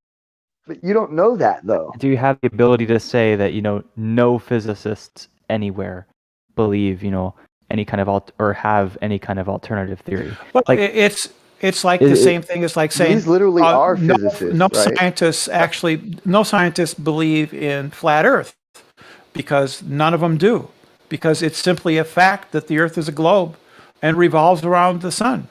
Everybody knows this. Well, the fact aside, that the facts don't necessarily align with everybody's beliefs. No, it's not that. Well, no, Right. there are Electric people who universe. think that Ines aliens Alfine come is a down Nobel Prize winner. and He believes father in their electric children. universe. There are people who think that aliens have fathered their children. Sure, but they're you're wrong. ridiculous. I mean, You're being and the- ridiculous. No, hold really. on. We're the talking intersection about of that and accredited- scientists. We're talking about accredited physicists. Right, we've got Nobel Prize winner Who? Hennis Alfine. Who? We got Halton Arp. These are electric universe proponents. Yeah, electric universe is pseudoscience. Yeah, but these guys are Nobel Prize winners. I mean, Who cares? I mean, Right, this but is you're sounding talking a lot about- like you're We do acting because like they're that's the just like discussion, Brenda. no true you're scientist, acting like they're just right? Kirby vacuum No, cleaner no true salesmen, and that you scientist can would No true believe in Scotsman alternative fallacy. theory. You said there are No no true physicists. scientist would believe not in about- alternative theory or Yeah. anything Yeah, other you than said the there are Big no Bang or physicists. I've electric got universe. physicists. I'm naming them to you. And these people are accredited. I mean, you can't just No, they're sit there and walk quacks. away from that. They're quacks. It says you. Yes. They're No. not wrong. Says pretty much It's all not- of science. No, all the data keeps coming and supporting their theory. No, it doesn't. It No, the doesn't. You mysterious don't have shit the is data. happening to you. You have quackery. Whenever I've looked into anything you've said, Brenda, whenever I've looked into anything you've said, it's been wrong. Brenda, why does Really? it always have to be you? Alpine waves Yes. discovered in 2017. That's wrong. Plasma hurricanes over the North Pole of Earth. That's wrong, right? That didn't happen last No, year. your where they released conclusions that are wrong. data that they got from 2014. It's not a conclusion. Brenda, There's no conclusion to the observation that I gave you. This is NASA data. I'm giving you examples. When I give you the shit from it, it's from NASA about the fucking plasma hurricanes and the unexpected hotspot on Saturn on the North Pole. It was unexpected by their but cosmology. your but it was a conclusions- prediction. Hey, bitch! It was a prediction Your by conclusion the is electric what's universe mistaken. proponents, though. It's not the See, data. those were predictions that were mysterious surprises to you guys, but predictions and necessities to us. Isn't that crazy? No, how that whenever happened? whenever I've checked up on any of your sources, Grim, Man, I don't they believe. are I don't wrong. really trust your checking up. Right? You're not an authority on checking. All I things have up. to do is That's for damn read sure. the paper. Grim, all I can I did just was say- can I- read the paper, Grim, and I can could get see one that thing it out, was Grim? wrong. Grim, can I get one thing out, right? Go for it. This is boring, guys. Like, seriously, Brenda. Well, if you're you just- want to, you're just going let me back and finish. forth. Brenda, let me Yeah, I finish. think Brenda's flirting with me, Brenda, dude. To be Brenda, fair. seriously, that's what it sounds like. You're fucking flirting with him. You want to just argue for the fuck of arguing instead of having a conversation. Yeah. Oh, Quit pulling my ponytails, bitch. I'm not I the don't one like it. who can't have the conversation. You're the ones who are triggered. It's Brenda, like even me and Emerald, who are fucking globers, are trying to tell you something, and you don't want to even listen to that. Right. It's like you're you're just frothing wrong. at the mouth to talk at You're me. just It's wrong, weird. though. You're just- So if you want to say that there's being some an antagonist. question, You know, you wanna Brenda, say- is this what your being an parents told antagonist. you? Is this why you're Yeah, acting this you're being way? an antagonist. No, You're- so you know those if are you things want that to I say- adhere to, and you're saying all this irrational shit about it, and you don't even have an I actual haven't said argument. anything irrational. Of course, you said you have. What? What? We said there are no actual physicists who believe in the theory. That's irrational because it's clearly wrong, right? And do I need to go on, or should I make more examples of how stupid you are? Yeah, electric universe is pseudoscience. And gravity is.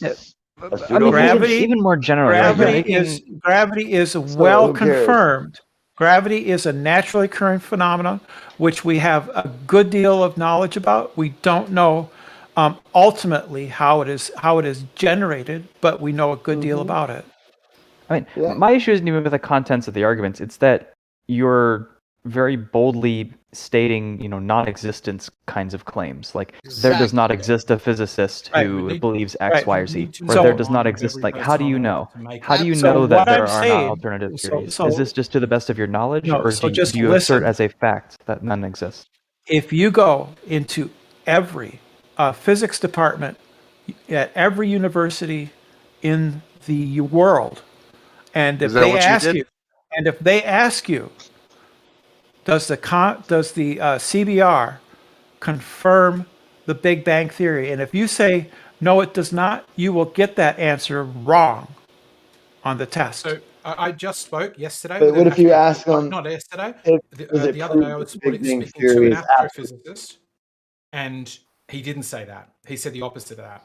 He said, "This is why I learned to speak with specificity." And he said, "This is what the word phrases he uses gives us a very high degree of confidence." He doesn't use the word confirm. We had a long discussion Yes. about that. I had a long discussion with an astrophysicist who says the opposite of what you say. Just the other day, there's a recording Right. of it online if you'd like. I'd agree with him with what he said.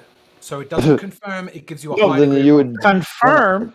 Confirm means gives it a high degree of confidence, like 99.99% No, confidence. you're colloquialism. That's what confirm means. It doesn't Right. mean proof. Wow. It means confirm. Take it up as you go, Like Brenda. the same way that chromosomes can confirm. Well, Is that what you mean? 99.99, right? Yes. That is 1 in every 10,000, right? And there are 10,000 physicists on this planet, and we talked about at least one physicist believing in this. Yeah. Believing in what? One physicist. Therefore, my statement was correct because you. One physicist believing in what? In the fact that there could have been a different starting to the Earth other than the Big Bang. There's a link to You an mean the interesting universe? fella. You mean the universe? There's a link to an interesting fella who really goes in deep about the Big Bang. Robitaille and is Kirchhoff's a law. quack. Yeah, but Robitaille has saved thousands of lives overnight by Yeah, but doubling he's the a imaging quack aside, resolution of right? the He's MRI a quack machine. to someone, to an Yeah, astrophysicist. this weird quack who's I guess dealing in exactly the same exact thing is fucking noise to Yes, but he's signal a quack. resolution with the same exact microwaves he's dealing with. He's just putting them in from That's outer right. space, and all he's doing is receiving signals and doing exactly what he did when he doubled the imagery of the MRI. It's how he saved thousands of lives overnight by proving that Yes, Kirchhoff's law is incorrect and blah blah blah. And by doing all of the things he did, he was able to get the resolution to double. And now he's That's also great. gone He's a and explained radiologist, further. isn't And he? you are not qualified to be He's so a radiologist, isn't he? against him. He's a Really, you're not. radiologist, isn't he? Well, he's also more Robitaille- than that. No, he's a more than just that. radiologist. This No, is no, the man you're trying minimizing. to. No, he's a He's radiologist. also one of many things. He's a doctor. He's a radiologist, yeah, but and you're trying to present him as a theoretical physicist. You're trying to prop up a radiologist. Guys, hold on. You guys are theoretical talking at the same physicist. time. You guys are talking at the same time. I muted Grim just for a second so you can respond. Brenda, go ahead, Brenda. Right. So Robitaille is not trained, does not have an education in theoretical physics. He is a radiologist. He does not have the expertise to have an opinion on the Big Bang. This is the hill you chose to die on, Brenda, and the hill you chose to What die hill? on required anybody do you mind- to pick a single physicist who disagreed with you. That's all they had to do to completely debunk what you said, but you still chose that hill and you're still defending it. It seems like it would be more sensible to go, okay, maybe there's a couple, but most credible physicists that I know of support this theory. But the hill you seem to be defending is no physicist whatsoever. Doesn't matter if he's a quack, he's still disproven your point by finding a physicist who disagrees, even if it's not in the right field. Robitaille is not a physicist. You picked a silly hill, Brenda. I'm sorry. Robitaille You is picked not a silly hill to die physicist. on. He's not a Doesn't matter. physicist. I spoke to an astrophysicist the other day who disagrees with you. So He you're doesn't wrong. disagree with me. He does. He says he don't. You're know how not to confirm listening things. They don't because you're confirm things. triggered. You're not Am I listening. triggered? Am I triggered on here? You're not Okay, listening. Robitaille I'm is sorry. a I'm physicist. sorry, Brenda. I'll get myself under control. So, Hey, so Brenda, once we get through this, fiasco and shit, can we just try to have a decent conversation where you're actually on board with at least one side of the conversation instead of making it all about you? right. So it's not about me at all. But you have come in. This here is about the science. Into arguing with. I mean, like, my we were question, having right, is I think it's going fine. Let's just stick to the information and not the It's not personal about attacks. It'll me be at good. all. It's not about me at all. It's about the science and how science works. Science works by the consensus of the scientific community. And the consensus of the scientific community is that the cosmic background microwave radiation is evidence that is confirmatory, for the theory of the Big Bang. That's what it is. And you literally just said science is the consensus, so you just No, I said the scientific consensus is science that the works by CBR is confirmatory for the Big Bang theory. So science works So by something consensus. can come from nothing. Yes, Yeah. science Apparently. works by consensus. I would argue that science works by overturning consensus. Well, which becomes the new consensus. Right, so it doesn't work by consensus. That's Well, not that's- working. that's it literally stays what constant. you just But when said. You just said is it it works by working? Is consensus. it working best? Okay, let me ask this way: is it working best when it confirms the consensus or when it overturns it? It's working best in either way. So when it sits on a consensus and stays there and doesn't overturn it, that's nailing it. That's science being good, is it? Yeah. Okay. All right. And when you I would overturn, say all of the scientists I've ever talked to Right. say that it works on overturning previous consensuses, and all of the Yeah, scientists I've ever talked it does that that's their too. catnip. It does what that they too. love. That's what they live for. Yes. That's the main thing it does. That if it Yeah. stays stagnant, it's kind of, Well, they move on. Nobody in science today is worried about the flat Earth. Nobody thinks that there will be some additional information that will overturn the globe Earth. It's not going to ever happen. Yeah, but isn't that always 1,000 years? but A Brenda, thousand years from now, the Earth will still be a globe. Okay, I hear what you're saying there, Brenda. My But, question but is isn't that that a- the case when always when paradigms shift? That's always the case, meaning that there's always some set of information that people think is true, and they think, oh, there's this is. Well, I mean, if it is true, then it's not going to be overturned. Yeah, But I'm there are saying paradigm there- shifts. Yeah, Yes. that's what I'm Brenda, saying. are Great you news, presenting guys. We can that- open accounts without worrying about getting censored then. Awesome. Well, Brenda, are you presenting this as a certain fact or like a highly probable fact, given that you most likely do not know every physicist? I mean, Brenda's Of course, been I don't around. know every physicist. Brenda's Right. been So around. so with what degree of confidence are you making this assertion about all physicists by saying that none of them, disagree with what you're saying? Right. I'm saying that it is the overwhelming majority of scientists have reached a consensus that the Big Bang is what confirms the Big Bang is Hubble's relationship between the galaxies, finding the galaxies are moving away from us, redshifted galaxies, and the CBR. These are two lines of evidence that are confirmatory. That means they give strong evidential support for the theory of the Big Bang. Okay. And it is the scientific my issue, consensus. yeah. And what I'm also saying is it is the scientific consensus. Of course, there can be some wackadoodle scientist somewhere Hold who on, that's thinks what I don't like. That's what I don't like. Don't call them wackadoodles. Because I mean, wackadoodles are right. This is getting to the crux of it, right? link My issue for from the Nobel start was Prize the winner. use of nobody and absolutes, and Yeah. now it seems like we've relaxed this to a Nobody- majority or a consensus, Right. which is better. So if I say this new everybody in statement everybody in town knows that Bill is sleeping with somebody other than his wife. Everybody in town thinks that. No, Well, when you I say never thought everybody that. in town thinks that Bill is sleeping with someone else other than his He wife, used- that doesn't mean, just a minute, that doesn't mean that every single person in the town actually knows this. It Yeah, means that it is the overwhelming knowledge of the community that that's what's happening. Sure, yeah, colloquially, yes, but the issue is you stated that. We then asked for clarification on numerous occasions, and then you doubled and tripled down on the nobody Right, statement before right, making the right, clarification. right. So I thank you for at To least at this indicate point acknowledging the that level, it's majority there and is not an absolute. right. There is no physics department in any university where you will get you will pass the test if you think that the cosmic background radiation does not confirm the Big Bang. Okay. You will Brenda, fail Brenda, every test Nobody- in every the university, test in is failed, every but it doesn't physics mean you're department. right Hey guys, because the seriously, test- can I talk, That was please? just stupid to Can- say. Can I talk, please? Branch. Brenda, fail every test at every Brenda, I'm about to post a link of a guy who's a Nobel Prize winner that doesn't believe in the Big Bang Theory. Okay, I would hope you read it before you tell me why it's not fucking right.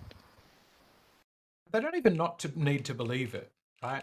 All you'd need to do is have one university for this new claim. You'd have one university that holds the same standard of describing reality that we hold, where Well, I mean- you would get marked down for saying it confirms it. You would say it boosts our confidence in this theory.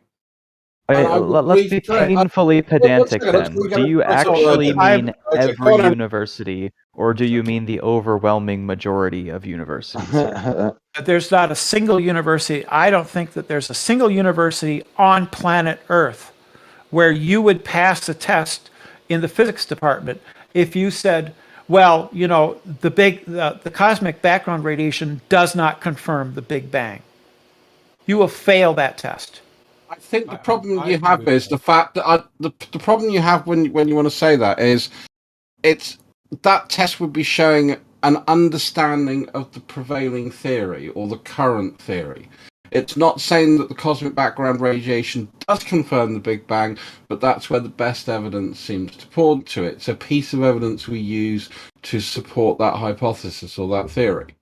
Exactly. You fucked up, Brenda, when you said confirms. If you said No, infers, confirm no, just if you means said to give infers, okay. strong support for. That's what confirm means. Yeah, I mean, what it seems It like doesn't some confirm folks, it seems like in the room, some folks think of confirm as a very strong, like nearly proof kind of certainty. Yeah, whereas because- it seems like the sense you're using it is more of a, you are more sure, Right, but perhaps because not certain. because the flat Earth community is extremely struck by pedantry, sophistry. It's not just the and flat black, earthers in here black that and are white taking and that black and position. white thinking. Black and white thinking is what's the problem here. Okay, so for the record, when you say confirm, you do not mean, to establish it as certain or valid. You mean just to make it stronger. Right? But the same way as the exams you take are the point of an exam is to show the understanding of what has been taught. Yeah. That's it. And that's why I would think if there was a university that asked a question like that of actual physicists, it would be such a bizarre question to ask that the only reason I could surmise that Actually, they asked it is to get. The I person know a right. university where you would fail. I think it's the one where Kent Hovind got his PhD and degree from. But the point I'm making is, if they were asking that question, my Mm-hmm. feeling is it would be a trick question from a lecturer who's saying, does this confirm it? And if you say yes, you get marked down because he goes, no, it doesn't. It just gives us a higher degree of confidence. That's the only way I could envisage a university asking actual physics students a question like that. So prediction, confirmation, involves providing reasons to believe that or evidence that certain claims, i.e. the Big Bang, are true, right? So the CBR is a prediction that gives reasons to believe that the Big Bang is true. That's what confirmation means. That's what confirmation means. You know Is what? that I knowledge think or I figured this truth? out. Is that knowledge or truth? Hey, Emerald, I think I figured Oh. this out, Emerald, right? Only Siths talk in absolutes. So Yes. Brenda You must get be your. a Sith. I don't get my epistemology from movies and cartoons. So then maybe we Yeah, could take it down a notch. But epistemically, Brenda, is that knowledge or truth? It's knowledge. Thank you. That's Right? the point. Is Well, you knowledge think there's truth? Believe. It's knowledge. right there. You said it. Knowledge is a true belief. It makes sense. Yes, though, it's something right? we hold to be true because we have a rationale to support it, which I agree with. But it is not truth. Truth is an absolute. Truth is that. No, which it is not. Truth changes in your world. I believe in the falsifiability theory of knowledge. Yeah, which is fine. We're talking about truth, not knowledge. I'm a fallibilist. Yeah, think it and makes we're talking sense. about truth. Is truth fallible? Be a fallibilist. It can be, yeah. Is truth Then you were subjective wrong, or were you objective? not? Because you didn't have the truth. Hey, Daft Tantrum, did your name just get changed, or was that because of the Sith thing? No. It's been Darth Tantrum for the day, at least. I've been riding Darth Dawkins' backside for a few days. Got it. 'cause- But do you understand my point as send me to a why message next time you go Brenda down. must be a Sith Lord?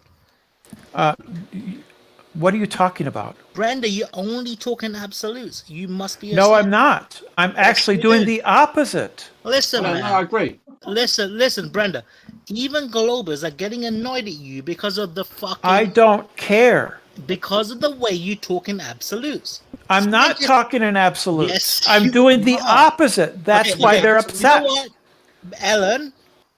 Nobody's upset, Let's Brenda. not start in the middle. Well, they Ellen. were before you Let's got ask here, Emerald, definitely. Brother. Let's ask Emerald. Hey, what can I say? I'm that calming balm of influence. Ellen, let's ask Emerald. Leave me out of it. Right. I So agree with you. I agree with you, Brenda. Like some of what B. Carl and I butted heads over this, which is I think speaking in absolutes is I think we would agree on this, is simultaneously inaccurate. But the other thing the reason I generally try to avoid it is it winds people up.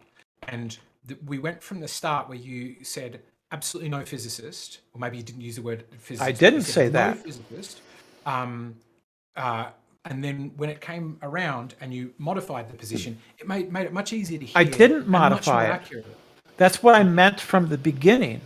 Well, it's not. It's just that this that community meaning did not come it's across. just from what the that's beginning, because we this asked for clarification. right. And you doubled That's it down. because this community is filled with pedants, sophists, and black and white thinking errors. When I talk to people who are not pseudo intellectuals, they know what I'm talking about. Well, I think you're the only pseudo-intellectual here. I think Yeah, because you're really flexing and trying to. Right, because belief in the Like, look electric at me, I electric think I'm a universe peacock, and theory, you're not. You're that's just a cock. real intellectualism, right? I think had you started from the beginning. Yes, it actually is. No, it really isn't. It's It actually quackery. is, and all you're It's doing is quackery. like throwing mud and poop everywhere. You're acting like a monkey. Came in and freaked out, and the conversation's now all about you. Well, let's discuss It's not actual about ideas me. and not personal attacks. Right. So the idea is that we were asked about falsifiability, right? Right. So what would falsify the Big Bang is if we if there was no evidence of the cosmic background radiation and no evidence of the expansion of the universe that Hubble found in the 1920s. So Those could the two universe lines. still be expanding, but if we failed to detect cosmic background radiation, that it was still there. It was still there, but it was at a level that was too low, or a distance that was too far, or our machinery wasn't quite good enough, that we didn't find it. We expected to find it. We looked for it. We didn't find it. Would that disconfirm? Would that falsify the Big Bang model? Well, perhaps what would falsify it would be if everything was blue shifted. But that's a different claim. We've moved on to a different thing. This is. I mean, I would say it would falsify a model in which the prediction, included the magnitude of the radiation, and if Yeah. it were predicted to be observable, then sure. Or if it wasn't uniform. It's the uniformity of the CBR that gives strong support to the Big Bang. It's its uniformity. It's highly uniform. If it's all uniform, why does Venus spin actually- backwards? But the question I asked was really. Oh, here we go. We've got an actual I can't Do you mind tell if if that was a do you mind serious if I question correct or it? not. I correct Brenda just briefly. The one of the most poignant things about the CMB is the anisotropic nature of it, the non-uniformities in the cosmic microwave background. This is one of the strongest evidence that those non-uniform parts of the cosmic microwave background is what gave rise to structure in the universe, that gave rise to clumps of galaxies and other devoid area, emptiness between galaxies, things like this. If it was perfectly uniform, then we would not. Then the structure, the universal structure that we see, galaxy clusters and different things like this, would not have arisen. Is our best current understanding of how it works. It is remarkably yes, I uniform, understand. but it's not perfectly uniform. I didn't say it was perfectly uniform. I said it's uniform. You might want to read that link too. I just dropped. So, Chronic, can I ask you, now that we do have an astrophysicist here, would you say that the Big Bang has been confirmed? Would you use that word confirmed? The theory itself has been sort of since the early 2000s when the first probes since the early 2000s when Kobe and other probes made the highest precision measurements of the CMB. Since then, there have been countless numbers of additional studies that have reproduced those same results. Right. So Well, I don't like the term. I don't like. This is just my opinion, but using the term falsifiable so much in these contexts is it's weird to me. The more important term is reproducibility or lack thereof, in my opinion. Chronic. One thing you talked about, Chronic, was the symmetry, right? And it's the fact that it wasn't symmetrical, which is why the universe came to be what it is. Because if yes, all matter and antimatter negated themselves, and because that wasn't symmetrical, was why the universe came to be. Well, so from NASA. I think that was aimed at Chronic, Brenda. You have an issue, yeah, Brenda. I just got here, but it sounds like people are sort of upset with you talking so much. But they're upset because I stated unequivocally, right, that the CMBR confirms the Big Bang. Sure. Yeah, but Brenda, someone just asked Chronic a question, and you were desperate to get in. Can you just? Because I want to back up what we were previously talking about. That's fine, but someone asked someone directly a question. Can you let them answer it? It's well, I do think polite. Brenda was trying to respond to Chronic originally, but let's go Chronic and then Brenda next. So in when you apply in the applied science, when you actually undertake these experiments and these measurements and things like this, with newer instruments and better precision stuff like that, new detectors that are developed and stuff like that, like. What's more important to me, which might be naive or not, is not falsifying, not by definition falsifying something. It's if you're able to reproduce results or not. So with newer technologies, newer instruments, if you undergo scientific scientific that are trying to reproduce results to see if they're consistent or not with prior studies, and you always come up with your results being off or not being consistent with these prior studies, then you start to raise some questions. Right. What's wrong with these prior studies? Is there something wrong with them? Why are these inconsistent results happening? Exactly. Not that you've necessarily falsified anything. There's just inconsistent results that are not reproducible. That's all. So Chronic. So one of my disputes with the people here is that they're subject to pedantry and to literalist thinking, black and white literalist thinking. You said that about 15 times, right. Brenda. This is by way of introduction. So when I said I've already when I said myself. that the cosmic microwave background is uniform, right? I was correct. Because I have a quote here. It is correct. Quote really. from NASA.gov. Cosmic background microwave Or radiation. they could both be reading the same errors in the. I thought I was equipment. talking. I was talking. Let Brenda finish. So the I'm CMB. next, guys, after Brenda, I'm next. So shut up. No, I'm next. Yeah. So the CMBR is the afterglow radiation left over from the Big Bang. Its temperature is extremely uniform all over the sky. The fact that it is clumpy or anisotropic is and saying that, well, it's not uniform because it has clumps or it's anisotropic doesn't refute the fact that it's uniform, right? But these pseudo intellectuals think that that's a contradiction. It's not a contradiction. It's not a contradiction to say that the CMBR is uniform and it's clumpy. It's not a contradiction. It is a contradiction to say uniformly it's clumpy. isotropic and clumpy. My goodness. But it's not. It's uniform. Do you know what isotropic means? Less than 5 minutes in, and it's already down to a semantical argument. In any case, Brenda, have you been following astrophysics news the past week? No. Well, apparently, some top physicists are saying that the Big Bang may never have happened. So how does it confirm the Big Bang if physicists in the past week are saying Einstein was wrong and general relativity doesn't work with the singularity in black holes and the Big Bang, and the Big Bang may never have happened? Yeah, I'm going to bet on the Big Bang. Grim. Grim, you But you- posted a. Oh, sorry. You just said that no physicist would say that, and some top physicists, Right. Bruno Bento, this is published in RxIve. It's legit. Yes, There's a I'm study going to bet- saying that the Big Bang.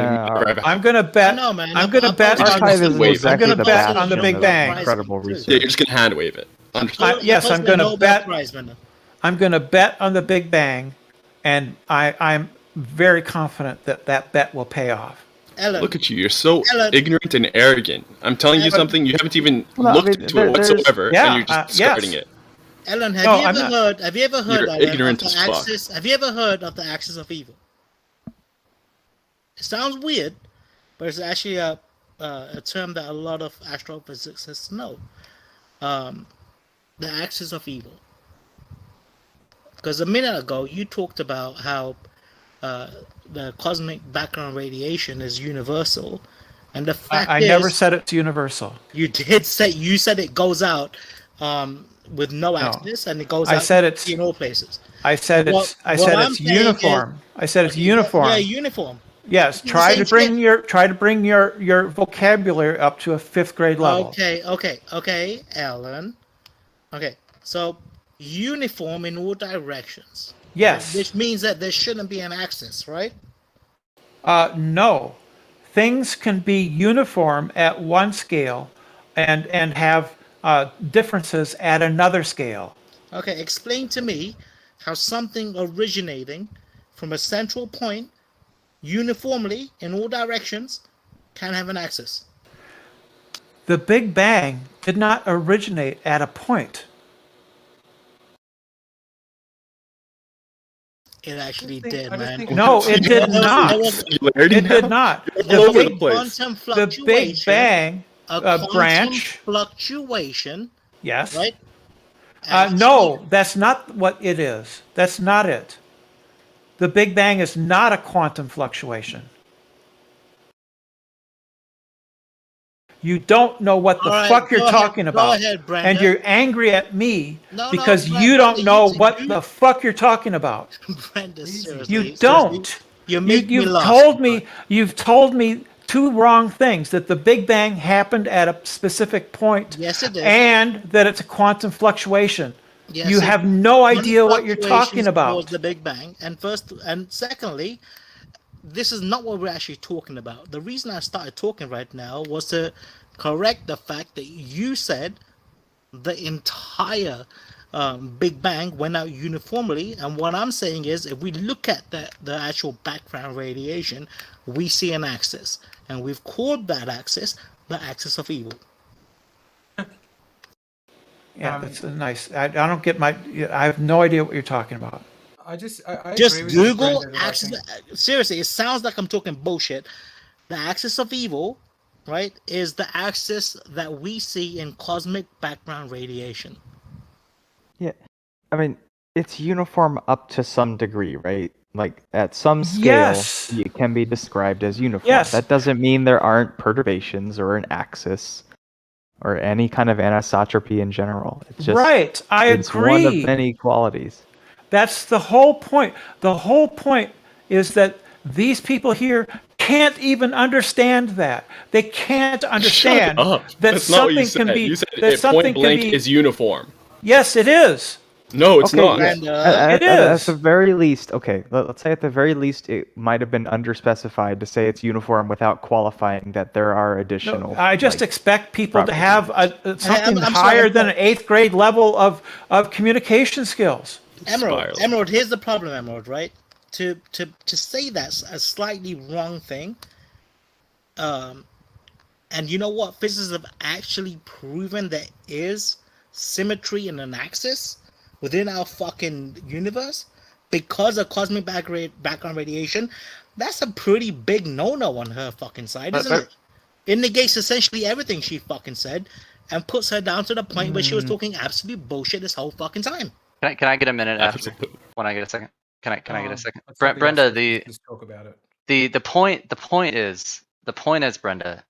The point is you don't always have to be right. First of all, I'm wrong all the time. Everyone's wrong all the time. It doesn't matter. yeah, I'm None of this willing matters. to. It's the internet, and I could Yeah. look up Yeah, I understand. weird internet stuff right this second if I wanted to. Anyway, so the point is, Brenda. The point is though, if you were making that statement to a group of people who otherwise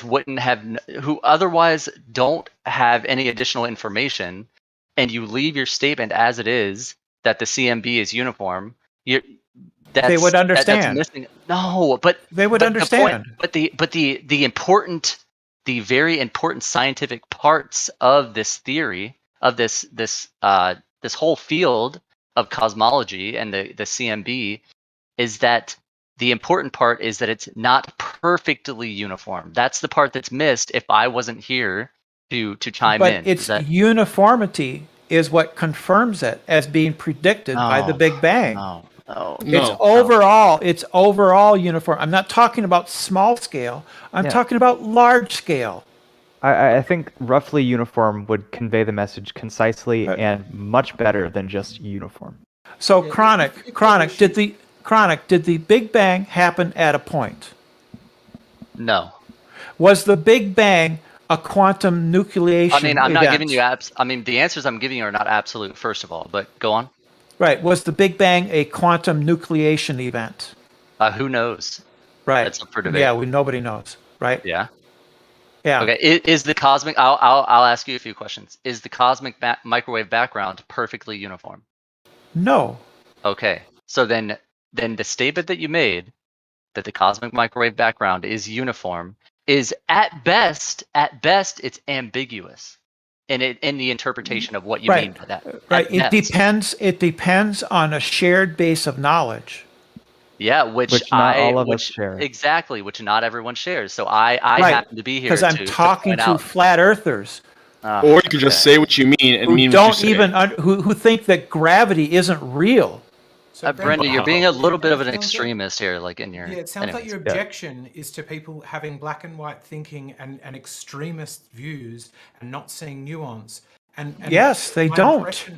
My impression. And that's exactly what Brenda's doing. Yeah, and my impression is your combat to that is to just join them. Just go, okay, I'll be really extreme too. No. Whereas my view of what is effective, and B. Carl and I had a chat about this at length one time, is to do the opposite, to try to speak with as much nuance and subtlety as the discussion requires, such that it is very hard for somebody to say the statement you just made was false. Because all you do is couch it in I think, or it seems, or mostly, and with those get outs, you A, don't wind the room up, and B, are never wrong. And I like both of those. I didn't wind the room up.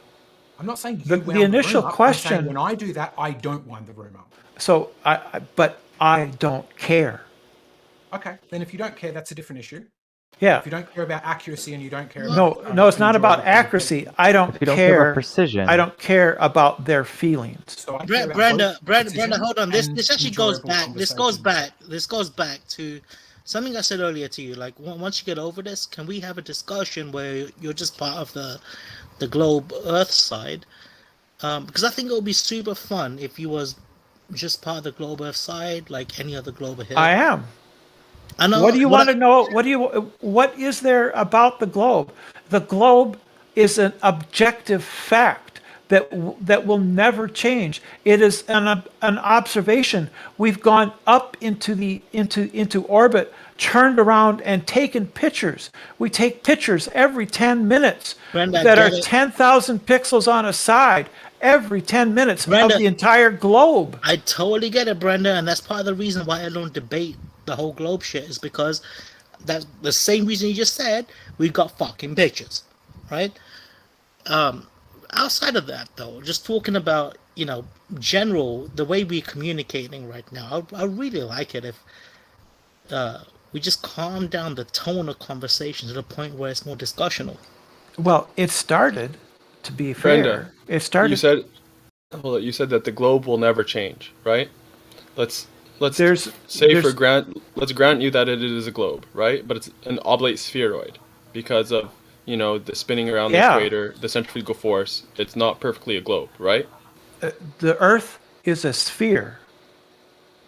Except it's not, right? Except it is. This is another. issue Yes, where I you're not know clear that. with your You language understand. and you're stupid for it. Percent, you know that I know that the Earth is not a perfect geometrical sphere. That's what a sphere Right? is. It's always perfect. No, it isn't. Yes, it is. Otherwise, it would be spherical. That's the problem you Or a have. spheroid. It's called black and white thinking. That's the problem with you because the language is clear. People understand context. I don't know what you're thinking. I only have your words to go by. So if your words are ambiguous or unclear, that's your problem. No, you can know context. You can know my intentions. You can make so I'm reasonable holding you to it. inference. You can make reasonable inferences. All right. So we agree now that it's spherical. Whatever the fuck. So percent, listen to this. When I say the Earth is a sphere, it's not. You should know that I am not saying it is a perfect sphere. You should just know that. My point hinges on the difference. Okay. So now that we agree it's spherical, not a perfect sphere, it's an oblate spheroid. I know that. That's what I said. I know. Now that we agree on that, you're saying that it'll always be that. It'll never not be a globe, right? But if that's the case, that it gets fatter at that equator because of centrifugal force and what have you, then if time wasn't an issue, if we had an infinite amount of time, wouldn't we expect that it would eventually become an ellipsoid? No, the spinning. It's sort of an ellipsoid right now. I thought it was a sphere. Yeah. Oh my goodness. Do you know what the difference is? Correct. Do you know what the difference is? I do know what the difference is. It's like about 12 miles, isn't it? It's the circumference. The circumference around the equator versus the circumference from pole to pole. The difference, you take those two numbers, subtract. I think it's like 12 or 24 miles or something like that. So is the Earth a globe or an ellipsoid? It's a sphere. Percentage. Why are you doing It's a sphere. I'm just pointing out the fucking the. No, but I want you to go to the Cognitive place where dissonance you understand that he has. that when people say things, they don't have to be black and white. You can understand context. You can understand what somebody means, right? Even if it isn't perfect. You can do that. Would you say Stop appealing to emotion and I'm not just appealing to admit emotion. that your words weren't clear. You first claimed it'll no, always be a globe, Brenda, and now like, you changed the- that, saying This that is how it isn't normal a globe people and talk. it's an ellipsoid. Brenda, No, normal the point people that he's just making say is that the dealing Earth with is a subtle. sphere. Yeah, but if the point that he's making is dealing with the subtleties of, the specific dimensions of it, then, like, saying that, oh, it's a sphere doesn't really answer the question. Like, if I have a rectangle and I'm asking you, what's the ratio of the width to the height of it, and your answer is just, it's a rectangle, that doesn't help anybody. Also, Brenda you already admitted that you have to speak differently in these Discord servers because there are different thinking, Yes. different yes. minded people. So Yes. then why are you not following your own advice of speaking with very specifics and being very, detailed with your words? To push them to drop Why though? their Why do you have insistence such a on- like extremist agenda here though? It's just conversations. No, Like, if you're actually here to change people's minds, you're here for the wrong reasons. You're not going to I enter want- a room of Yeah. you're not going to enter a room them of to 20 odd drop- people and coerce them to all join your Yeah. You wording understand here. that black and white thinking is a thought disorder. Yes. Okay. It this is. isn't black and You white can thinking. look it up. This is differing levels of precision with the wording here. No, the people here, not the people here. Let's take flat earthers. Do not care about precision. They don't care about being the truth at all. They don't care about it. Alan, what you're They doing- hate what you're mathematics. doing- They hate science. They are a pseudoscientific You're such a clown. cult. What? What do you mean? Alan, here's the thing though, Alan. No. That's you're just fucking taking- bullshit hold right on, there. flat Hold on. How the earthers- fuck you say hold flat on, earthers hold science? on, hate science. Can I please fucking talk? Hey, Go ahead, Branch. Go, Branch. All right, I'm Alan, fucking tearing up. Ellen, what you're doing is you're taking every experience you've had with every flat earther, and you're assuming it on this conversation instead of fucking just taking this conversation at hand for what it is. Stop doing that, because you're talking to a whole new set of flat earthers in this room. No, this is the same ones we've been talking to for years. Hang on, I it's see even worse than Demok. that, Brant. I see Brant, what she's Demok. doing is she's taking all the worst parts of every conversation she's had with a flat earther, and she's Right. applying all those worst bits to all of us. It's just not reasonable, Brenda. Come on, Brenda, put on your top hat. Put on your top hat, Brenda. So flat earthers do not care about the truth or about facts. They have a Stereotype religious fantasy. flat Earth Yeah, is that's a religion. An unfounded stereotype. Absolutely, it's founded. crazy for you to say that. I know. So flat Earth is a religion. It is not even at the level of a pseudoscience. You don't have anything. You don't have a model. You don't have a claim. You don't have any kind of thing to point to and say this is what flat Earth is. How far away is the sun? What is the sun? You don't know. Nor do you. Yes, we do. No, you don't. You just think you do. No, I do know. The sun is 93 million miles away and is a ball of hot plasma because you know burning that, because don't you? You know burning that. because of thermonuclear reactions. Yeah, no, you know that for sure. Because Yes, why? I do. Why do you know that? Tell me why you know that. I understand you're telling me that, but why do you know that? Because all of the evidence conforms with the current prevailing empirical theories about the universe. Hang on. All of the evidence that the sun is a nuclear fission. I don't even know what it is, but what evidence tells you that it's that as opposed to something else? All of the readings and the measurements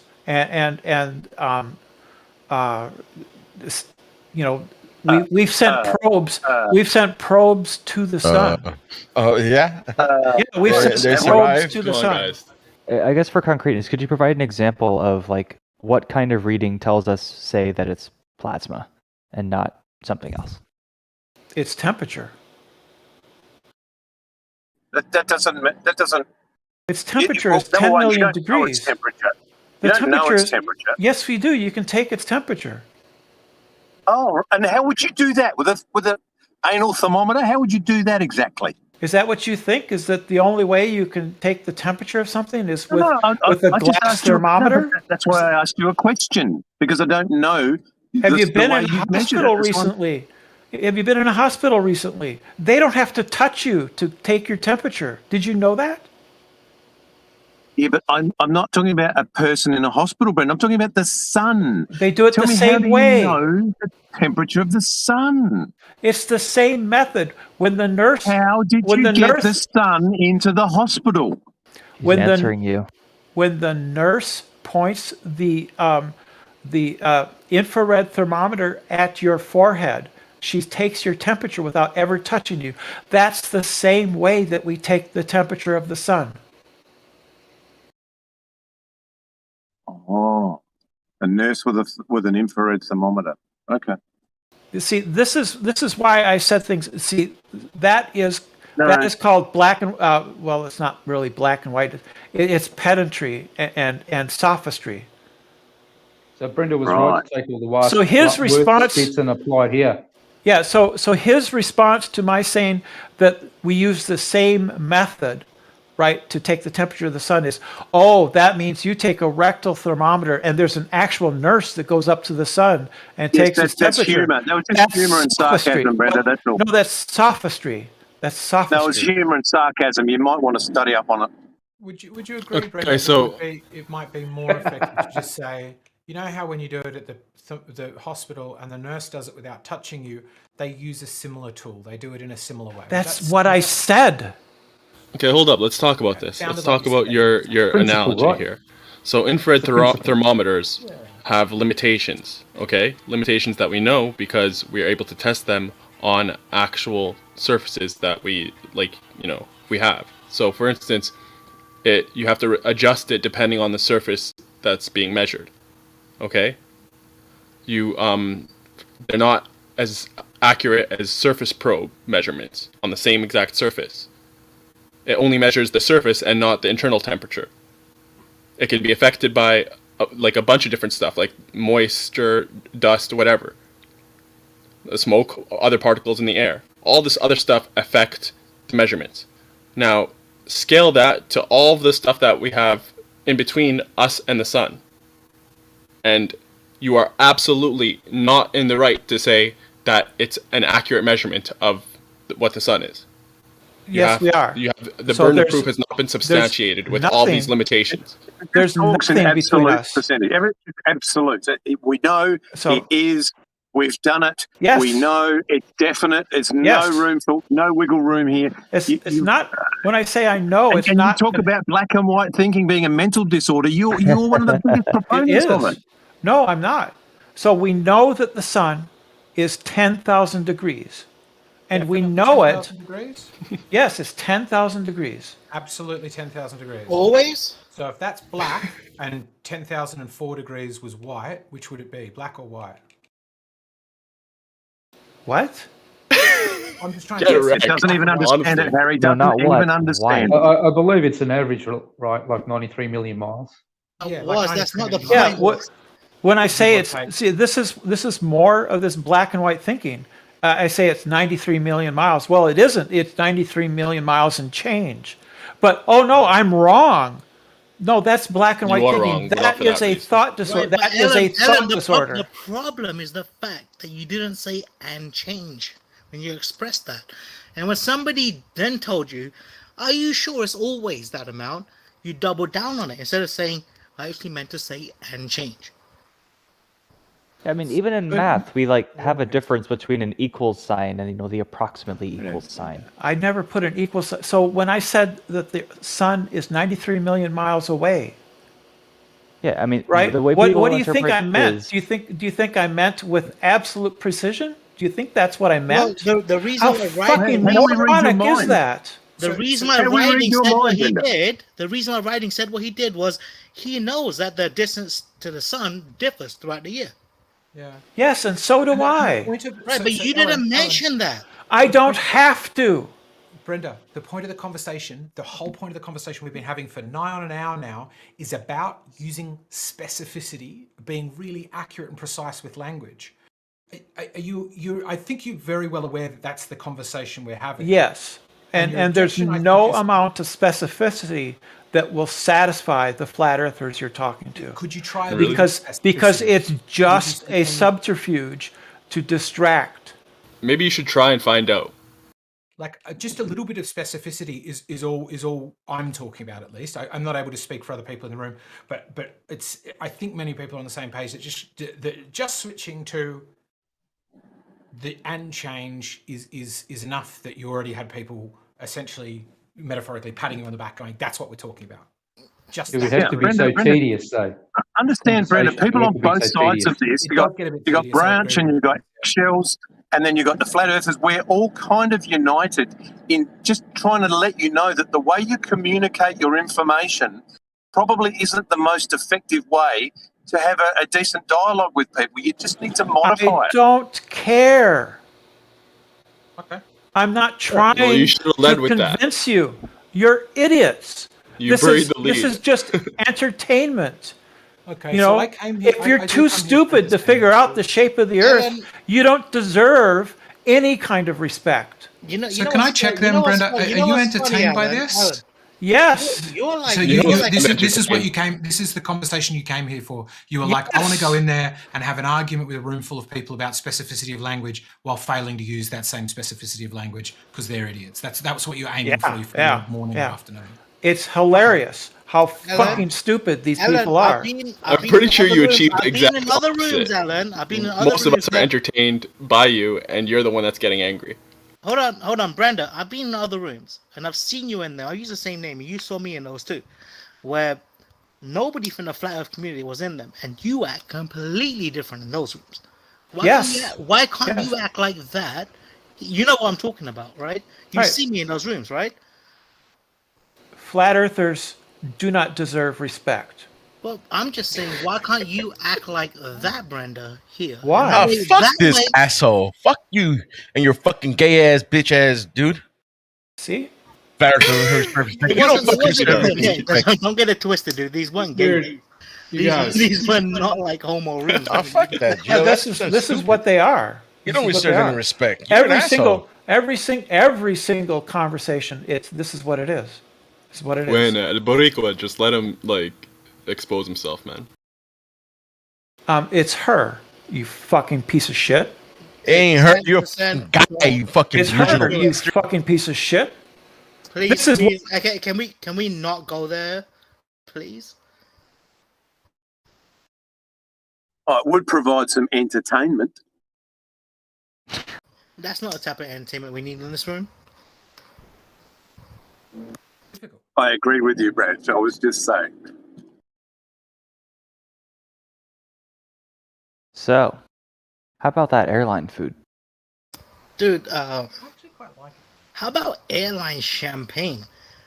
Like, if you're in first class, right, and you paid that much for a ticket, why did they give you shit champagne? And why is it So it doesn't- if you're in business class, but you paid even fucking more, it's still the same fucking champagne. Yeah, it doesn't cost that much to replace when you spill it because the plane keeps tilting its nose down to follow the curve. I'm just saying, man, look, some of these business class tickets, they cost like 10 grand a pop, and you still get shit champagne.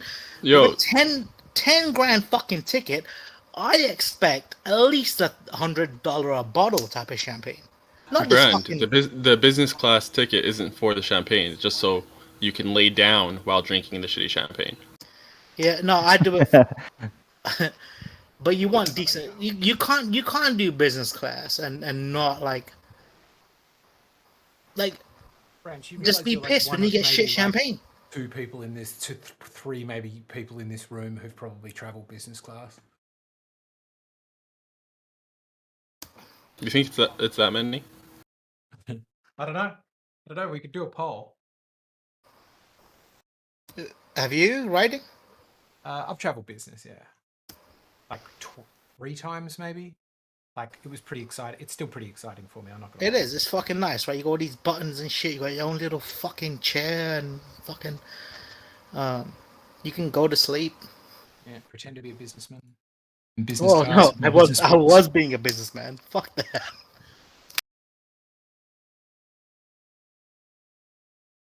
But no, I mean, and also you get to go on like on the jumbo jets, right? Where they got those like I don't know 10 seats, 10 windows that are upstairs. You can pick one of those if you want. Yeah, yes, it is all alien to me.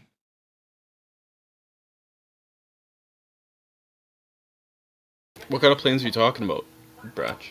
The ones like there's these big jumbo jets that have 2 lines of fucking windows. I'm talking about jumbo jets that have 1 line of windows and then have about another line right above it. The old 747. Yeah, but like yeah. what plane? Like the Dreamliner? Bubble. I got no idea, dude. I don't. I'm pretty sure he's talking about the 747 that had the bubble. Where it Yeah, was, the bubble. Yeah, most of it was 1 row, and then you had a business and a bit of first in the bubble. As opposed to like all of the other ones don't have a bubble. They've all got like even the A380s, just 3 straight rows front to back. But anyways, I'm a fan of like airplane food. I don't understand the stereotype. It's me good too, stuff, dude. man. It's not that bad. But I will say this: like, I enjoy regular class airplane food, but when you're in business class, it's a whole different fucking field of food. It's not the champagne, bro. Like, that's fucking good ass food. I think like, I remember one of them was like braised fucking ribs and shit on the bone. It's fucking like good ass shit.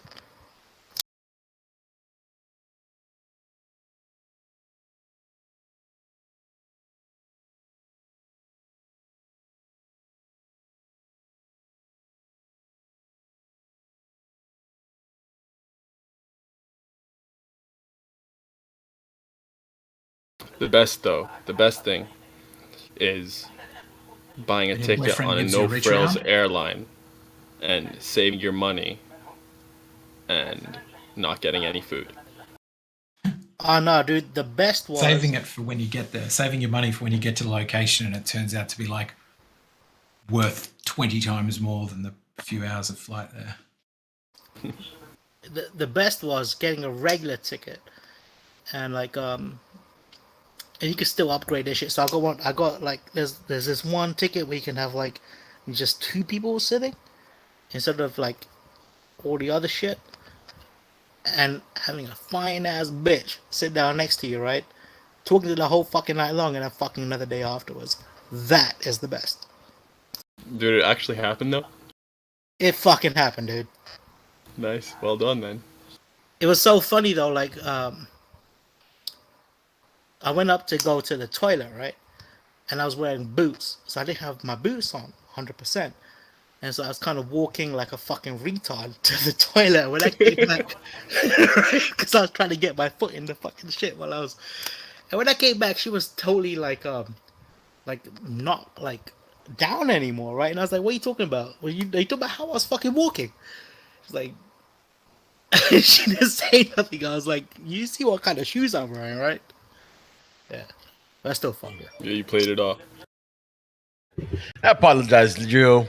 Bro, I've listened to this guy for an hour already making all these fallacious statements. Nobody told him anything about all the fallacious statements. Then all of a sudden he starts rambling that flat earthers doesn't, don't think, whatever, this is a religion, yada yada. This guy just got annoyed, man. It was a little too much. No worries, man. No worries. Yeah, it was a lot of condescending and there was a lot of undertones going on there. But I guess the overall idea with this platform is to more be a place where people can discuss and share their ideas. I mean, if that's Brenda's ideas, then that's Brenda's ideas. Now, if she's being abusive or whatever, then, that's a dude, bro. That's not a she, man. I'm not going to call a freaking chicken a damn duck just because it thinks it's a freaking... Don't go there, man. She's got as much... She's not a she, bro. What the fuck, bro? What the fuck are you talking about, bro? All right, the way I approach that particular thing is that if somebody was born a male but they're requesting to be called a female, a she, I will honor that and do my best to call them a she. So you would call a duck a chicken? Bro, just because it wants to be called a chicken? No one is asking you. Exactly. First off, if we're gonna have this conversation, we need to move it away from like specific people, so we can just like talk about it generally. But Gio, I would disagree with your way. I would call them by their actual gender. To me, it's more of a precedence to respect that person's human choice in that way of what they prefer. Now, like I might still say he. Like, let's say I'm with other people and that person's not around. Because they're a male, I might still say he, but to them, I will do my best to say she because that's what they request. My human request is that I don't get an experimental thing put into my arm again. It's a thing. It's a thing, Harry. It's a thing, and I don't want to. That's my personal choice. It's the it. All right. Nobody respects that. How do you argue, like, what do you say to people that say you're enabling their body dysmorphia by using, the terminology, the words that they want? I think it's fine. I think body... Go ahead, Gio. Well, I don't think that anything that me doing is going to change that. You know what I mean? Like, whether I call them something is not going to change that within them. It encourages but, like, if you're supporting, tolerating this really, like, unhealthy behavior. Yeah, you're practically enabling. You're being an enabler, Gio. I'm just saying. That's just my opinion. This point seems like, do you think that somebody is going to change their mind percentage based on what you call them? Maybe not one person, but if everyone's calling them a her and stuff like that, and enabling their mental disorder, then they might be more inclined to pursue it further. To go for the sex change, to do this, that. Here's the thing, though, you shouldn't enable it on any grounds because it's a slippery slope.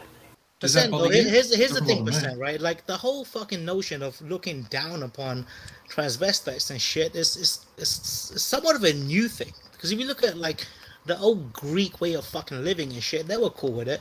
Even fucking Hindus were fucking cool with it back in the days. Hijras. But a lot of populations weren't. A lot of populations, like kept them kind of like in their corner, their I niche. personally They think- were in the closet.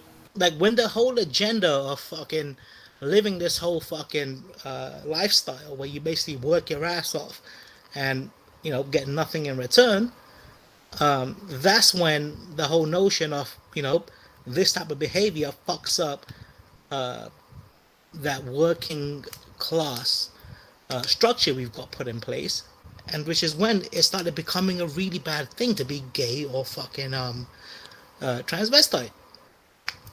I just think it's funny to be a member of a group that is small and marginalized, and you don't like that, to be then marginalizing a different small group. Why Because is one it is that? facts Why and is, one hang isn't. on, why is it though that if somebody wishes to be referred to by their non-biological gender, that's their wish, okay, and I'm fine with that. Yeah. But if my wish is to not refer to them that way because they, in my mind, biologically are not that gender, why does their wish trump my wish? Why can't we both just kind of agree to disagree? Who said it does? Who said it trumps it? Like But nobody's. okay, I'll tell you why it does. Because anyone who happens to refer to that individual by their non-preferred pronoun in this server or in similar ones gets howled down and called a bigot and a xenophobe and all sorts of things. Gets and I shamed. just don't think that's fair. So hang on. Fe, hold up. No, branch. Wait. What you're saying is, I want to have the freedom to call someone what I want. I think that's fair. But then Correct. That's all I'm asking, Eric. That's all. So then don't people then have the freedom to challenge you on that? Or are Yeah, you sure, accepting of the freedom for you to misgender somebody according to how they see themselves in their gender, but then you don't want other people to have the...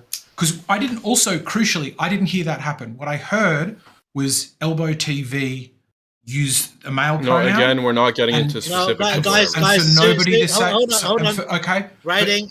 This is where the discussion came from. Elbow TV used one pronoun. Nobody said anything. Geo used a different pronoun, and he was the actual one that got hounded. No, hold on. So the habit was that that's what I said. That Brenda said, "Is she, bitch?" And I was like, "I'm gonna be, whatever to your delusions. I don't even crap. It's XML. What the fuck?" And then Geo just decided afterwards.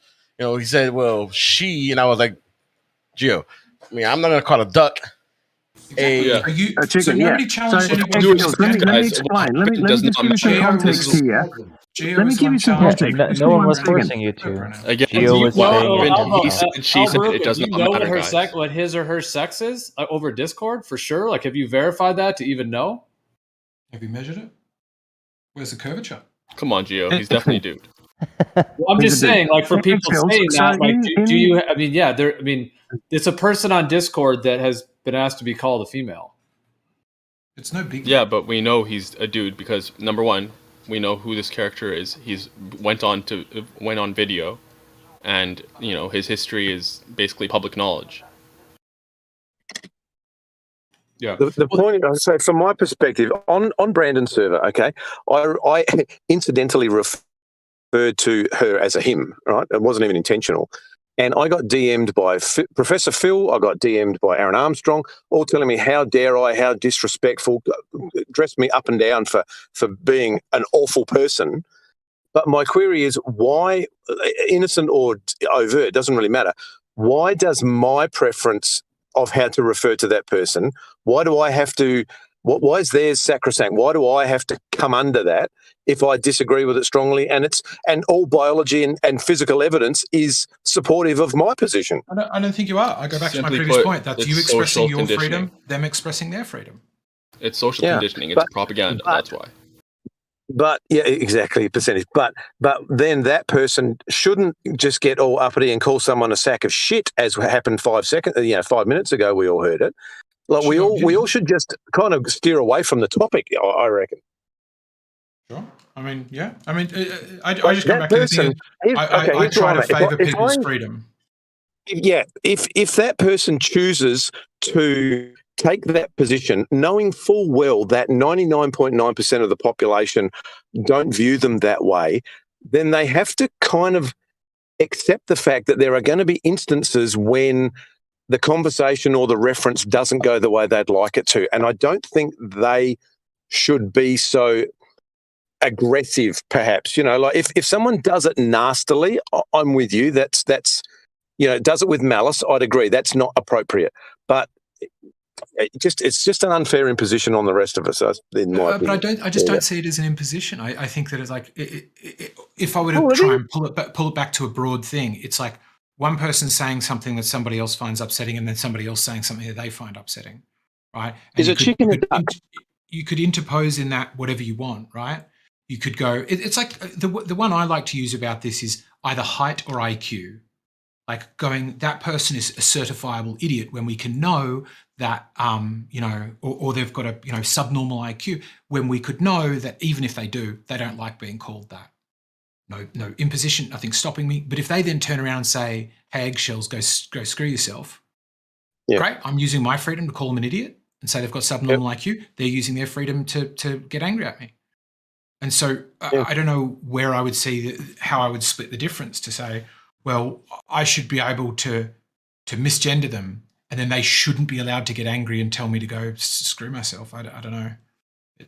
The problem is that, as I think Percentage said, the social pressure is on their side, that if you don't, for whatever reason, adhere to their preference, then you are looked at. Don't tell me you're not, please.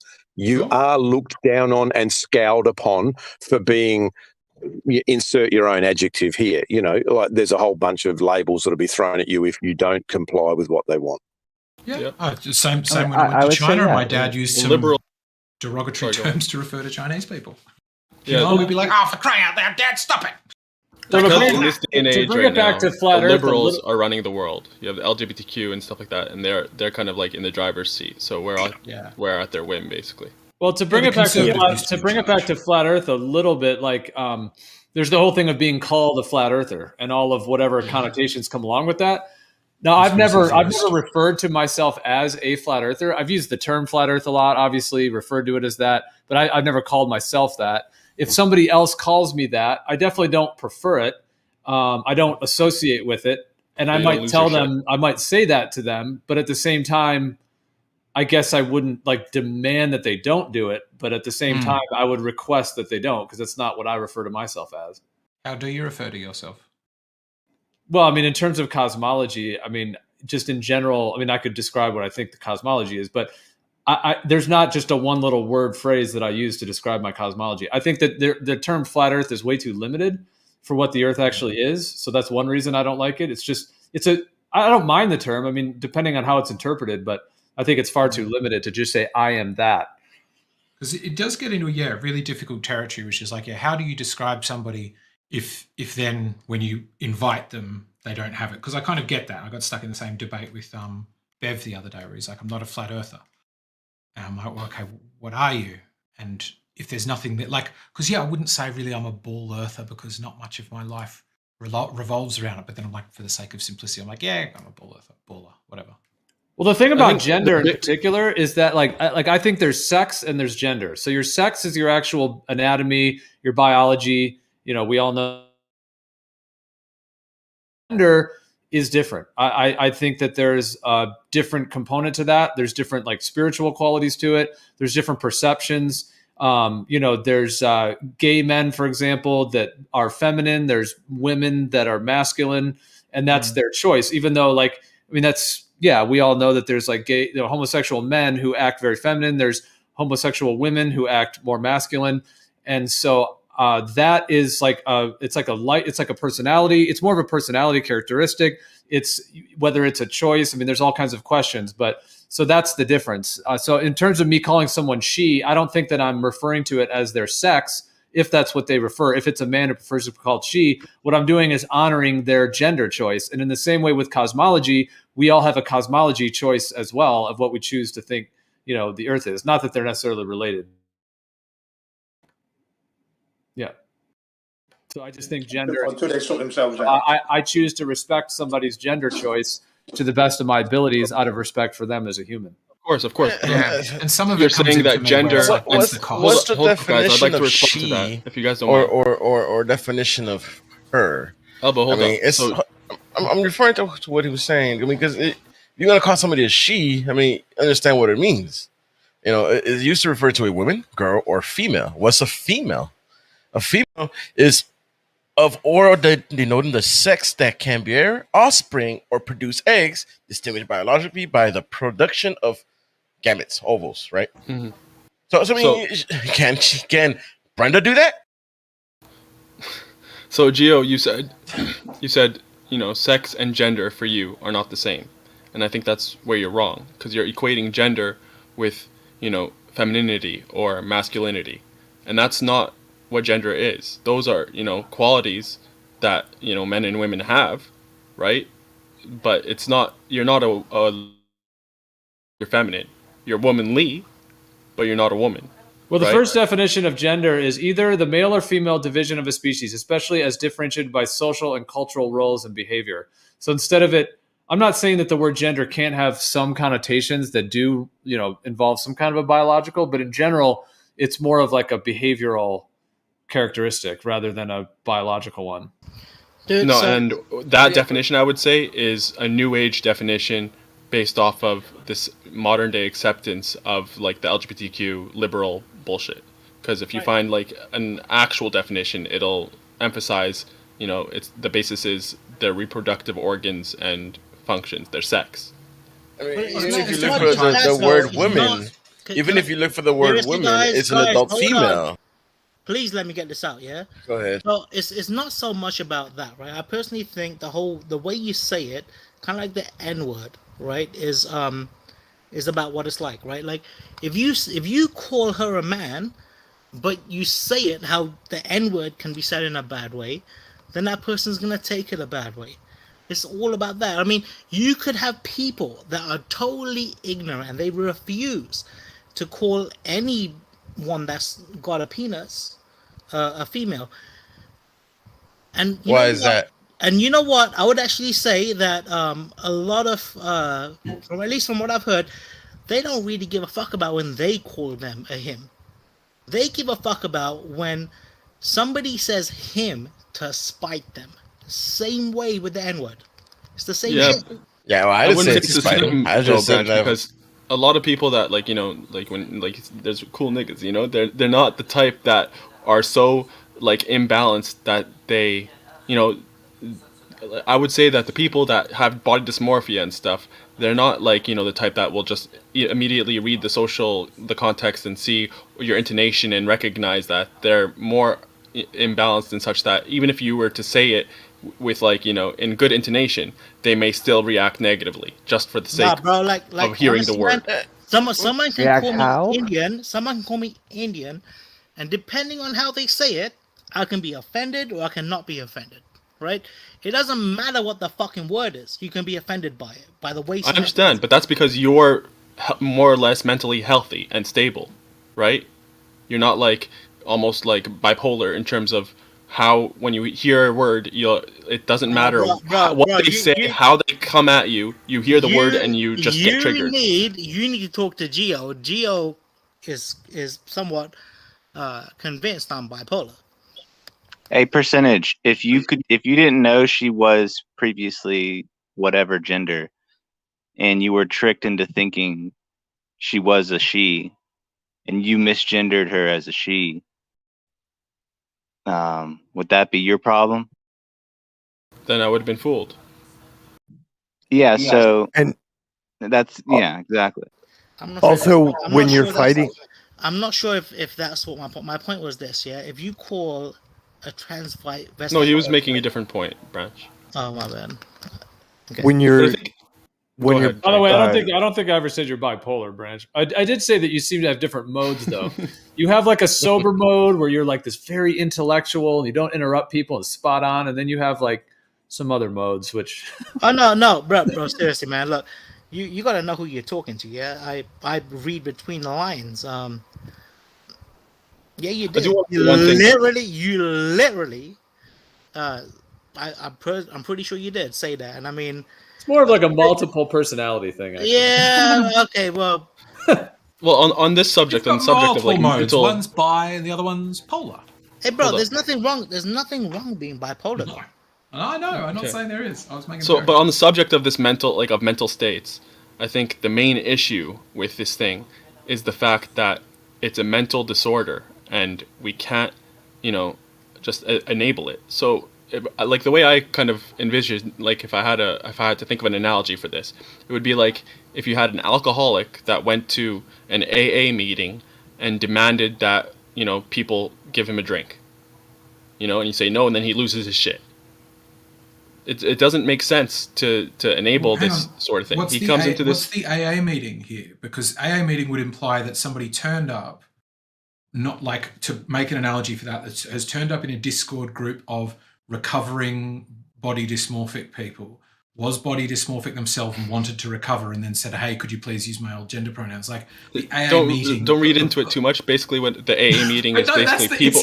No, let me explain it. Let me explain it. Let me explain it. One of them's Let me an AA explain meeting, it. the other one's asking for Yeah. Okay, so yeah, but would you do that with people with phobias? Like, let's say somebody has a phobia. Let me just explain the analogy, just so he doesn't mislead other people. But basically, it's showing up to like a room, or joining a group where the people are opposite you. They're polar opposites. So all of us, we're secure in our gender, and we're not mentally kind of fooling ourselves, or like having this kind of disorder that makes us think that we are of the other gender. We're stable in our stance. About the gender, not. Yeah. We're the polar opposite of what he is, and he's joining. I could honestly say that none of you guys have, as far as I know. I mean, unless you're hiding it really well, or like really good post-op, that none of you guys are, body dysmorphic. Yeah, but let's just say somebody has a phobia of, let's say, driving across bridges or whatever, and they have that phobia, and they say to somebody, "Hey, I'm diagnosed. I have this phobia. I can't drive over bridges." Would you be willing? Like, and if they said they wanted you to call them bridge phobic, would you respect them and say, "Okay, you are bridge phobic," even though that might be coming from some trauma, maybe in some past lifetime they fell off a bridge and died. So there's some trauma that's causing that. But in general, we would respect them and say, "Okay, if you want to be called bridge phobic, we'll call you bridge phobic," instead of saying, "Nope, I refuse to call you that because it comes from some trauma." I don't see how that's essentially what you're suggesting, is that people that have gender differences, they may have some trauma or some issue that's going on, and that's why they're wanting to be a she rather than a he. And so you're refusing to call them what they want to be called while they're in that particular situation, thinking that by you just calling them something different, what's that going to do? Snap them out of it? Make them different? That's not going to do anything. No, Gio, that's a little discombobulated. Because even a slightly different analogy is if maybe you're riding with them in the car and they don't want to even like ride over a bridge, like, and you're driving them somewhere. Like, would you respect that they have a mental aversion to driving over bridges, and would you like reroute yourself? Or would you say, suck it up, you've got a mental problem, just deal with it, get treated, and then I'm going to drive over bridges? That's a closer analogy, but it's also it's closer, but it's bad, though. I just want to add something to it, though, so you can then work with it. Sorry, I didn't mean to interrupt. Percentage is add to that the alternate way is much easier, because one of the things I think is really key to the whole discussion about the gender thing is that it's reasonable adjustments. So if it's just like use a different pronoun, that's one thing. But if it's like an unreasonable adjustment, which is all up for us to judge. So if you go with a bridge thing, you've got a bridge phobic, you're sitting in the car, you're barreling towards it, and let's say it's the Sydney Harbour Bridge, where the bridge and the tunnel get you there pretty much the same time. And they go, "Could you please take the tunnel? I'm terrified of bridges." That's the kind of adjustment that I think it would make sense, right? It's a tiny adjustment, not much cost. Wait, let me reverse that percentage, because I mean, I know you want to get there, but what if we reverse the whatever to say gender? What if they love pedophilia? They want to be a pedophile. Would you enable them? To let them be a pedophile? Do you see a crucial difference? I see a crucial difference. Do you see the crucial difference? Okay, so pedophilia harms others. This one harms yourself.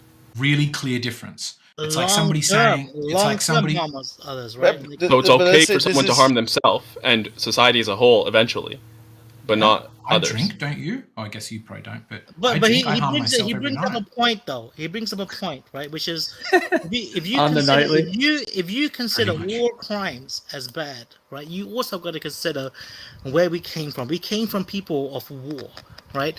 So you got people that were descendants of the frontline motherfuckers who were strong as fuck. They were bred to fucking fight, right? Essentially, they weren't bred to come up with scientific fucking anomalies and figure that shit out. And today's day and age, those motherfuckers. Yeah, but Branch, you can't change the past, man. It doesn't help to go backwards like that. You cut out, Branch.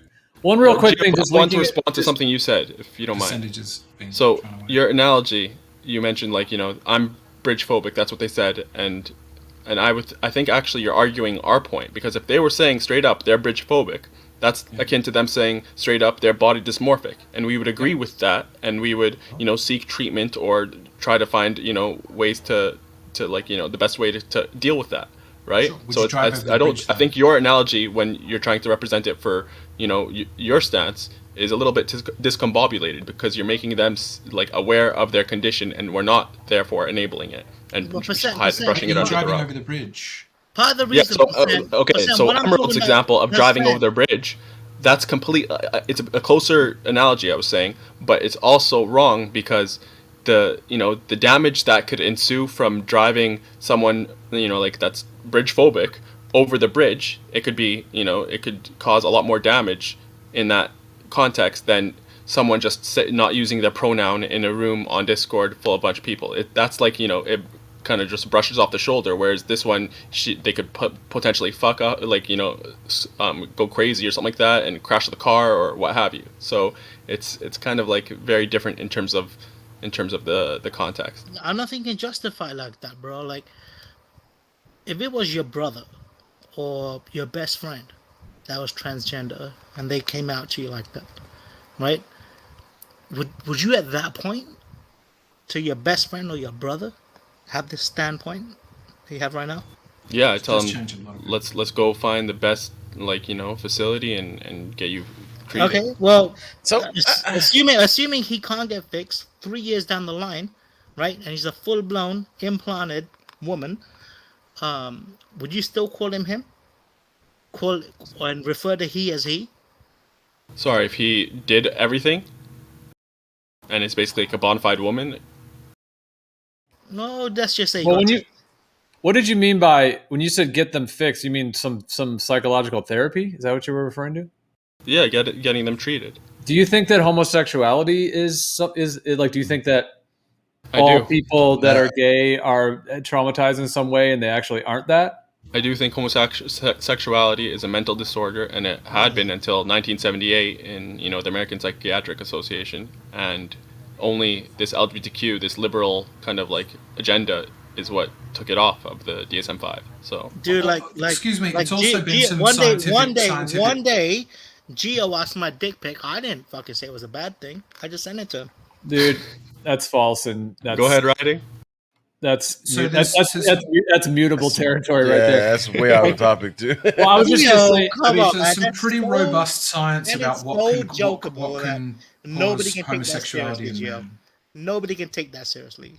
Well, one of the things I was going to mention just super quick about that is that in terms of using some of these very, very powerful substances like LSD, magic mushrooms, ayahuasca, they seem to be some of the most potent substances known in terms of helping people heal from very, very, very deep-seated lifelong depressions, anxieties, all kinds of things.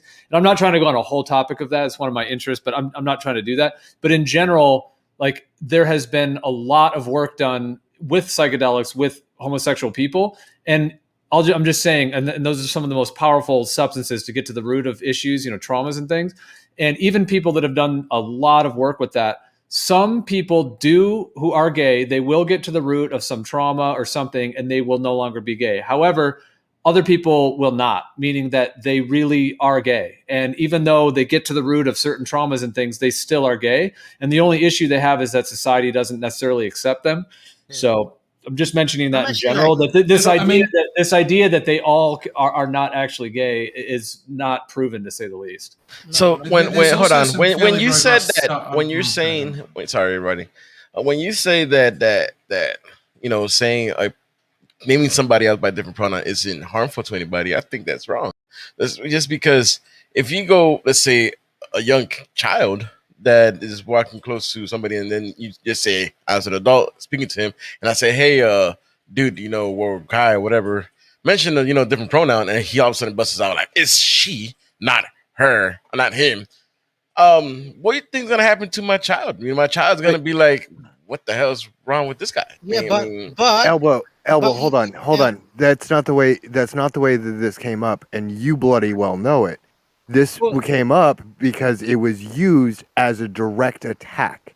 It wasn't. How was it direct attack? I was just speaking to him the norm when I said he da da da da da, and he said it's she, not he, bitch. Guys, how was that direct attack? Look, man. The way you guys gotta see is this, right? Look, gender fucking misdirection. Where the fuck the disease is actually labeled as? Body dysmorphia. People that have it are like multiple times more likely to commit suicide than any other fucking type of, if you want, disorder. I hate to say disorder, but lifestyle even. And it's bullshit, bro. Like, why is that? If we're causing these people to kill themselves, we're causing. We as a people need to change the way we are, so that they don't. Hold up, Brent. You got it backwards. The need to kill them.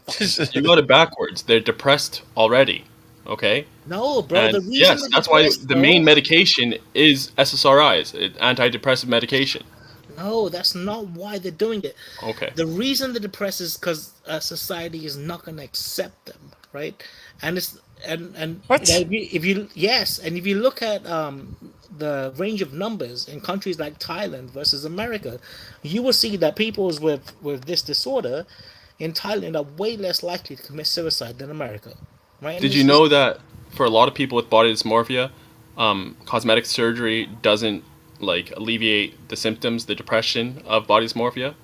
It doesn't reduce the probability of suicide. That is true, and it is not affected as well by whether one quote unquote passes. So, right. So the suggestion that it is people not accepting them in society is somewhat challenged by that, because if you don't know that you're talking to somebody that was born male and has transitioned to a woman, then the claim that it is society doing it to them loses a bit of ground. But the point I wanted to make before was about why are these numbers? Hold on, Branch. Writing an extra that was in direct reference to what I talked about. No, Branch. I interrupted writing on extra. Exactly. So the point I wanted to make before was about which relates to trans issues and gay, which is why it got taken out of the DSM, and that is there's found to be two reasons. One is about cost to people. So usually you only put something in the DSM if there is some sort of cost to it. It's hard to quantify a cost to being gay. And the second is because in utero, testosterone levels are the greatest predictor for it. So there is no evidence that this is the cause of psychological trauma. There is strong evidence to suggest that how much testosterone is in your mum's womb when you are born is going to affect whether you are gay or trans. And you can test it. This is my favorite thing to tell people, by looking at your fingers. And if your pointer finger is longer than your ring finger, then you have a more feminine finger length ratio. That's true, and are statistically speaking more likely to be gay. Yeah. That's why we need everyone to measure their fingers. Like maybe when they get the COVID shot, we should measure their fingers at the same Check time. the fingers. Well, I just point out that there was a point made by Gio about the fact that there's some people that were able to get through a trauma in their life, and sometimes that was related to whether they were gay or not, and sometimes it wasn't. And then there was the argument about how whether it's caused the suicide's caused by the societal scrutiny or whether it's because they were depressed already. I think the point you're all making kind of is that there's all sorts of variations as to why someone may be one way or another, and trying to classify and group everyone into any kind of statistic as if you could know anything for sure, and especially concerning this subject. One way to think about it is this, right? Why don't you try to imagine a world 100 years from now, right? Do you want a world 100 years from now that's still got this whole hatred between how people love and how people fuck? Or do you think in 100 years from now we'll be beyond that as a race of people? I don't think nobody hates them at all. Yeah, where's the hatred, bro? There isn't any kind of hatred. I'm not saying it's just that you want to impose. They want to impose their lifestyle onto everybody else. Dude, Hey, if bro, you hold on, give me a second. If you want to live that lifestyle, if you want to do that, if you have this this gender dysphoria thing, dude, it's on you, bro. I mean, yeah, you should probably go for health, but don't make me have to say, oh, agree that you are a female when you are a male. bro. Bro, listen, man. Look. I moved from fucking London, where like people are extremely fucking homophobic, to the Bay Area, right? Where being homophobic is just not something people are, right? And how do y'all feel about werewolves? Do you want? I'm sorry, Crux. Your whole werewolf statement. Why did you have to interrupt me for that? London embraces all types of people, right? Okay, well, I'm just saying in London and shit, being gay wasn't even a thing. I mean, yeah, it was a little bit. There was a couple of gay kids in there's a couple of gay girls too, right? But it's like it's very different to fucking the Bay Area.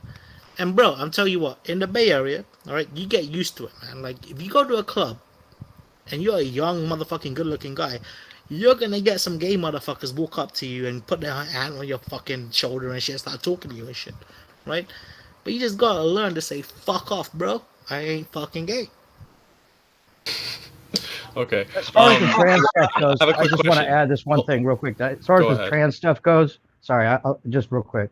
As far as the trans stuff goes, it seems like there's a lot of reason to object to these kind of weird influences as far as like the kids and making their decisions at prepubescent ages because because it's cool at school. I've heard stories of kids getting bullied for not being bisexual, all kinds of crazy new things that definitely point out there is an agenda, a trans agenda that society is pushing, and then that has to be separated by maybe some whatever psychological issues that are going along with that. But to conflate it with someone being gay or not gay due to the amount of testosterone or whatever those chemical actual things might be is what makes this all interesting, because there's definitely an agenda we're talking about. I said this earlier too, right? I think that the reason why we are so against people being gay and lesbian and trans and shit is because of the agenda where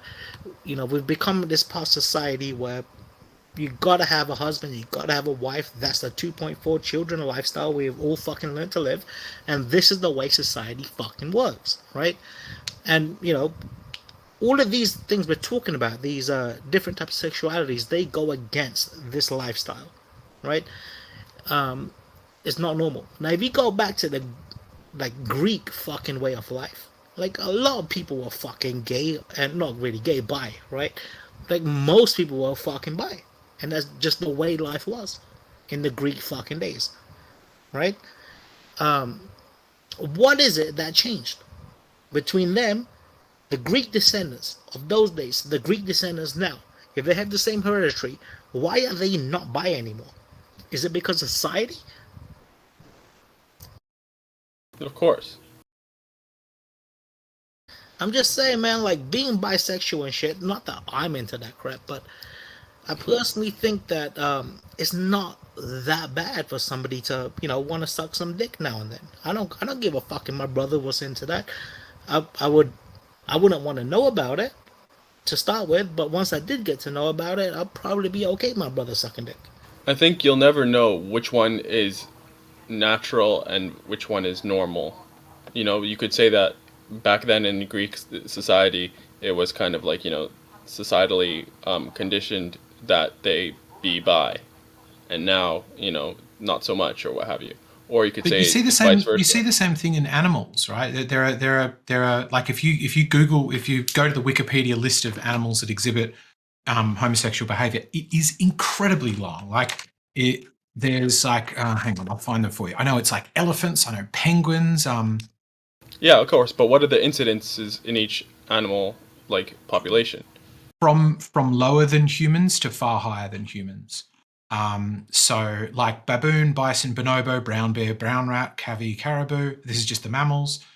cat, cattle, chimpanzee, common dolphin, common marmoset, dog, elephant, fox, giraffe, like it is a very long list. I understand, but Branch said in, like, you know, ancient Greece or whatever, they had like the majority of them were bisexual and, you know, acting bisexual. So, you know, you have to look at the actual numbers, the incidence of these populations to say whether or not it's very hard. You know, it's very hard to get that. But one thing that did seem to be strongly suggested in Kinsey's study on this in the like 70s or something was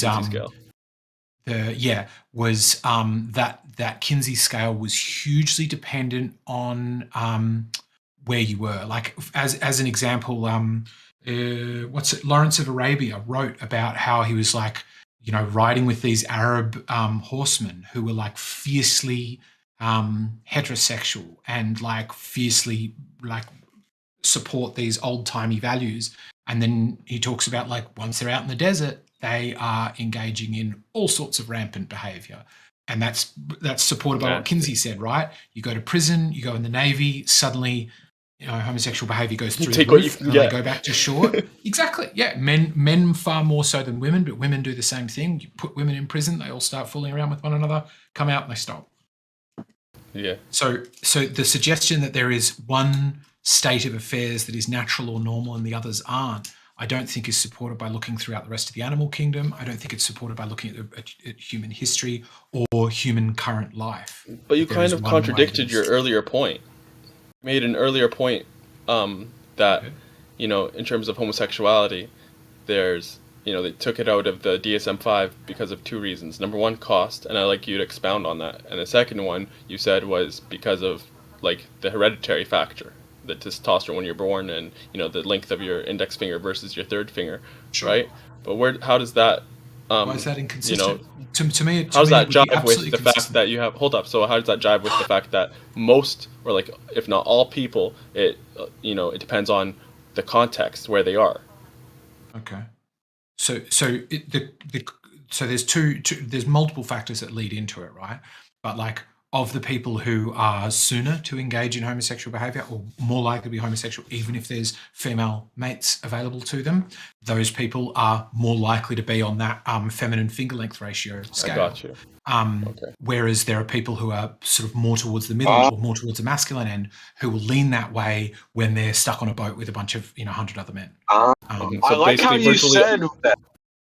Yeah, no, go ahead. Because I was thinking too about like the little condition where you like, man, what if some dude like, what if it just happens, but you really know you don't like it or you're ashamed of it, or, you definitely want females, but you're just doing it or whatever. Does that make you gay? Or like the same thing what if you sleep with an ugly girl you really don't want to, but you puts it in the same category as that to me. I got you. Yeah, so I'm not saying I did it. That's all I was gonna say, man. What's going on, bud? Right. To sum up your point, basically, the majority of people, depending on the society, like the scenario, can be driven to it, but the ones more likely to be sooner driven to it or would be voluntarily engaging in it, not necessarily in those scenarios, would be the ones that have these genetic like markers. And even it's even predicting like even more fine scales. So like of gay men who are tops, they are more likely to be bi. They are also more likely to have this masculine finger length ratio. Of gay men who are bottoms, they are more likely to be feminine in behavior and more likely to have a feminine finger length ratio. More likely also, the tops are also more likely to be bi. The bottoms are also more likely to be just gay. Now, this is like for any individual you talk to, it's probably all over the place, but that's my understanding of like broad swaths of, sort of generalized data, not individuals. And it makes sense to me. Like that's what I would assume it to be. But I do have another question. So first off, real quick, what's a power bottom, since you mentioned bottoms and tops?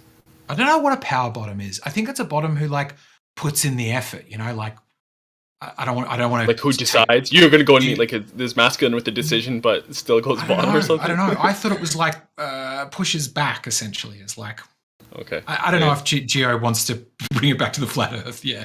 Well, my other question before we do that, you mentioned like that they took it off the DSM-5 for those two reasons, cost and the genetic thing. Could you expound on cost? So the cost thing is generally a vast number of, this is my understanding as a layperson, a vast number of conditions that make it into the DSM are the decider of whether you've got OCD versus just you like things in a row is there a cost to your life? Does this negatively impact your life? And that's not for all of them, but for a vast number of them. It's like, it's fine to hear voices. It's just if the voices start to fuck up your day because you confuse them for reality. And it was clearly an outlier in that, where they didn't care whether this was causing a negative impact to your life. That wasn't the question. It was just, do you fancy men? And so they were like, this is out of step with a lot of the other things. And it's also untreatable, is a different issue. So they thought that there was no negative impact from it. It's like, or no, you no, pick like, anything else, like hyperactivity disorder.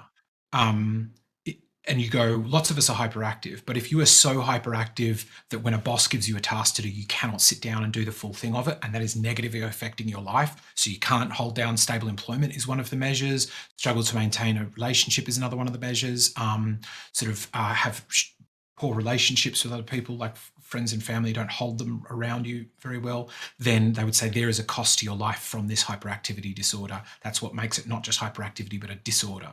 So to call homosexuality a disorder when you can have a long-term relationship and hold down a job doesn't quite, that's, to me, at least some of my understanding is why. Yeah, no, it makes sense on the surface level, but I feel like it's more nuanced than they kind of pronounce it to be. Because if everyone was gay, we would have a fucking cost. We would be extinct, So, like, we have to rely on them not allowing gayness to be, a thing that will cause us over the long run and with accordance like to socioeconomic standards and how many average children people have and stuff like that. Right, but procreation is go extinct. That's society though. That's not their life. That's not their life. That's society as a general. But writing, that's a fucking gray area. I'm interested more in what you know about when you say like negatively impacting a life. It's like, damn, people could just be judgmental, and it shouldn't impact you. You could do all these jobs or whatever, but people just judge you because of the trait, whether it's hyperactivity or gayness or whatever. But yeah, that's why I consider a lot of psychology to be a pseudoscience, because you are making a value judgment at the core of it, at the base of it. You're making a value judgment as to whether that is a negative impact on your life. Like one of the measures being, are you good at holding down a relationship? At least for most of my gay friends, they don't like relationships. They like banging lots of dudes. So it's like, if you got somebody who's really into their monogamy, they're going to go, well, that's clearly negatively impacting your life. Whereas somebody else is like, no, this is how I roll. So yeah, I think it's the whole field of psychology is super subjective, super dependent on which psychologist you go to see and whether they view that as a problem or not. I don't think it's the furthest from a hard science I think you can get. And that being said, like if we were to compare gayness with depression, like depression has hereditary factors. It's largely hereditary as well, and there's a cost. So if someone subjectively said that there was a cost to gayness as well, you would think that the gayness should still be in the DSM-5. Or if you said subjectively that there isn't a cost to depression, then they would take it out as well. I would say there's more of a clear cost for sure with depression, but it is subjective inherently. Yeah, I think so. Would you remove the negative impact by forcing them to not be gay? I think that's the question. I think gayness can be treated, maybe not completely. Do you have any? Yeah, do you have what would you say is the best evidence of being able to treat gayness? I'd have to look, but the fact that they treated it for so long tells me, at least on the surface level, that they, found success in it at least. Wow, yeah, I would check that, because my understanding of the history of treating homosexuality is the most reliable result you could get from it that stopped somebody being gay was that they killed themselves and they stopped doing anything. But I've heard it leads to they worse used to give impact. them lithium and stuff to just basically make them brain dead. They used to try giving them electroshock, and it didn't do anything. But what it did do was reduce the incidence of them self-reporting, because they went, if I keep telling them I'm gay, they're going to bloody zap me again. So I'll lie about it, and then they go, "Oh, look, it works. This person's claimed he hasn't been gay in months." Heard about the guy who cracked the Enigma. He was chemically treated for being gay, and he just went completely numb. Like his whole personality was just died. And he. What do you mean he chemically didn't do treated? Do you mean like pharmaceutical drugs? He chemically castrated. Yeah. So lose It's the awful. complete sexual drive because he was homosexual. And yeah, he was what is it, the Turing test, Alan Turing, like awful thing to do to one of your smartest men in your country that basically won the war for you virtually single-handedly. And they're like, "Oh, screw this guy, he's gay, let's put him on meds." Like, I mean, it was a different time back then. They probably thought they were helping, but still, just oof.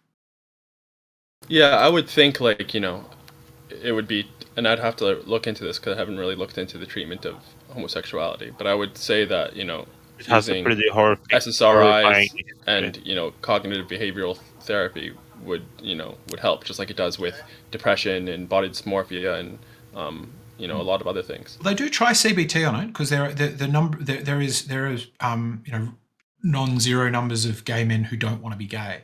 They like the idea of having a family. They're from a conservative background, and they try to do that. So yeah, I would encourage you to look into it. But my understanding is it's got a pretty sordid past, and there are no. My current belief on it is, but I'd happily have it changed, is there are no actually successful treatments for it. They can stop the behavior of it. They can stop somebody, there are things you can do like CBT to stop you having sex with men, but virtually nothing you can do to stop yourself being attracted to men. I mean, that's just a social. I think that's a mental issue. It's hard. I think it becomes a disease when you act on it, right? When it's like exhibitable physically. Oh, it becomes a disease when it puts you out of ease, at a dis-ease. Yeah, but if it's not affecting your life physically, right? It's not changing your actions or what have you, or causing you. If it's not, symptomatic, then I don't think it's a disease. Isn't that like depression is symptomatic? Even if depression you don't is symptomatic, yes. So that's what it leads to, right? If you can't act on it, or if you do, whether you act on it or not.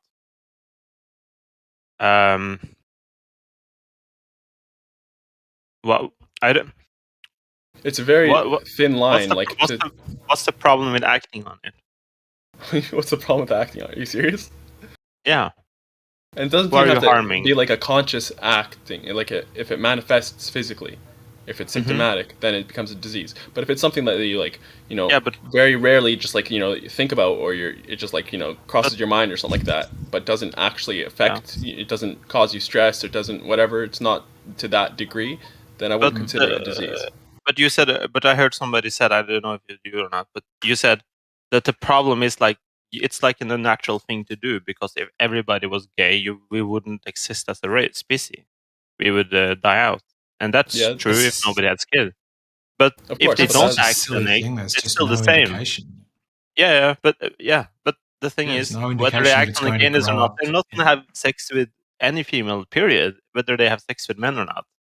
So it's not going to change it. Hold up, what are you talking about though? Because we're talking about whether it's symptomatic or not. So let's say you have someone that has he's attracted. Every once in a while he has an attraction to children or something like that, to a little girl or something like that, right? But he doesn't act on it. Is he therefore a pedophile? Yeah, he's still a pedophile. Is he? If he doesn't act on it? Yes, yes, definitionally so. Pedophilia is attraction to children. Well, not child legally molester so, is somebody who touches children. There's no offensive with a pedophile. It's just a preference. Yeah. You don't get punished for being a pedophile, you get punished for molesting children. And they are non-overlapping circles, so there are many people who molest children who aren't actually pedophiles. Which is super weird. Oh, sorry, man. I'm so sorry. Yeah, you bring this topic up almost every night. It's specifically on the guidelines. We don't cover that topic. I apologize. I didn't bring it up that time, but I'm really sorry. Yeah. I apologize. I'm the one that brought it up. I didn't bring it up. But in terms of, there is a legal definition for it, though. But the thing is, in that case, in that case, you would have it's the consent part which is the problem. But in terms of so far, I haven't heard anybody say, "What's the issue with gay sex?" I've not heard the issue yet. 1 second. So in terms of the thing that we were just talking about, so you don't have to actually touch or whatever for it to be considered a crime. Just like, doing any overt acts, taking pictures, those all, count as the thing. So I don't think taking pictures is illegal because it's a violation of that person's privacy. Okay, but it's actually not just like invasion of privacy. They charge you with, that word. Yeah. But okay, that's different because they don't consent. That's the problem. So the point is action is necessary. You're being violated. The point is action is necessary. Nobody is being violated. Well, I mean, they're practically harming themselves, right? So, I mean, even there's a study that was made, right, that their life expectancies get shortened by 20 to 30 years, right? 30 years? I heard of it. 20 to 30 years, yes. I've never heard so of that. So if I think about murdering someone, does that make me a murderer? Come on. Act has to be there. Mens rea. You have to have that. Yeah, but you have to say what's wrong with the act in the first place. You're not harming anybody. What? Who are you harming? What do you mean? Who are you harming? If I'm just thinking about murdering someone? No one. No, who are you harming when you do gay sex? Yourself. Society as a whole. Society. But if they go into a room privately and have sex, well, nobody knows. What's the problem? What do you mean? You don't have to watch them. You don't have to watch them or hear about it. They just do it in privately. Hold up. We can move on into whether gayness is actually a mental illness or not. But my point is, for you to be considered something, you have to have action with it. Okay? If you just have random thoughts, but it's not illegal. They could be triggered by anything. You could see it on, you could have seen some gay shit like on Brokeback, a clip of Brokeback Mountain or something like that, and then you just thought about it. That doesn't make you gay. You have to actually act on these thoughts. And just like when you're guilty of a crime, you have to act on desiring, these thoughts. but desiring is acting. That's only desiring is. That's when you do something illegal. That's the act. Of course, thinking about murdering something is not the same as murdering something. You're not harming anybody by thinking about it. When you're thinking about, but then you have to say what's the harm in doing gay sex? What's that? Yeah, Alan Turing was a flat earther. Was he? I'm not clear on who Alan Turing is. So I know the Turing test isn't that the one where you find out if someone is a bot or a human? A computer, yeah. He invented the idea of the Turing test for AI, which was if you could have a conversation with somebody via text and not know that you were talking to a computer, then a computer has passed the Turing test. But he was famous for was the Germans in World War II had the Enigma machine, which was able to encrypt text to such a high level that it was considered impossible to crack. And he managed to figure out in the sort of pre-days of computers with punch cards how to crack it. And he did it by knowing that they would send to one another the weather each morning. They would send using the Enigma machine. They would send out like, hey, the weather in your area is going to be like overcast with a temperature of X. So they would just find the weather, and that would give them the key, the cipher, to crack the Enigma code. And he saved thousands and thousands and thousands of lives and probably ended the war because he was so smart and he was a flat earther. Okay, tell me about this chemical castration. I was trying to take the topic back to flat earth. He's not a flat earther. Yeah, he was. I think they they neuter him somehow with the chemicals, so they destroy his the part which great sexual hormone is destroyed or something like that. So he's just like lose all sexual drive, but part of like sexual drive is also like more complicated. It's just not only related to sex; it's also related to like having energy to do stuff, having a drive in life in general. So they just completely fucked him up. He just. But why did they do that? Was he gay? Because he was gay. Okay. That's what they punishment back in the 40s in England. Yeah, that's a little much. Yeah, it doesn't help. You're just, I don't know, just fucking you up. You might as well fucking, I don't know, just dispose of him somewhere. So, yeah. But like, there is one thing I can understand. There is being gay, and then you have the acting on it. I think like in terms of negative impact, if you're gay, you already have an impact, whether you're acting on it or not. It has like society be fine for every woman that could be paired up with a gay dude. She can just double up with another guy. There's another guy that, I mean, one guy can have multiple women. So, I mean, 90% of dudes could be gay and we're going to be all right. I agree. There is no issue with that at all. But I'm talking about themselves. What is, trying to find out what's the problem with them being gay? Well, why is their lifespan 20 years younger, whoever said that? 20 years shorter? I haven't looked at the link. I don't know if this is related to all countries. I don't think that's the case here. Maybe behaviors, desire, like, you know, feeling like a part of society where society knows, oh, okay, you're, you know, building the next generation. Maybe, you know, I don't know, there's a different desire that needs to get met at them because they don't have that, you know, fulfillment of being able to give society that. So maybe, you know, and then everyone has the average random job. So maybe they feel like they got to be extra or be seen. Who knows what, man, what all this artisticness or drama is about. But I mean, and who know all this, oh, the Greeks were gay. And how do we know this? Maybe that's propaganda.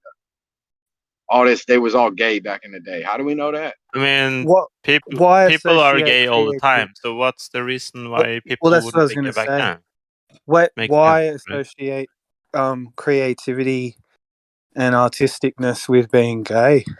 I'm not associating with that. I'm saying, but you probably will find different frequencies of behaviors of whatever, man. Maybe not. I'm just saying, like, they act like we're talking about a narrative. We're talking about, you know, needing extra attention, needing special, you know, call me this, call me that, or whatever, you know, like that's okay. That's unnecessary stuff, or like whatever. It's new stuff, new whatever. Just I don't new shit. Mm-hmm. But whereas the average family ain't being like that, you know what I'm saying? Because they the same old. Like, I don't know, man. Yo, how confident are you with this finger thing, man? How fucking what finger thing on it is predictive is interesting. If the research, it's not a good predictor. Like, there's a lot else that goes into it. But the research that they are correlated is fairly robust. Like, if you just follow the wiki article I posted in the chat earlier and go down to the links section and read through the studies, there has been so many studies, mainly because it's a really easy thing to study, but secondly because lefties really, really don't like it.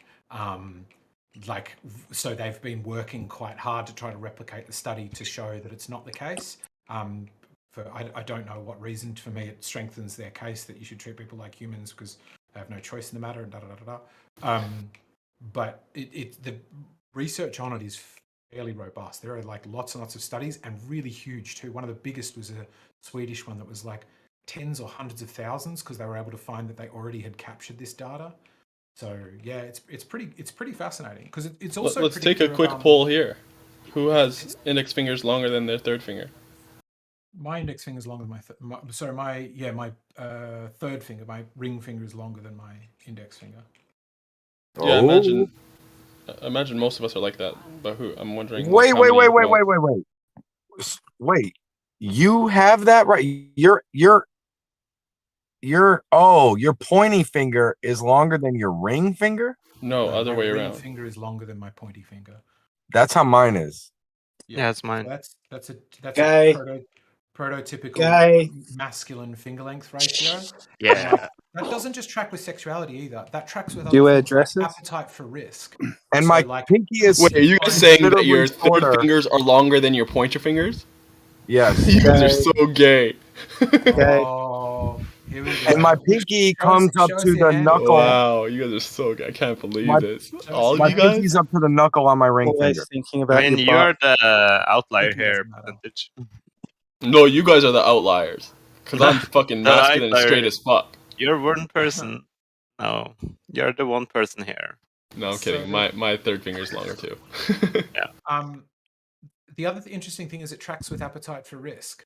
So if you go people who engage in high risk sports, even to women, interestingly, the effects are somewhat starker with women, not so much with sexuality, but like a woman with a masculine finger length ratio is more likely to be disagreeable and more likely to be successful because she'll be disagreeable. So she'll have all the sort of good skills of a woman, but also be able to have that like disagreeable confidence of a man. Man, my girl has feminine finger lengths and she's still disagreeable as fuck. Yeah, that's probably because you're a terrible boyfriend. What about the missing knuckles? I'm joking. Missing knuckles? What? What? That's a birth defect, man. Oh, I know what you mean. When you have the little dimples instead of actual protruding bones. No, my wife is missing a set of knuckles. Really? Yeah. She hasn't like lost the ends of her fingers. She's just got fewer knuckles than normal people. Yes, and That's super interesting. What? Assuming she doesn't have like knuckle on her it's pinkies? not there. Yeah, I try to call her bullshit, dude, forever, and she's like, leave me alone, and I'm like, I've tried to examine, and they're just straight up at the top. There's nothing there. What? Nah, she I probably swear just to has a God, I'm little gonna take pictures. Wouldn't You gotta surprise palpate it better. Let's go.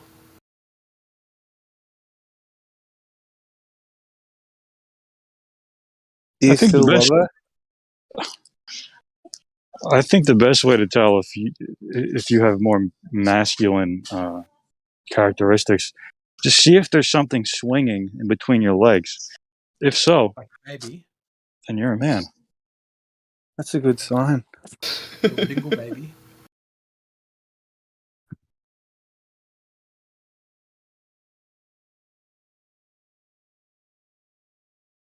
Yo, some girls got some hanging labias. So.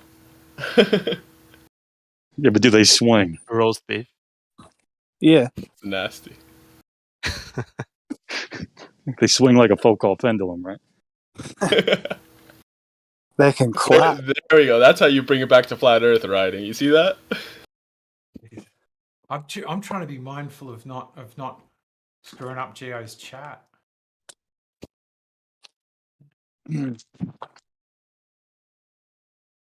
This male, we should bring in some females in here so it doesn't. This is like me going to high school in like a male-dominated class.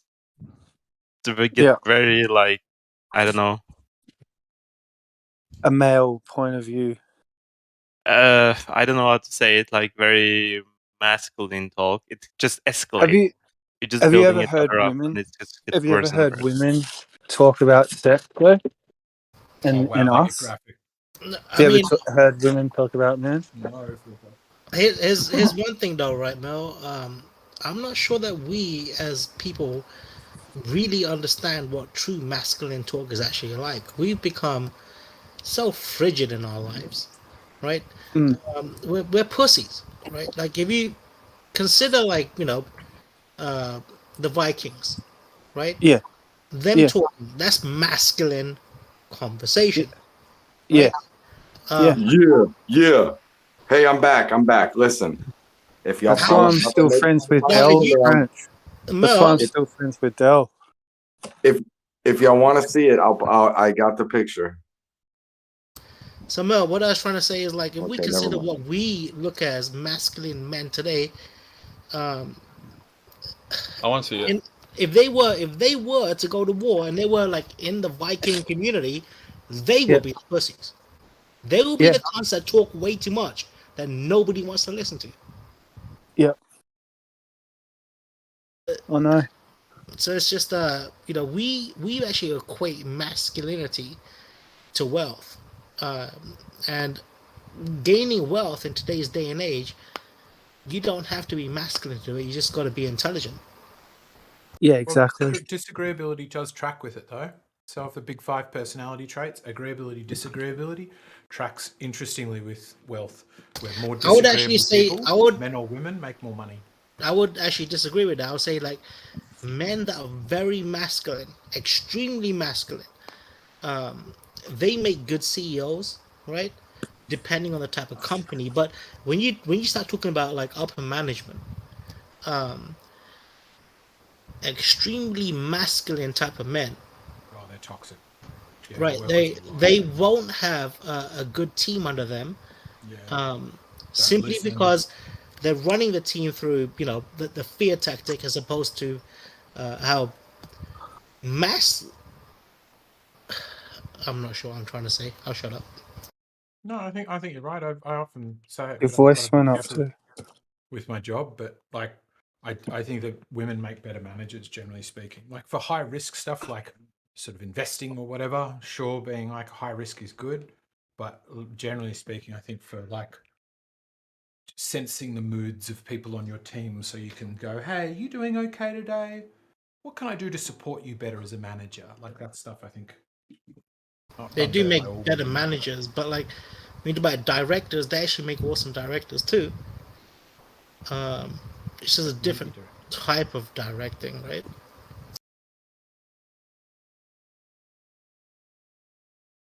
Like managers and managers. Because once you become a manager, no more bullshit works because you're accountable.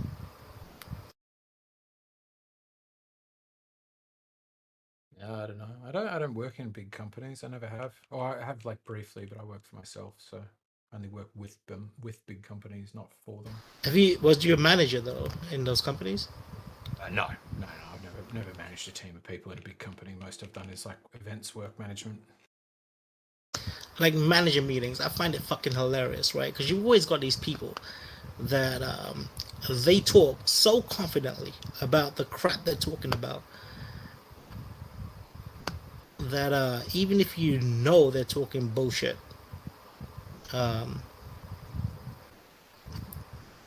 you can just see that their boss is just lapping it up.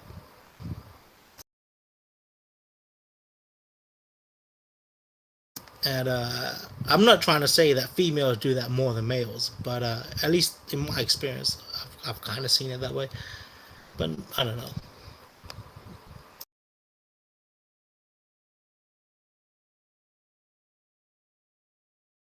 I think men are just not as good as bullshitting as women are.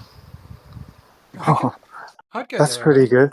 Yeah, I've met both types. Like, but women can lie like without any remorse. If their back's up against the wall, they'll lie like well too. And they lie like crazy, like kids. Yeah, that's what I'm saying. Yeah, I've seen it. I've experienced it. Saving face, especially. They don't like to look bad socially either. Women are always trying to look kind of good.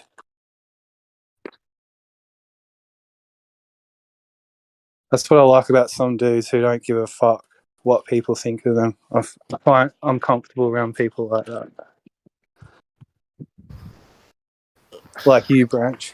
Yeah, I don't know, bro. I was just trying to say like when a guy's lying, right? When a guy's lying, he most of the time, even if they're trying to throw it off as a super confident lie, using confidence to sell the lie, you can kind of see through the bullshit. But when women use confidence to sell the lie, it's like they believe it themselves to the point that they're overreacting physically to the lie. Whereas guys, they'll do it mentally, but they won't let the physical side. It's like, Branch, can you help me mentally? I'm gonna post something in the chat, and you tell me what the fuck they're talking about. It's about Google Map. Y'all heard about this black hole in the ocean? What?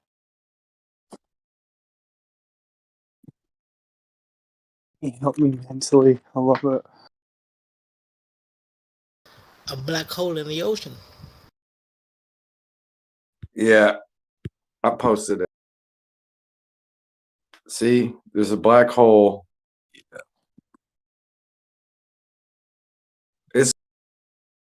It's flat Earth, guys. It's coming out. I told you I'll bring y'all the breaking news. Okay, it's right here. Y'all really ain't seen this? What is this bullshit, man? Come on, I can't be the first one. I haven't seen it.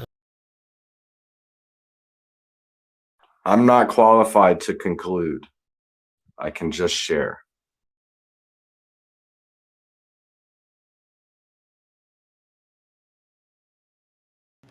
This is just saying that Google Maps found this, or they're saying are they saying it's actually there?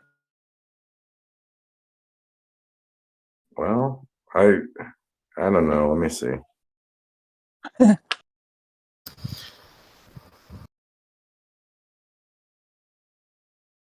If it's actually there, I'm gonna buy that shit.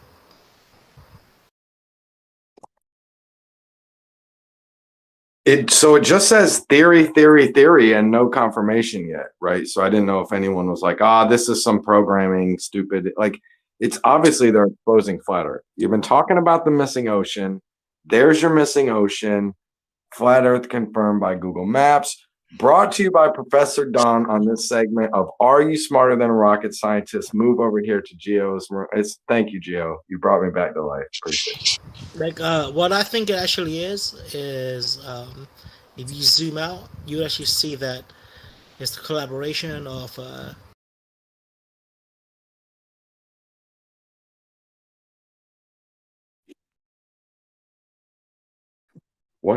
What? Cut out the important bit.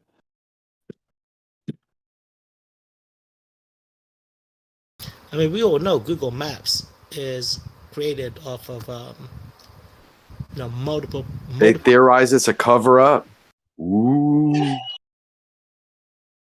Hey, dude, it actually does, man. Like, it's actually so fucking annoying because there was another company way before Google that wanted to make Google Maps or a similar thing to Google Maps, and Google just fucked them up. That poor company, we don't even hear about them. And they literally were the founders of the technology behind Google Maps.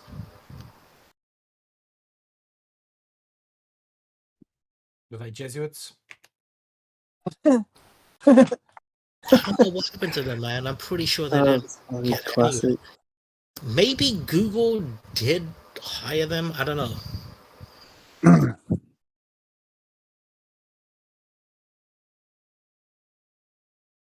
My ex-boss, works for Google now. He works for Google Cloud, and like, for some reason, dude, like, we still get along as shit. I'm still such a big proponent of Google Cloud because one of my bosses works for them. Like, that's his shit.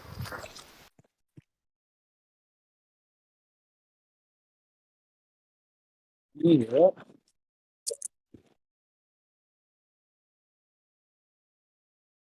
Testing. Is this better? A little bit. The manly sounds. Yeah, I think you got to talk a little bit more masculine. Listen here, player. No, a little bit more. Listen to the player.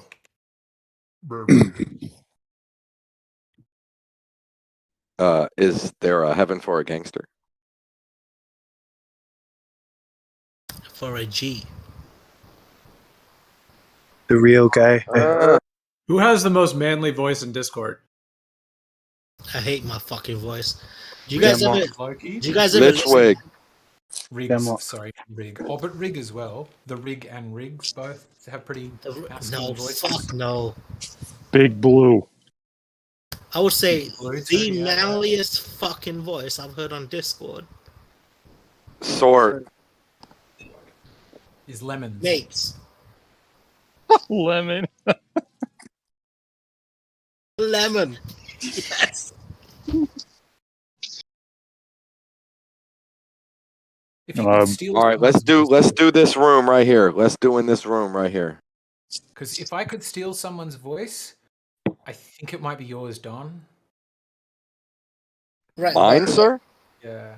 But when you guys like are at a bar talking to a girl for the first time, do you use the same voice? I hate to say this because it sounds really fake, but do you use the same voice that you have right here, or do you kind of make it sound a little bit masculine? Oh my god. I think. I use the same voice. Nobody be posing up in here, bro. Actually, it depends on my mood at the time, but if I'm drunk, I will use the same voice. But if I'm sober, I will like put on a slightly different voice. When I was younger, I was gonna say when I was younger and I was a bit more of a simp, I used to I think my voice was like higher a little bit. You know, I'd be like, I'd speak more softly. Lol, shots fired, just joking. I didn't hear you. What was that? I said, how could you be more of a simp? Damn, you got me. I fell right into that. You're right, bye. I think when I meet new people, my voice is probably higher because I'm more kind of peppy. I'm like, hey, how's it going? Like I kind of do like a little bit of a higher pitch to my voice, I think. I got lower. This reminds me, Gio. I think actually you're right. I think there is actually a study that shows that. I'm not sure if it's men or women or anybody. Whoa, water. People, when they meet new people, like particularly in a social setting, I would be surprised if it happens digitally, use a higher pitched voice. And I think that their theory was that it's because we want to seem more non-threatening. Only when you're wanting to be threatening, non-threatening, you do that. If you're trying to pose hard, you do the opposite though. That's why you're essentially becoming like, less. Hey. Right. If you're trying to be nice, you raise your pitch. But I don't know some people's voice in here, but out of the most people that I know, I think SE Montreal has the deepest voice. But it's not just the pitch, right? Yeah, you're just saying who you're gay for. When you're trying to impress someone, for some reason you start talking faster too. So it's like your pitch and your speed of talking goes up. I think, Mel, you've got the nicest voice. Do I? Yeah. I think like nice. Yes. Like, you sound like a really nice person. Like if I was like, I had to tell somebody about some shitty stuff that happened in my life, I'd want to tell you about it. Riding, yours is good I too. can see But it actually. Riding He is does very have a really polite. soft voice. Merle period has the softest. Riding's is very inviting too, but he has the accent of the British or whatever, and we assume a cockiness. We try to. You all know that we assume the little bit of attitude in that voice, even when they're just neutral, nice. Yeah, I gotta say, accent. some of the best shit I've ever heard on Discord, right, is when Merle gets super pissed, and he's still calm, and he's just like, "All right, bro, you know what? I'm fucking mad. What I'm thinking about doing is taking your head and ripping it off. Whispering it. I'm gonna rip it off, and I'm gonna make your mom watch. Just gonna rip it off, and you will know the awakening of the truth." No, Merle, you're scary, Merle, when you do all that. So calm. Oh shit, this is fucking hilarious, dude. I gotta agree with that. I remember one of the first times I heard Merle talk, he was like pissed. He was in Gems, and somebody was going at him. It was like a Davros, and Merle was just as calm as could be. He's like, "How about I go to where you are and take a shit on you?" That's a good threat. I like a threat that is sinister but not actually violent. That's it. It's like the Remind me not to fuck with you, Merle. It's fucking great. That's a bit violent to shit on someone. No, but that's actually It's better than spot like on. he's off your head or something. He's cold with it. It's like He's tactical, but not control with it. violent. It's perfect. Mel, you've said that, right? Yeah. It's good. Yeah. I used to get very carried away. It's In so gems, good, especially. like- Yeah, But you know- they used to wind you up a fair bit in there. Yeah. I used to take the bait like a champion. But it's interesting, that's Mel, true. when You you- would like, they'd be like, doodle-doo, hey, you want to freak out, Merle? And you'd be like, oh, well, don't mind if I do. Let's go. Let's get crazy. Let's get crazy. Yeah. So, Mel, I've also seen you where you're really fucking mad. Yeah. And then you Yeah. talk slow. You actually talk fast then. Yeah. But when you're doing the whole slow talk, cussing someone out, in your mind, are you mad? No. No? No, not at all. It's just fun. You sometimes sound pretty angry. Alright, you're just when you chilling. come in and Some, sometimes I'm more just trying to like, it's like, how can you apply the most lethal burn? Right. So you've got to collect yourself and really focus, and work the room a little bit too. Like Liam Neeson on the phone in Taken. Yeah, it's just. specific I mean, skills. there were some real times when, like, I don't know, we were out there years, Harry. That's the thing. Yeah. You know? Harry? Well, riding on eggshells. Second, a second. Yeah. Mel, Gone also through find the that super weird, and you always do it, bro. Like, you always talk to people with their first name. I shouldn't do that, should I? No, I kind of hate it. Okay. Is Merle your? I mean, you don't have to say if you don't want, but is Merle your real first name? Yeah. Merlin? Yeah. Yeah, Oh, come on. It's a gangster Merlin, first name, if I've ever heard one. Hey, bro, please. Merlin is a gangster name. I call bluff. I want that name. Mel, please don't tell me You can- Bogard is your real last name, too. No, that's not. Okay. That's not. Branch, have you ever told anyone your first name in Discord? Accidentally. But nobody caught on. Accidaboy? Oh, accidentally. Yeah, I was telling people the story about, like, I went to go watch No, this he was movie. saying Gio's first name. He said it was an accident Lee. No, like, I Oh my god, I got a new one. A new one. Sorry, named Brant. Sorry, Rumpelstiltskin. NASA drops epic sci-fi video of human space exploration across the universe. Bro, it's just going down. Sorry. All right. Sorry. What's Sorry the about link? that. I mean, you can't miss this. It looks like a fucking Atari video game. Okay? Like, oh my god. What the So, You were saying, does- Branch? What was your name?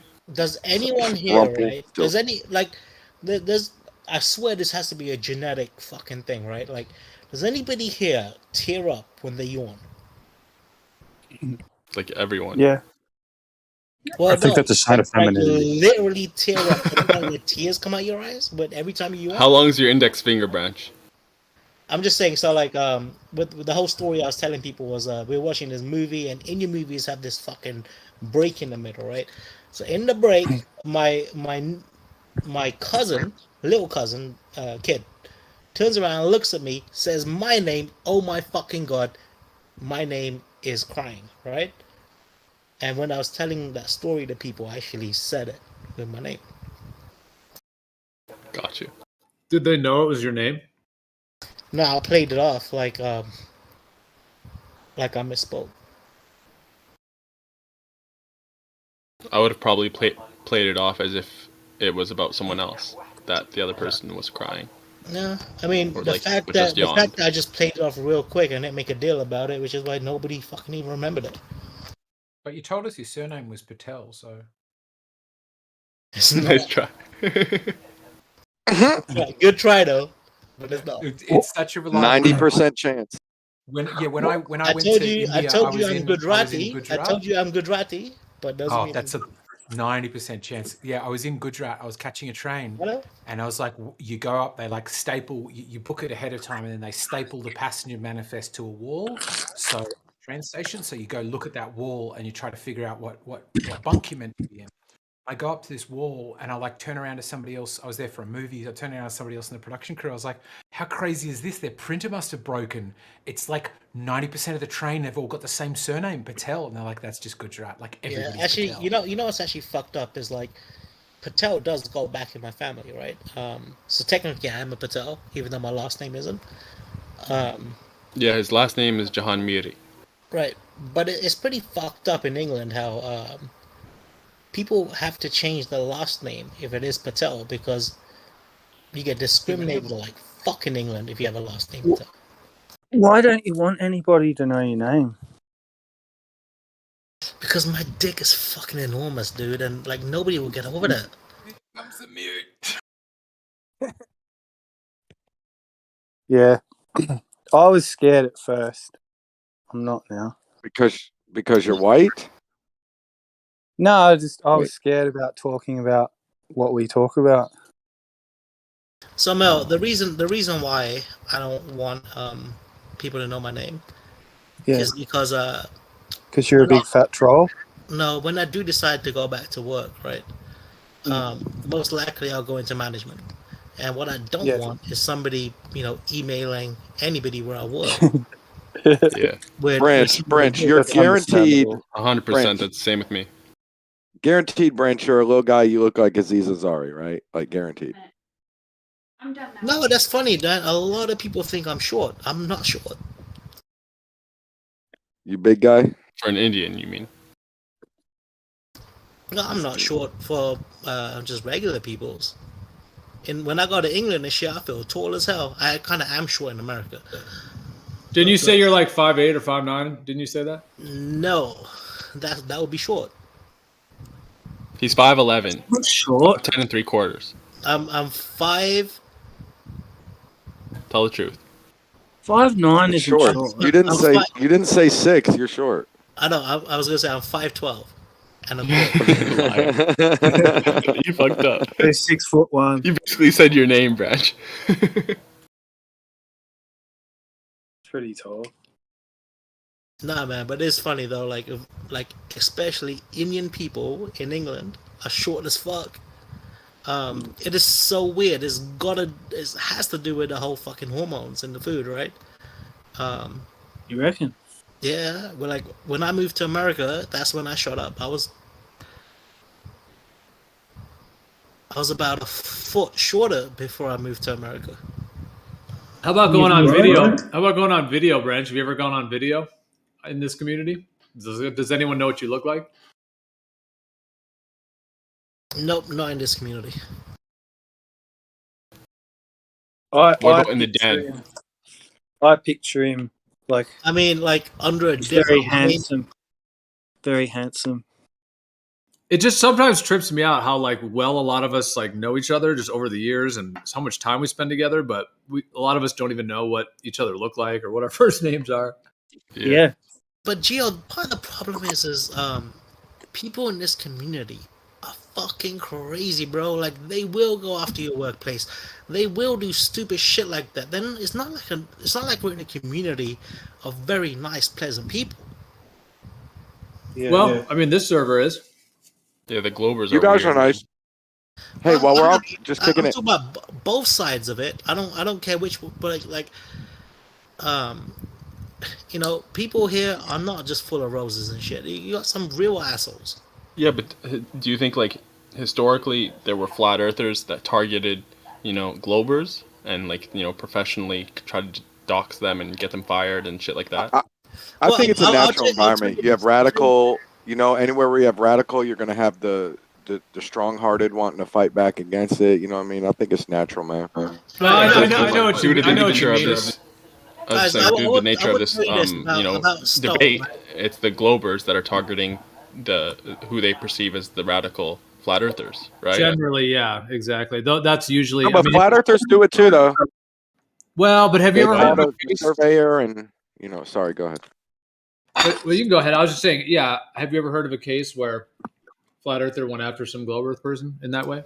Well, I mean, they're not. It's not really where they call the boss, but it's like they'll make a scene. You know what I'm saying? At the industry, they'll be like, "You guys are fucking stupid." Like they'll try to go after them. You know what I mean? Being like, "You surveyors said the Earth was flat," or you know what I mean? These random fucking, or they'll be like, "You stupid globers." You know what I mean? And it could happen at a workplace, you know. But it's like, sure, they're not trying to like. It's different. They don't have the weapon against them. You know what I mean? They can make a scene, but they don't really have that. You know, you look They're crazy. not trying weapon. to detonate their career or livelihood. Right, I think the point, Gio, is that the type of people that are in this community are not the nicest of people, which is why you always got to be on your guard. And I agree. Or like, you know, they could be like, you know, like say Witsit, he's doing the public presentations, and then a Glober interacts with him, and then it's like somebody could just be like, "Look, he was talking to a flat earther," or "Look, he was talking about flat earth and he didn't get everything right." Right. So now, even though, you know what I mean, now they're gonna, you know, they could try to use that against you at your job. There's this whole flat Earth versus global thing. I think this is on both sides, right? Like honestly, like Stone, M Stone, right? Me and him, we didn't get along for the longest motherfucking time, right? And then I'm not sure. One day, we just started talking in DMs, and Gay. I'm not sure what it was, but he basically, you know, he licked the tip, right? And then we were cool. That is definitely. Oh, I'm gonna tell me so. But like, okay, the point though, the point of the story is that when he went to the fucking the Dallas meetup, right? I was about to go too, because I'm in Dallas, right?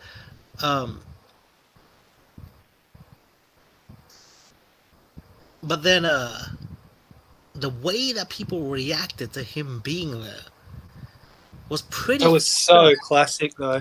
Hold on, though. He instigated. He went there. He sat down.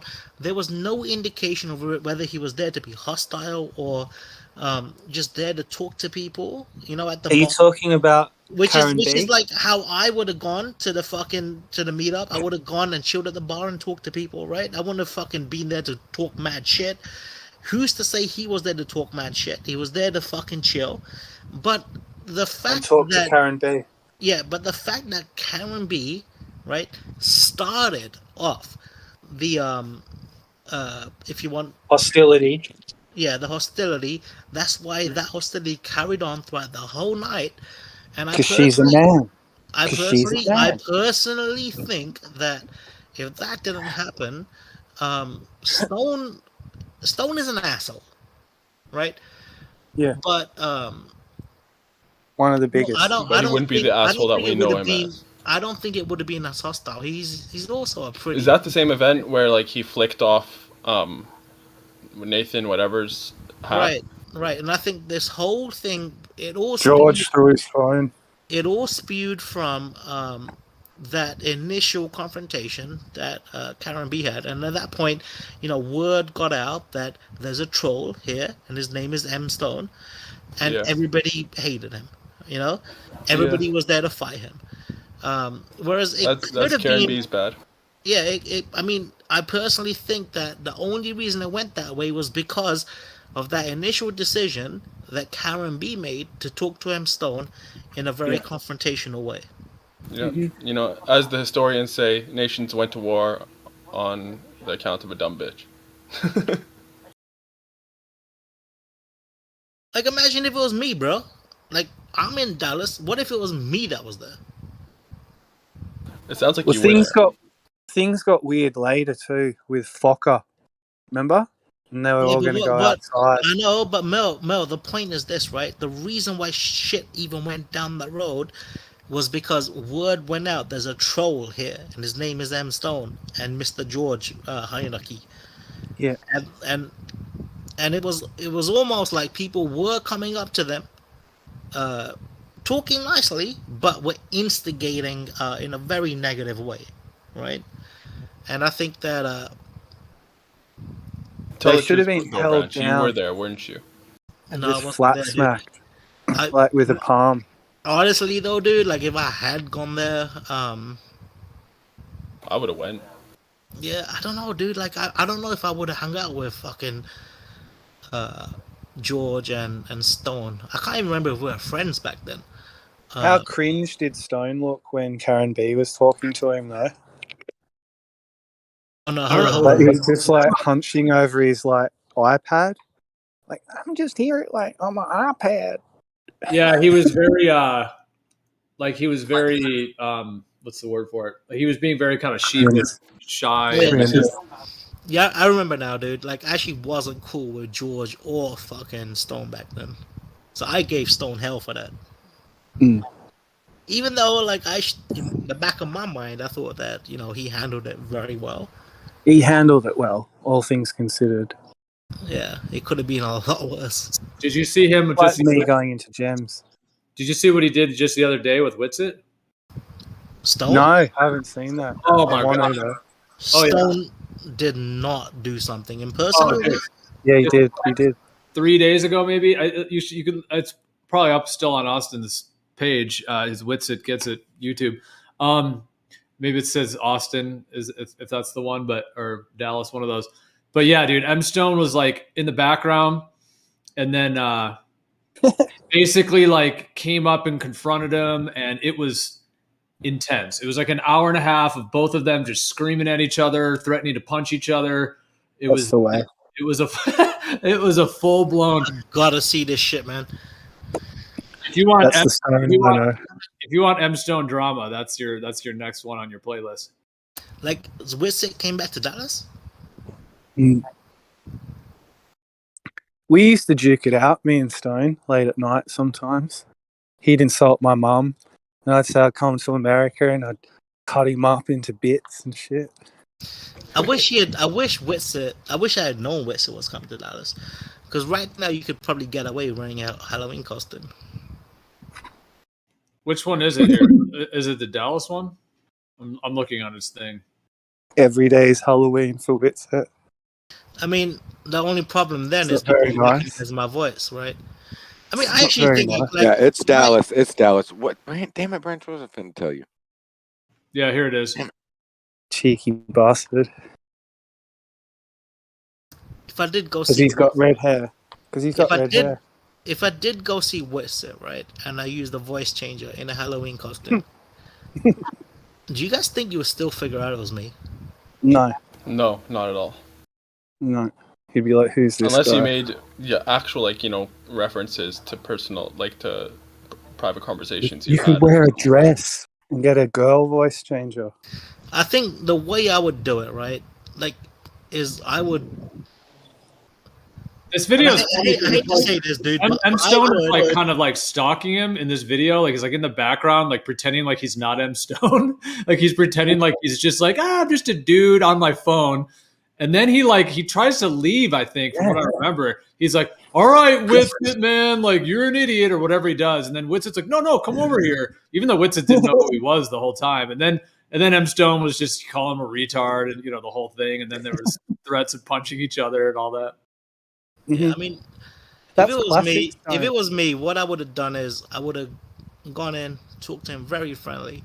He wants I to be punched. I would have made him He say wants to be punched, the guys. most stupidest shit in the world, and he wouldn't have even fucking realized the stupid shit he was saying. He'd be like in soccer when they pretend to be hurt. You could slap Stone and he'd go down like that, and then he'd press charges and sue a flat earther. That'd be the next scandal, right? He's a fucking cunt, that guy, Branch. Don't stick up for him. No, I know but your mate. what I'm He's saying a though is that dirty fucking if I baller, had met up with instigator. Witsit, I think I would have taken the conversation off of flat Earth, right? But I would have kept it to a point where Talk about he's still in that if you want that mind state where he's extremely excited to talk, and I would have just made him say stupid shit. Yeah. Is that fucking sadistic? No. You've chosen your side, you idiot. But Okay, can I come in with a little bit of? Can I You're the come in biggest with a? baller here. Get a gospel. But I mean, it's Branch. not like I'm gonna go there and give him a hug. I gotta do some type of trolling, right? Because how else? No, fuck you, troll. I know a way you could give me a hug right now, and I mean bless you. What I like about you know what though, that one of was my my favorite favorite part as well. One of If my I just favorite looked up the- being gay. Stop with the game. If I just I need looked up- help. if I Y'all are just looked doing a up- little fighting. Let me change it, Branch. I need your help right now. You can help me in 2 seconds. 2 seconds right now. Yo. Why can't I get the tags? Everyone else can tag themselves. Do I have to be Nitro or what is it, you guys? What How do you do I mean do that? tags? What are you trying to tag? You got to do When you at. go to manage- Do the A Do at. first. Oh no, bro, you gotta Then type their name. what operating system are you on? In Discord, right here, I freaking can manage user and all the boxes that you check to give yourself the roles. They're grayed out and I can't select them, but everyone says everybody can do it. Oh, you got to go up to the select roles channel. It's under the server guideline channel. Yeah, Okay. but the roles ain't gonna give you no at privileges. No, I just want the little banners under my name. Yeah, you gotta go. You gotta go to Because the. I'm I just put it in the live stream one text, but yeah, it's the select your own roles, and then basically there you can click the little reaction emojis, and you can add and remove whichever ones you want. Crux. Oh, well, awesome. I'm actually. love I think there's some people that haven't found that page that that haven't found that yet. But I've actually been pretty surprised with this server how many people seem to find that and like add roles. Like there's people that haven't even agreed to the guidelines yet, and they've got a bunch of roles. Like I'm just You surprised have a how many lot. people find. You got a it. lot going on. Well, I've seen this in other places, but I'm Gio, sorry I didn't know. here's the thing, right? Anybody who doesn't assume there's a way to do it yourself, in their mind, they then must assume that one of you mods must be giving someone all these roles, which is a little bit ludicrous. What's a theist? What's a theist? A theist. The ist. The Theist is someone who believes in God, who Yep. believes in a religion. Okay. I'm theist. Right. It's essentially just believing in the existence of God or gods. So, but it's like it's not specific beyond that. It's just generally like because it comes from theos, theos, theos, which in Greek means God or the the divine. You know, one thing I do like about this room though is that the fact that the mods actually don't assign roles.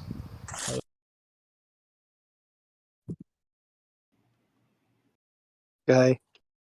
Yeah, theist is someone who thinks that there's a personal God. But there's also a deist who does believe in God, but the God doesn't intervene in human affairs. That makes sense. I believe God can intervene, but the chances are is that we're not going to live lives where him intervening is A, going to help us, or B, going to help humanity, and so he's not going to. This is a true story. In England, in Brighton, before I left, I was homeless for a little while, and I moved into a community centre, and there was a dude there who was a deist. He was into Tao, and he looked at me and he said, "Don't worry, I'm not gay." And I felt safe, and he didn't pull any weird shit on me either. So, dude, there was this one dude at a bus stop, right? And and then I was waiting for a bus, and then out of nowhere, he turns around, looks at me, and goes, "Do you like to think? Because I like to fucking think." Right? Mm-hmm. It was just the weirdest shit in the world, right? I don't remember what I even said. I remember what he said. I don't remember what I did. No. But as you get older, you start. I sort of high-fived him.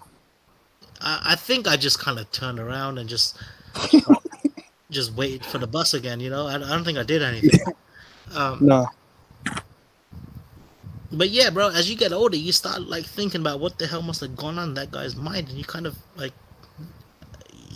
make sense of it. how like sometimes it is fun to think, right? It is.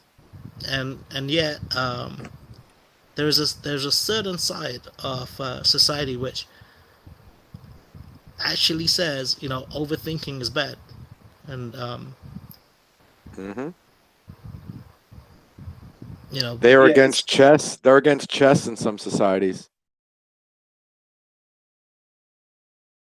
and I'm not lying. I'm Well, 100. it's good. They think it based on the same thing he was saying. Too much thinking, waste of time. Go ahead. Well, intuition or whatever you want to call it. I'm thinking of a way. So, like, when you're in the driver's seat, when you're in a car and you're driving, you could say that's your mind. But there's some things. It's almost like, I guess you use your heart. It's something else. So your mind has to take a back seat. That's basically what I'm trying to get across, where you change positions somehow and your mind's not as prominent. are you talking about things like, you know, when you're driving, you could fall into a phase where your body is doing it, and then like you'll fucking snap out and be like, because your mind starts thinking, and before you realize it, you've gone 30 miles. Is that what? That sometimes happens. I'm just saying, like, if you're always in your head thinking, analyzing, you know, obsessing, whatever it is, yeah, there's other things you can do. You can concentrate on your foot.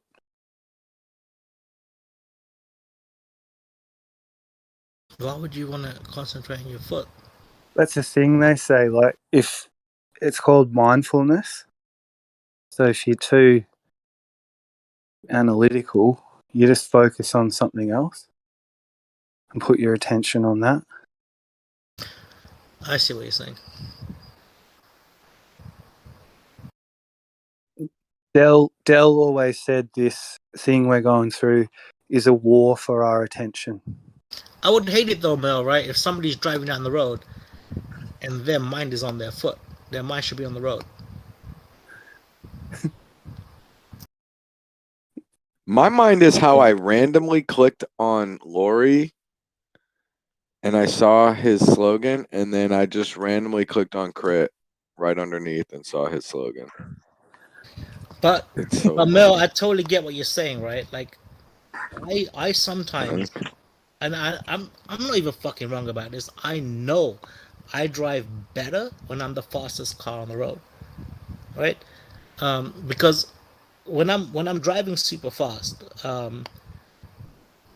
I'm purely focused on driving, and I know where every car on the road is, right? Maybe not if somebody changes lanes behind me, but because I'm going faster than any other car, the behind doesn't really matter too much. And when I start driving speed limit because of cops behind me, that's when I start fucking up. I start fucking swerving because, like, you know, that type of shit. Driving speed limit is fucking hard.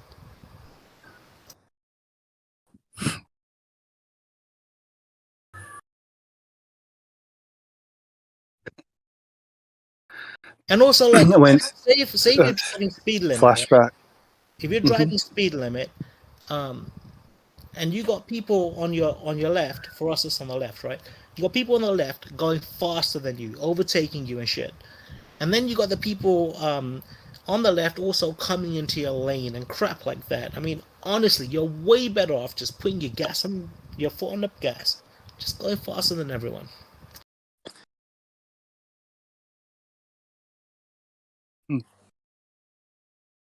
I've been in a few fast and said slow down. I knew this dude once. He used to anyway sell weed or whatever. Guy I knew his older brother, Julian. He had this old, like a Valiant, I think it was. This real wide square car. Anyway, he like pulled into a corner, and just like spun the wheel and just locked it and just fishtailed the back end around. But then it hit like nature strip, and we stopped just before like a house and like a fence and a brick sort of wall. But that would have been shit if we hit the wall and the fence. You got to be careful too, yeah. Yeah. But I get ya. Driving fast is good. Just caning it somewhere. Dude, I was looking at these boats, like just some like YouTube videos. There's like super turbocharged boats that go from like 0 to 130 miles an hour within 4 seconds. Yeah. It's like the amount of force that, like, just to even make water do that. They're like jet boats. Like, just the concept that the engine can inhale that much water and just eject it out the back in that amount of force is amazing. Mm-hmm. And think about the amount of force they need to pop up and down from the moon, and where they get all this little bitty air from. I mean, it's just a miracle. Hallelujah. Hallelujah, guys. They buying it. Whatever. Hallelujah. I want the globe to be real. It probably is real, but they're probably not out in space like they say they are. It's just sitting in like some water turning. Well, I often ask people that, Merle. Like, I'll ask globe earthers, like, would they prefer the Earth, to be a stationary plane and the globe to be a lie, or would they prefer the globe to be real? And actually, most of them say they'd prefer that it be a stationary plane.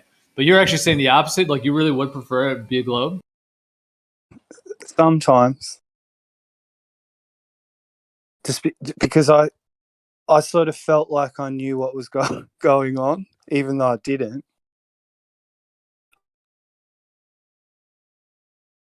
Like, I could get on board with outer space too. Like going for a cruise. But the more I got into flat Earth, the more I was like, fuck, maybe they can't go. Maybe there's just limitations, or we don't have the right tech, or... Bro, every single space show, set a course. Ain't no fucking... It's like, we can use an orbit for the... They'll do some orbits, but it's like, set a fucking course. They going straight to the shit, bro. In every show. Straight to... It ain't no fucking orbits, dog. It's straight to it. Yeah, I think orbit's an amazing concept. That's another thing I'd like to believe in. Like, seriously. But Mel, it totally makes sense, bro. Like, I guess. Yeah, except for they cut the cameras off, Branch, always, and go to a freaking cartoon. But anyway. No, I'm just saying the difference, though, Mel, between my mind and your mind is that it makes it just makes unbelievable sense to me, which is the extreme opposite of your mind. Which is interesting how we can have those completely bipolar thoughts about this. Yeah. Oh, if you could go back, or I could go back, no one told me about it. I know since sort of as it's gone on, there were people around me who, one dude he knew about in 2014, but it was never mentioned to me. But when I first came across it, I didn't know what it was. I didn't know how to reference it, if it was in the wrong category. Like, is it a documentary? Should it be in conspiracy theory? Like, it made me reassess so many things. Yeah, I mean, an interesting question would be like a lot of the globers that are really into this shit. If they were on Earth back in the days where everybody thought it was fucking flat, if they were presented with the same evidence that they have today, proving it's a globe, would they have rejected it just because everybody around them thought it was flat? Oh, plenty of them. There's some dumbasses that would just be Sorry, there's some dumbasses that would just be lemmings, and like we know they are. We know it. Just fucking cheerleader bandwagon riders, man. I personally think, though, right, that if everything that's easily seen today was presented to me in a nation full of flat earthers, I would think it's a globe. Right, and that's why you give a fair shot to the flat Earth, because you're like, yo, I'm fair. I don't give a fair shot to flat Earth. Yeah, you do. No, I don't. I just You look at any evidence they bring you, you talk about it all day. Don't bullshit. I don't give a flat. There's nothing that would ever make me think the Earth is flat, right? The thing I do though is I don't belittle people that believe the Earth is flat. You're all fucking cool as fuck. So what do you think? What is your personal viewpoint on the fact that we just see way too far? I mean, just everywhere we look, it's an extended planar surface. Like, how do you, I know Rue? People are gonna refraction. Is that what you go with? Like, do you really think that things are bending and warping hundreds of miles all over the place to make the Earth look flat? Like, how do you reconcile that one? Right, Gio. Like, I'll answer this one, right? And Mel, when I said this to Mel, he said the same thing back to me too, right? It was like, hey, if you're so fucking sure, why don't you tell me all the things you're so sure about? And I was like, Mel, I don't do that, and I won't do that. But to answer your question, yes, Gio, I think it is refraction.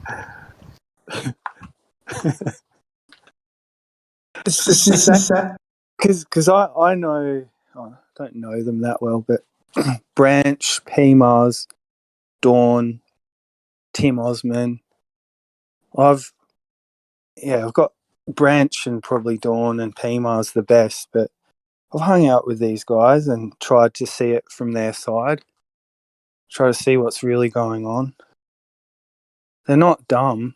What is PMars' side? I've never really understood his side.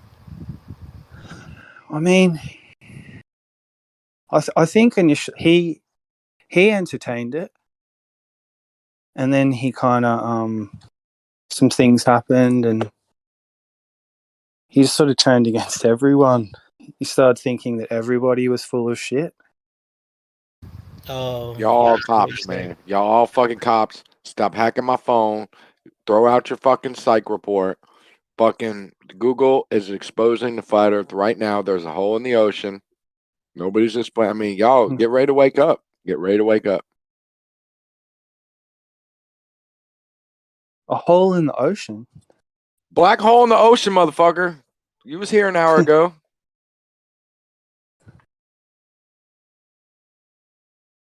It's weird, Mel, man. Google it and scratch your head like the rest of the people that are just guessing.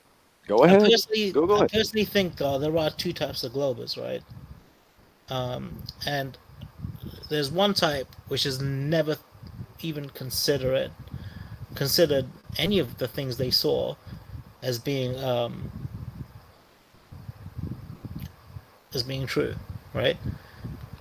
They've always looked at anything flat Earth related just with a whole bunch of skepticism, and that's essentially how they've always rolled.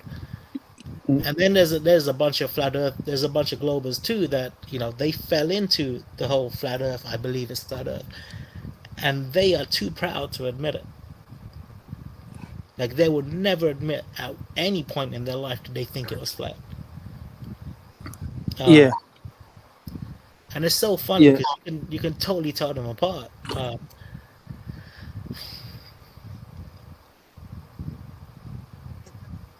It's almost like a glober is almost like they don't even want to admit that they once thought it even could have been flat, which is mind-boggling to me. I mean, it's like, if you had thought about it, I mean, there was good shit that would have fucking made you think it. There was all this crap. Branch, that's you. That's what you just did. No, I mean, honestly, yeah, you did. You fucking lying. There was. I wish there was, because I think it would have been a fun time in my mind to have been that way, but there just wasn't anything that made me I don't know, just really I was more intrigued from the start as to why do these people think like this. That's what I was on. Yeah. Yeah, but how can you really be that surprised by that? I mean, we experience the Earth as a stationary surface. It's up is up, down is down. The sun moves above us. We look long distances. We can see long distances. Water lies flat and level. Like, how could it really be that surprising? It was. And Gio, when I say, like, when I got into this, it was about why do people think like this. My conclusion was it's not a bad way to think. Back then, this is before any of the CV crap or the 19 shit, right? But back then, I was always of the mind state of, you know what? There's a lot worse of shit someone can think about or be in, and this ain't that bad. People have found a community they can belong to, and they're not doing harm. What the fuck is wrong with believing the Earth is flat? And that's why I couldn't understand the Globers, who were all about, I gotta put these people down, I gotta fucking make them look like shit, because they don't believe in something I don't. And I'm like, bro, just let them do whatever the fuck they want, man. This shit makes them happy. Who had fucking you to tell them not to do it?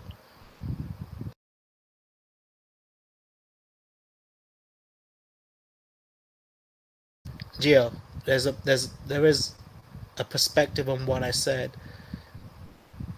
which makes it look like I'm looking down on both sides, and I do apologize for that.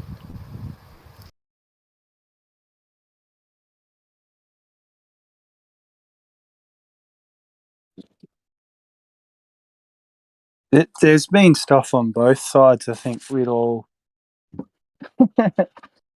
kind of, you got to hold your hand up sometimes and go, yeah, I've gone too far. I'm just a bit. You know, it was after this whole CV shit, CV19 shit, which is when I started being more like on the Globe side and really stop fucking just trolling around, because it annoyed me, dude. Like, what annoyed the fuck out of me is something that was a community that wasn't doing anyone harm, was just having these beliefs and wanting to just have a community that's outside of the realms of fucking general science and knowledge and the way community fucking works. I was totally cool with that until it started being this thing where if you want to be a flat earther, you've also got to be this type of denier. I don't think there's any set rules like that at all. I think in general, flat Earth just means people that generally agree that the Earth is a planar surface in general, and that it doesn't move. Beyond that, I mean, Gio. Right, but that's what he's saying. He was cool with the belief, but then they started actually wanting to do experiments and stuff like that. And that's it's interesting, Branch, because it could be like, look, it wasn't just people who believed it; it was people who tried to do experiments. But then you did elaborate on to kind of say that's what, dude. If you think about it, that's what causes the denial that you're referencing. I'm not It's the in-your-face evidence. I'm not talking about experiments. I'm talking about. Just think about. I'm talking about just being against the big V. well, are you? Yeah, well, I hear you on that. But what if the V, the 19, whatever? What if that is perpetrated by the same people who are perpetrating the globe lie? Are you then okay with it? Are you then still cool to side with it? I mean, you know it is. I mean, this is a globalist deal here. It's like, no, I mean, Gio, I think what I'm trying to say is, like, before people stopped taking the V because they were flat earthers, or they started, the whole flat earth community started even going out their way to stop people taking the V. Before then, I was totally cool with the whole flat earth movement, because you weren't hurting no one. Once you start propagating your beliefs and fucking with people's health, right, that's a different story, right? Well, that's so debated. I mean, plus it's not only people that think the Earth is a stationary plane that are against against this kind of stuff going on. I mean, tons of people just in general that are speaking out against it. So it's not just this community. I know. I get that. But what I didn't like is that the way that the whole, and you can deny this, but you know it just did happen to an extent where the whole flat earth community kind of said nobody should take it, and if somebody did take it within the community, they would have been looked down upon. Okay, that's the denying that you were talking about, Branch. My bad, buddy. Well, I mean, that's a whole topic that could be debated, whether it's helping your health or hurting your health or all the rest of it. But I do agree with you. I don't know of any quote unquote flat earther that would be that. I haven't met any that are pro for the V there. So yeah, I agree. I don't know. Have any of you guys heard from Bansal? No, not yet. Like nothing since we last talked about Bansal? Right. The only thing, I've talked to his girlfriend a little bit on the DM, but she didn't really share what was going on, but exactly. But so I have been somewhat in touch with her, but I remember one of the last conversations I had with him, because back in that other room, it sometimes used to get to the point where it was just me and him, right? And one of the last conversations we had was about the V and why the fuck he should take it and why the fuck he's not taking it. And you should definitely not take it. Quit misleading people. And part of it, I don't think he actually said it, but part of it was the community.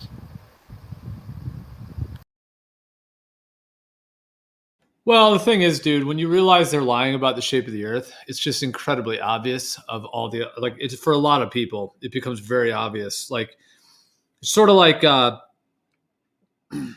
if there's like a bunch of strange, crime going on within your city or whatever, and like, bank gets robbed and people's houses are getting robbed or whatever, and it's like confusing as to who it is, and then eventually you figure out who it is, then it's like it all clicks in your mind, like, oh, they're the ones that have been robbing, and they're the ones that have been doing this and that. So it's a little bit, I think, for a lot of people, the same with this. Like, once in whatever journey it takes somebody to realize the globe doesn't exist at all, and that we live on what our ancient ancestors always said we lived on, which is a planar surface of some sort, and all the rest of it. Like, I think for a lot of people, there's so many puzzle pieces that just come into place, like line up in their mind. Like, it's just clear that when they're lying about something like this, that there absolutely is an organized group that's doing so. And, the news, the propaganda, and then of course the current situation we're going through now, I think for a lot of people is just very clear. Like, it kind of comes in a package, I think. I'm totally cool with that, bro. Like, if believing the earth is flat gives you a better quality of life, then why not believe the earth is flat? Well, I don't know. I think in general, truth does bring a better quality of life, I would say, in general. Although there can also be challenges to knowing certain truths as well. Gio, here's the thing, right? In my mind, the truth is that there is no why. I love you, but I'm getting a tiny bit annoyed. Just a tiny bit. I know, dude. Like, I'm actually super annoyed at myself. Like, I started drinking, right? And I usually don't drink hard liquor. And I started drinking today, and I got to a point where, like, I realized why I don't drink hard liquor, because I don't like it. And I'm mad at myself because I didn't just, roll through that and just drink more. Yeah. Don't be hard on yourself. Well, what I'm trying to say is I'm going to go find a good chaser, and I'll be back.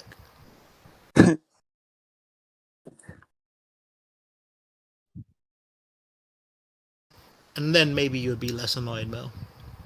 I'm not annoyed at you.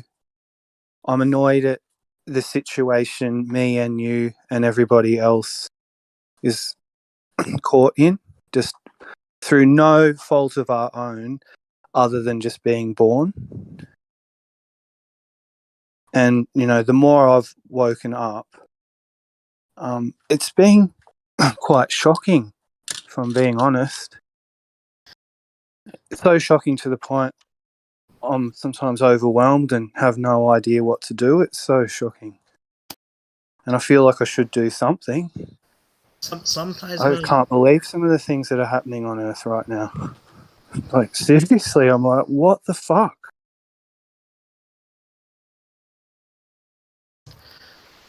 Do you think some people have an innate knowledge of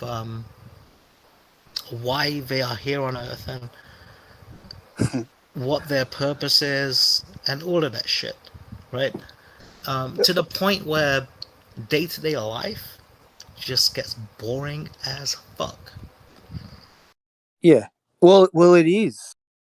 And the people who experience that, they say boring people get bored. I don't think that's true. I think there's elements of just modern life and being a human that are, you know, I mean, look at it. Look at the situation. So it's far from relaxing. And when you get relaxation, and like you, the situation you're in, I guess on the other end you can have too much, right? It's always, Dude, you got to have the balance. No, like, don't get it twisted. My mind ain't peaceful, right? It's like running at 180 miles per hour all the fucking time, right? There you go. But you learn how to live with it. Yeah. But do you think that's just being on Earth and that's just your mind or your brain's way of dealing with it? What does being on Earth have to do with anything? Say if you weren't on Earth, you were somewhere else. Maybe your brain wouldn't be kicking over like that. Oh, got it. Like, there's this form, and then you're thinking there's other forms out there. I don't know, dude. Well, It's getting really deep. this is where don't you think this is where it all leads? Because, like the Earth, right? It's in the universe, and it's cruising around the sun. Where's the sun going? Like, we just got to follow the sun, right? But if it's just us in the whole thing, there's no other life forms, just us. Doesn't that make you just wonder, like, hang on a second, how can it just be us and what's here?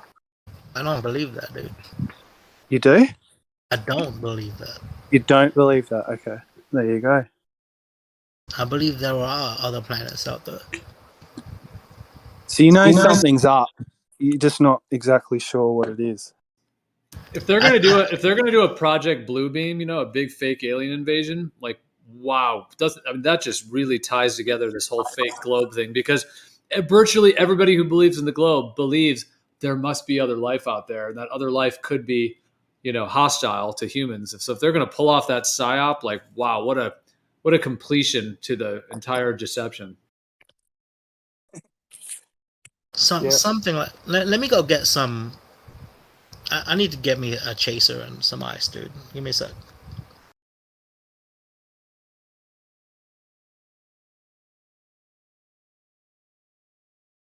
Good though.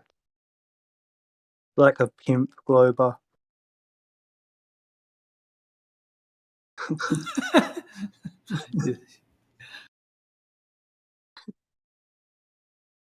Yeah. Can always rely on him. You guys want to hear about the story about the deceit and corruption in the nuclear research field?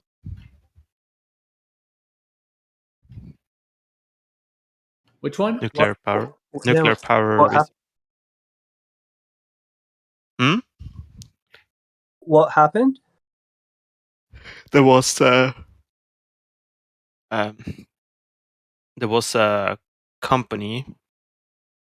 It's an institution in my country, Norway, which did nuclear research in the 90s and until recently. They were one of the leading institution in researching do research for nuclear power plants.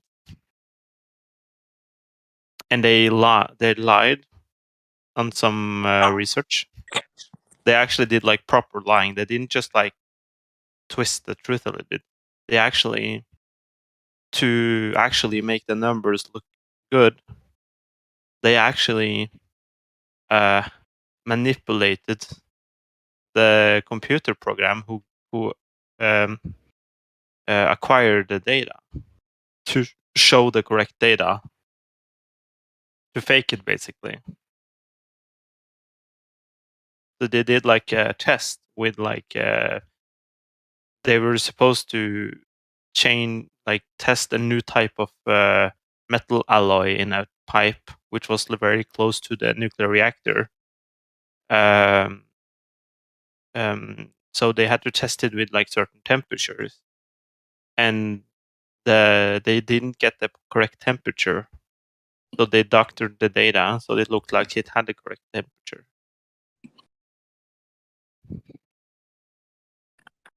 And they faked this. And a couple of years ago, some people spoke out about it, and they warned like everybody, all the companies. So they are like nuclear power plants all over the world who use this metal alloy based on who might use this metal alloy based on research which was fake.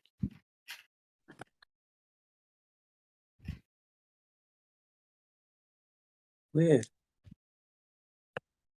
And it's just come out now that it's all a scandal. Yeah, it came out a year or couple of years ago.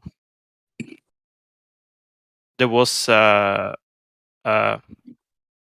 guy who, that was after they closed down the reactor in the institution which they used. They closed it down in 2018, and a little bit after that, the guy came out and said that that he knew about this, and he warned the leaders of the institution.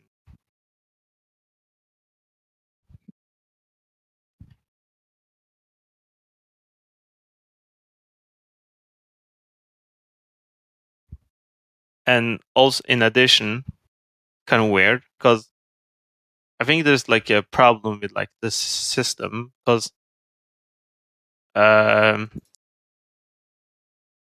thing is, there are like ways to notice this, and actually the company who ordered the data noticed that there was something wrong, because they didn't see any difference in the metal depending on the old and the new test. Like they tested with the old temperature and the new temperature, and they expect to see some difference. Even if it passes, they expect to see a difference, and they saw no difference. And so they said there have to be something wrong. Are you sure? And they actually quizzed them and asked them to check. And they actually told them exactly what they faked. They told them, are you sure this is done in this way? They noticed everything that was wrong, but they insisted that there was nothing wrong. So they just let it go anyway. And like, yeah, kind of weird.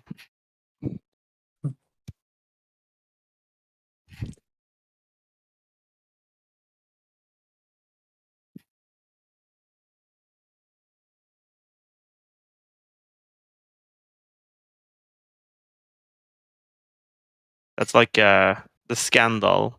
It's a pretty huge scandal.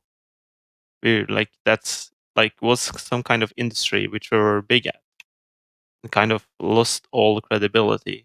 Like every person who work in this institution are now like a little bit discredited, because people don't know if you can trust them.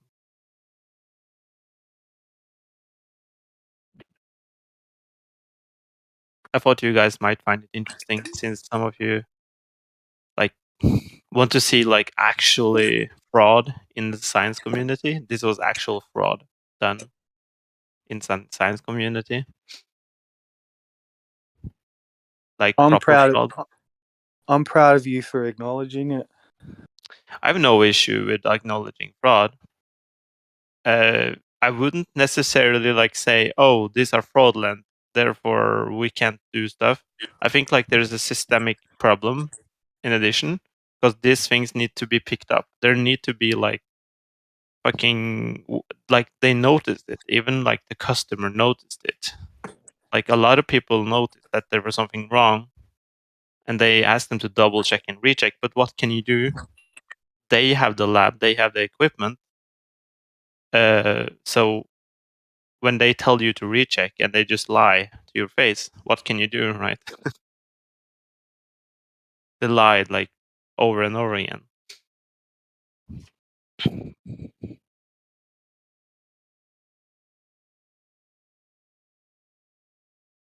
Oh yeah, I think like whenever there is like fraud like this, it always come out at some point. Most of the time, I think it comes out. I think it very rarely things just die.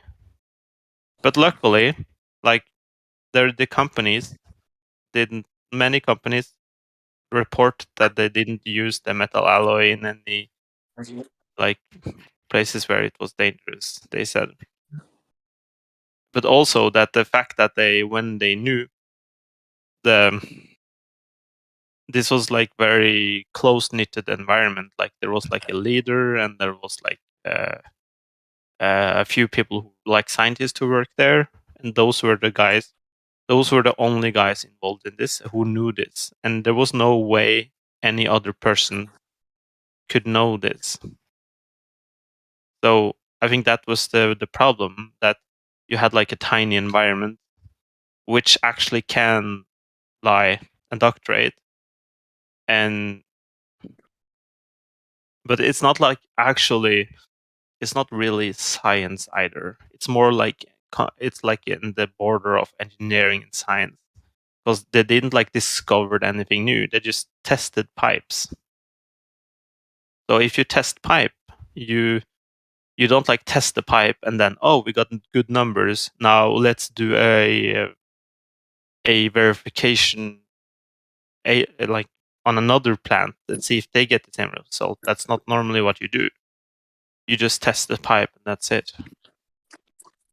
So there was no like verification, because if somebody else were to do this, they would notice immediately that there was something wrong.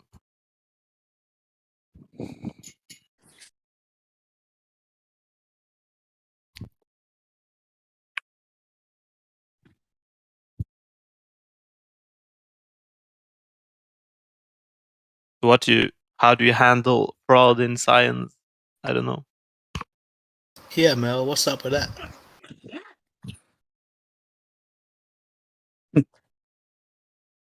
Well,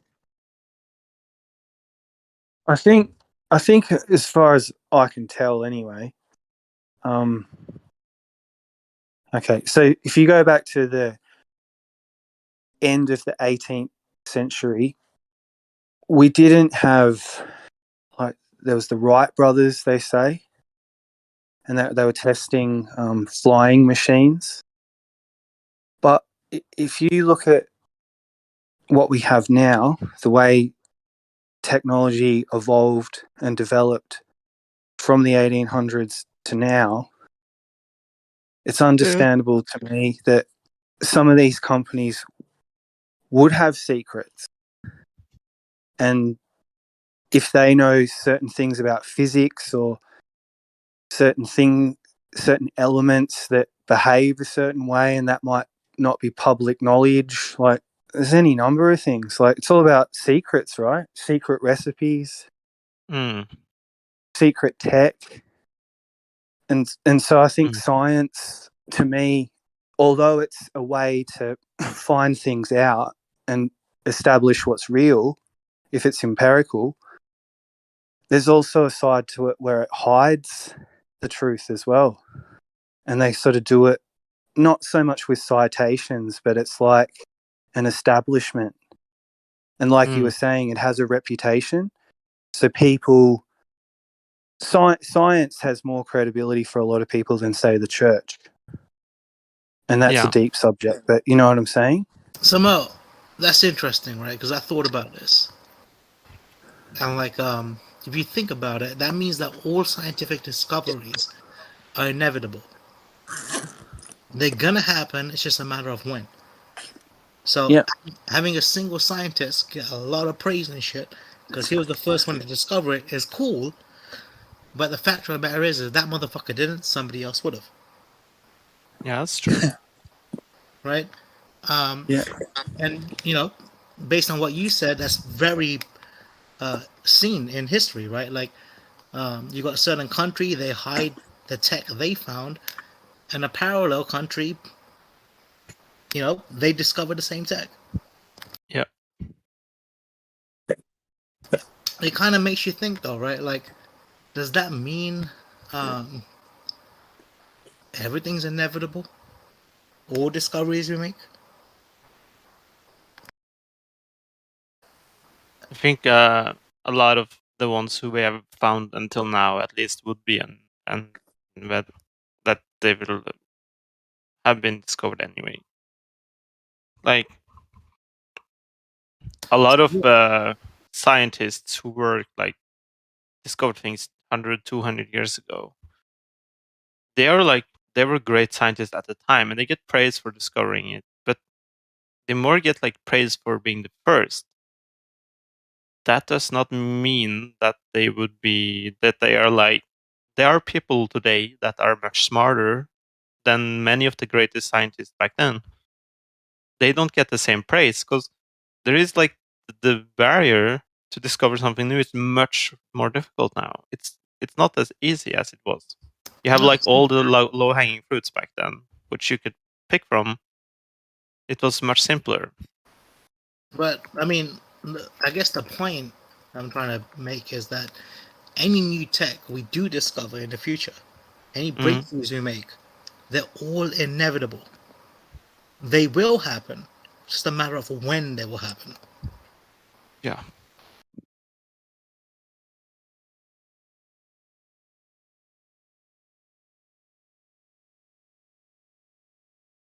But when you say tech, wouldn't like for me, tech is a little bit different than discovery, like physical, like physics discoveries, for example. Because tech is like something you make. Yeah, but I think that you know, when we start really understanding fundamentals of physics, we're gonna need better technology in order to be able to understand it. Yeah. Like, you know, for example, when we start, you know, getting real small or very dense, things like that, right? When we start getting close to these unknowns, like the center of a black hole, things like that, our physics today falls apart so badly that we don't. It's almost like a child, right? Like a little baby trying to speak in English.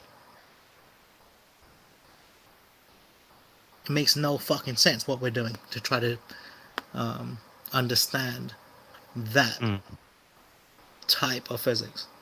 And I think that we're gonna need tech to alongside us to create that new language that we need to understand this shit. Yeah.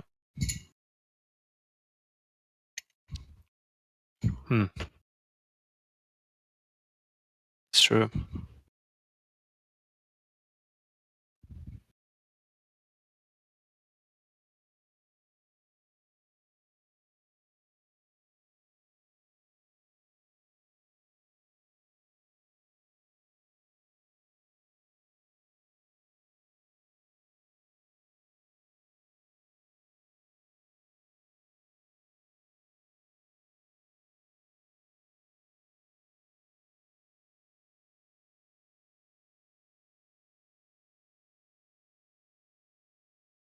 I mean, I find it fucking hilarious, right? When you talk to, so-called people of science about what their thoughts are on the center of a black hole. Oh, Branch. They talk like they know Ocean black hole, Branch. What are your thoughts on the black hole in the ocean? What's there a black going hole? on? Do I need to post the article again? I'll post it again. Yeah, dude.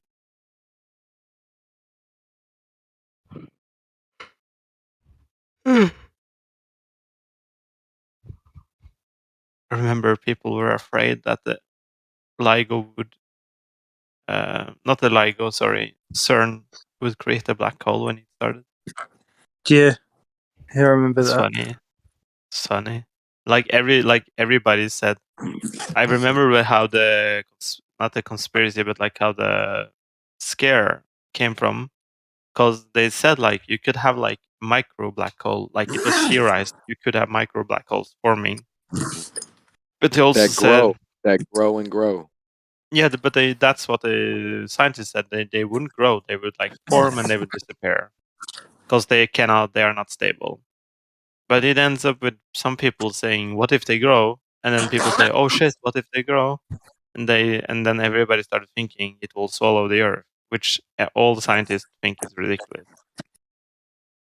Well, if you turned on AI, CERN, Siri, like all at once, open all the portals, Ghostbusters. Well, there is a theory out there, right? That the reason why we haven't encountered alien life is because before civilization can find the tech that's needed to, travel that far and shit, they're gonna end up killing themselves.